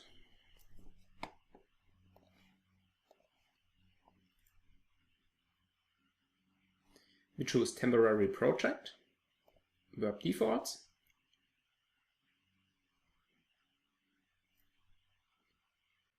And now we can click this away because we are not having the pro version. Within proxy, options, we select now our 10.42.0 interface, this one over here. And now, yeah, we also need to select invisible proxy. So this checkbox needs to be enabled. Otherwise, we are not forwarding this traffic to the real connection. So we also check this one over here. All right, now we open a new terminal. And the last thing we need to do is we need to forward our packages to this interface here. We can do this with the iptables command. iptables-t-nut. We want to select the nut table. Now we want to append a new rule. Pre-routing, whoops, there's a problem. Pre-routing. Protocol should be all packages regarding to TCP. Destination port 80. We later select 443 also. And now we want to change the destination address to destination 10.42.0.1 8080.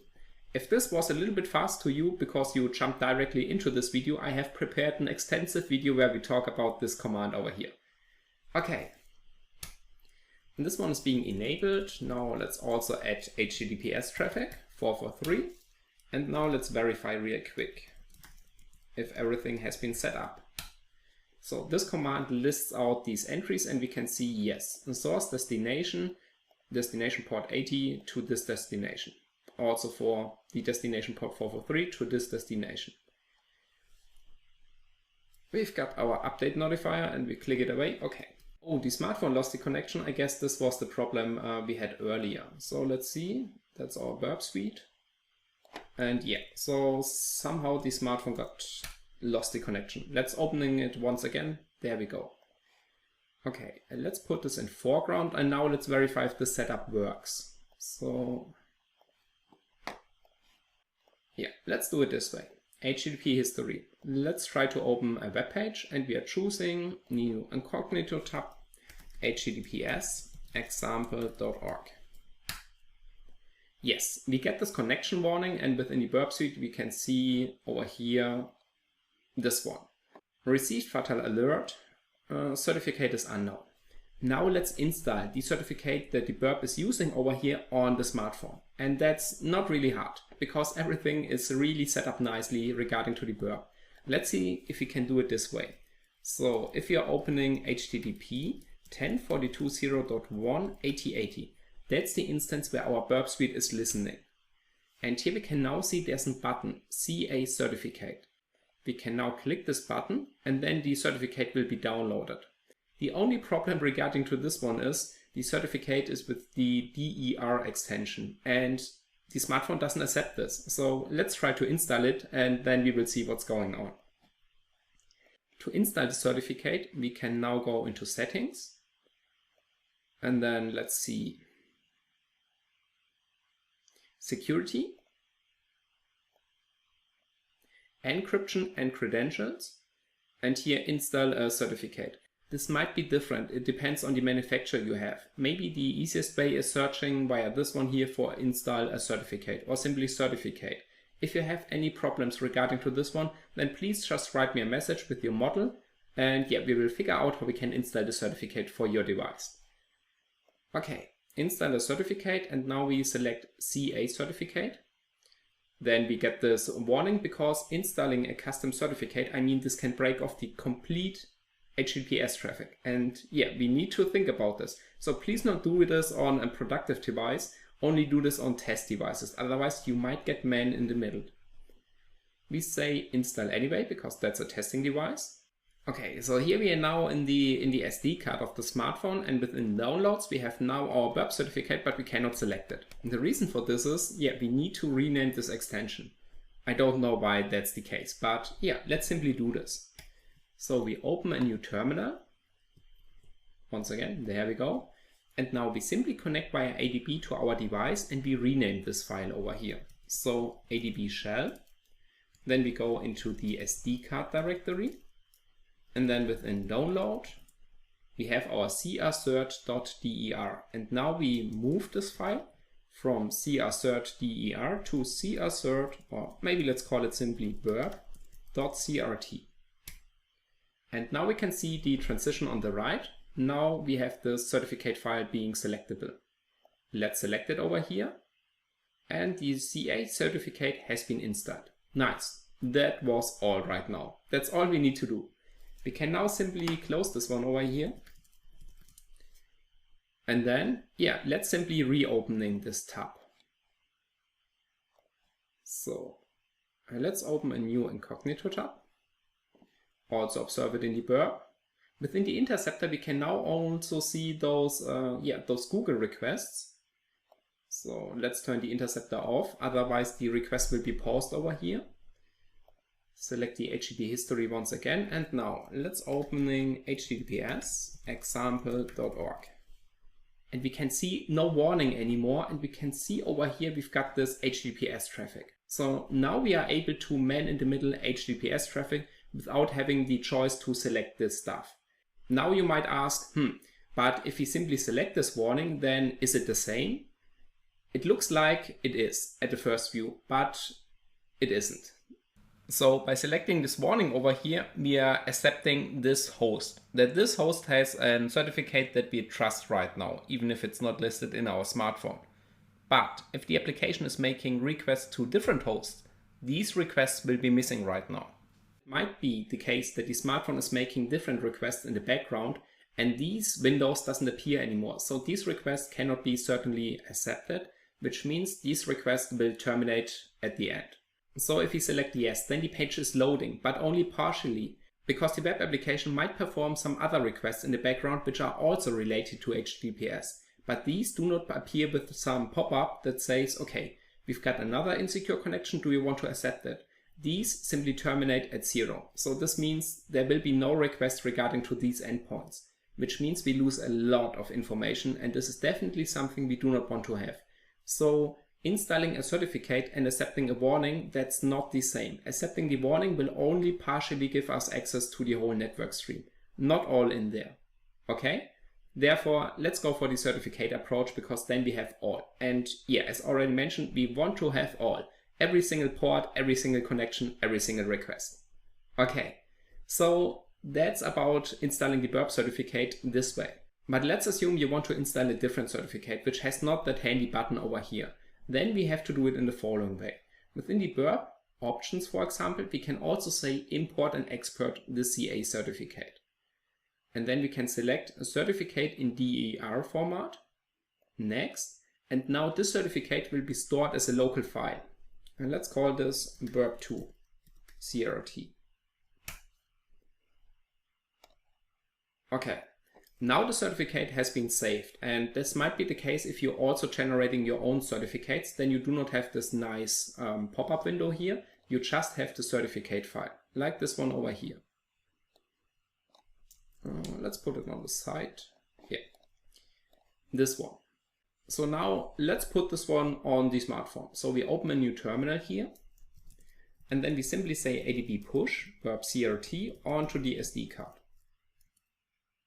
Maybe let's rename it differently. burp2 CRT. Oh, sorry. This one is called burp CRT, but here we name it now burp2 CRT. There we go.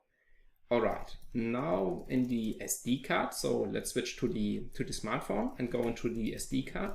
We have now these two files. Let's remove the first one. Whoops. There we go. Okay. So let's assume now you have your own certificate. We have now pushed it, this one here, onto the SD card, and now we want to install this one. Approach exactly the same. We go into settings, security, encryption and credentials, install a certificate, CA certificate, install anyway, and then instead of the downloads directory, we now go into the SD card, so one directory back. And if we scroll down a little bit, there we go. We have our burp2.crt over here. We can now select this, but yeah, this certificate has been already installed. By the way, if you want to have a look at which certificates has been installed on our device, we can also see this over here. So trusted credentials, and let's put this maybe in the middle, and we can see it better. And so here we have now two certificate storage. We've got the system and we've got the user. The system is the certificate storage that is pre-installed on the device. So if we perform a factory reset, these are the certificates that gets restored. And we can now see these are all trusted authorities. And if we scroll down a little bit, we can see, oh, wow, these are a lot trusted authorities. Beside the system storage, there's now also the user storage, this one over here. And here we can now see our installed certificates. Portswigger CA. So that's the certificate from the burp suite, which has been automatically being generated. And if you scroll down, we can see all the stuff. So our burp suite is also now a valid authority for this device over here. Therefore, this device trusts every HTTPS connection that has this certificate installed. Nice, isn't it? Alright, so that's all for this video right now. We have learned how we can install our own certificate over here to break off an SSL connection. In the next video, we take a look at certificate pinning. This is some security mechanisms that only accepts a certain certificate. These certificates are not being trusted anymore, the system and the user certificates, only the certificate of the developer. And this means even by having now our certificate installed on this device, we cannot see this traffic. This is a common security mechanism you will find in, not call it all, but really many applications out there right now. So therefore you absolutely need the skill to bypass this security protection to analyze this traffic afterwards. And you know what? this is exactly what you learn here. And you do not learn one way, you learn many ways to do this. So therefore, I see you in the next video. One thing we haven't talked about so far is man in the middle in the emulator. And this might be required for you right now. So you do not need a real device to perform this course over here. And therefore you might want to know how you perform the setup for an emulator, because we've got some tasks to do in our man in the middle setup or in our man in the middle challenges. And therefore we need to know how to perform this. Alrighty? Okay. The reason why we haven't talked about so far is I'm really not a big fan of the setup. So if you want to analyze a mobile application, then take your real device. Set up your network connection via the network manager, provide DHCP and DNS automatically via the shared connection, hook it up to your access point, and you're good to go. You see every single network package the smartphone is making. Regarding to the emulator, we have to rely on software, which means we have to rely on certain operating systems regarding to the virtualization, and this can cause trouble. So therefore, yeah, I'm not a big fan of the setup. Nevertheless, you can do every single challenge in this course over here with the emulator also. You do not need to buy a real device. You can do this all on the emulator, okay? There's absolutely no problem. And also regarding to pen testing real-world applications, I would claim 90% of all applications can be analyzed with the emulator. In case if you're analyzing IoT stuff with Bluetooth, NFC, or maybe other strange protocols, then I really recommend using a real device. Okay, but for now, let's say no real device available. We have thrown it into the water. All right, how can we do this? Let's have a look. Let's switch back to the Ubuntu VM and let's figure this out. Okay, so here we are back at the Ubuntu VM, and the first thing I would like to show is the emulator bug, which is still out there right now. So I have already described this in the tools, and if you heard this now twice, then sorry for this, but if people jump directly into this man in the middle on topic over here without going through the installation part, then this might catch you right now. Okay, so what's the problem? If we want to start our emulator, we've got, I guess, two options. The first one is by the Android Studio. So let's have a look. In tools, bin, Android Studio, bin, and then bash studio.sh. This is the approach I'm normally not taking, because we're now starting Android Studio to just start another tool which could be directly started. So why go this way? But nevertheless, within the Android Studio, the debug output is a little bit better than on the terminal just for the emulator. So sometimes it's handy. Okay, within configure, if you're not having a project selected, we've got AVD Manager, which is the Android Virtual Device Manager. And here I'm having now a Nexus 6 RP30. So it's Android 11 RP30. And here we can see CPU architecture x86. The Android Studio also has the ability to emulate ARM devices. ARM is the CPU architecture for those smartphones, those native smartphones over here, not those fake ones we are using right now. So this one is a little bit slower. Okay, it's not a little bit, it's way slower because it needs to be emulated on an x86 architecture. If we are emulating an x86 within an x86, this is way faster. But we could also run into problems on certain applications, which has been exclusively designed to work on real devices. If you want to know more about this topic, I have made a whole video about the difference between x86 and ARM, why we are having this, and how this all plays together right now. Okay? All right. We can see the smartphone is requiring 8.1 GB of disk space, and we could simply start this emulator via this button over here. I highly recommend you using a Nexus 6 device, because if you are using a Pixel device, this is way faster than the Nexus 6 and requires also more resources. So within the emulator, we do not want to have a power device. We want to have a really low level device which acts just like a smartphone and does not have all these fancy features, because those fancy features require resources of our system, and this smartphone would be terribly slow. Okay, so that's how we can start this emulator via the Android Studio. But as already mentioned, there's an easier way. And the easier way is using the emulator. So if you type in emulator, and then we are using the Android emulator, which comes with the SDK. So if we are performing which emulator, here we're having now the binary that's being executed. And this binary has been also added to our path variable. So this directory, this tools directory, let's see. There we have it. Okay. This means if you're running emulator, The terminal is looking into all those directories and searching for an emulator binary and executes it. Okay, so now where's the problem? Well, let's try starting our emulator, and we have two options: add with the name or -avd with the name once again. So I'm not sure what's the name of my emulator, so I'm using emulator list avds, and here we have it. And now we can use emulator, add, and then the name. And now we're getting missing emulator engine program for x86 CPU. And the problem is that the emulator binary within the Android SDK has been placed into tools, is outdated. So we are having now two emulator binaries, one within tools and one within emulator. And if we're having both in our path variable, we do not know which one gets picked. And you know what? It's always the wrong one. So therefore, what we need to do is we need to get rid of this emulator binary, and then we have to include it over here, the emulator directory in the path, and then we are good to go. Okay, so maybe let's do this a little bit graphically that you see what's going on, because it's not that easy to follow on a terminal. Okay, so here we're having tools, the emulator binary. We could delete this right now because that's the outdated version which shouldn't be used anymore, but I'm not a fan of this, so let's rename this. If we are renaming it to emulator.bug, and also this one, then if you're now using emulator, oh yeah, it would work because it has been added to the path. Never mind. Okay, if we rename this to bug, we are only having one emulator binary right now in our path variable, and this one is within the emulator. So the file structure has been changed in the last couple of years within the Android system, and it still gets messed up. So this one is the emulator binary we need to execute, and this one is located in Android SDK emulator. Okay, they are named identical, and both tools and also this emulator directory needs to be included into the path variable.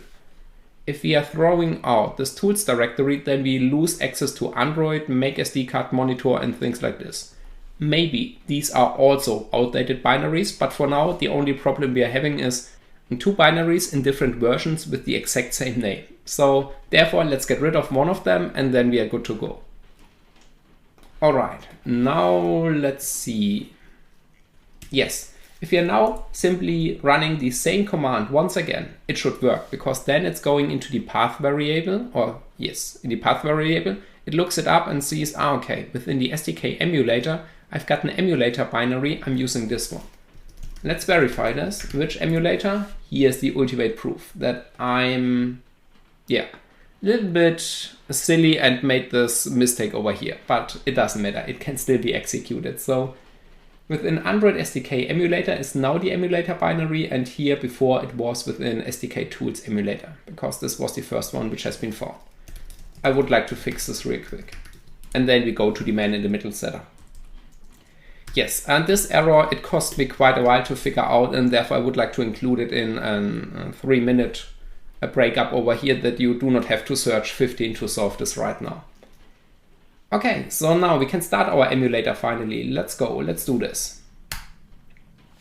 Yes, now we can see the emulator version 33, and here we get the next warning in this case. Running a virtual machine within another virtual machine is something we have also discovered, or talked about in the installation part. It's not a good idea. If you are using newer devices, a Pixel device, then the user experience would be absolutely horrible. In this case right now, it doesn't require that much resources. So I'm not having a full power PC. I'm using 8 GB of RAM and I guess 2 CPU cores. This is pretty standard nowadays. So therefore it should also work pretty smoothly. I highly recommend you doing this all on your host system to get up a separate laptop to perform your penetration testing, reverse engineering, and analyzing. So within this setup on your host desktop, you can run this emulator pretty fast. So that's amazing. So you do not see any millisecond of lag in there. Right now we might have a little bit, but it's still good to go, and this is something I would like to prove over here. Okay, so let's start this one. Yes, and there's still this old application, the insecure bank, opened. Okay, so let's close this. All right, so now we're having this device, and this device has an Wi-Fi access maybe? No, not now. But it also claims to have a mobile network access. And of course, those networks are virtualized. So this emulator does not have a SIM card with a phone number in there. And it also has no physical Wi-Fi access. So these network connections are just virtualized, and they are being taken from the system over here, where the emulator gets started from.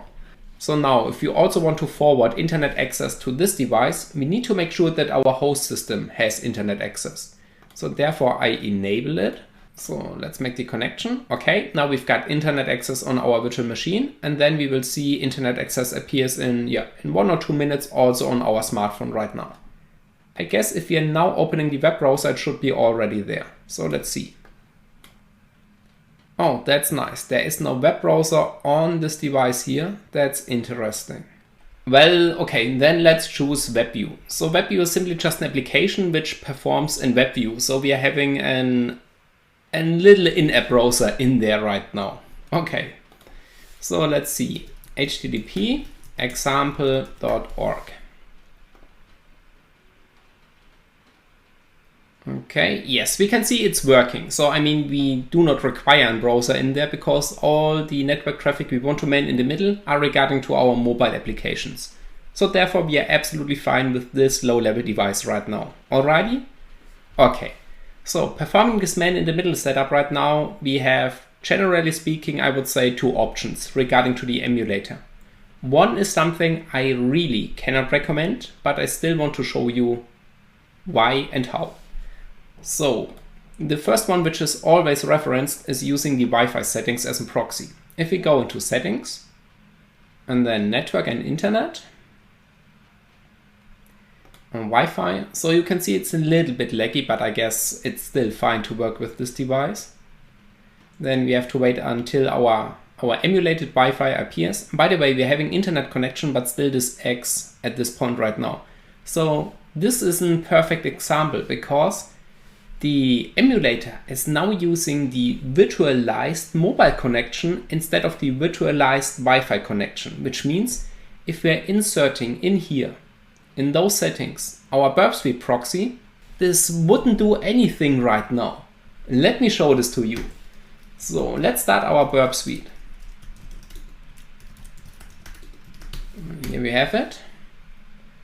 And now we do not have to make a complex setup with IP table rules and things like this because we only insert the values of the Burp Suite as a proxy into this one over here. So this is how many man-in-the-middle setups are now being referenced, and it's not a good idea, and you will see now why. So let's choose temporary project, use burp defaults.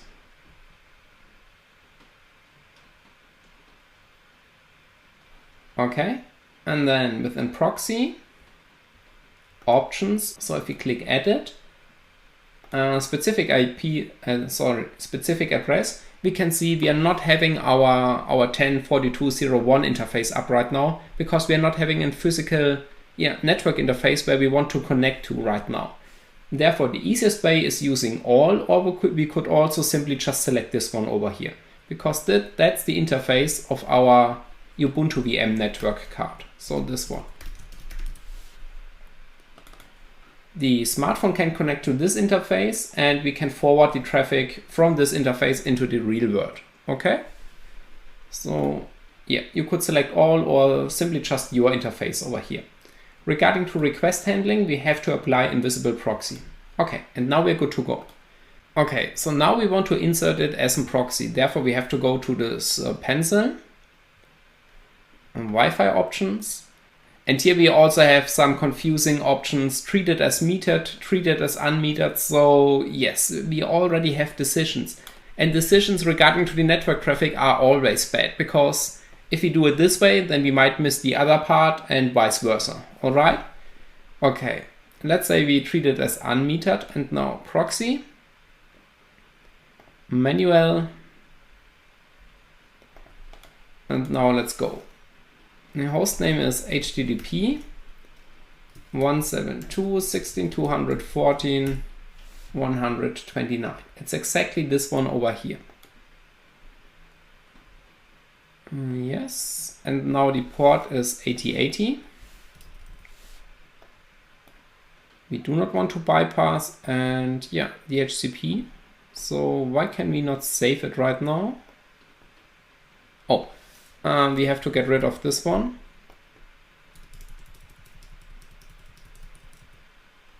Okay, now we can save this. And now let's see. Okay, let's try if our burp suite can man in the middle this request, because we are still talking about HTTP. There should be no problem regarding to this one. To be fair, this might have been already cached. So therefore we are not using .org, we are using .com. Okay, so I see nothing inside here right now. And we can see the smartphone is browsing. Maybe I have made a wrong configuration, so therefore let's go back. Okay, and let's switch to the other part. So instead of treat it as unmetered, let's select metered. Let's do this once again. And now we can see we have lost the Wi-Fi part. So let's see, HTTP example.com. Nothing here. Let's do it for example.org.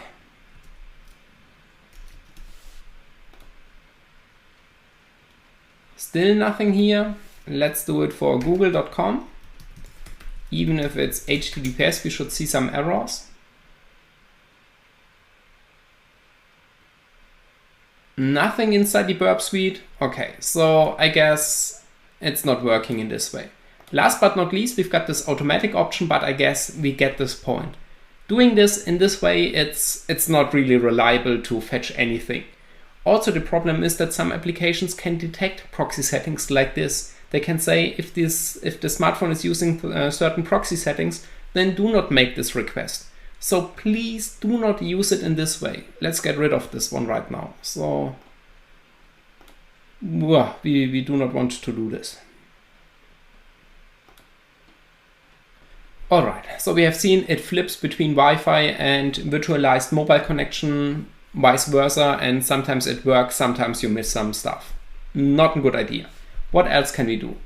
The easier option is using the global system proxy for this whole device, and we can find this within the 3 dots.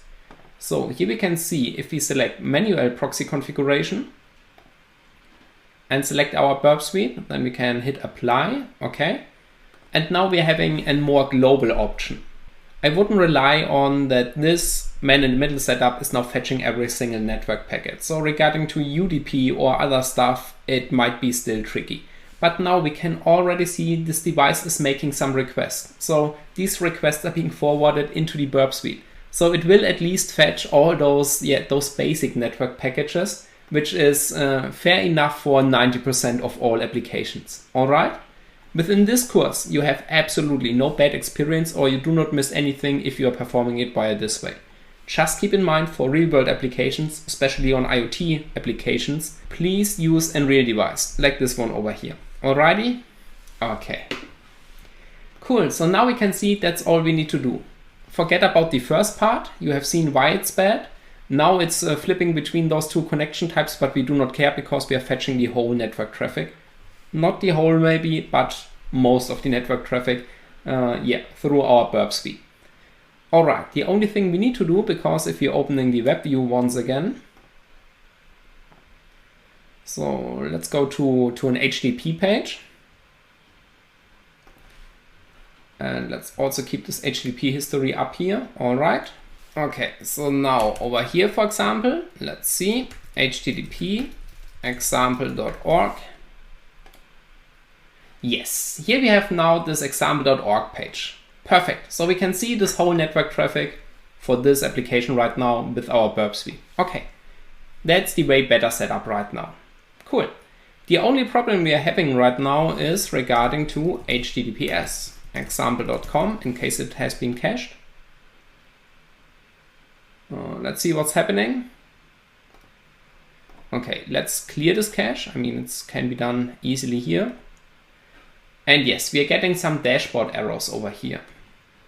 So let's say there's an error and it claims that example.com received Fatal certificate may be unknown. Yes, it looks like yes. So the certificate is unknown.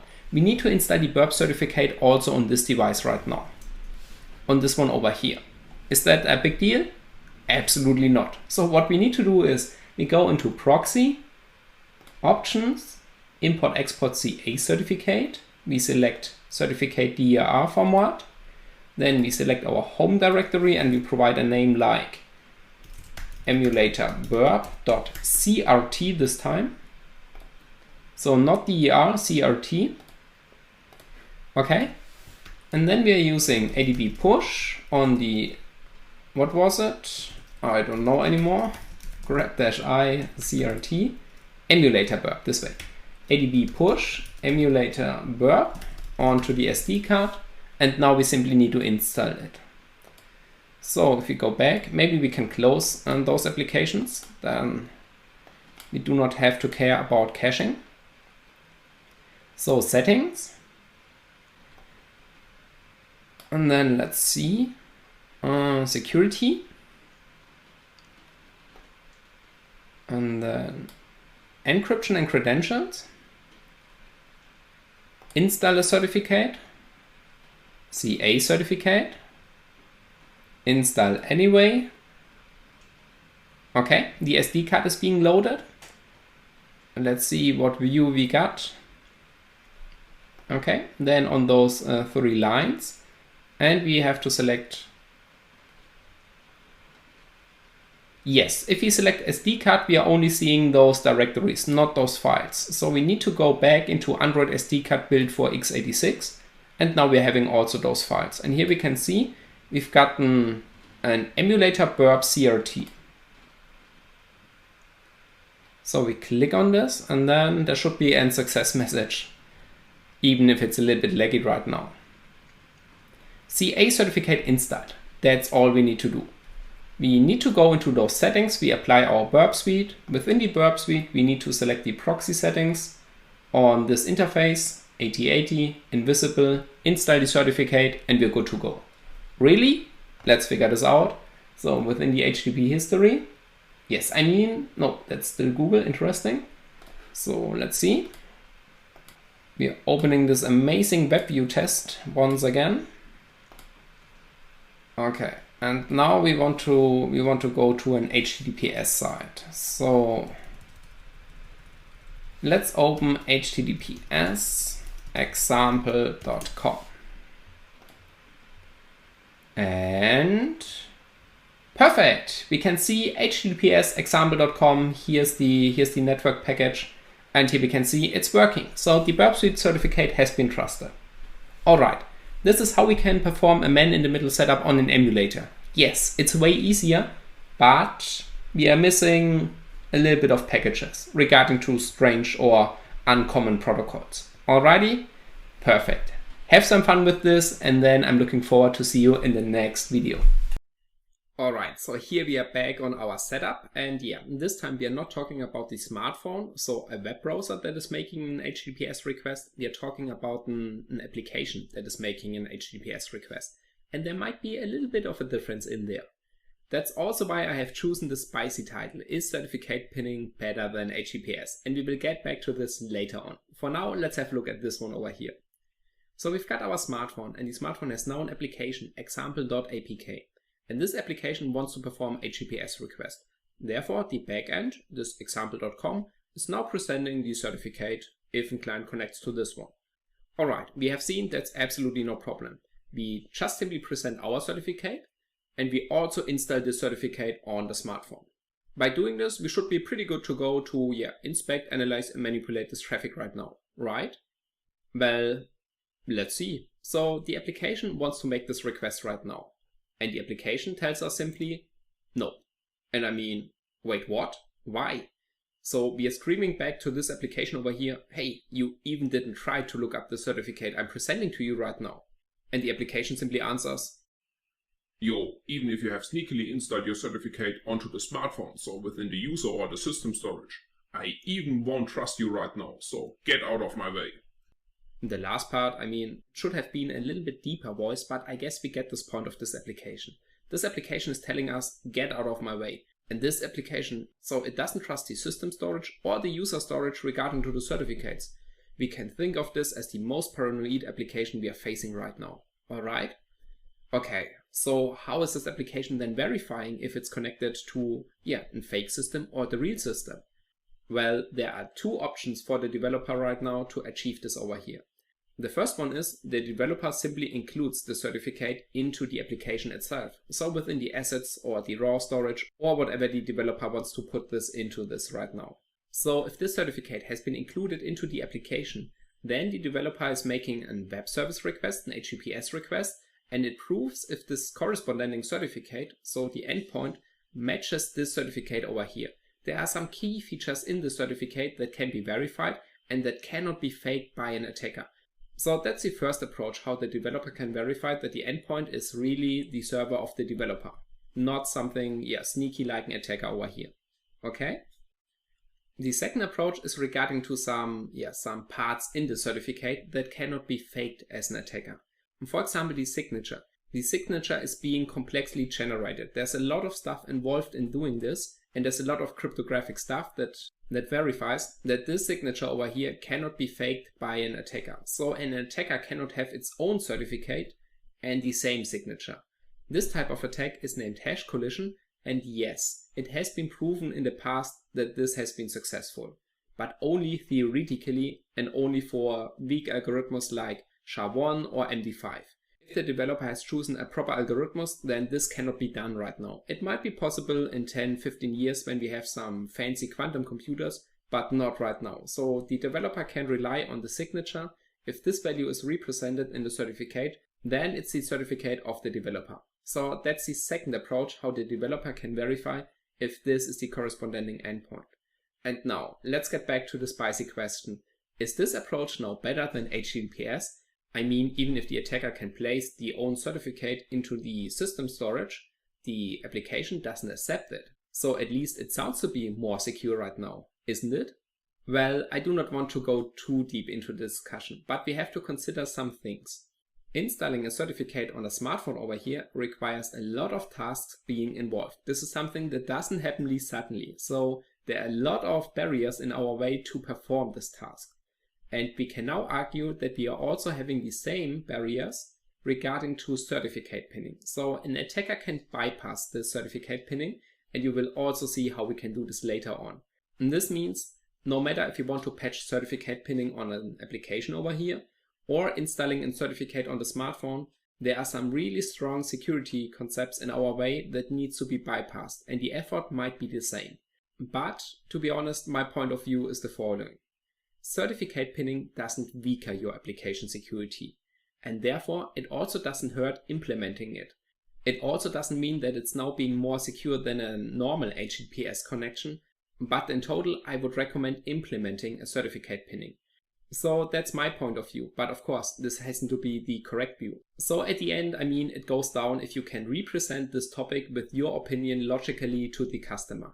Then, I mean, everything is fine about this one. So yeah, if you have any question regarding to this topic, then yeah, please write me a message. I'm super happy to discuss this together with you. Alrighty?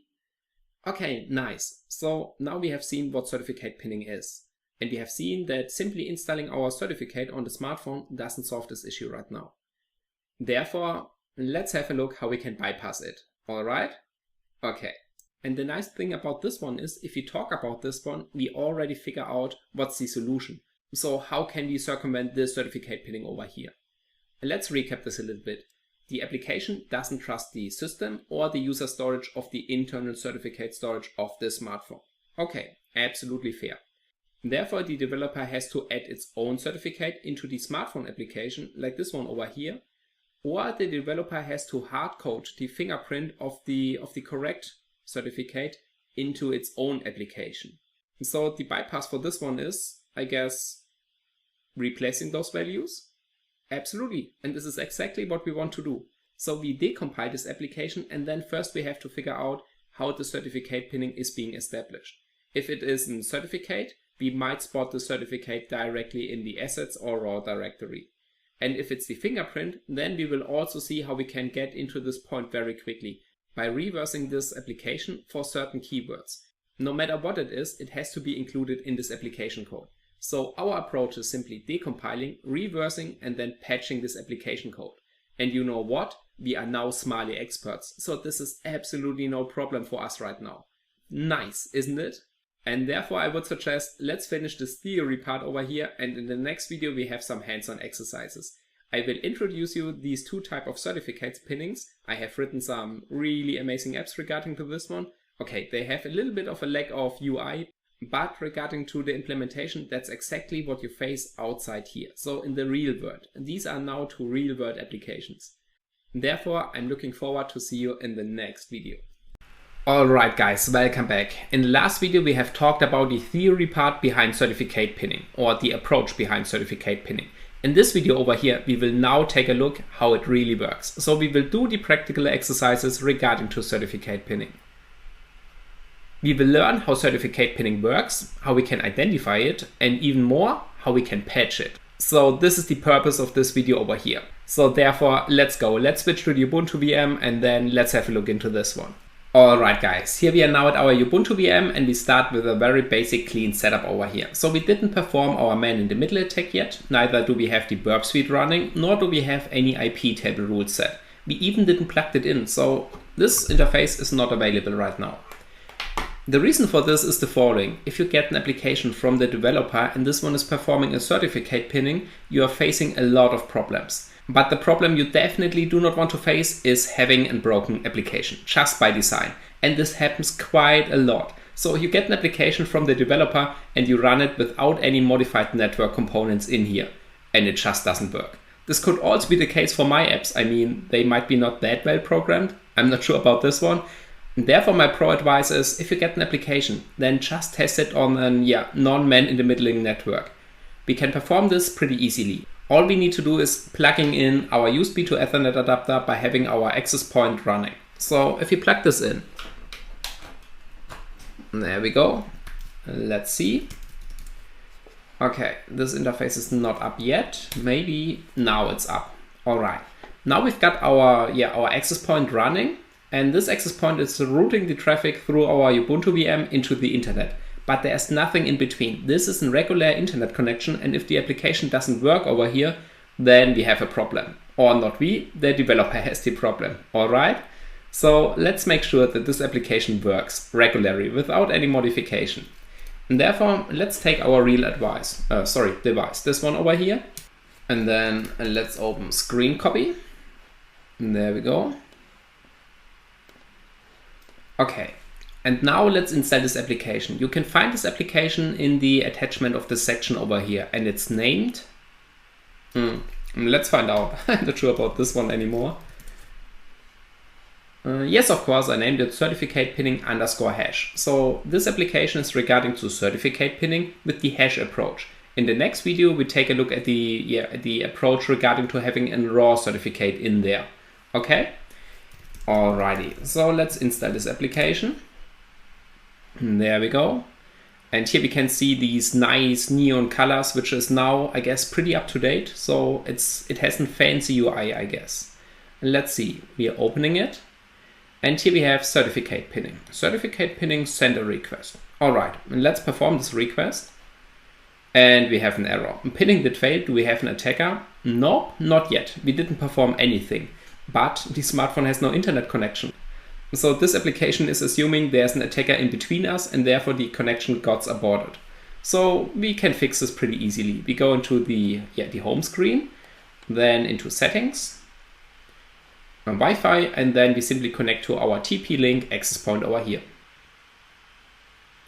Alright, we are obtaining an IP address and now we are connected. Nice. And let's get back into this one. And let's see, a send request.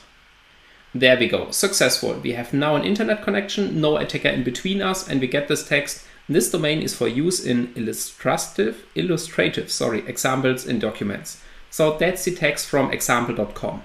And this text is being printed out over here if there is no man in the middle happening. All right. Okay, before we perform our man-in-the-middle setup, let's have a look with Wireshark. Because in our setup, we are forwarding single ports into the burp suite. So we can forward port 80, 443, or whatever port we like. it might be the case that this application over here is using a different port than 80 and 443. For example, 8443, 8080, 7331 or whatever else. And so let's have a look with Wireshark, and then we can forward all these ports into our burp suite, and then we do not miss anything. Alrighty? Okay. So let's type this here. Sudo Wireshark. There's an E missing. There we go. And now let's select this interface, bring the app in foreground, and then we hit send request. Okay, so here we have now the stream recorded in Wireshark, but it's regarding to TLS 1.3.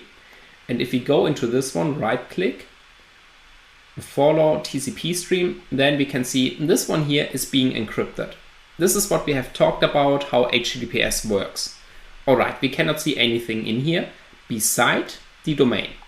And this one over here, that's the domain. And this one is before the encryption happening, because the application needs to connect to the host to transfer all the certificates, public keys, encrypted symmetric key, and all the stuff. Therefore, the domain is visible even in HTTPS. Alright, now we know this application is communicating with example.com, and this is the IP we see over here. Let's verify this real quick. Host example.com. There we go. 93.184.216.34. Alright. And to make sure that this application is only communicating via port 443, we can apply some filters in Wireshark. So that's pretty great. If we go into this one. Okay, now we can click onto a package which has the destination set to 9384 and so on. We can hit the right mouse button, apply as filter, select it. Now we've got all the packages with this IP address as a destination host. And now we can add some end-to-end filter. So we are applying this filter, the IP destination, to this one, together with TCP destination port, this one, equals 443. Alright, now we can see nothing has changed. These are now all connections regarding to this IP address and this destination port. We can also filter for not this destination port, and now we get nothing. This means all connections regarding to this host are based on 443, at least what we have sniffed. If I do some analysis, I let this application run for quite a while. Let's say 20 minutes, clicking all around, try to make every request I can, and then I record everything over here and have a look how many connections we have related to which ports. Alright, to make sure that this one is working properly, let's run this once again with this filter being enabled. And now let's go into the smartphone, opening Chrome within a new incognito tab. And now we are performing an HTTP request because HTTP is not related to destination port 443. Okay, so HTTP example.com. This should be now fetched because we are looking for IP destination, this address, but not destination port 443. This should be port 80 and now be visible. Let's hit enter. There we go. Here we have our connection, so the filter is working. And if we sniff the traffic of this mobile application, not the browser, and this one over here for quite a while, then we can be sure that we fetch everything. Okay? So the whole task regarding to this one is identifying all the connection the smartphone is making with this application. Alright. We can close this one, and now we are sure that it's only connecting to 443. Now let's establish our man-in-the-middle setup. So what do we need? We need our burp suite first running. It's within tools, burp suite. Okay. We create a temporary project. We use the default settings. And then we go into proxy, options. We select this interface, edit, and then we select 1042.0.1. If we click OK, we can see we are still missing the invisible proxy flag. And this is a very important flag. Otherwise, these packages will not be re-forwarded. So we enable also this one here. Okay.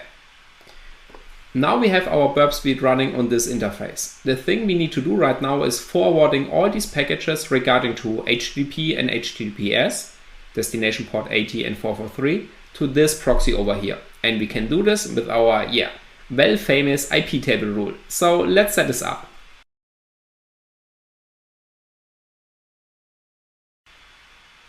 And therefore, we simply close this one over here. We're opening a new terminal. And then we need root privileges. Okay. Now we want to create a new IP table rule in the table NAT, network address translation, which means swapping out IP addresses in a package. We want to append a new rule, therefore the A, and we want to create a new pre-routing rule, which means if we get a package on this interface, we want to reroute it. Instead of going directly into the internet, we want to reroute it into our burp suite. This one over here. 1042.01.8080, exactly. Alright, now we need to define the package type. So the protocol is regarding to TCP and the destination port is regarding to 443. If this is the case, then we want to reroute it to our destination, and we can do this by appending -j dnat, destination network address translation. Switch out the destination address of this package if it arrives at our interface. And we want to switch the address to destination 1042.0.1.8080. If this was a little bit fast for you, I have prepared a whole video where we go into this syntax very deep. So we will figure out what every parameter does over here. Alrighty, now we are forwarding every HTTPS request, but let's also append HTTP. Within Wireshark, we have seen this application is not using any different ports, so we should see every traffic right now, if we can intercept it. So let's close this here. Okay, let's put the burp suite beside. That's good. And now we have established our man-in-the-middle connection, and let's hit this button, send request, and pinning did fail. Do we have an attacker? Yeah, this time we do have. So within the dashboard, we can also see TLS connection to example.com failed. So if we click on this one, we can see the second notification, a third. So I get a feeling that this is really related to our setup. Okay, so this application is somehow determining that it's not being connected to the correct server. So there's an attacker in between this. This could be the reason if we haven't installed the certificate. So this application or this smartphone might not be aware of our authority of this burp suite. So therefore, let's make sure that the certificate is known to the smartphone and it's being trusted. We can verify this by going into the settings, then security, then encryption and credentials, and trusted credentials, user. Port swigger is enabled. So this smartphone definitely trusts our burp suite over here. Let's be sure if you're opening this web browser, a new incognito tab, and let's open https example.com. Okay, yes, within the burp suite we can now see it's highlighted orange. This is our request. It's an HTTPS request 443. So this seems to be working right now. All right. So our certificate is known to the smartphone and is being trusted. But this application, this really paranoid application, this one over here, it doesn't trust us for whatever reason. So if we click send request, nope, it doesn't accept our certificate over here. Therefore, this application needs to have some kind of comparison regarding to the real certificate and this one over here, the fake certificate. And therefore, we have to reverse this application and we have to figure out how this is being implemented. Let's go into this. Okay, so we close this one over here and also this one. And now, let's take this application from the downloads directory and put it into the apps directory. So we create a new one, certificate pinning _hash. All right, so now we could use JADX GUI or DEX2JAR, whatever you like. When I played around with this application, I had problems regarding to all. So it might be the reason that we are running a screen copy, the burp suite, and then another Java application. So you might run out of memory regarding to your Java instance. I'm not sure if this is the reason behind this, but let's try this. So Let's see if JADX GUI is handling this one. If this here doesn't work, then we will fall back to the Eclipse approach. I also like the Eclipse approach if we have some large projects. I mean, this one here, that's not a large project, but yeah, it doesn't hurt to use the Eclipse approach also for smaller projects. Alrighty? Okay, so the first thing I like to do is checking the manifest. Resources, Android manifest. Okay, so let's see. We are having the internet permission. I mean, of course, it makes a web service request, therefore we need this permission. And then we have one activity, and this is also the launcher activity. So our code will happen over here. We do not have any other stuff right now. All right, if we go to the right, we can see this one over here. Android network security config. We will take a look at this later on. So the network security config, it's a really nice approach to perform a certificate pinning. So we can define what type of pinning we want to perform, the whole certificate itself, or just regarding to the fingerprints of the public key. And we can also define certain domains. So this configuration file should be enough to perform a certificate pinning. Therefore, it should be enough as a developer to only rely on the network security config. But yeah, the real world is different. The real world is using libraries, which is absolutely fine. And these libraries also have their own certificate pinning approaches. So most of the time you will find this network security config and a certificate pinning approach in the library that is being used. In this case, we can also identify the library on the package names on the left. So this one is the OK HTTP3 library, and this one is very popular. So I guess 40% of my applications I face are regarding to this library. So yeah, if you can patch this one, then you are pretty good to go. And even if you face another library, I mean, the approach is the same. So we have these two approaches, fingerprint and raw certificate. Okay? Okay, so this was a lot of input right now. Let's recap this a little bit. We have a file called network security config, and this one is being used to establish a certificate pinning. But it might be not enough to only patch it over here, because developers also might implement their own certificate pinning in the Java code. Alrighty, let's try to find the certificate pinning within the Java code, and then we will get back to this file over here. Okay? Okay, so you know what? I guess let's simply start over here. Before we dive into the Java code, let's simply have a first look into this one. I guess this approach is a little bit easier than directly diving into the Java code. So where can we find this file? It's within the XML directory, and it's named network security config. So XML, resources maybe, XML, network security config. There we go. Okay, this looks absolutely nice. We've got our include subdomain example.com. So that's the domain that's being pinned. All right, and then we have a pin set. Okay. Digest SHA-256, and then we have 3 hashes. So this one here is base64 encoded. We can see this at the, or identify this at the equal sign at the end, this padding. So let's take this value and simply try decoding it. Base64-D. Doesn't look that promising, so let's pipe it through XXD. Alright, so this seems to be some hash. This is a SHA-256 hash, yes. Okay, so now's the question, what is this hash over here and how it is being generated? Because if we want to patch it, we need to understand where this hash comes from. Otherwise we do not know what to do and how to create our own hash over here.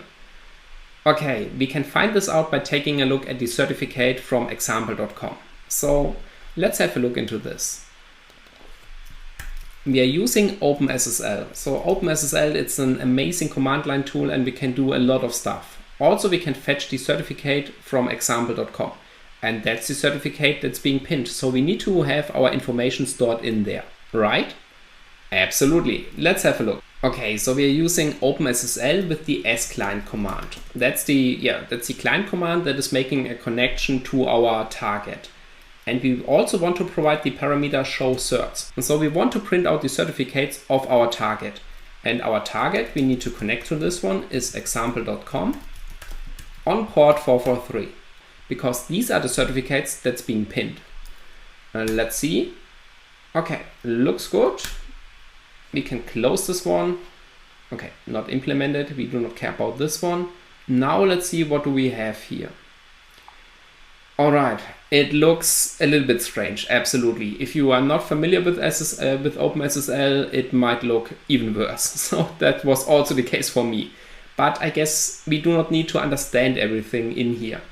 Okay, so let's have a look into this one together. What do we have here? We are having 3 debts, so we are having 3 certificates.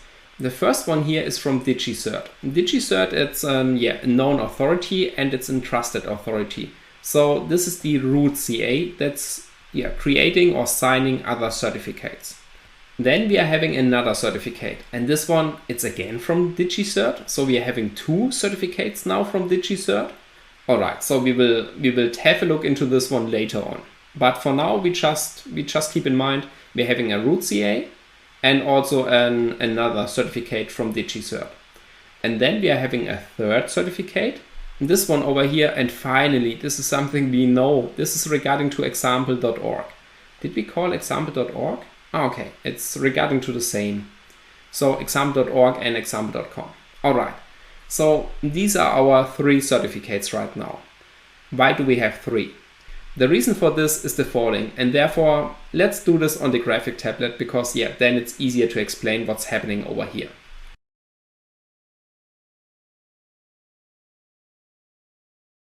Okay, so here we are back on the graphic tablet, and now's the question, what's going on over here? What's up with example.com? Why do we have 3 certificates? 1 should be enough, right? So if this one has been signed by a known authority, why do we need 2 additional ones? And the reason for this is the following. The first one is from DigiCert and it's the root CA. So this one over here. All right, this root CA has also its public and private key, but now they have some really hard regulations regarding to this one. So a root CA, it's a very important certificate. If this one, the private key for this one gets lost, the internet would be absolutely in danger. Therefore, this private key needs to be absolutely super protected. So we need a really strong lock over here. This one, maybe even better. So like this one over here. Okay, so DigiCert wouldn't be very amused if this root CA gets compromised. This is something we definitely need to avoid. Otherwise the internet is broken. Therefore DigiCert is not putting the root CA on an additional risk. And DigiCert is creating something called intermediate certificate. This one over here, this is our second certificate. This certificate is not that hard regulated like a root CA. Having a root CA is a lot of trouble and losing it would be absolutely dangerous. They create another certificate, this one. This is the intermediate certificate and this one is our second certificate. So this is also being created by DigiCert. And this one is now being signed by the private key from this one over here, the root CA. If this one over here, the second certificate, gets signed with the private key from the root certificate, then this is exactly as trustworthy as this one over here. So both are absolutely trustworthy right now. So we are having an intermediate certificate which is as trustworthy as the root CA. Regarding to our authority over here, regarding to DigiCert. All right, the nice thing about this one is, this one has of course a new private key. And this one over here. This is of course also a private key which is held pretty secure, but it doesn't need to be held that secure anymore. So this one over here has some hard regulations. This one also needs to be kept safe, but it's not that hard anymore. Because if this certificate gets compromised, we can revoke it via the root certificate. Okay, so now by having the second certificate, we have way less pressure right now. So this one can be now used to sign additional certificates. For example, our third one, which is this one. This one is now our third certificate. And this one is finally regarding to our domain, example.com. So now this certificate gets signed by the private key from the intermediate certificate, by this one here. And by having this chain, we can now establish this trust relationship. So it goes from top down. This one absolutely being trusted. This one also trusted because signed with this key. And now this one is also being trusted because it has been signed by a known or legit authority over here. All right, that's the reason why we are having 3 certificates. This one here is called certificate chain. So like this one over here. Okay, this doesn't look like a chain, but nevertheless. So this is called a certificate chain. Okay, and the whole concept of this chain is, having this root certificate in a safe place and still building a trust relationship by having an intermediate certificate over here. Now the certificate has been signed. Here we have our signature now. All right, and this is now being trusted, signed by DigiCert. All right, so that's the reason why we're having 3 certificates. Perfect. Now we have understood this over here, even if we do not understand the OpenSSL client output. But we also do not need to do this. All right? Okay, so let's get back to our Ubuntu VM. Okay, so here we are back at the Ubuntu VM, and now we know why we have 3 certificates over here. We've got our root certificate, this one. Then we've got now our intermediate certificate, which is this one. And we've got our certificate, which is regarding to the application itself. And this one over here, example.org. So the root certificate has created or signed an intermediate certificate. And this one is now being signed by this certificate, and therefore it's being trusted. Alrighty, nice. We can also see those certificates in this output over here. We've got this nice tag, begin certificate and end certificate. And this one here, this is in base64 encoded output. So this is in PEM format. PEM simply means having an ASCII representation in base64. The other format we encounter out there is DER, which simply means a binary representation of this certificate. And so the file endings of certificates are just regarding to the representation of them. Alrighty? So here we have our first one, then we've got our second one, and here we have our third one. But the order is different. And this one is the root CA. Here we have our intermediate certificate, and this means this is now the certificate of this application. This one over here. So let's copy this out and have a look how we can, how can we display this one over here. So we start at the end and go up to the begin. We do it vice versa. And then let's see, I'm opening a new terminal and we go into certificate pinning _hash. And here we create now a new text file, which is certificate PEM. All right, we simply copy paste this output into this file over here. And that's all. Now we can close this file. Now we close this file and we're simply opening it with the file browser. All right, here we have now our certificate.pem. If we perform a file on this, and let's see, then it also says it's a PEM certificate. And this is on Linux system, not just regarding to a file ending, because these doesn't matter. It's regarding to the file structure itself. So even if you would rename this one, certificate.pem to certificate.bin, for example, and perform a file command once again, then we can see it's still being a PEM certificate. All right, let's undo this. So from bin back to PEM. Okay. The easiest way to view this file is simply double-clicking it. So by performing double-click, we can see this right now. We can see verified by DigiCert and the identity is example.org. Now let's make this a little bit larger because there's a lot of stuff in there.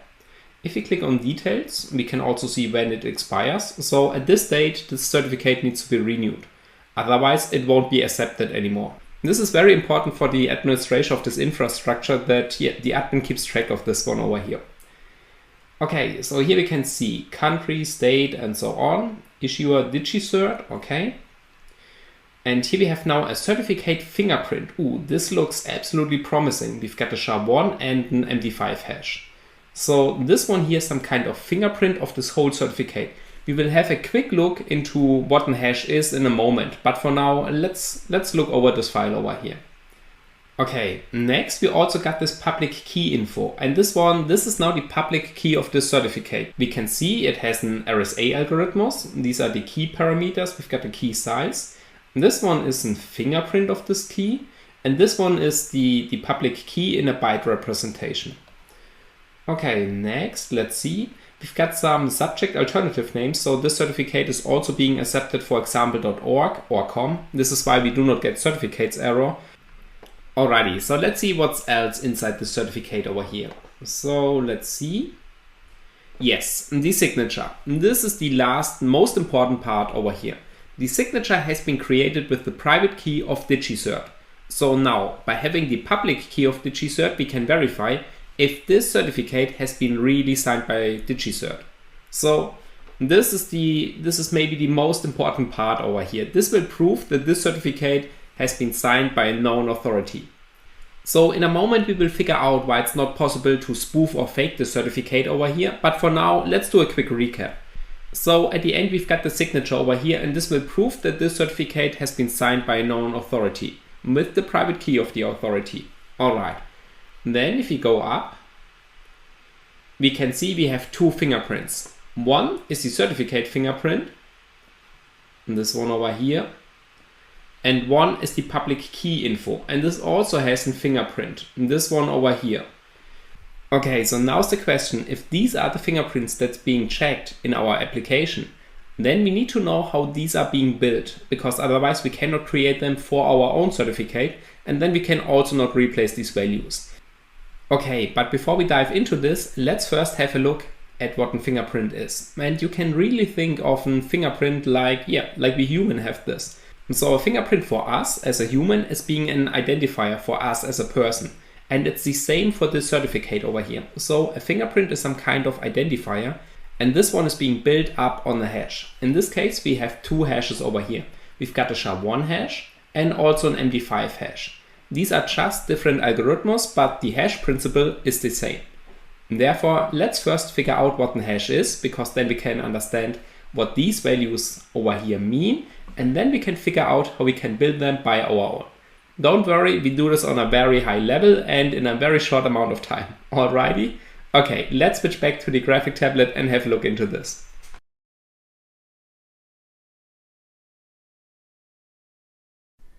Alright, so here we are now back on our graphic tablet, and now let's have a look into how a hash function works. Because if we understand what a hash function does, then we can understand everything in our certificate pinning approach.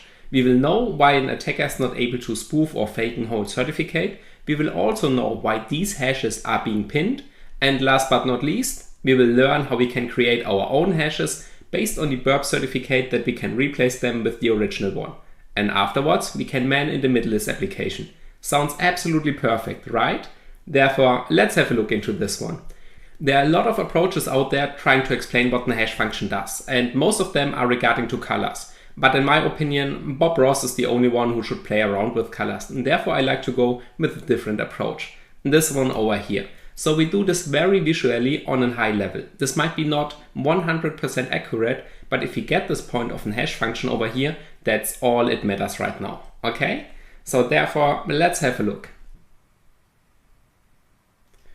Alright, so let's start over here, and as already mentioned, we do this very visually. You might think, what? In a moment, but let me try to explain this afterwards, okay? So we start by having an apple. This one over here. Alright, this is a very well drawn apple, I guess. Yes, maybe the best I have ever drawn so far. Alrighty. Below this apple, we've got now our hash function. And in this case, this one is being a mixer. And let's see how good this works out. Okay, I guess that's okay.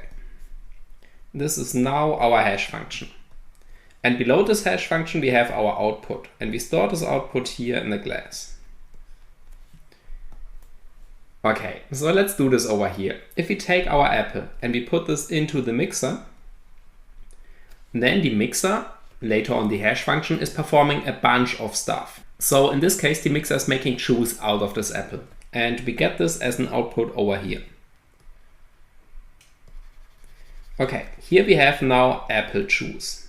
So this one over here, this is apple juice. Alright, and this is the principle about the hash function. I mean, not making juice, but having the following approach.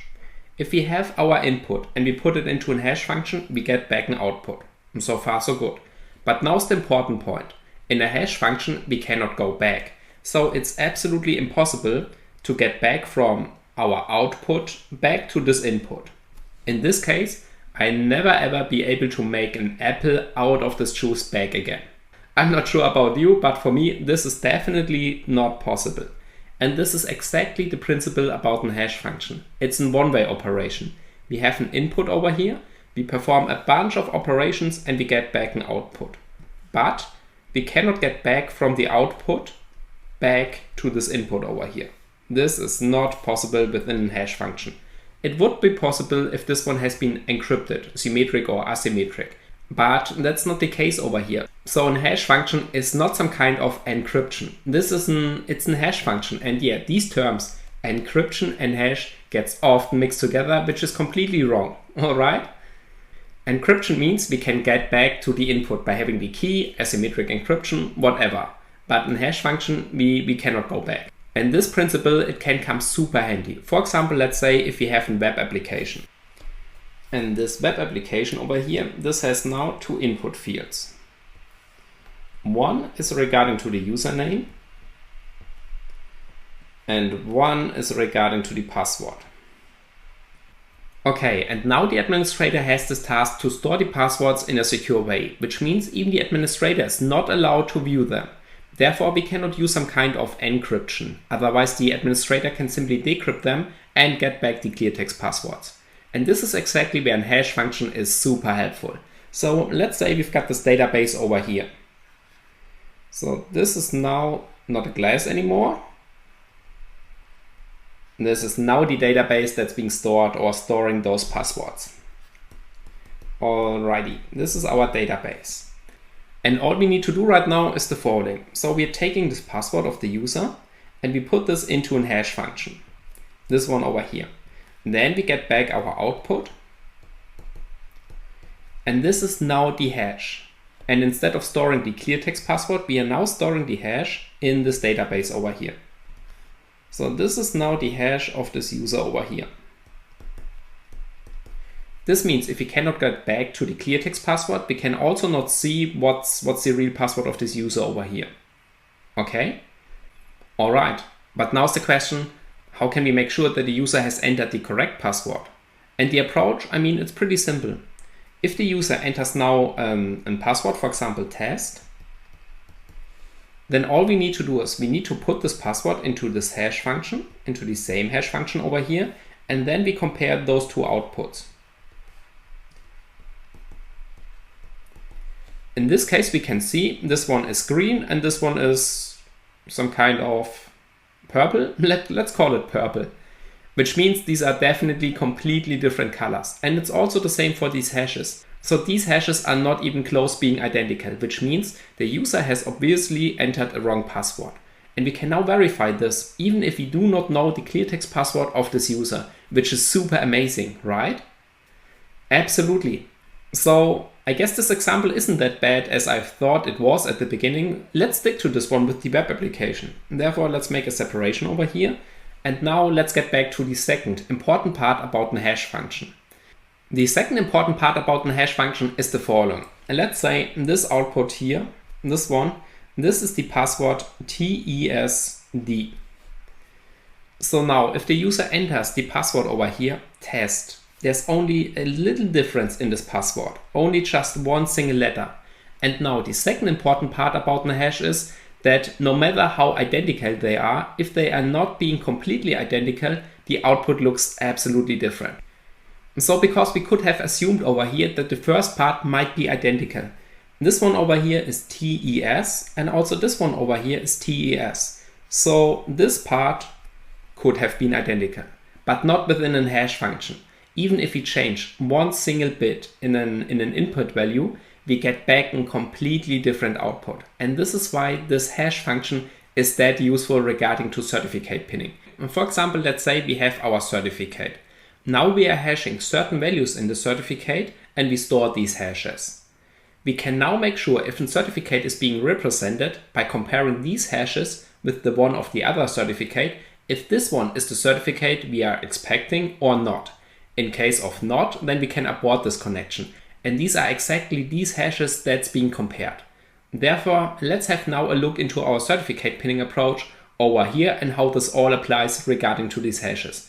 But keep this picture in mind, this one over here, regarding to the apple and the juice.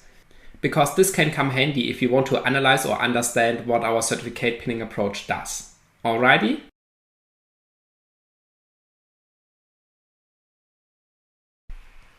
Okay, so now let's take this hashing approach back to our certificate pinning. And let's figure out what these fingerprints means and also why it's not possible to fake a certificate. Alrighty? Okay, so we have seen our certificate before, this one over here. And this one consists of very important fields. One, for example, is the common name. The common name is simply just the domain name where this certificate has been created for. In our case, it's simply just example.org. Alright, so far so good. Next, we have also seen that this certificate includes a public key, this one over here.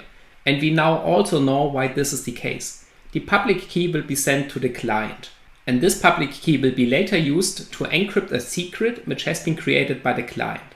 So the client is sending back the encrypted secret, and only the person who is having the private key, in this case the server, is able to decrypt this package and receive this symmetric key. Afterwards, the whole connection will be encrypted with this symmetric key over here. So this is the reason why the certificate also includes a public key. Then we have also seen this fingerprint of this public key, and now things starts to get interesting. So what is this fingerprint? So the fingerprint is simply just our public key which has been put into a hashing function, this one over here. So if we take our public key and we put it into this hashing function, we get back this output hash, for example. And this is now the fingerprint of our public key. We have learned before, if we change only one single bit in this input, the fingerprint or the output over here will be completely different. So by having this value over here, we can simply recognize or compare if this public key is exactly the one we are expecting right now. So this is now the fingerprint of the public key, some kind of identifier for this one. The reason why we are using a hash and not just the whole public key is a hash is way smaller. So what we do is we simply create a hash of this public key, and now we are appending this hash into the certificate. So this is the identifier of this public key over here.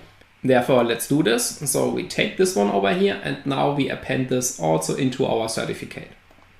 Alright, last but not least, we have the signature. And this one is maybe the most important part over this whole certificate. The signature has been created with the private key of DigiCert. So this is the proof that this certificate is now being trusted by a known authority. This also means by having the public key of DigiCert, we can now verify if this signature has been really created with the private key of DigiCert. The public key is pre-delivered on our smartphone. So this is a known authority, and we have a lot of known authorities, public keys in our smartphone over here. Alright, so this is what our certificate looks like right now. Okay, so I mean, this is our certificate on a very high level. There's a lot of more stuff included over here, but these are now the most important fields for us right now. Alrighty? Okay, now let's talk about faking or spoofing a certificate. Why is this not possible? Let's say we have an attacker, this one over here, and the attacker is now creating its own certificate, this one. So the attacker wants to create a certificate for example.org. Alright, this is absolutely no problem. We can create a certificate for whatever common name we like. Therefore, let's copy paste this into our certificate. There we go. Now we're having a certificate for example.org. Next, we need some kind of public key, because this public key will be used to encrypt the symmetric key afterwards. Therefore, we cannot simply use this one over here, because if we copy paste this one in our certificate, let's do this, then the client is encrypting the secret with this public key, and we are not having the corresponding private key for this one. Therefore, we are not able to decrypt this package afterwards. So this is bad. Therefore, we need to create our own public key, and we put this public key into this one over here, because then we also have this private key and we can decrypt this package afterwards. Alrighty? Okay, so let's change this over here in our public key right now. Okay, but this also means we need to provide our fingerprint for this public key over here. But that's also no problem, right? So we simply take our hash function over here, and now we put our public key into this hash function. Then we receive an output, this one over here. And this is now the fingerprint of our public key.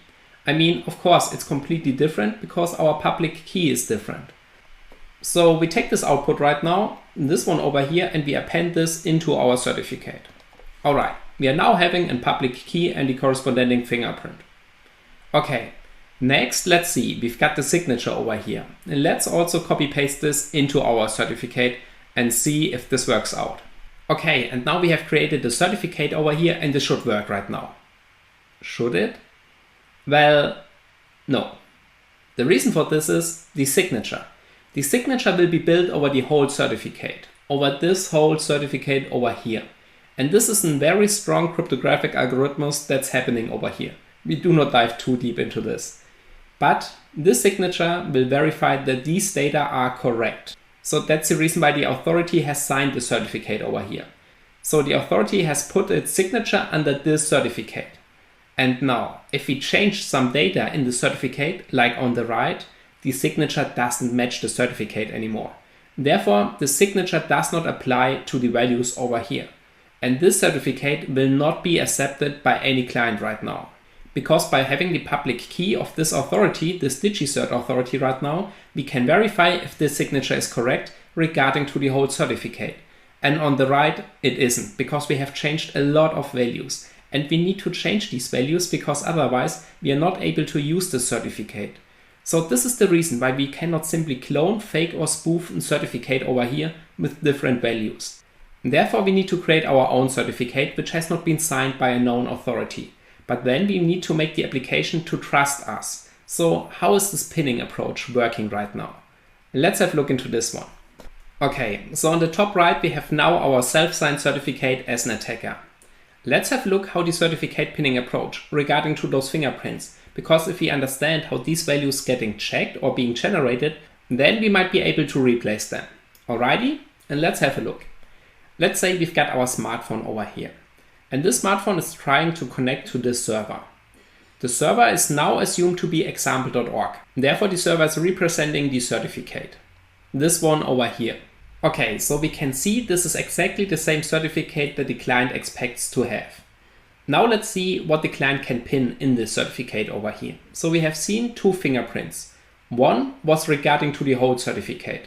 And this one is simply just putting the whole certificate, and this one over here, into a hashing algorithmus. And this output could now look like follow. Okay, if we now take this output into our client application, we can then make sure if this certificate is the correct or the one we are expecting right now. Because we have also learned if we just flip one single bit in this whole certificate, and for example this bit over here, then the whole output will be different. So if this certificate will be now verified, so we put this certificate into this hashing algorithmus, the output over here, this one, is now completely different. And now the application can simply check this. So the application is expecting this value over here, but it gets this value. And this means the certificate is not the one we are expecting right now. Therefore, we are terminating this connection to this server over here. So this is one possibility to check if this certificate is the corresponding we are expecting right now. The other one is regarding to the public key of this certificate. So if we take this public key into this hashing function, then we generate a fingerprint of this public key. And now we can take this fingerprint of this public key over here into our client application. So this one gets copied into our client application. Now, if you're facing a certificate with this public key over here, we can be also sure that this is the certificate we are expecting right now. Because otherwise, if the attacker leaves this original public key in this application, I mean, this is the one that's being used to encrypt the symmetric key that has been created by the client. We have extensively talked about this in the HTTPS section. Therefore, the attacker needs to replace this value, otherwise he doesn't get any value out of this connection over here. Therefore, if you check this public key, we can be sure, okay, this is the certificate we want to have. To create our own fingerprints right now, all we need to do is we need to take this attacker certificate and we need to place this whole certificate into this hashing algorithmus, or we only need to put the public key into this hashing algorithmus. These are the two fingerprints that can be checked in this application over here. The last example is checking this hold certificate. So we can also apply this hold certificate into this client application, and then we can verify if this one over here is the one we are matching at the server. So these are the main two approaches. Checking the fingerprints of a hold certificate or only the public key, or putting a hold certificate into a client application. Alrighty? Okay, last but not least, there's this question. Why should we only check the public key and not the hold certificate regarding to the fingerprint? The reason for this is the following. The certificate will expire in the near future. So I guess regarding to official certificates, they last for 1 or 2 years only. And now, if we fingerprint the hold certificate, so every single bit in the certificate, we also need to update our application. Otherwise, the certificate pinning will fail because we have changed a value in our certificate, the expiration date. Therefore, the output of this hash will be completely different. Okay, so we have learned a lot over here. We have seen what a hash function is. Why is it useful? And we have also seen why we cannot simply fake or spoof a certificate. We have also talked about the pinning of a certificate. So why we are having several different approaches to pin certificate, and also that the developer has the possibility to include this hold certificate into its application. Alright, so this was a lot right now. Before we finish this video, let's have a quick look on how these hash sums being generated. The one of the public key and the fingerprint of this hold certificate. Because then you can also perform this approach for your Burp Suite certificate on your own, but we will also discuss this together in the next video. Alrighty? Okay, therefore let's switch back to the Ubuntu VM and have a look into this, how these hashes being generated. Let's go.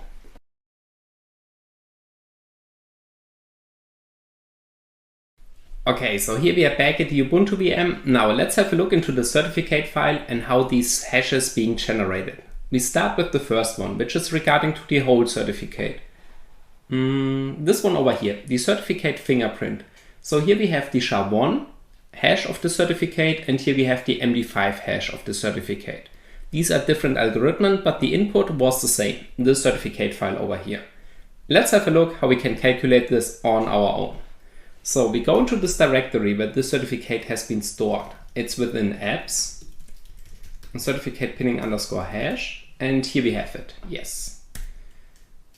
Alright, now we take OpenSSL, or we are using OpenSSL to take this hold certificate and perform our fingerprinting action. So we take the certificate into our hashing algorithms, and then we hopefully get back the same values over here. So we type in OpenSSL, and then we are using the X509 parameter, because that's a parameter to interact with certificates. And let's have a look at the help, because we might not remember all those parameters right now. Okay, we have our in file. This is our certificate. We've got an input format. Let's see, where's this one? Directly above. We need to provide that this one is a PAM certificate. And then let's see. This one over here, the fingerprint. Alright, these are all the parameters we need right now. And therefore, let's do this. So let me make this a little bit larger. Okay, OpenSSL X509. Then we have fingerprint. We've got as in file our certificate file, and as in form we have in PAM. There we go. We've got this SHA-1 fingerprint at the top, and the certificate is also being printed out. If we do not want to have this, we simply provide the parameter no out. There we go. Now we only have this hash. Let's see. 0A28, and it ends with CA2A. If we check this, 0A28 CA2A. Okay, now we know how this hash is being calculated. Nice. So this is the hash regarding to the fingerprint. We can also do this for MD5 by just simply switching the algorithms. Maybe let's also do this real quick. Okay, so all we need to do is we simply need to append the algorithms we want to use. In this case, -MD5. Let's do this real quick. Okay, so here we are back at our command, and if we use this once again, but this time we want to apply an algorithmus MD5. Okay, let's see. There we go. Now we have the MD5 fingerprint, 3CBA 1ED7. 3CBA 1ED7. Okay, so I'm only comparing the beginning and the ending of those hashes, because then I'm pretty sure that this matches. Of course, it can be the case that it's super lucky that an attacker has provided a certificate with the beginning and ending of those values, but yeah, not regarding to this example over here. Now let's have a look at the fingerprint of our public key, this one over here. So here we have our public key info, and here we have the fingerprint of our public key. Okay, so one of these two hashes might be the one that's being pinned over here in our network security config. Therefore, let's also check the generation of this public key and then compare these values with them over here. Okay? All right, so let's see. The public key. Okay. The first thing we need to do is we need to extract the public key from this certificate. I mean, what we can do is the following. We could simply take the certificate and copy paste these values into a single file. But that's not an approach for us right now. I mean, we are lazy and we are hackers. There has to be a different way. And the different way is absolutely correct. OpenSSL. So let's see. Now we want to have the public key separated from this certificate file. Therefore, let's have a look. OpenSSL, we want to perform some actions with this certificate. Therefore, we have the x509 parameter, and by performing --help, let's have a look into this one. And there we go. In pub key, output the public key. So this command will output this public key in this certificate. So OpenSSL x509. As in file, we have still our certificate.pam. The inform is still pam, and we want to print out the public key. There we have it. This is the public key and the certificate. Now we only want to have this public key. Therefore, we provide the parameter no_out. And here we have it. Now we can save this in a separate file, pub key. All right. Now we have extracted this public key. Super easy, right? Okay, so now's the assumption. We perform the same actions once again on this public key file. Absolutely. But unfortunately, that's not the case. So this public key is a different file as the certificate. We can also verify this over here. If we perform a file on our public key, we can see this is now ASCII text. And if we perform a file on our certificate.pam, we can see this is now a PAM certificate. So in our approach, we have seen before, there is no such an option for inserting a public key as an import file. It's only regarding to DER and PEM. And so to calculate the fingerprint of a public key, we have to take a look once again into the certificate. And here we can see we have a key algorithms, RSA. So instead of using OpenSSL x509, we now need to use OpenSSL RSA. Therefore, let's have a look into this one. OpenSSL RSA help. Okay, we've got an inform. We can see DRPM, but that's not the case. There we go. Public key. Expect a public key as an input file. This is exactly what we want to have. So what we need to do is we need to use OpenSSL RSA. Then we have our in file, which is now the public key, and the inform. Sorry, I got confused for a second. No inform. We are using public in. So it's also a little bit confusing for me right now. All right. And the out form, this is something we can provide. We want to have the out form as in binary format. All right. Okay. Let's see. Yeah, there we go. This is now the public key in a binary format. We can now use OpenSSL once again to apply our hash sum about these binary values. So if we print them out, we can see them over here. 30, 82, and so on. Are these the same? 32, 30, 82, and so on. All right, these are exactly the same values over here. This step has been correct. Nice. Okay, so now we can apply our SHA-1 sum over this binary content over here, of the binary content of this public key. Instead of using XXD, we are now using OpenSSL once again. And now we want to have the digest of this algorithm's SHA-1. So this will provide a SHA-1 sum over this content. Let's see. There we go. This is now our SHA-1 sum. Okay, let's verify this value.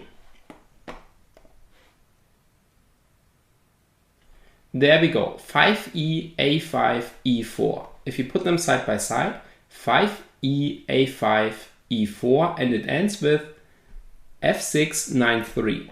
F693. All right, nice. This is how we can calculate those values, the public key fingerprint and also the fingerprint over the whole certificate. You will find this information also, of course, in your cheat sheet. So you do not have to watch back this whole video. You can find them over here. Now let's compare these values with the one we have seen in the network security config. So what we need to do is we simply need to apply our base64 encoding afterwards. But first, let's have a look if these are really SHA-1 hashes. And let's have a look. And there we go. We've got now SHA-256 hashes. Instead of using SHA-1, we need to provide a SHA-256 hash. Okay, that's not a big deal. All we need to do is simply changing SHA-1 to SHA-256. There we have it. Now let's also perform base64 encoding format about this one. Okay, if we simply append now base64 into this one, this won't work because the base64 will also include the text over here, standard in, the equal sign and stuff like this.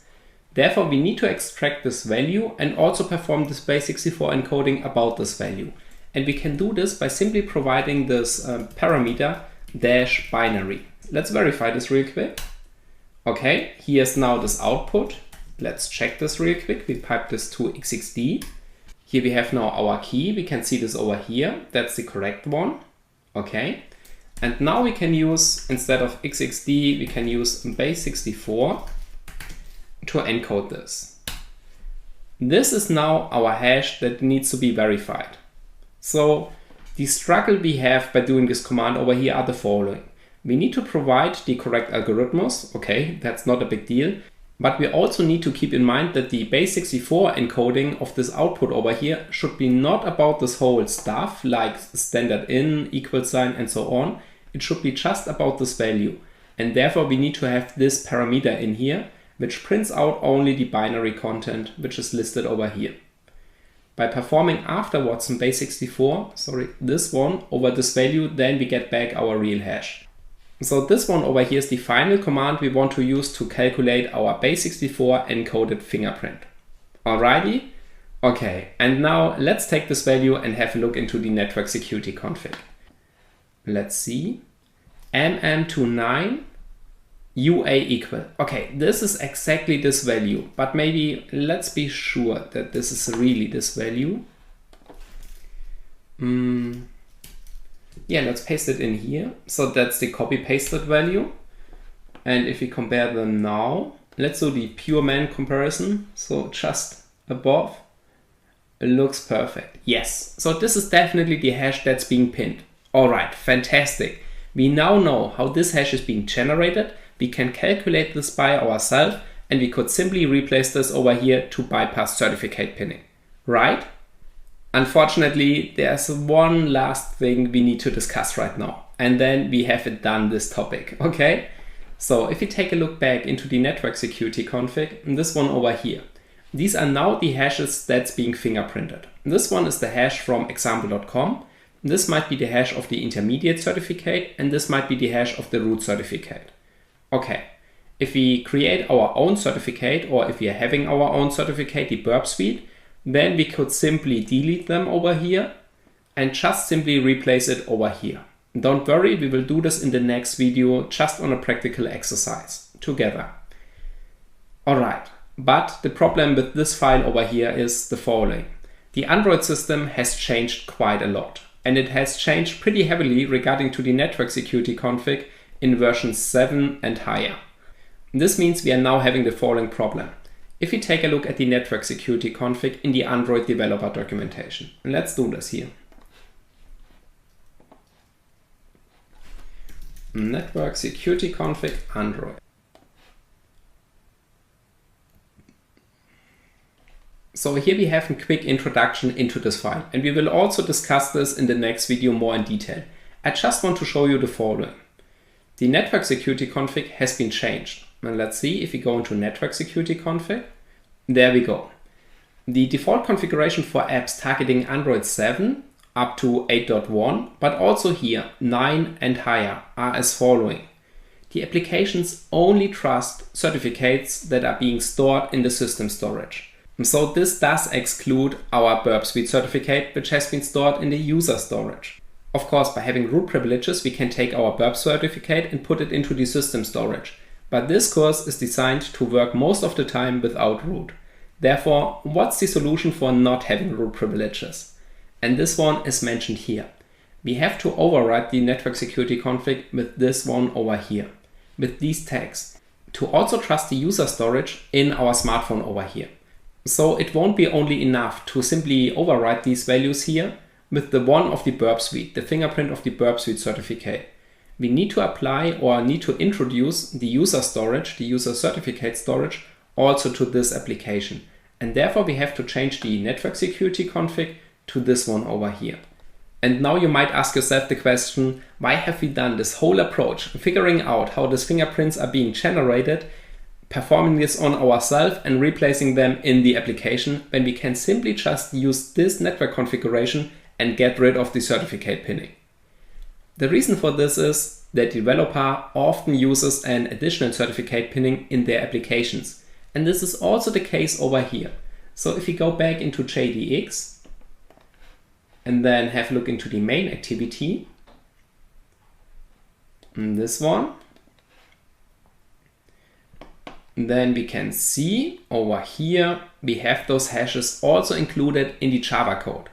So everything you have learned so far is very important. Because yes, within the network security config, we do not have to adjust those hashes. So over here, we can simply take the approach from the Android developer documentation, this one over here, and place this into our network security config. Then the Burp Suite certificate will be accepted. Perfectly fine. But now, if we have to deal with the certificate pinning that's also introduced in the Java code, like this one over here, this one, we now need to replace these values with our fingerprints. So in this case, we have 3 of them. And what we can do is we can simply replace all of them with the one of the Burp Suite. As already mentioned, we do this in the next video together. Feel free to also start on your own right now and if you want to perform this exercise by yourself. But this is the reason why we got through this whole theory part right now, to understand how these hashes are being generated, that we can deal with them if we find them in the Java code. If there's no hash in this Java code over here, then you can simply just override the network security config and we are good to go. Alrighty? Okay, so now we are finally at the end of this video, which is now pretty long. Absolutely sorry for this one. But I like to provide you as much information as possible, because if you book this course, you deserve to learn everything that's required and even something which happens behind the scenes. Therefore, you are now perfectly prepared with the theory part about certificate pinning. In the next 2 videos, we will do practical exercises that you get familiar with this one, and then you are pretty good to go to get rid of all the certificate pinnings out there. Alrighty? Okay, so therefore I'm looking forward to see you in the next video. Okay guys, so here right now it's getting pretty warm, but this doesn't stop us, right? Absolutely. So now let's dive into this. Let's get rid of the certificate pinning. Let's patch this away. This is your blueprint if you want to deal with certificate pinning. Let's go. Okay, so here we are now at the Ubuntu VM and my fan is spinning absolutely crazy right now. I hope this noise doesn't affect this microphone over here. Okay, once again, we start with a clean setup. So let's verify this. No, not update yet. So if config, okay, one interface, not plugged in. And let's do this right now. There we go. Here we have it. Okay, done. Now let's start our Burp Suite and establish our man in the middle connection. Then we verify if the certificate pinning is still active. Sometimes it can happen that you got rid of the certificate pinning. This might be the case when the certificate timed out. So this happened 2 or 3 times for me. By taking a look at an application, a few weeks later the certificate pinning has been gone based on a certificate error. So let's see if we are that lucky right now. I guess not, but it's worth a try. Okay, so therefore let's establish our Burp Suite first. Whoops. That's the way to start the Burp Suite.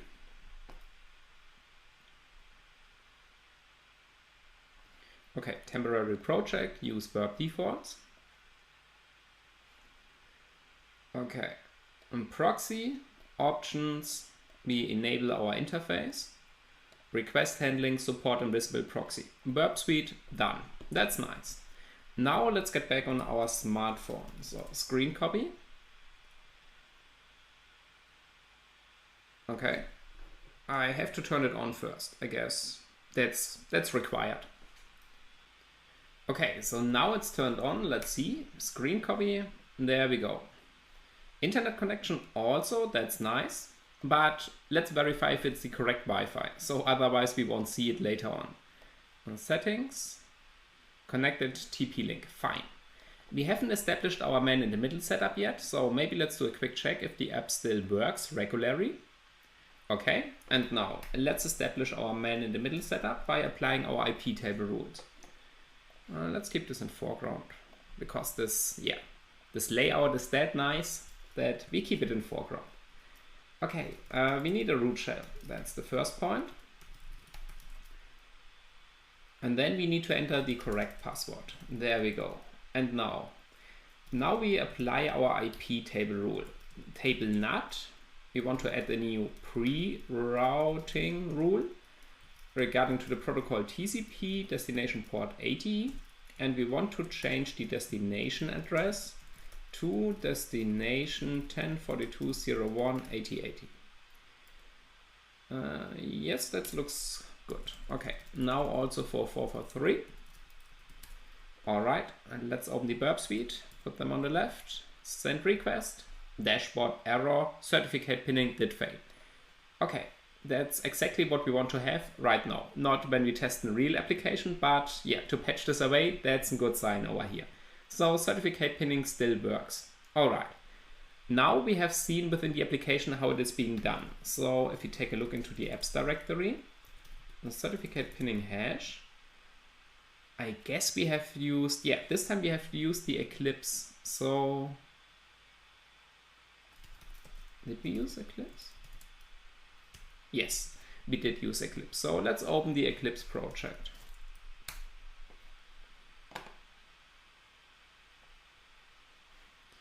We launch it. Yes, and it still opens at this point where we can see how the certificate pinning has been implemented. These are now the hashes, the fingerprints of the public key of the certificate that's being pinned. All right. What we need to do is we need to get our Burp Suite certificate, we need to get the public key, and we also need to get out the hashes of the public key. Then we need to decompile this application and replace these hashes with the one of our Burp Suite. After this, we also need to adjust the network configuration of this file. We could delete all the other one, but yeah, deleting might cause some errors or we might do some mistakes. Therefore, what I like to do is simply just overriding all these hashes with the one of the Burp Suite. Alrighty? Okay.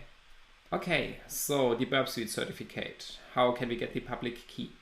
We can export the certificate within proxy options, import export certificate. We have already done this, I guess. Yes, here we have our Burp Suite certificate. But nevertheless, let's do it once again. So we click on export DER format and then we choose our file. Regarding to installing it on the Android smartphone, we have named it CRT, but yeah, it's just a file extension and Linux doesn't care about this. All right, now we've got the certificate exported. Let's have a look. So here we have our Burp Suite certificate and it's being in DER format.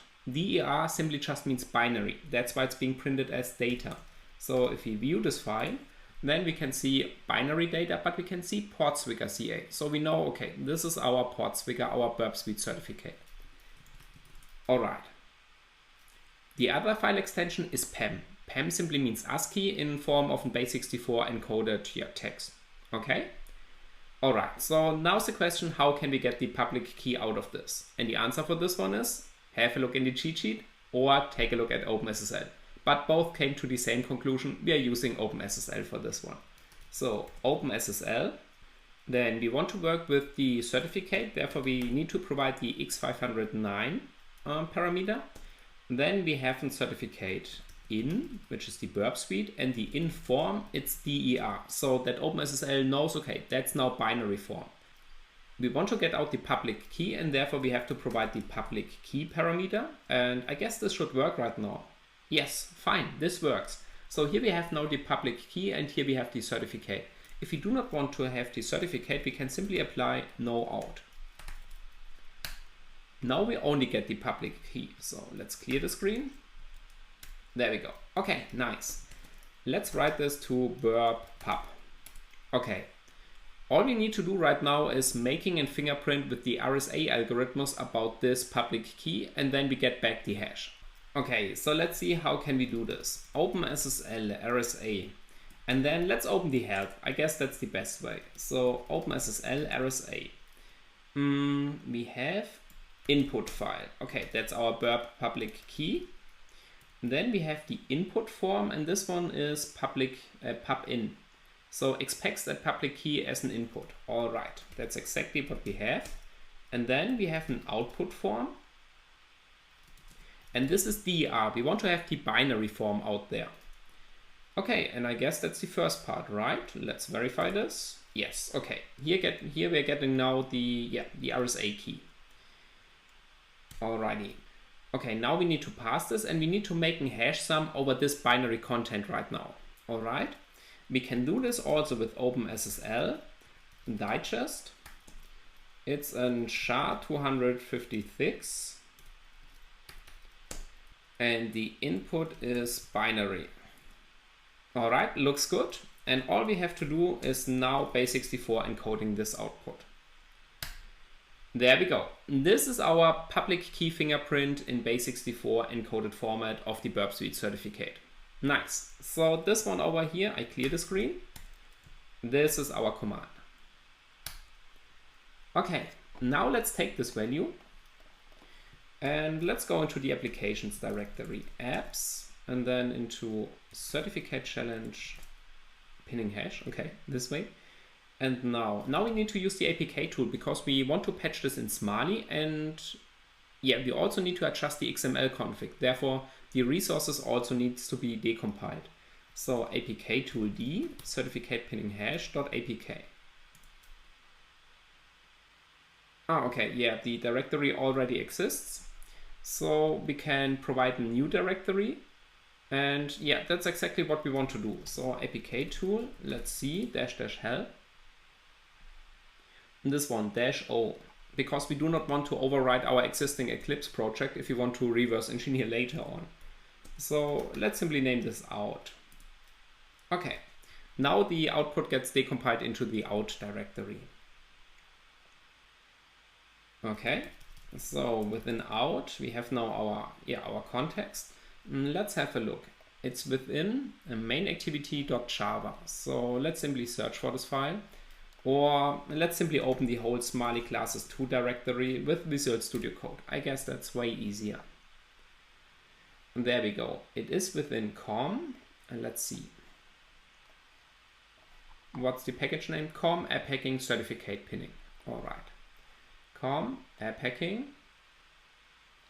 We already got certificate pinning. Okay. So main activity.smali.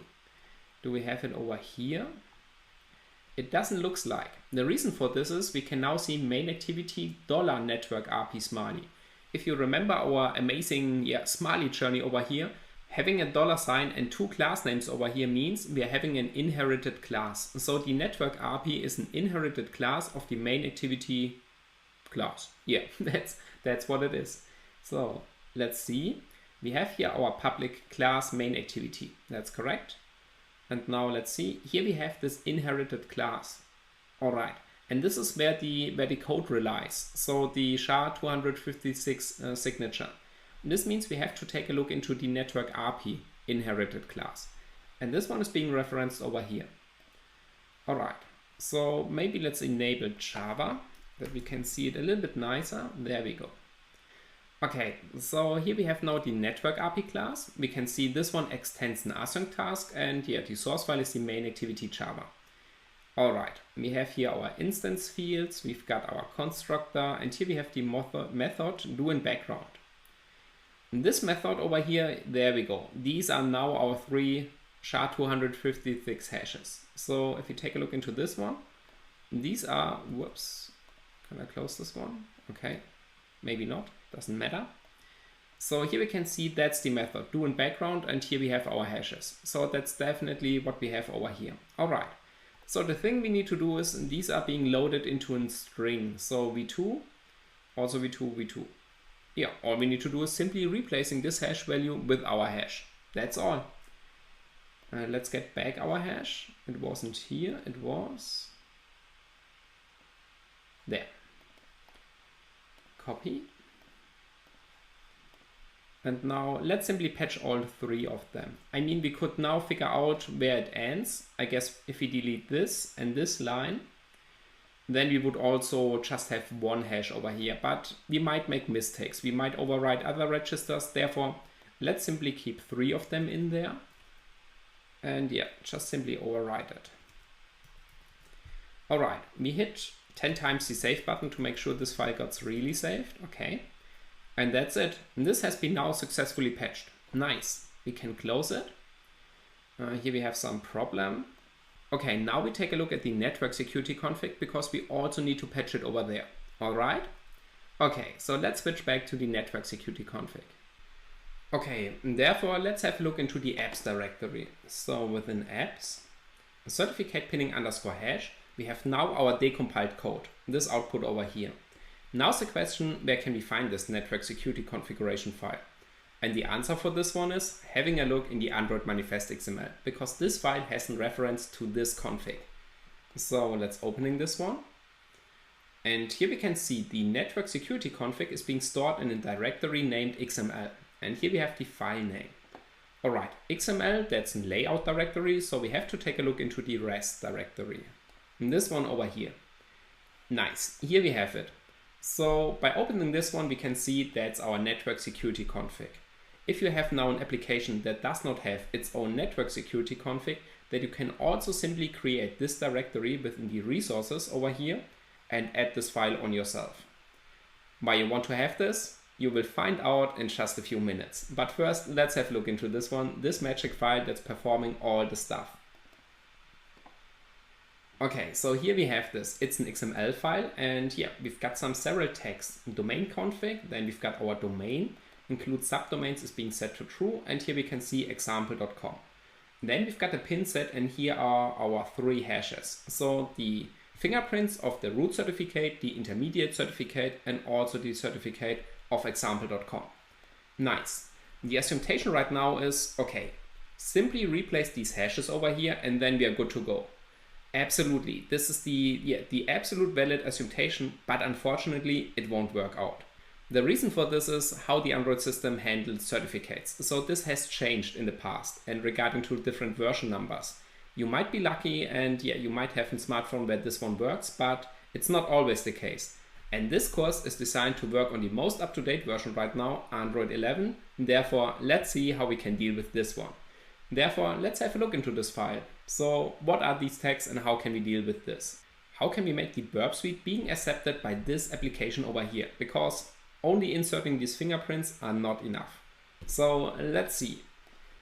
So we go into Google and search simply for network security config on Android. And here we have the official documentation. If we have a look into this one, then we got a nice overview about what this file is capable to do. For example, yeah, it's also named like this. The key capabilities of this one are the following. Custom trust anchors and customize which certificate authority are trusted for an app secure connection. All right, this sounds pretty promising. And debug only overrides, clear text traffic opt-out and certificate pinning. Wow, you can do a lot of stuff in here. So maybe let's have a quick look into this one. No, not this one, this one. For example, domain config. If you want to navigate, you can find these tags on the right. And here you can find now all this information regarding to the domain config.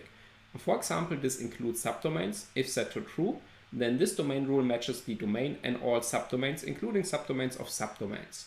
Otherwise, the rule only applies to the exact matches. All right, that's pretty handy to know, right? And so I guess it's a good idea if you make yourself familiar with this file later on. For now, I just show you the most important stuff. So let's see. We've got also our pin set.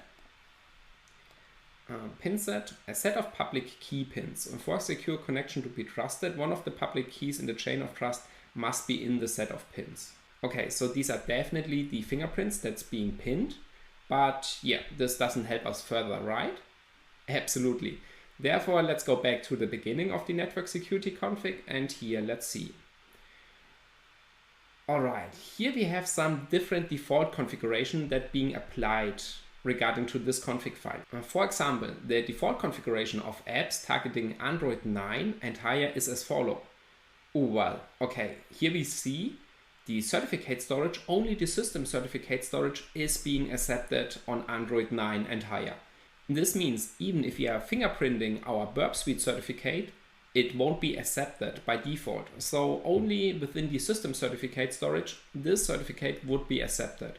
And this is also the reason why the certificate pinning approach works for example.com on this application, because the example.com certificate has been signed by DigiCert, and this is a known authority stored in the system storage.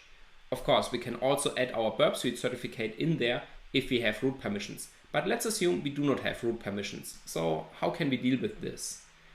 Here we can see it's also the case for Android 7, and regarding to Android 6, there we go. In Android 6, the system and user storage will be accepted. Okay, so what if we simply take this configuration into our network security configuration? This would mean we get rid of the fingerprints in this config file, in this one over here, and our Burp Suite certificate, if it's being stored in the user storage, is also being accepted right now. So does this solve our task? Yes, it does. And this is exactly the approach I'm going for all the time. I simply add my own trust config, or this one over here, into this configuration file, and this simply makes the burp being accepted. So let's do this. We go into this file and then we are opening it. And now let's see, we've got our network security config.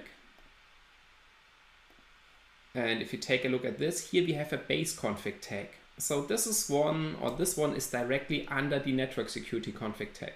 Do we see this over here? Yes. So here we can see first line XML version, then next line network security tag, and then we have our base config. So what we need to replace is everything in here, between this network security tag config. Okay, maybe let's adjust this layout a little bit. And that's it. The Burp Suite certificate is now being trusted by this application, but we still had the Java pinning approach in the source code. We also got rid of this one, so now this should be working out. And let's save this file, also at least 10 times, okay. And now let's build this application. So we go into the root directory over here. We are opening the APK tool. Build out. Yes. Alright, no errors so far, so our smiley patching might be right, might be not. We will see if we start this application, but regarding to the syntax, it seems to work out. But I mean, we have just patched a string. We are now in the form of patching a whole application code, so that's not a hard task anymore, right? Absolutely. So we go into the destination. And now let's sign this application. First, we need to zip align it. And we want to create a new out APK file. Verification successful. Now we can use the APK signer with this key store.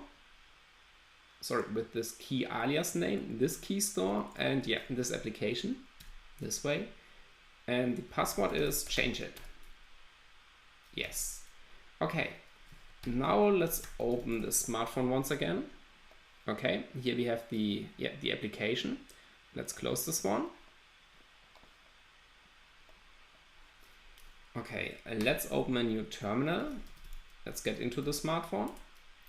And then pm list packages, and we are grabbing for certificate. Okay, this is our package name, so we exit out and then we do adb uninstall com app hacking certificate pinning. Okay, and let's observe this live on the smartphone if this one gets really uninstalled. Okay, cool. Now let's install our application. There we go. Okay, let's opening the Burp Suite on the left. So we can see it has made an update regarding to Google APIs. Yeah, but so far nothing more. Okay, and let's open this application. And now, fingers crossed that this one works out. There we go. Pinning did fail. Do we have an attacker? So what? We can see this request over here, right? Where's the problem? This is now a problem regarding to the burp speed. This is pretty unfortunate and it cost me a lot of time. So if you take a look into the dashboard, we can see example.com is using HTTP 2. And you might think, yeah, so what? What's the problem about this one? Well, let me show you. So if we're doing a curl getting the header information of example.com, we can see, oh, it's using HTTP 1.1, but not the HTTPS version. There we go. This one is using HTTP 2, and the burp suite, for whatever reason, has problems regarding to passing this header. There's an option that we can enable to get rid of this. So you can also find this information, I guess, in the ADB log. If we are performing ADB logcat, let's scroll up. Yes, unexpected status line HTTP 2. So that's not a problem regarding to our patching approach. That's a problem regarding to the burp suite. And that's pretty unfortunate, but I will show you how to deal with this, that you do not have to spend a lot of hours figuring this out. Alright, so what we need to do is we need to go into the project options and within within HTTP, sorry. Here we can see enable HTTP 2. And now this makes absolutely no sense, I know, but we need to disable it.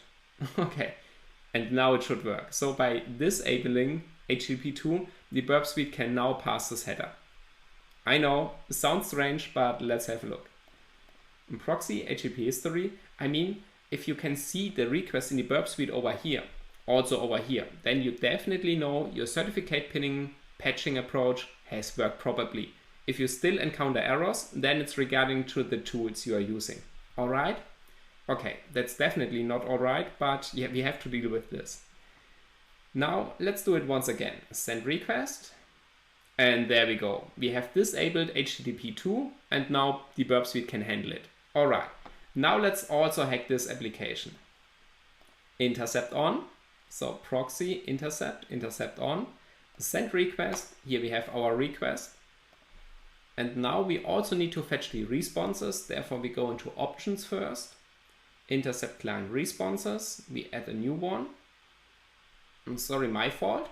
Intercept requests. And this one over here, intercept server response. Add.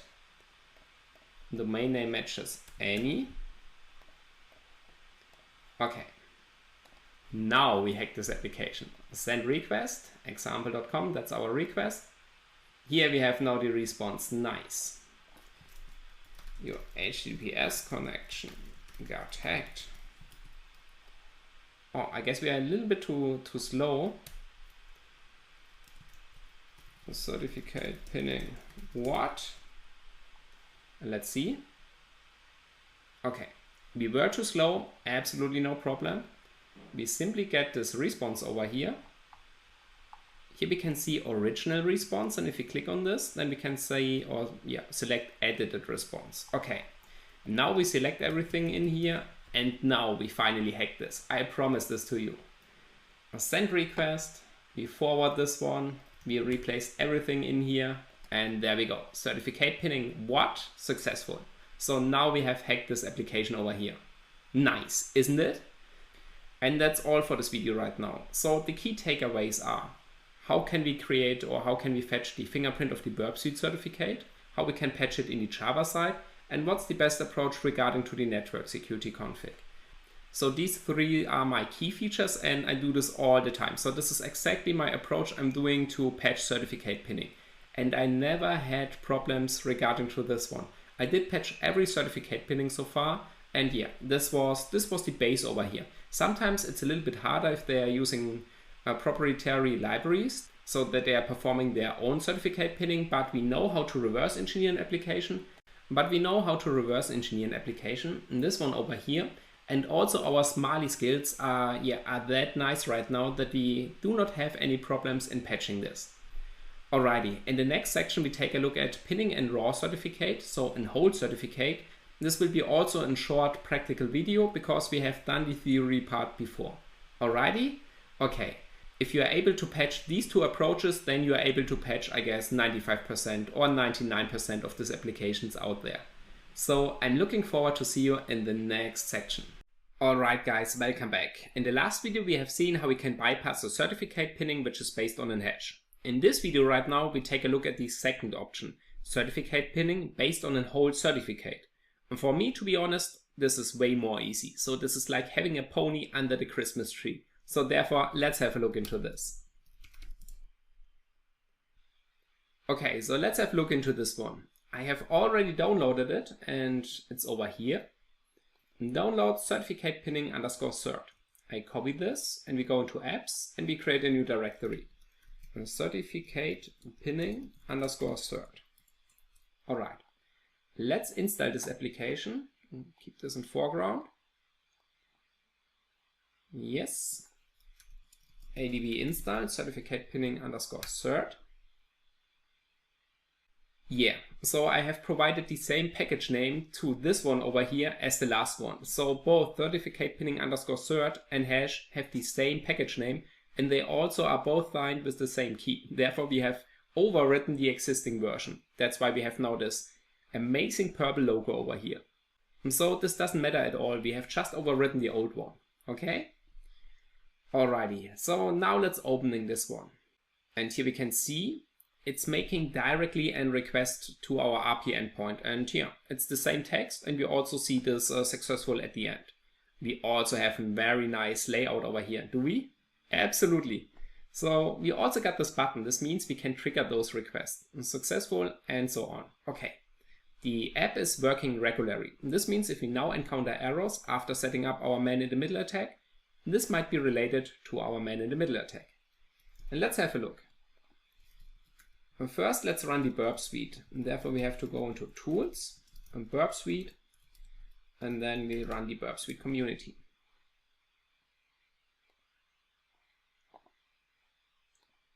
Let's close them. Click Next. Use burp defaults. Okay, here we have now the burp suite. We can close this one. Then within Proxy Options, we added this interface and we go into specific 10.42.01 and we enable invisible proxy. Alright, this looks good right now. So let's establish our IP table rules. Therefore, we are opening a new root shell. Okay. And now we want to create a new IP table rule. Maybe let's first print them out. Nothing in there so far. Okay. Now IP tables -t nut. Then we want to append a new pre-routing rule. Protocol is TCP, destination port is 80, and we want to change the destination address to destination 10.42.01.80.80. And this also for HTTPS.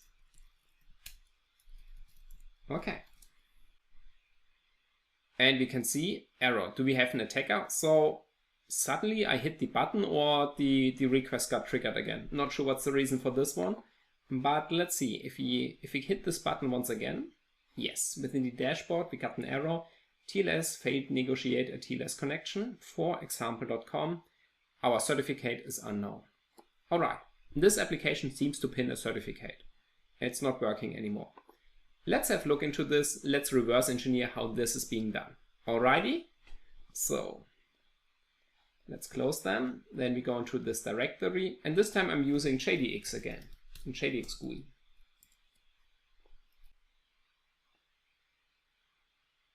So the application is being decompiled. And there we have it. And our first look is into the Android manifest. And there we go. We've got internet permission, of course. We only got one activity. And let's see. Do we have network security config? Yes, we have. Whoops, sorry. And there we have it. It's again within the XML directory of this application. So yeah, we can look it up here. Under resources, XML, we have this config file. And this one has now a trust anchor regarding to a certificate. And this is within the raw directory and it's named server. So let's look in the raw. There we have it, server DER. So that's the binary format of this certificate. And we can see it's regarding to example.org. Nice. And this looks very promising right now. So how is this certificate being checked in the application code? Therefore, let's have a look into the main activity. This one. We also can see certificate pinner helper. Sounds promising. So within the main activity, we've got our basic layout. Then we've got our inherited class, our subclass. And this one is doing something into background, certificate pinner helper. Okay, this one is calling this one over here. And here we're providing, a parameter, some context, a client. And then let's see, we are opening this URL, example.com. Okay, and everything happens afterwards. So our certificate pinning, it seems to be related in this class over here. So let's have a look into this one. Okay, so here we are now at the certificate pinner helper, and let's have a look into this one. In this line, that's the constructor, we are creating a new X509 trust manager. A trust manager is simply just an instance that is managing our certificates. So that's a good point over here. Let's see, this one is being initialized with this function. And this one has another function as parameter. So let's start over here. And this one is returning an input stream, and this input stream is related to our resources raw server. So this is our server DER file that's being returned in this input stream. Nice. This means if you replace the server DER file, this one gets loaded into this trust manager over here. Absolutely perfect. This means we do not have to bother about other stuff here. We simply only need to replace our server DER with the one of the Burp Suite. This should be all right now.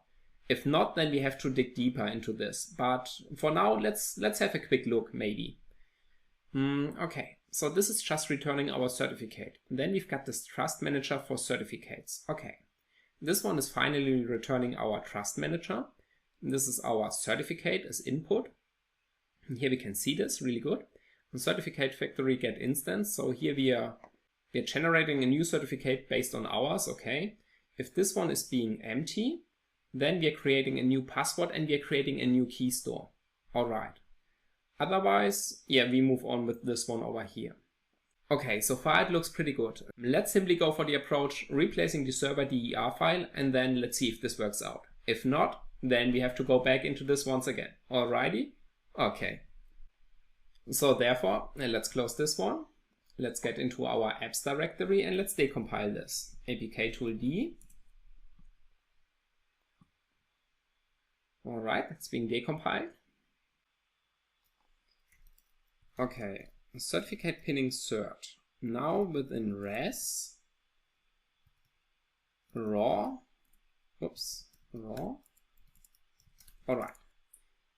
Okay, so now we are in certificate pinning cert, res in the raw directory. And here we are having the server DER certificate. If we double click this one, we can see, all right, this is the certificate that might be pinned. It's regarding to example.org, so we are pretty confident that this one is the certificate. Okay, so what we need to do is we simply get our burp certificate in DER format, and then we replace them with this one over here. That's all. Let's go into the Burp Suite, proxy, options, import export, certificate DER format, and then select it over here, burp DER, save, and now let's go into this directory, and we simply drag and drop it over here. All right. Let's verify this real quick. Yes, this is our Burp Suite certificate. It expires, has a pretty extensive date when it expires. All right. And now let's do the magic. So what we do right now is the following. We are deleting or we are renaming this one. Okay. And now we can delete it. And we rename this one over here. And that's all. So having a certificate file directly in this application, that's That's a pony under the Christmas tree. That's the easiest approach to go for. Alright, the only thing we need to do is we need to adjust the network security config to generally trust the user certificate storage. We can find this information within the Android developer documentation. And this one over here. There we go. This is the text we need to apply to generally trust our Burp Suite certificate.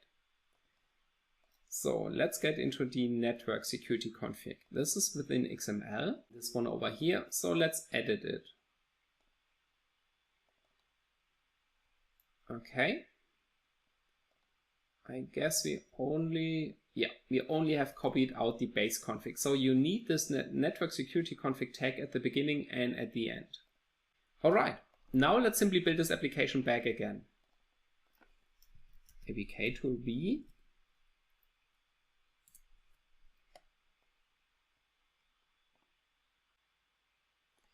Okay. And then let's sign this application. First we need to zip align it, 4 bytes, out APK. Okay, successful. And now we are using APK signer. Password change it. Alright. And let's uninstall this pretty awesome looking application first. Let's close this one all. Okay. So uninstall. And now let's install our version, out APK. Success. Opening the Burp Suite. Dashboard is still throwing some errors, but we do not care about them. All we care about is our application. This one. Let's opening this and let's see. Nice. So the interceptor over here, it's flashing. So there, here we can see the request. Let's forward this one. And we get error. Do we have an attacker once again? No, definitely not. Otherwise we wouldn't have seen this request. This application will definitely abort any connection before it sends out a request.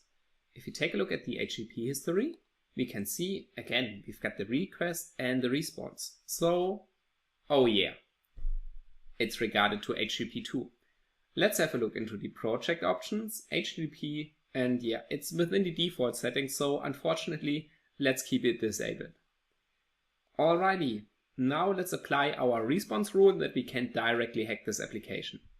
So we go into options.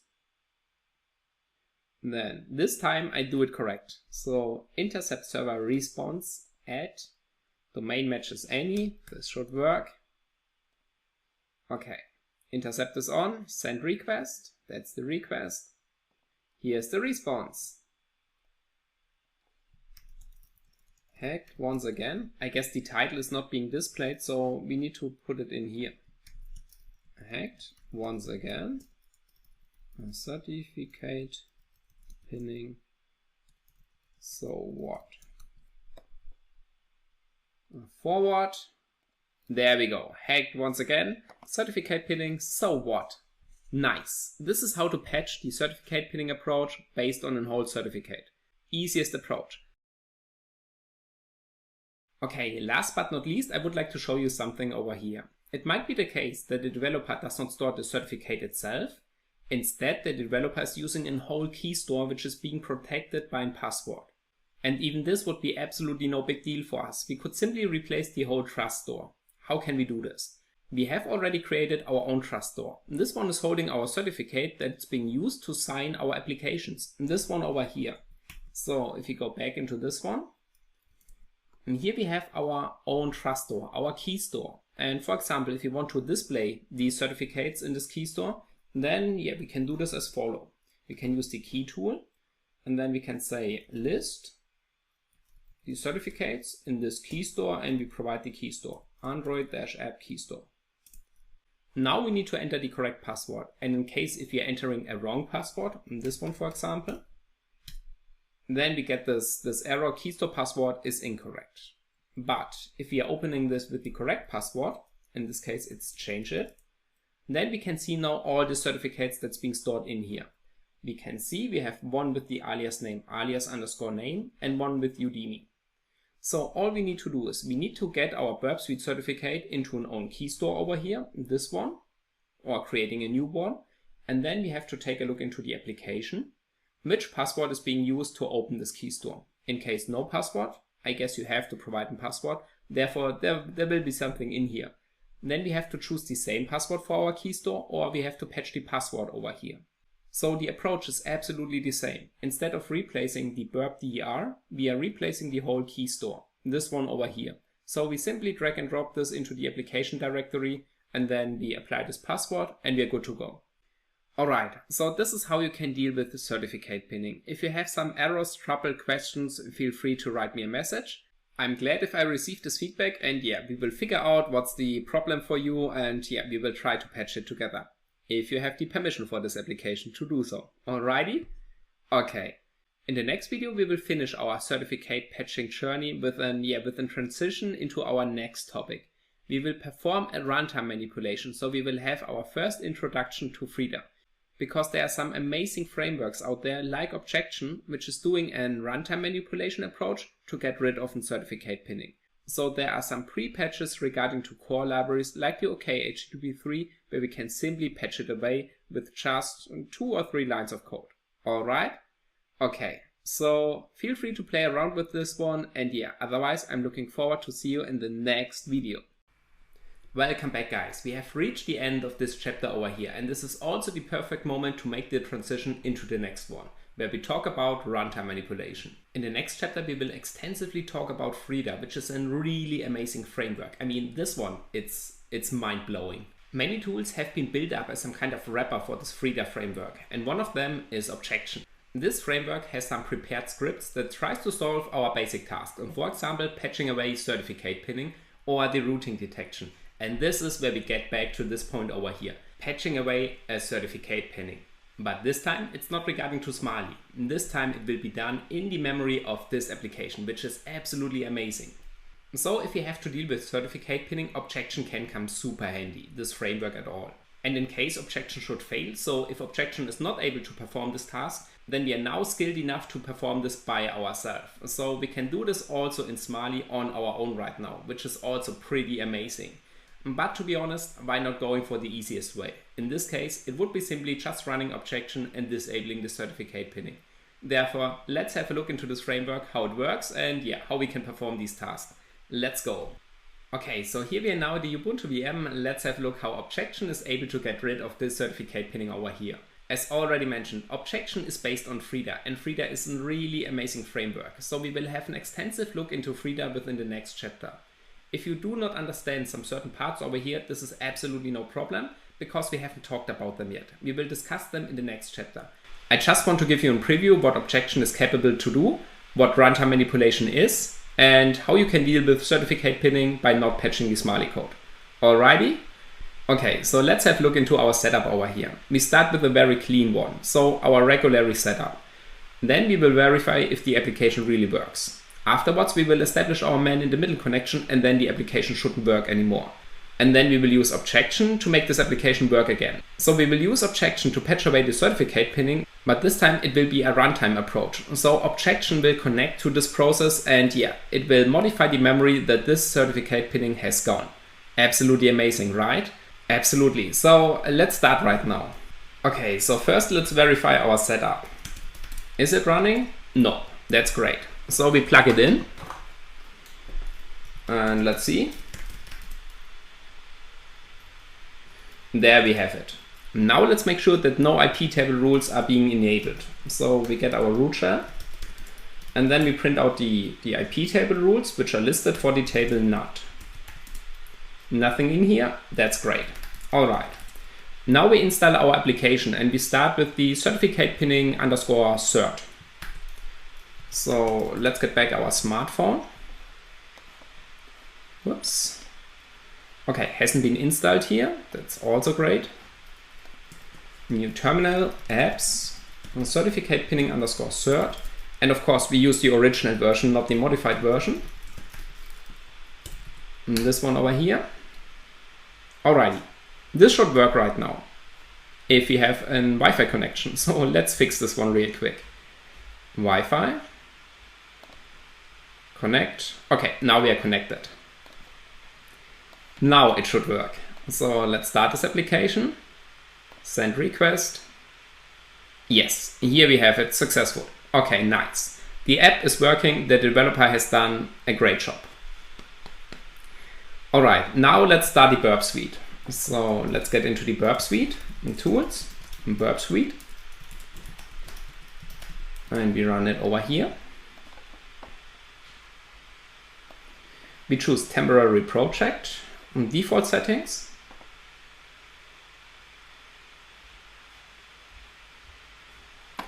And then within proxy options, we select this interface 1042.0.1, and we also enable invisible proxy. Okay, so the Burp Suite has been set up. Nice. All right, and so this time we also disable the HTTP support, because otherwise it will be way too confusing. We can do this within the project options. And then within HTTP, we disable this one. Okay, now the Burp Suite has been set up. Let's forward our packages to the Burp Suite and then we are done. So let's get back our root shell. And now we want to apply our IP table rule regarding to the table NAT. We want to append a new pre-routing rule regarding to TCP, destination port 80. We want to change the destination address to destination 1042.0.1.80.80. All right, and this also for 443. Okay, setup is done. Now, if we get into the history, and if we hit this button again, let's see if the certificate pinning works. Yes, we get an error, and also in the dashboard we got this over here. The client failed to negotiate the TLS connection. Maybe let's close this one and make this a little bit larger. Certificate unknown. If we click this once again, we can see this number is increasing. So the developer has also done a great job onto the certificate pinning. Well done. Alrighty, so we have verified everything is working properly. Now, let's get rid of this certificate pinning approach with our objection framework. Or to be more exact, with Frida. Okay, so how can we do this? First of all, we need to start a Frida server which needs to be placed on the smartphone. I have already done this and we will talk about this extensively in the next chapter. Therefore, you can just lean back and watch. Okay, so we get onto the smartphone and then we need to go into the data local temp directory, because that's the only directory that can run binaries, so executables. Therefore, all these executables need to be placed here. And yet the temp directory is not a real temp directory. So even after restart, we can see those binaries are still there. Okay, so this is now running on the smartphone. Now we need a root shell to start this Frida server over here, but you will also learn how you can use Frida without having root privileges. And this is even more mind-blowing, because you can see in a moment what Frida is capable to do. And yeah, having this on a non-rooted device for an application, it's absolutely mind-blowing. Okay, but this time we need to stick to the root privileges. Just to make it not more complex right now, okay? All right. So after getting these root privileges, we start the Frida server, and this one is now running on the device. So we put this on the right, and this one here, so it's running on the device. Okay, now we can use objection to connect to this Frida instance, or yeah, to be more exact, into this process over here. And then we can manipulate this process memory. Nice. So let's see. We have to install objection, of course, first, but this is simply just pip3 install objection. Then this job is done. And then we can use objection, and what we need to tell this objection to which process we want to connect. In this case, this can be done via getchat. And now we have to provide the package name of this application, which is com app hacking certificate pinning. Okay, now we can provide another parameter, which is explore, and this will open an interactive shell to this process over here. Okay, and there we go. Now we are connected to the certificate pinning application. And all we have to do is simply running Android. And here we have a lot of options, prepared scripts that objection can use. And for example, interact with the clipboard, with the heap, with the key store, disabling routing detection, also pretty nice. And here we have our SSL pinning. So we run Android SSL pinning disable. That's all. So we can see objection has now hooked, or Frida has hooked, into the trust manager, into the certificate pinner, and also into this one. Let's see if this one really works. And let's put this down here. Okay. And now within proxy, HTTP history. So let's see. Send request. There we go. We have it. Nice. We have disabled certificate pinning with just this one liner. Absolutely fantastic, right? So we can now intercept and forward the stuff, and we can see over here it's working. So we can also now manipulate the response, of course. Let's do this real quick. So within options, intercept responses, add domain name matches any. Then we enable the interceptor once again. We hit send request. That's the request. And here we have the response. Hacked. Nice. Okay. It definitely works, but we have already seen this by seeing the request in the burp suite over here. So objection is absolutely great if you want to deal with certificate pinning. But unfortunately, it doesn't work all the time, because we can see this over here. Objection has some prepared scripts that do an amazing job regarding to these libraries. But sometimes developer, customize these libraries, apply their own patches, or they are using proprietary libraries which are not known to objection. In this case, unfortunately, it fails. And this is also the case for the second application, for the underscore hash. So let's have a look. Let's minimize this one, and then we uninstall this application. Whoops. There we go. Okay. Now within apps, we have the certificate pinning underscore hash. That's the original application. Success. If we now go into this one and hit the send request button, nothing happens, but objection is also not connected anymore. We can see within the dashboard these numbers are going to increase. All right. Objection has been connected to the last process. So if we go back into this framework, we can see session detached. If we close this application where objection is attached to, then objection of course loses the connection. So we have to restart it. We simply exit out, and then we have to run it once again, because the developer has provided the same package name for both applications. Well done, developer. To be honest, it doesn't affect us overall. It makes it a little bit easier by just simply running this command once again. Okay, so now we are attached to this process, and let's disable it once again. All right, we can see it has found some certificate pinner helper. And now if we go back, let's keep it maybe in foreground once again. So I'm sorry for this clicking around. Okay, so HTTP history. Now we have it. I guess, okay, it sticks to the foreground. All right, now let's see if objection has patched it away. Send request. Pinning did fail, and we can see SSL context init. So it seems to have done something, but it doesn't work. So we do not see any requests over here, and this means the certificate pinning has not been disabled. Okay, so that's a little bit unfortunate, but we are now prepared and equipped with all the skills to do this on our own. We know how to reverse engineer and patch an application based on Smiley. So we have done this in the past, and if objection did fail, it's not a big deal for us right now. We have the skill and knowledge to do this by ourselves, which is super amazing. So in total, using objection to get rid of a certificate pinning is absolutely great. And if this works, then take the easy way. There's no need to get into this and patch it away manually. In case if objection doesn't work, you have all the skills and knowledge to do this on your own right now, which is even more amazing. So we are now well prepared to deal with certificate pinning applications, right? Absolutely. Alrighty, so this is the end of this chapter over here, and in the next one we will take a look at runtime manipulation. We will have an extensive look into the Frida framework, which is absolutely amazing. We will have a lot of fun. And for example, we will write our own trainer.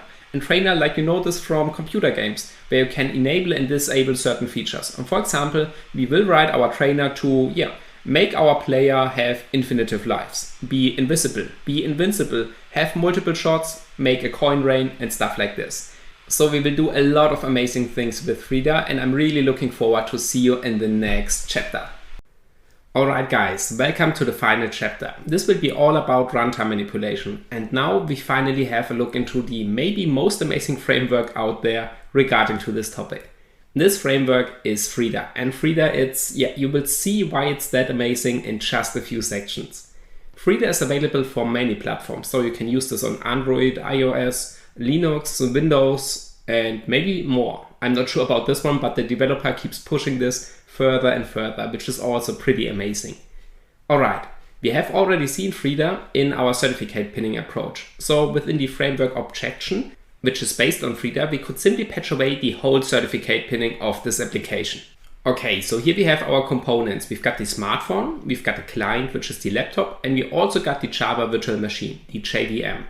This Java virtual machine is managing the whole Java code. For example, if you write an application, our app in Java, then all this code, these classes, methods, instance, variables, these will be all held in the JVM.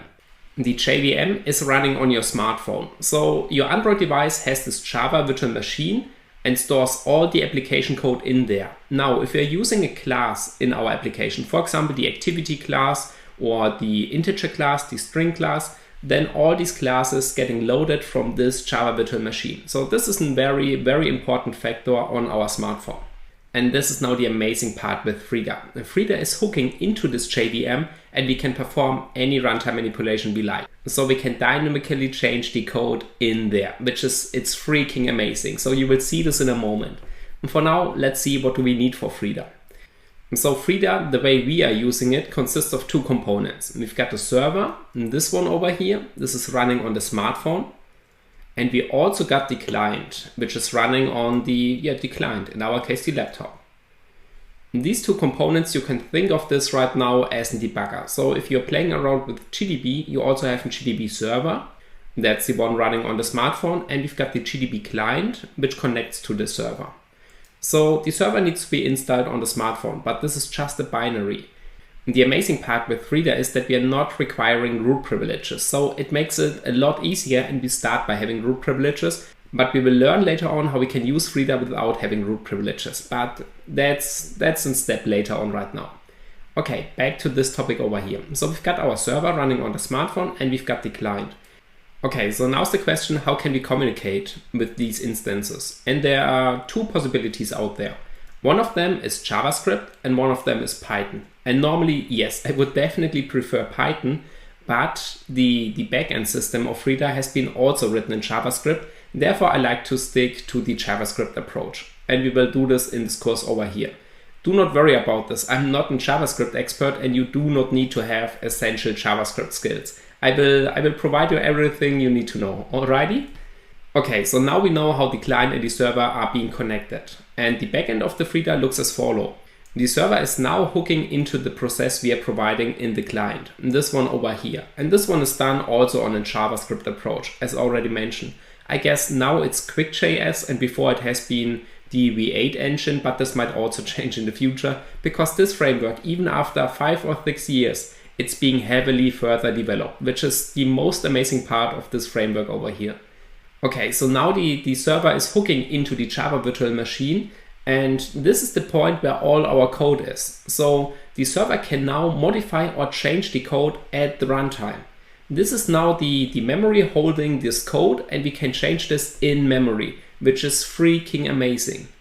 And so we get access to those classes, methods, instance fields, variables, whatever we like over here. We can also change base functionalities like, for example, the random generator in this smartphone over here, at least for our applications, which is, okay, stop with the hype, we will find this out in a moment. Alright, so that's the base structure, Frida in a nutshell on a very high level. Alright, so that's all for the quick introduction regarding to Frida. In the next one we will start installing this framework, and then we will also see our first scripts we are going to write in Frida. Therefore, I'm looking forward to see you there.